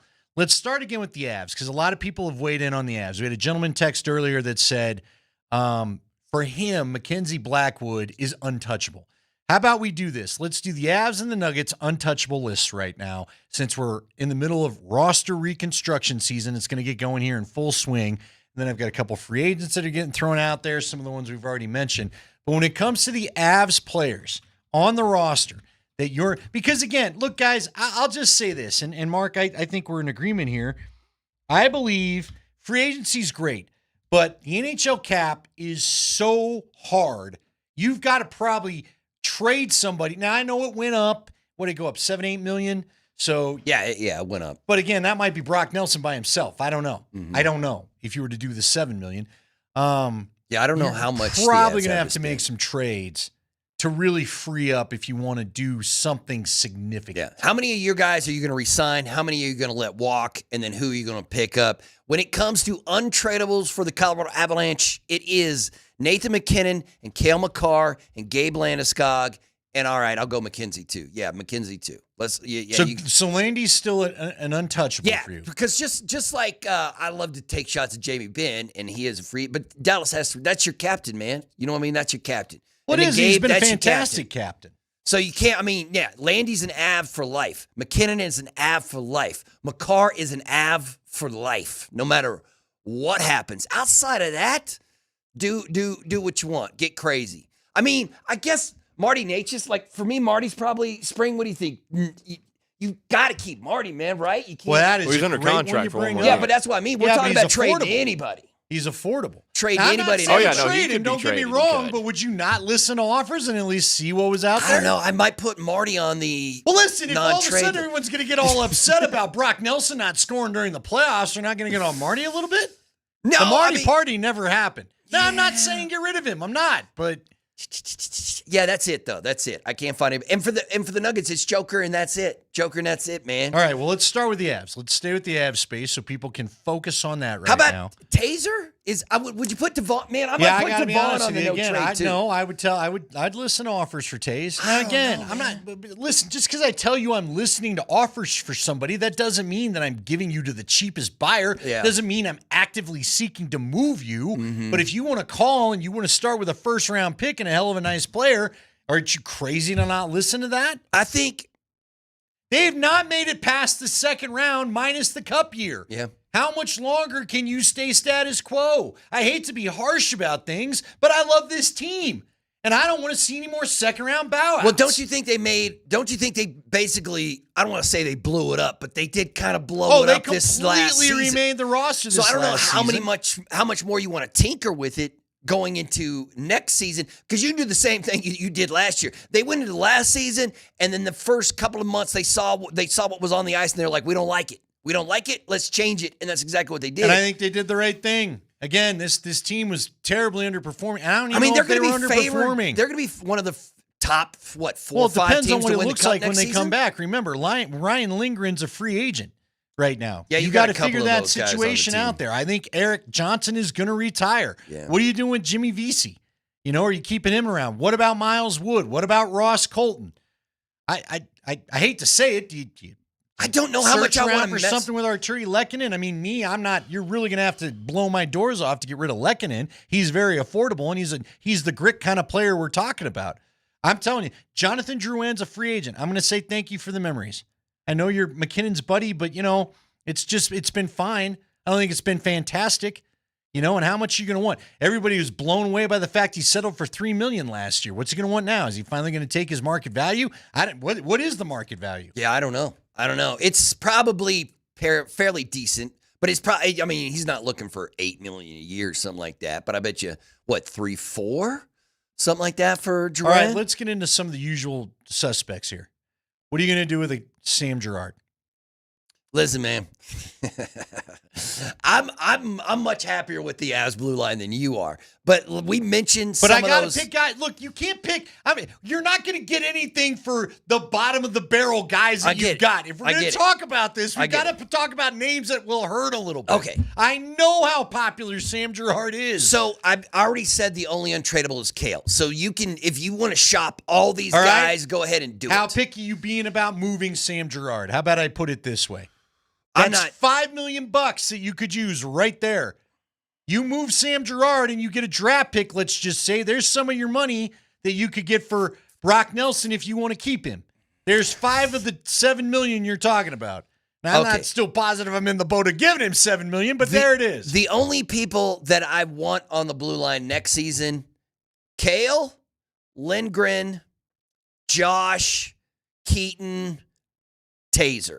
Okay, so that's one. So there's one more blue liner you can go out there and find. Listening to Sam Malinsky. Yeah, I'm fine for Malinsky. Matter of fact, I'm fine looking for Girard too. If you want to get that, if you want to get okay. What about a Miles Wood? Good player. You gave him a pretty good contract. Wasn't playing for you much at the end. He was kind of the object of the fans' ire as we headed into the playoffs. But what are you going to get from Miles? Like, you know what I mean? Are you freeing up money? For me, if you're freeing up money, just because. Spring, help me out. You guys help me out. The NHL and NBA aren't the same thing, right? I don't have to match contracts in the NHL, right? No. Everyone just has to have the cap room. Yes. Like, that's the hard part about the NBA. Listen, one of the reasons why I trade Michael Porter Jr. is to just simply get that $36 million back in flexibility. Mm-hmm. You can't do that. It can't be that simple in the NBA. If you're going to trade the $36 million, you got to take $36 million back or close enough. If you're gonna sign a guy to the blue line, like the guys that we were talking about yesterday, like if you want to sign Aaron Ekblad, okay, you're gonna have to move some people off that blue line because the dude's making $7.5 million. He's probably going to have to you probably have to pay him more next season. But he's going to be your cornerstone defenseman as far as if you want to talk about the dude that Raj really loves. I don't know if Springer loves this dude too. Is Vlad? Is that Gavrikov? You like Gavrikov from LA because it's big, nasty, sandpaper kind of defenseman. But if you're going to add 2 people to the blue line, then you are going to have to make a trade. What are you doing with Josh Manson? Again, let's go to someone I really love, Josh Manson. Yeah, I don't think you do anything with Josh Manson, right? No, I ain't shopping. I don't think I'm shopping Josh Manson. Let me go see how old Josh is. Okay, I've got the roster pulled up right now. I'm trying to, I guess that's not that kind of, there we go. So Josh Manson right now is 33. Okay, so the exact same age as Brock and his birth date is, so by the time it's time to play hockey, he'll be 34. Mm-hmm. So he's Brock Nelson. So I guess I like the other Josh, I do, but can you get younger? How much does Josh make? Then becomes the question. Oh, Josh Manson? I think, does Josh make 7 too? Does he? I don't know. He was like 4.5. Is it? So it's not. Oh, so that's not bad. That's not bad. I guess the other question is do you have any young players down playing for the Eagles? No, see that are gonna be able to make the roster this season. Like, is Kale's brother good enough to make the roster this year? Is there? I think you've given up most of those guys to acquire these players in the past. Didn't they trade their top defensive prospect a couple seasons ago? I thought they had. So I'm looking at it right now. Josh Manson, and great job by Spring. He's set to count $4.5 million against your cap. Okay, yeah, he's in the last year of his deal. So he could be movable because he's in the last year of his deal. You got 2 more years at $5 million on Girard's cap number. Tays and Makar obviously are very expensive. Keaton Middleton is not. But right now, as far as contracts for 25, 26, you got Makar, Tays, Girard, Manson, Middleton. That's it. So Jacob McDonald had a monster year with the Eagles, I'm pretty sure, right? McDonald had a monster year with the Eagles. And but he's another guy I feel like comes up here and it never translates to staying up here. Yeah, but you're right. And again, I'm not trying to be too did harsh. Play a couple of games with the Avs, but they've got a lot of guys in the minors. Like again, who's the Olofsson? How long have we been waiting for Olofsson ready to really just? I think he's still the playing. King of the highlights, but nobody. I don't think. Yeah, I think we're not Oscar, expecting that to become a thing anymore. He might just be an AHL player. Okay.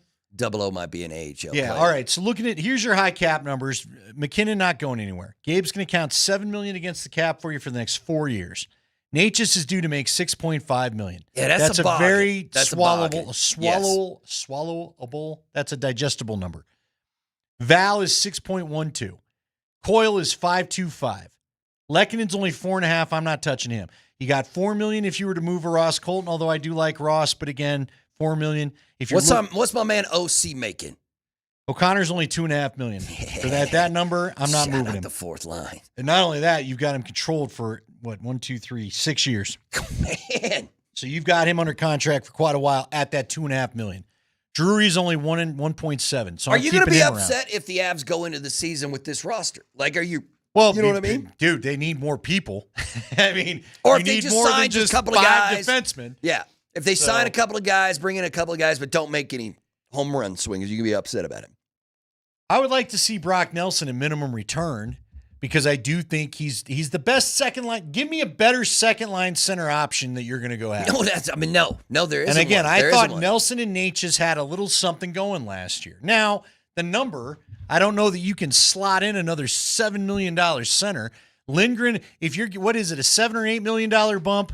You know, at that case, Sam Lindgren, Bennett? I'd have Lindgren eat a little of that. Look, I'd take a Sam Bennett, but I'm with you. If they go and win the cup again, they're going to re-sign. Then I think all they're those probably dudes, going to right? re-sign him. So they're going to re-sign Ekblad. They're going to re-sign Bennett. Okay, so right now the Avs, looking at these numbers, hard math, I'm just going to do. They've got about $8 million. They're just slightly under $8 million to play with. Interesting. They have an active cap of $87,663,333, and the maximum is $95,500. So basically $8 million. It's like $7,900,000 is what they have to play with. Can you make that one player? You're going to make that two players. If it's and are you doing the Natchez deal? You know, what are you doing with Natchez? Do you love Natchez enough? Because right now Natchez is your third highest player. No. For that price and what he brings, now, I'm only happy one more year. with I'm happy with It's only Marty. one more year. He's an unrestricted so you're gonna have free to pay agent him? after. Well, see, I like Probably that too because he's going to be looking to put up some big numbers this season. Right. And he might have a massive but then year. you're looking to maybe get him at $8 million, $9 million. You know what I mean? But if the numbers, see, here's the thing that you risk. If the numbers get too big, then are you back in Miko territory, and is that a problem? Because I don't know. I don't see a projected cap for next year just yet. The cap numbers for this. Oh no. Okay, I do see that. So right now, this year they're going to have $8 million in money. 26, 27, they've got like $40 million in money, but then I don't know how many guys they still have under contract. Yeah, Drury's a restricted, Olofsson's a restricted, Parker Kelly's a restricted, Manson's an unrestricted free agent, Wedgwood comes off the books, Coyle's off the books, Natchez is off the books.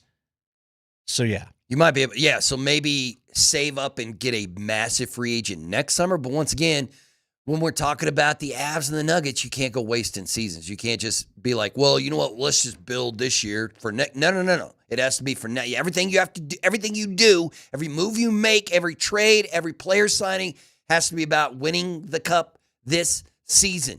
So can you just take that $8 million and hand it to, I don't know, whoever you think is going to be the best 2C, or do you spread it out? I would keep Nelson, but then that's where I start to look to move a Girard so I can get some more money. You might have to pay Brock $7. You might have to. He might take up that entire chunk. Exactly. And if he does, then that's where all of a sudden I got to maybe move Girard, and maybe you do some creative. You can do the creative stuff, right? You don't have to have the same salary every year, do you? Or is that just how the NHL does it? Once the salary's locked in, it's locked in. I guess everybody Like when you do a deal, that's the deal the whole time. Nobody has any salary fluctuation on this. No, everyone, it's literally the same money every year. That's wild.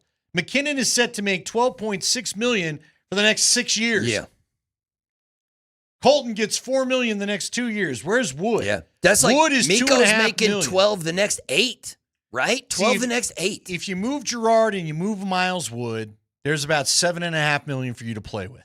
So Okay. that would be 2 pretty good mid-level players if you could, because you already have $8 million, then you add another 8 or so, 8 or 7. Okay, what are you doing with So Ross then Colton? Because there's maybe- another $4 million. Then maybe you could sign Aaron Ekblad to the blue line and Brad Marchand. See, to me, if you go get Ekblad, Manson's very affordable at $4.5 million. That's where the Ekblad Girard thing comes in. Is not yet. Man, he's gonna get paid. He's gonna get paid. I know, right? I know. He's gonna get paid. And so that's where, if you're going to pay, see, again, it's about rounding it out. Where are the best values? What's Sam Bennett going to make? We've talked about Sam Bennett a bunch. What's Sam Bennett going to make? He's not super expensive right now. Does he make a little bit more than the 4.5? Like, if you could pay that dude 5-6 to come play for you, I'd be, go ahead, do it. But you might have to overpay for a guy like that. All right, what are you going to get? Let's say Marchand comes in. Now, here's the thing. I know that Raj yesterday is mentioning Claude Giroux and Brad Marchand. Doesn't it feel like those guys want to stay East Coast? Yeah, probably. There's just some dudes that don't want to come. Like, remember Giroux didn't want to come this far west because he thought he was an East Coast guy. Yeah. And once again, it feels like Florida's going to win the Cup. I don't know, man. I mean, unless Edmonton figures it out. No. And then they just re-sign all these dudes and run it back, right? Since Sergei Bobrovsky is the greatest goaltender in the history of the sport. Looks like, that's for sure. Okay, I'm going to Spot Track right now to see what your guy Sam Bennett is making. How about the text line is throwing this out? Okay, throw it out at me. Throw it. That's what we're here for. If you really want to make a change, if you really want the space to make a change, you trade either McKinnon or McCarr. No, I'm not doing that. Why would you do that? I wouldn't. I'm just saying that the text line is asking the question, what could you possibly get for a Nathan McKinnon or a Cale Makar? Never what they're worth to you. You're never going to get, you're never going to be able to pay Nikola Jokic what he is worth. That's how great of a basketball player. He's going to make $60 million next year, and it's not enough. It's not enough. You should probably be paying him more. You know what I mean? So with Nathan McKinnon and Cale Makar, their value is so high, you will never be able to pay them how much their value is worth. But what, as just a sports radio conversation, do you think you could get for them? If you decided, if the Edmonton Oilers were like, let's trade Connor McDavid, what do you think that haul would bring? If you're the Avs, what would it if you traded Cale Makar, I bet you could get. What do you think, Spring? No, 6 you're first? not trading Cale Makar. Stop 6 it. first? $1 million first. $1 million Stop first. it. You could get $1 million first, man. Okay, Marchand this year was making 6.125. Bennett was making 4.425. So Sam Bennett's a realistic target, I would say. Okay, yeah. Assuming he wants to leave. Again, we don't know any of this. I mean, probably not because he's playing for a really, really good team in a really good place. Just stop. Stop. I don't want to do it. But the question that remains, just what could you, if all of a sudden. A bunch of dudes that aren't as good as they are. Yes, that's exactly right. That's exactly what you'd get. But I want to know, if you held another team's feet to the fire and say, you can have Cale Makar, you can have the greatest defenseman of this generation and maybe the greatest defenseman ever. What are you going to get? What are you going to give me? What are you going to give me? I don't care. I don't want it. I don't want it either, man. Okay? I don't want trade it either. Joe Sakic? No, I wouldn't trade Joe Sakic. Again, the Forsberg thing got weird because he had injury history. He would have been here the whole year, too. Yeah. They should have kept Adam Foote. I'm sorry, but you should have done it. I get it, man. Hey, man, Adam Foote, now the new head coach in Vancouver, he is crazy for taking that By the job. way, Quinn Good says, luck to you, but man, you're crazy. Quinn says that Marchand loves Gunnison. Oh, does he? Well, bring him on by then. Let's go. The Avalanche. Let's go, if Brad.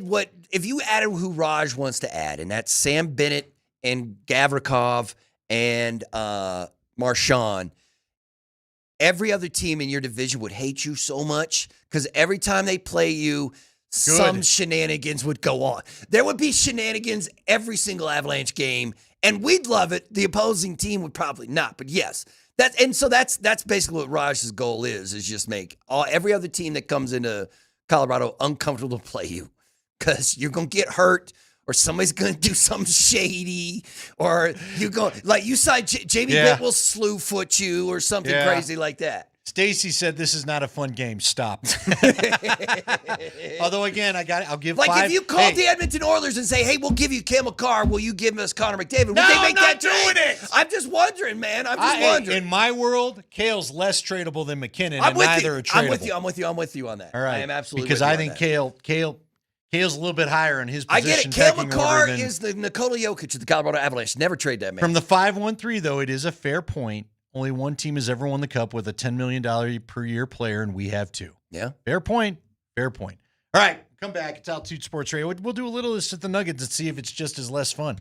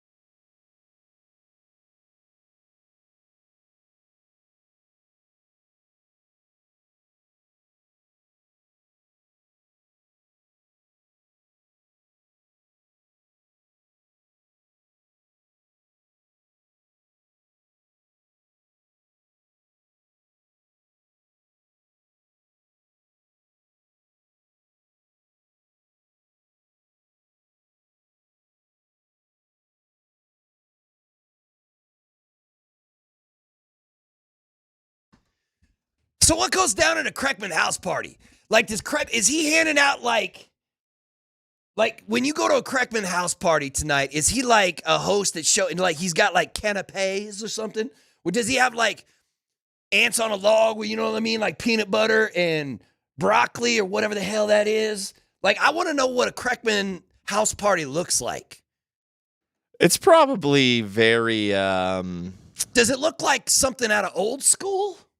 You think? No. Like Kreckman's drunk going, we're going streaking, just like naked running down the streets, you think? I bet he has do you think he has a custom apron? Yes. Like, that doesn't say kiss the cook. It says, yeah, you're right. It says something weird. There's a dad joke on there. Yes.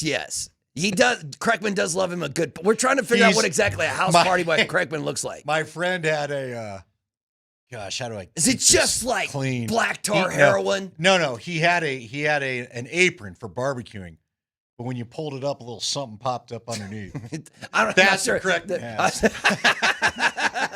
When you went to wipe your hands off. I don't know. Like, I mean, yeah. Is he playing house music? Is he just trance music? You know he and is. Everybody's just like, what is it? It's the Wu-Tang Clan.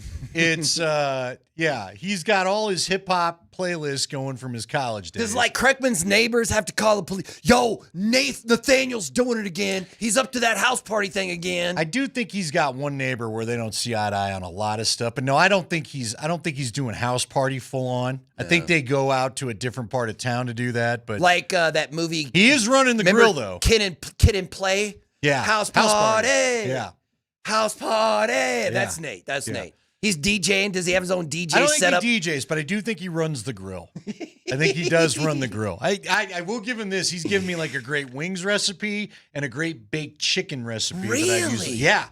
He's got a money wings deal. I had no idea. Which I like a lot. All right.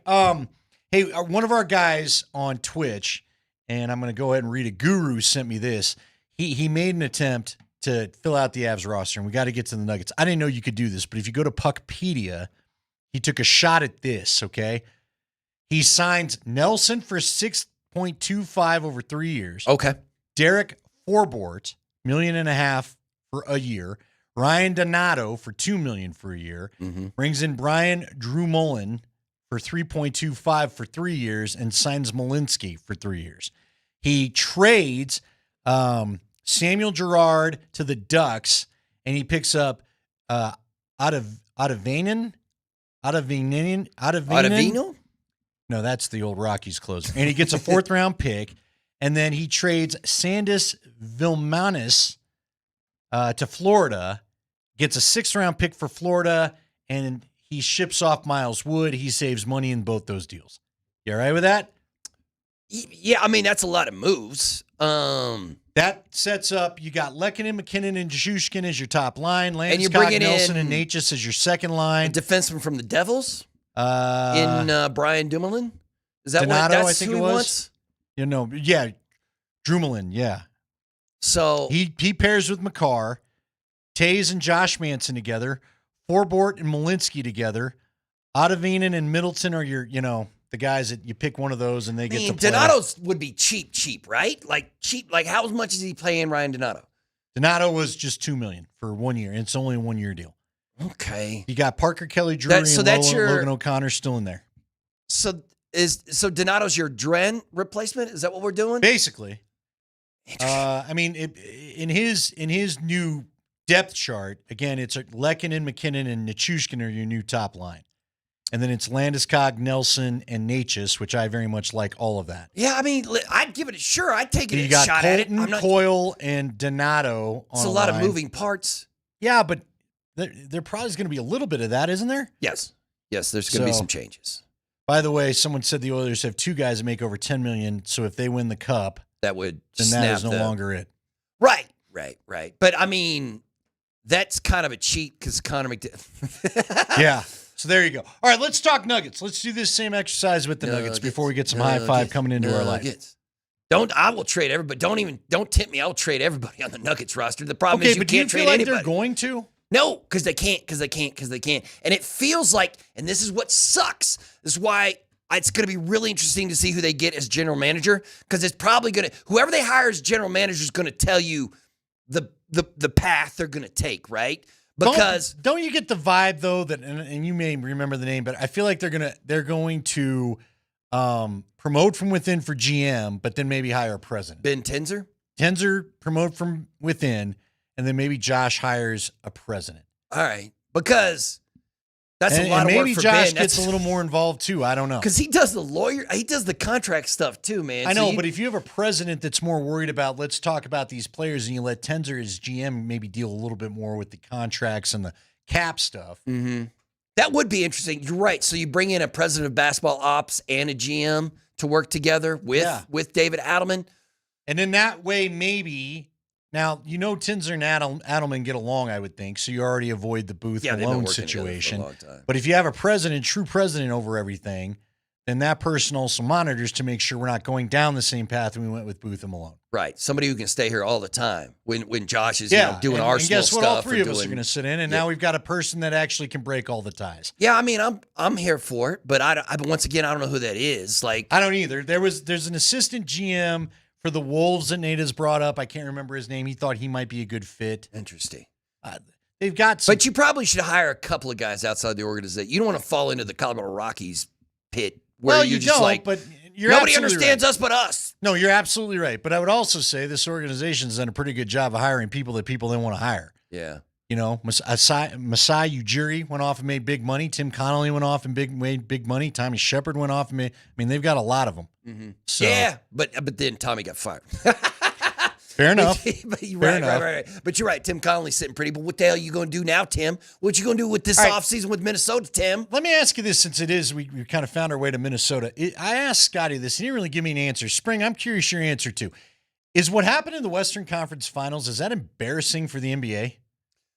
A gentleman's sweep and a beatdown. I mean, none of those games were competitive, man. They didn't get one to You're the right, point because the one where game even Minnesota Mike Green wins. was like, "You're not jealous we are of TNT." Yeah. They got one competitive game. Yeah, but see, now that's the no, the NBA doesn't care about that. I don't think you care about that. I think the problem is the problem is OKC is too dominant. Like OKC is what the NBA is trying to legislate out of the league, and that's dominance. Well, they're not going to be able to with this one. No, I mean, well, because for this OKC's season, got so many draft picks, even when you force their hand with the contracts. But they're going to have to be get able lucky with the picks again, because I think they're not. Chet's going to be playing for somebody else. Yeah, because you got to pay J-Dub now. So are you worried about Chet? I'm not worried about Chet, but they're going to. Should they be worried about Chet? No, but they're not going to. They're like this team that we saw this year with OKC. They'll be together again next season, but after next season, I bet you they blow it up because they're going to have to. They're going to have to pay SGA again. They have to pay SGA a supermax. They have to pay J-Dub a supermax. They're going to have to pay Chet close to a supermax unless he makes an All-NBA team next year, which means then they will have to pay him a supermax. Yeah, But you know what? Are you saying do you not like the way the Western Conference is I just looking? don't think it was competitive. I think it was competitive, and I think it was embarrassing. But frankly, the Nuggets, both their playoff series, gave everybody the TV they want to watch. Do you remember? Two OKC series that go swept 7. the first round. Yeah, yes, they did. Right, OKC has 4 losses in the This has not been a good playoffs. playoff, man. And 3 of them by the Denver Nuggets. Right, the Nuggets were really the only truly fun, dramatic. They gave series. us 2 good series. Yeah. Now, the Knicks on the Eastern Conference side of things, it's been pretty interesting. Yeah, the West has been really kind of a. But the West is the Western Conference is the better conference. No, I get it, but then why aren't we getting better playoff series? Yeah, I don't know. Because we're not. I mean, by the way, Stacy said, "Can you do a quick NBA trade rules 101?" Not really, Stacy. Every time I think I got it figured out. Oh yeah, you don't want that's all it's I ridiculous. can tell you. Here's the basic I know. If you want to trade, the money has to match up. It has to be even money in the trade. Yeah. And the Nuggets you are throw in draft picks in the first apron, which means you get a little bit more lee room. Yeah. If you're in the second apron, you can't do. They have to match exactly you can trade down and to get the out penny. of it a little bit, right or no? Yeah, I think you can. In the first apron, you get a little leeway, and you have that. I think the Nuggets still have the mid-level exception they can hand out to somebody, but I don't know how that much is going to $8 million. This is how much that's going to change your You know team. who makes $8 million right now? Who? Zeke Naji. So if that's the aisle you're shopping in, there you go. All right, you know what? We got to wrap it up. We're going to do some more NFL notes when we come up to the top of the hour. We're here with you till 6 o'clock. It's Birdo. It's spring. I'm Andy. Kreckman and Lindahl.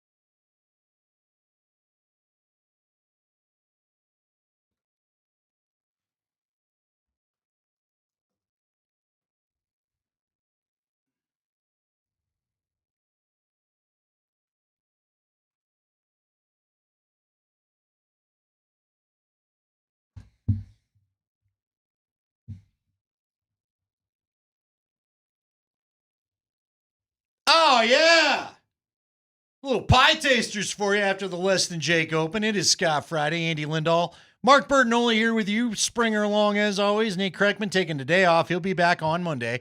He's got plans for the weekend, and he's getting after them right now. By the way, if you like watching our Twitch stream, then say thank you to Safeway, because Safeway gets it done for us on that Twitch stream.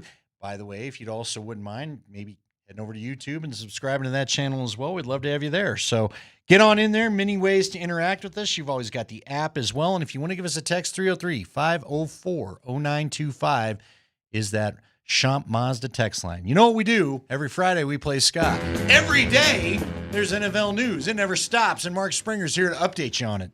Let's do that high five. Let's talk about tight ends, okay? The Broncos, do they have their joker? I would say we need a joker. In Evan Ingram. They also have Adam Troutman, Nate Atkins, Lucas Kroll, and Birdo's dude, Caleb Lohner, 7th-round pick. Well, some tight ends could be available on the trade markets. According to Jordan Schultz of Fox Sports, multiple teams have reached out to the Falcons to acquire about Kyle Pitts, but the Falcons prefer to keep the 24-year-old tight end. Also yesterday, Adam Schefter reporting that the Dolphins have had trade discussions with the Steelers about tight end Jonnu Smith. Jonnu Smith with the Dolphins has expressed an interest in reworking his deal, which is scheduled to pay him $4.8 million this season. The Steelers do already have Pat Freiermuth on their roster, so nothing wrong with having two good tight ends. Yeah, nothing wrong with having two good tight ends, which is why I think the Broncos ought to at least explore what the market for Kyle Pitts looks like. Now, it was reported earlier that it's at least a second-day pick to get this discussion going. You know, somebody had thrown in there a 3rd and a 7th. I'd be down with a 3rd and a 7th. If you're going to keep most of his money so that you don't have to do too many salary cap machinations, guess what? I'd consider giving you a second, because I do think the Broncos will get 10 wins minimum this year. And if you're picking around 20, even if you give them a second-round pick, we're talking about a pick in the 50-somethings, you know, and so on and so forth. And so, to me, I think Evan Ingram is a great option that you signed a tight end.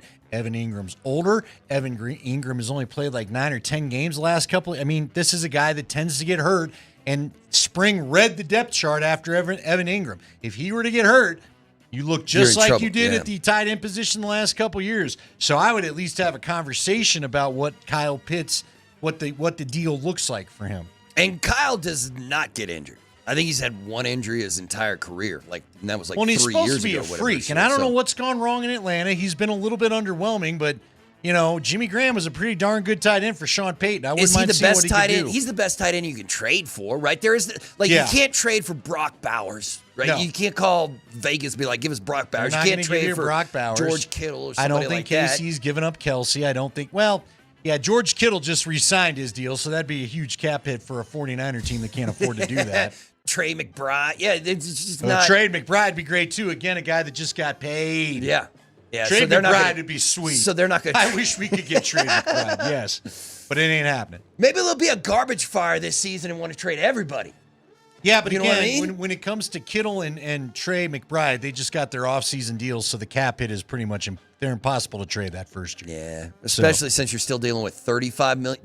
You still paying? How much you paying Russell Wilson? $35 million. Still a little. Now I think they've got about 10 or 12 million to play with. But that's why, again, I'd give you the second round pick for Kyle Pitts if you kept most of that money, and it doesn't eat too much into my emergency fund for the season. All right, but I'd be all about it. Because, again, there's nothing that says you couldn't do both Kyle Pitts and Evan Ingram on the same dang field. You think they'd be down? Do you think Atlanta would be like, yeah, sure.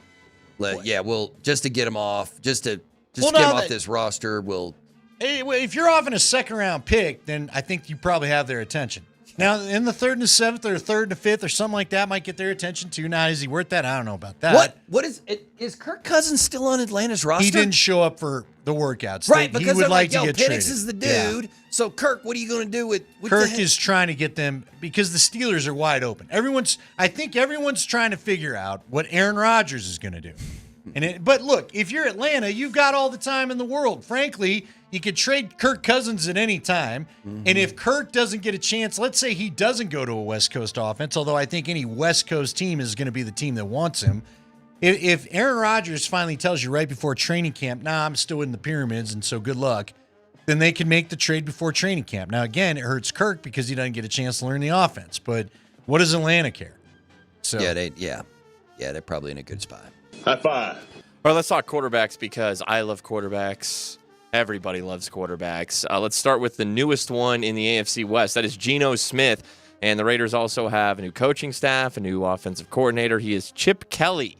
Chip Kelly commenting on his new QB, Geno Smith. The beauty of Geno is that Geno's been in multiple systems now, and there's a lot of things Geno can do. So I don't think you can just pigeonhole him. I think he runs better than people really give him credit for. You look at the 2-minute drive against the 49ers at the end of the game, and he runs it in for the winner. I think he can beat you with his feet. He can keep plays alive with his feet. He's extremely accurate. He gets the ball out of his hand quickly.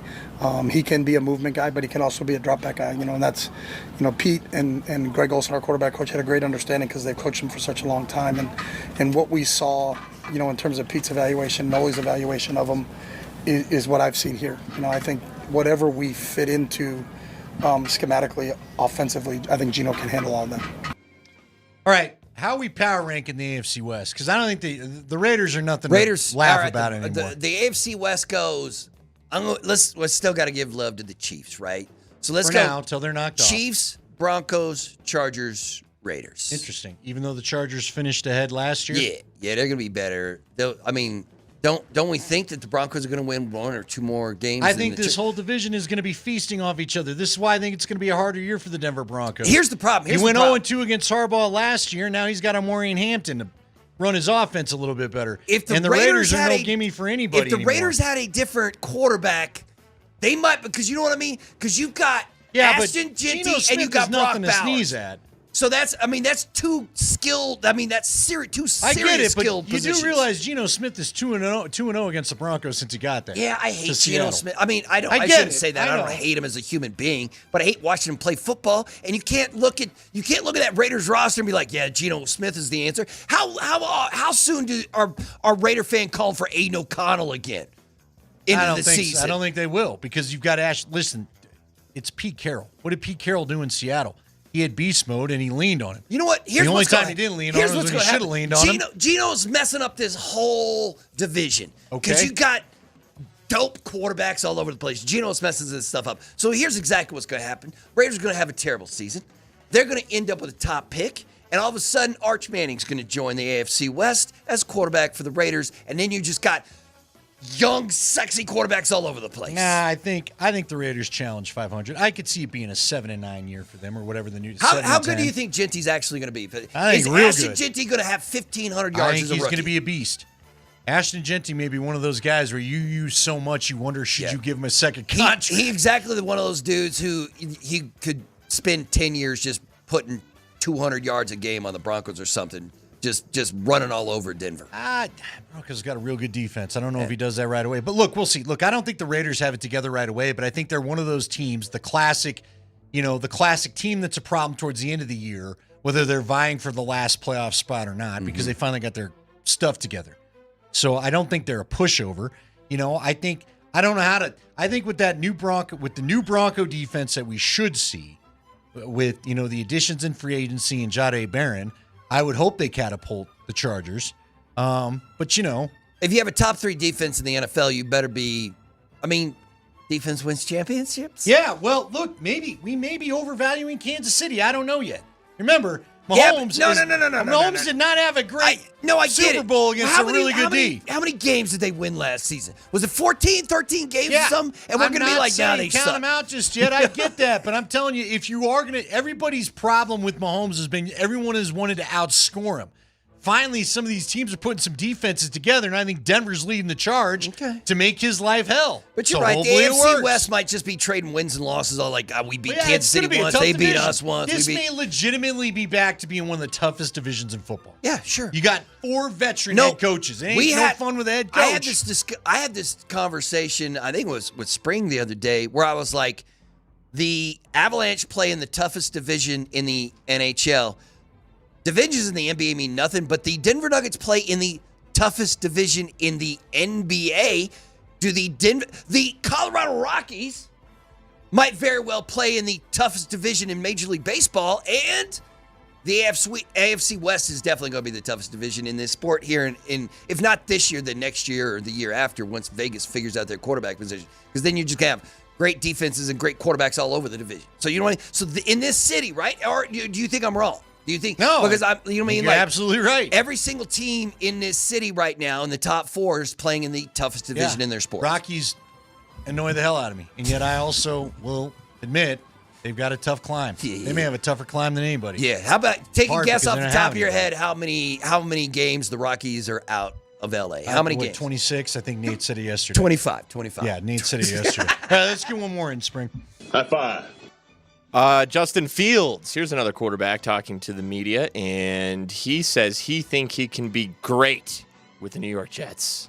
I think I can be great, that's been the goal for me my whole life, my whole career. So, like I said, I think the sky's the limit, for this team, for this offense. But we do have a long way to go. Like I said, our offense and defense are new, so guys are, really tuned in and locked in and trying to get everything down. But I think, once we do, I think the sky's the limit. I mean, we have, all the guys we need. We have all the talent. So it's really just going to come down to discipline and execution when the games come. You better think that way because you signed for a lot of money. I don't know what else. I love these off-season cuts because you better not say anything different. He has Justin, your team won 5 games last season, brother.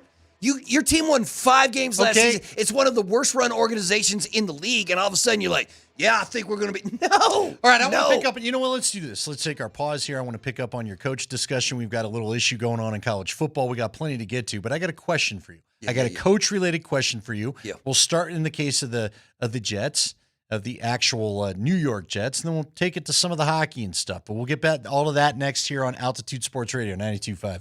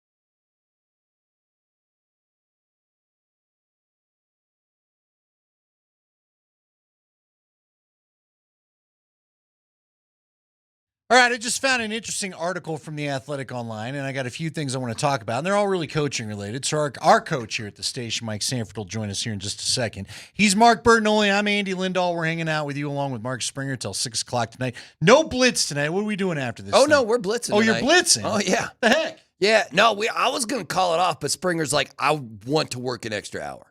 And I was like, all right, Spring. Cool. Said then it's your hour. I will let you do that. So, all right. So, the first thing I want to cover with Mike. You think Kreckman invited Sanford to the house party? No. Okay, good. I'm positive. What? Are you getting upset you didn't get invited to this? No. First off, it's not a house party. I'm just trying to keep the man's business private a little bit. You know. That's all. You know you can't invite me to anything because This I'll is a never party show up. you wouldn't want to attend. How about that? Wait, why? Is it wine and cheese It's his tastings? kid's birthday party, all right? Oh! All right? I thought you kept making Golly. it sound like it was going to be a No, rager, bro. It's his kid's I birthday thought it party. was That's gonna all. be I That's thought we all. were going to rage. That was it. No, my bad. Yeah. I'm Now you playing got to with- go. Man, Go to Target, get a toy, head on over. How old? Like what? I don't know. Like I'm can I like 6. I'm guessing 6. I don't know. So firearm? Is that what we're thinking? No. Have you met Nate Kreckman? No. All right, let's go to the hotline. Let's go to our Ramos Law hotline. Car accident? You need Ramos Law, medical doctor and attorney at ramoslaw.com. We welcome in Mike Sanford. Again, Sanford, what would you bring to a 6-year-old birthday party, huh? And I'm not even sure it's right. I think that's what it is. I think probably nunchucks. Yes, That's a good one. Throwing stars, katanas, way to go. Good. Every little boy's been a ninja for Halloween at some point, right? This is a good call. All right, I want to start with this with our guy Mike because I thought this is interesting. I saw this in The Athletic just a few minutes ago. I read the headline earlier, but it says college coaches describe the favorite play call of their careers. Quote, I'm pretty sure it's going to work. So college coaches, and I had said earlier, and Mike, I think I've said it to you before. We were talking Sean Payton. I'm like, I told Berto, one of the things that would help me is if Sean would just cut his play sheet down. Because I think Sean gets too many of his got to call him cool plays going and doesn't repeat enough of what's working sometimes. But I've got to ask you, let's start there. Yes. What play call was your favorite to call when you were OC? Well, my favorite individual play call happened in the 2014 season Fiesta Bowl, where I called a play that one word entailed formation, motion, play call, and it was tempo. And the name of the play was Murica, Murica. Murica. Yes, it was the Statue of Liberty play to Jay Ajayi, where he scored a touchdown, and we took a 28-7 first half lead against the Rich Rodriguez-led Arizona Wildcats. That was my personal favorite one. In that same article, if I'm not mistaken, Andy, you mentioned that Chris Peterson had a play called Circus. Yes, he's the first one up in the article. That is the hook and ladder that is made famous to keep the Boise State-Oklahoma game alive in desperation mode.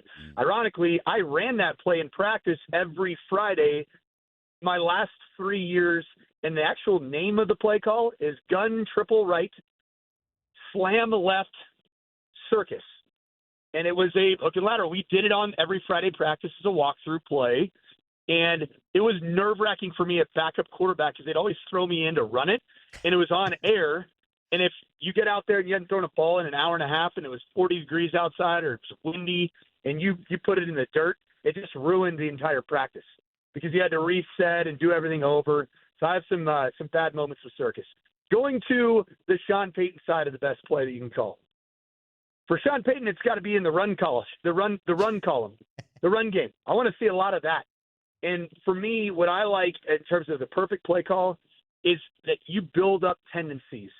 And I love when you build up tendencies. That means that you have a play that you really like in the run game or the pass game. And I believe as a good coach, tendencies are made to be broken. And so you do something off of one of your tendencies and you set it up. Problem is sometimes you can over-set it up and go to the well a little bit too much. People are like, that's predictable. And by the time you get to the actual play call of the setup play off of the original play, it's almost not even effective because the base play itself is no longer that hard to defend. All right, so I got to go to another question for you here about the play calling thing. Do you have a time, whether you were the player or the coach where you were so sure something was going to work, you were just dead certain? And maybe even how often does it happen? And then you don't get the look that you want. Because I can remember, I don't know if you've heard the story of the famous helicopter, but John Elway told it on America's Game, the documentary they do of every Super Bowl team, right? The helicopter play, Mike Shanahan had insisted to Elway for 2 weeks, they're going to give us this look, and this is the perfect play. And John said, but what if they don't? And he said, but every time he asked him, Shanahan said, don't worry, we're going to get this look because the personnel out there. And he said they come out in this play, and the only reason why the helicopter happened was because they didn't get the look. And John knew at the light, he's like, we are screwed. I'm going to have to run for my life on this. Does that happen often to you? Do you have any experience with that? Oh, so much experience and none. There's a time and a place as a play caller where you can get caught chasing the perfect play, and it's primed up for one look. And sometimes us play callers, when we're sitting there at 2:15 a.m. on a Monday night or a Tuesday night, and we're just sitting there like, oh, I got the perfect play. Oh, I can't wait. In our own minds, we talk ourselves into, oh, wait, this defense runs this exact look way more than they tangibly do. And so that's why you have stat nerds in your life, analytics nerds like Nathan Kreckman, that can tell you, hey, bud, probably don't chase that play for the entirety of two quarters in a football game, because you're probably going to waste some good plays by just getting out of that particular look. And that's typically what you have as a play caller, is that you chase that call, it's your lead call, and then either your quarterback gets you out of it because you didn't get the right coverage look or the right blitz look, or you as a coach, that's why a lot of people look to the sideline, and then the play caller up in the booth gets you out of that play. And a lot of times you don't get to the second. The second play is not very good. It's just kind of a bailout call. Good versus everything, but not very good necessarily. What's the most ridiculous play call on your sheet? Like, you know what I mean? Like, do you have like a halfback pass, tight end? Yeah, how creative we talking? What's the stupidest play that you would still run in a game? Well, I mean, I do think that the whole premise of a Statue of Liberty is pretty stupid. Like, if you really look at it, it's like the dumbest setup job, and it really should never work. It's a bit of a feel-good play. You call it when you're just either rolling or you're in desperation mode, and you're like, screw it. That's one for sure.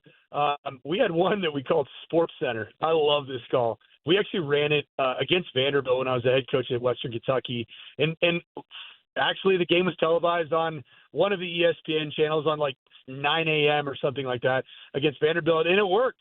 And it was a double pass to the running back, who actually lines up in the backfield. You throw a quick screen out to a behind the line of scrimmage, behind the quarterback lateral, and then the running back sneaks right down the middle of the formation and goes to the opposite numbers. And for whatever reason, that double pass is always open, because you lose the running back when you exit through the offensive line.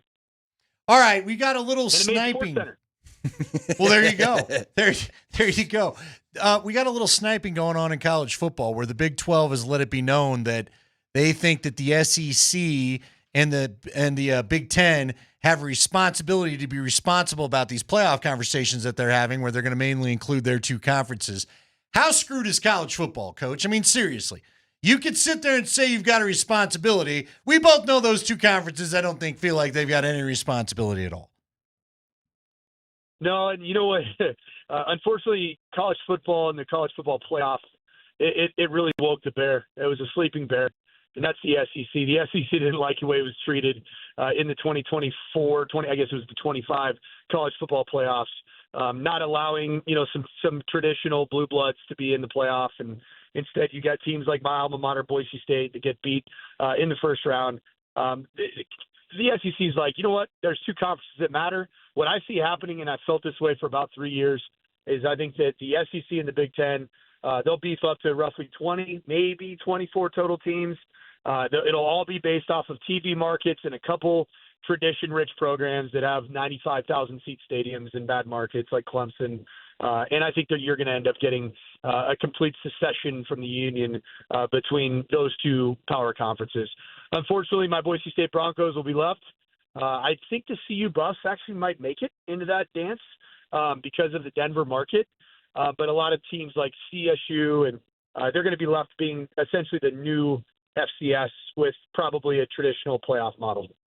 All right, give Coach your theory. Did you already do this with him? I didn't know if you – I know you guys were hosting shows together last week. Did you give Coach your theory about how a coach can cost or win a game? No, I don't every think sport? I did. What's your No. theory as far as football goes? I don't think I shared this with Coach. But my theory is a football coach can affect the outcome of game much more than an NBA or an NHL coach. But as a head coach yourself, do you ever feel helpless on the sideline watching a game like – I can't change the momentum of this game, and it feels like it's going against me?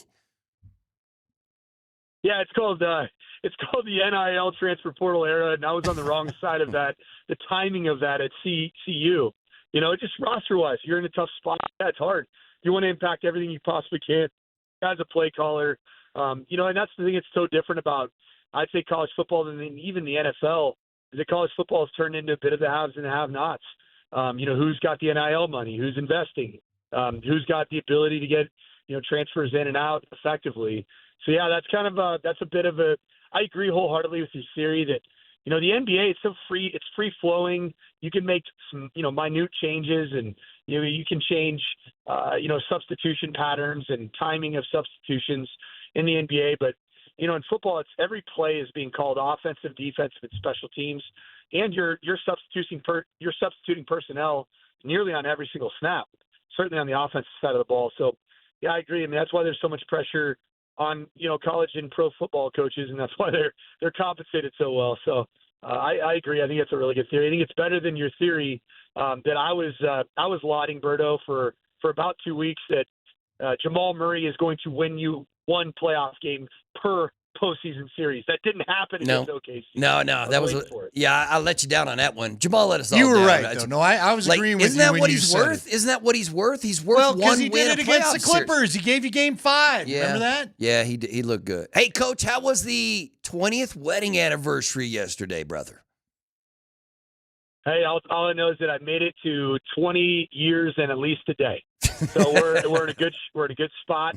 Everything's still rolling along. It's just nice to get away for a quick second and got to return to our guy Raj, who surprisingly wasn't very tan. I know. I'm starting to worry about maybe you just see he went this Ferris Bueller's Day Off and just didn't play a little hooky from work. It just didn't feel like working. I don't know. He didn't look like a guy who went to Hawaii. Yeah, but I mean, Hawaii is not Mexico. Mexico is where you get the good super tan. Yeah, Hawaii, there's a lot of cool there's other cool stuff to do. You don't have to be on the beach all day. I guess not. A couple restaurants, get some of that Hawaiian barbecue. I mean, he spent the whole time playing golf. He's pasty as hell. That's well, not right. Maybe the new wife insists he wear SPF 5000, and he just puts a sweater on while he does it. So.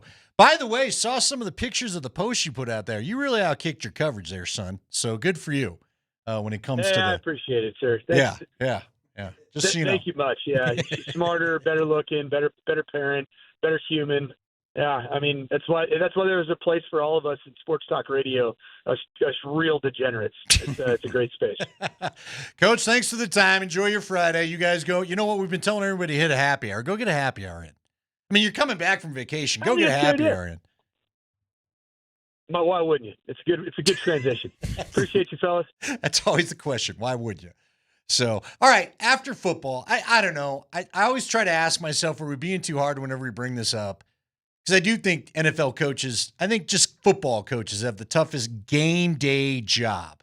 Because you're having to play the chess match in real time, you're having to call the plays, and you can't actually cost your team a game. Like wrong personnel. It's hard to do that in some of these fourth down decision. A coach will cost you a game. Matter of fact, Sean Payton in that first season probably cost you at least one, right, with late game management. Yeah.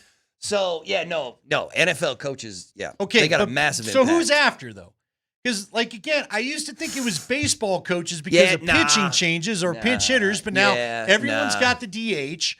Everybody's roles in a dugout are practically defined. It's probably NBA, but not because of what you're not because of the X's and O's. It's because of the Jimmies and Joes. Because as an NBA head coach, you have to deal with massive, towering egos, and because these guys are so important. Just one guy on an NBA team is so important to your franchise.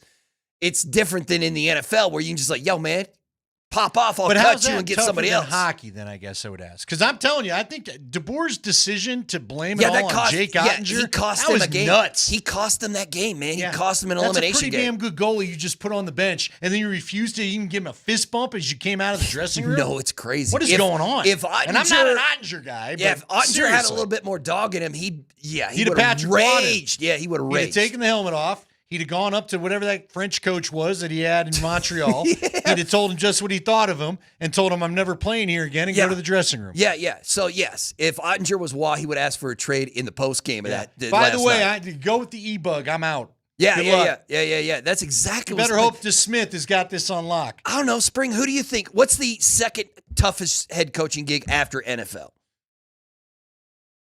The Rockies manager.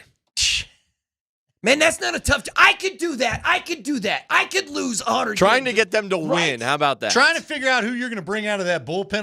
Because not many of them are actual major league arms. Yeah, You're but like, see, at the same, I could do it. I could win. Right? You could make the wrong decision. If I was the manager of the, You'd have more than 9 wins. Right? No, but I could have 9 wins. Do you think? I don't know. Would you have Tovar bunting? That was the big thing middle of the week. Would you have Tovar bunting? I don't know. I would do absolutely stupid stuff because what they're doing right now isn't working. I was saying this yesterday. I was like, man, put Dinger in left field. Have Dinger hitting fifth, man. You're going to lose 100 no matter what. You got to do something. Banana on yes, this thing? change everything and anything. I don't care, man. Make Bill Schmidt play. You know what I mean? Be like, yo, listen. It sucks out here. We're terrible. Come on down and join us. You're now our right fielder, bro. You know what I mean? Because you're going to lose whether or not he's in right. You know what I mean? Like there's nothing you can't do right now with this team that wouldn't be an improvement because you're on pace to be the worst team in the history of the sport, right? So no matter what you do, if you do that weird stuff, remember, who was that crazy guy back in the 40s or 50s who just hired a bunch of tiny people to bat because they didn't think, they thought Major League Pitching would just walk all these dudes who are 3 feet tall? Not aware of this story, Wait, really. you guys aren't aware of it? Yeah, and they just had a bunch of midgets out there just nobody could hit the strike Yeah, zone? they're like, there's no way. But then they were hitting the strike. They could, and these midgets couldn't hit pitching. Little people. My bad. Yeah, he hired a bunch of tiny people to play baseball. Yeah, okay. You can do it. I'm just saying that. No. Was this back in the day of the Cleveland Spiders that the Rockies are now challenging for the worst? I think it was the 1900s, but it was like the 1920s or 30s or something like that. The guy is famous. He's an owner who's famous for. I think he invented the 7th inning stretch and all the weird stuff around baseball that we all like so much. So it wasn't Crazy Larry? Yeah, I don't know, man. I'm just saying that you can do. At this point, your baseball team is so bad. You give me think literally outside try the box. anything. Right, anything and everything. Have Dinger pitch, man. I don't care anything at all. Do anything but what you're doing right now. See, I'm trying to decide. I don't know, baseball, it's tough, but fight treat it like an NHL game. No, Drop your glove. See, but the punch thing a with dude. the thing with the NHL coach is you've got to manage the momentum.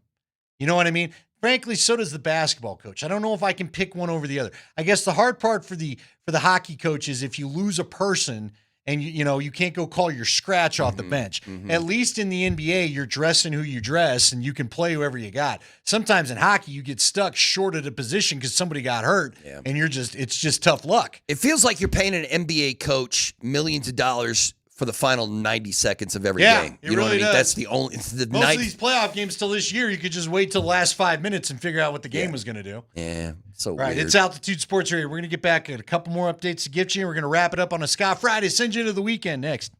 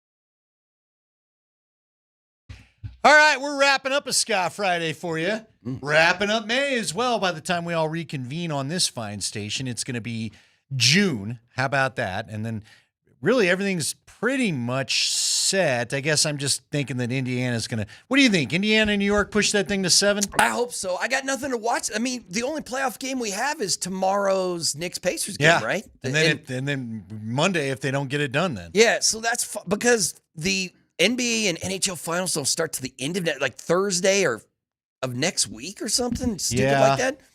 Yeah. Let me ask you this. By the way, Bill Veck is who you're thinking of. Yeah, there you go. Texters. That's it. There you go. Does either Eastern Conference team have a shot against the Thunder? I mean, come on now. I've heard the arguments for both. Like if the Knicks actually come back and but beat the Knicks Indiana, look tired, man. Yeah, tired. Yeah. Well, Don't and that's tell me that's that little Tibbs fatigue calling didn't card, play. right? Yeah. He's like Maloney. He only plays 7-8 guys. But fine. I mean, there was a player this year who actually called him out. I think it was OG Anunoby, right? I think it was OG Anunoby. Finally went in to Tibbs' office and was like, "What the hell you doing, brother?" And I don't think Tibbs was too excited about it, but it's what he does, man. And I think players like playing for him because they want to play. You know what I mean? They want playing time. You've got to But it isn't protect until them against it's not until the playoffs when Jalen Brunson's like, "I'm exhausted." Yeah. Then you're like, "Oh, maybe that wasn't such a good idea." Reel to play me on the court. I would like to see the Knicks force a game 7. I'm not necessarily sure they're going to win the series. The Pacers Thunder series. Could Indiana get the win in that one? It's the last thing the NBA wants. Knicks Thunder. At least you get the they New want York. the market. They want the New York market. Mm-hmm. I don't know, man. I don't think either the Knicks or the Pacers are probably good enough. I think it's 5 either way to beat OKC, but that's gonna be a weird scenario, especially if they just roll in the finals. To watch, I think after watching it with our own eyes, and when you're close to it and rooting for the Nuggets, and then to step back and watch what that Oklahoma City defense did to the Timberwolves, it's just ridiculous. They're a swarming defense. They are unrelenting. They're all young, so none of them seem to wear out. Do you care? It's not that fun to watch. I'm out anyway. Whatever. Yeah. I mean, I shouldn't say that. I'll check in. I'll have more interest in the Stanley Cup Finals because I'm a bigger hockey guy, and I genuinely would like to see Edmonton pull this off. I don't know if they will because Sam Bennett is. Look, man, what do they got now? They've got Seth. They've got Seth Jones that they added. They got Marchand from last year's team.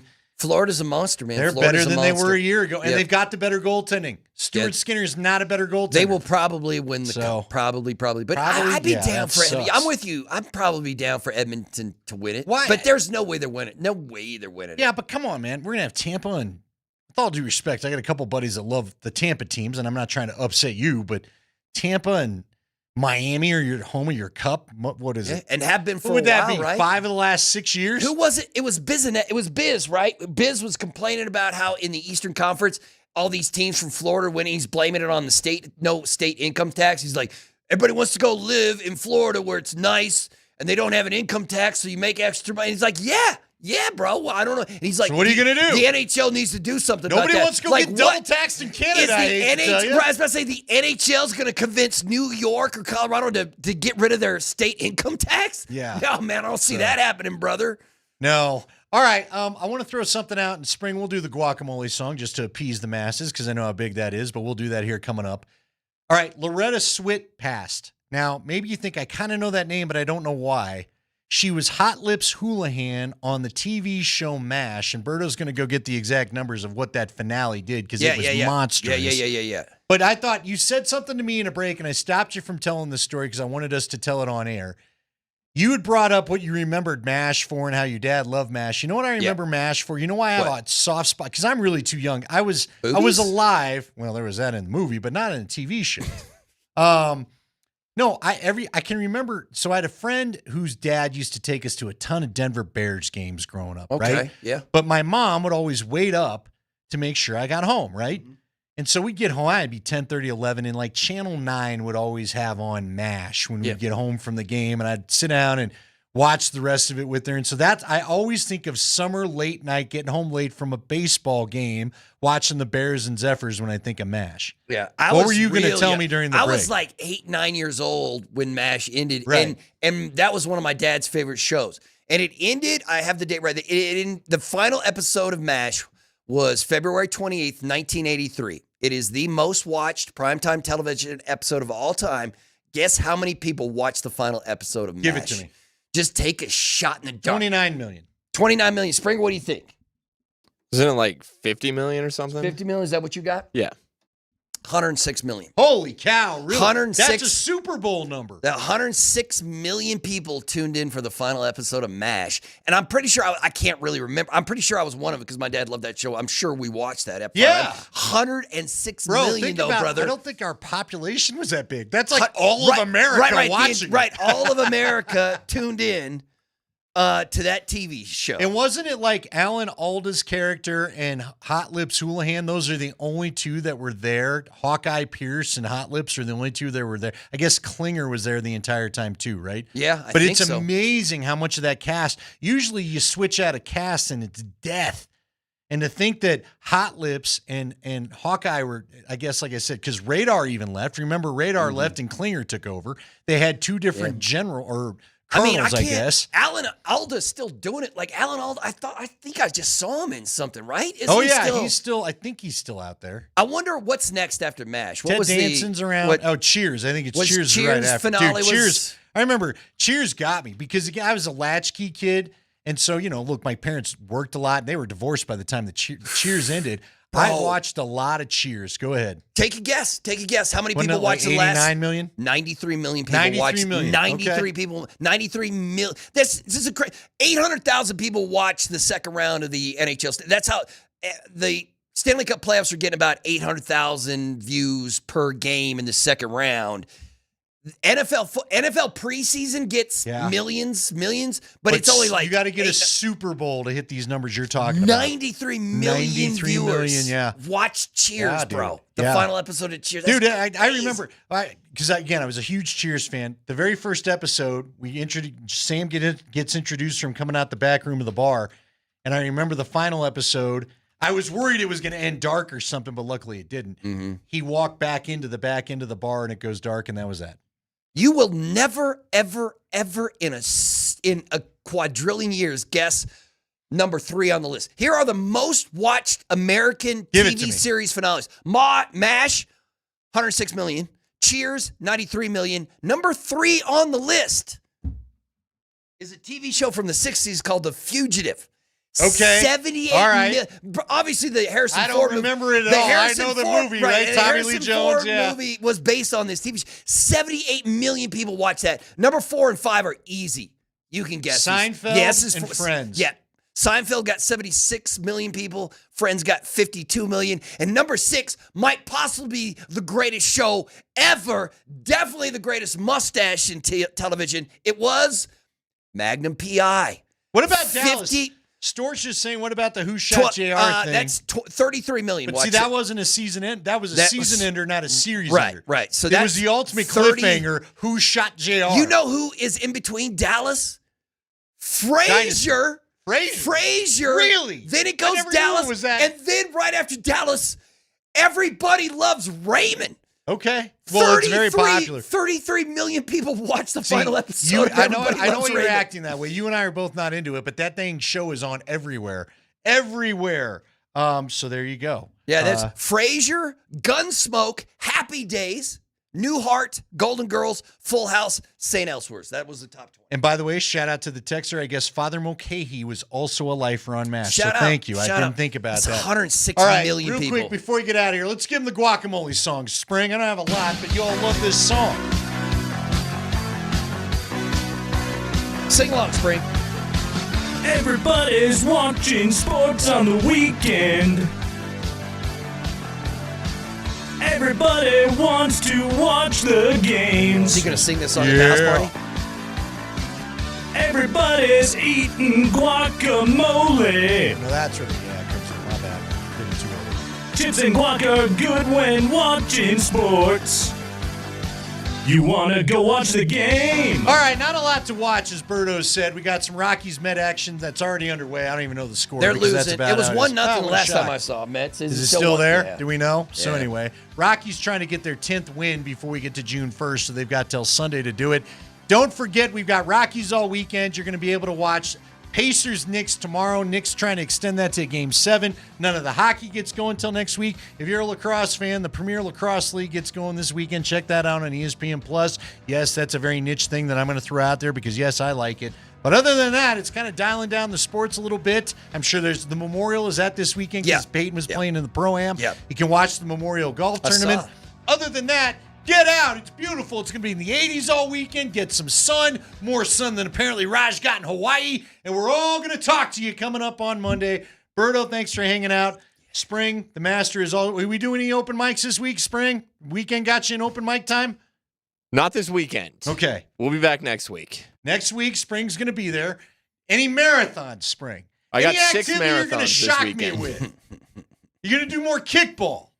I've got 265 kickball games this week, and I'm booked. By the way, were you at 38 last night after the kickball? Is that where the Jenga was? No, View House. Oh, okay. Right. Oh, you went to the View? Yeah. Man, Hey, Spring. man. Spring is Going to he's View House, stepping up bro. to life, bro. He's running marathons. He's at the View I know, House. I know. He's doing open mics. I know. You and I don't know what we'll have here pretty soon. We may not have a Spring I know. if this keeps He's going. moving on and He's going to upwards. go Seinfeld it himself and get a show, and then we'll be watching him in his finale. All right, we appreciate all you hanging out. For everybody involved here at Altitude Sports Radio, go and subscribe to the YouTube channel because we love it when you do that. We'll catch you on Twitch and other places. Talk to you Monday. Have a great weekend. All be safe.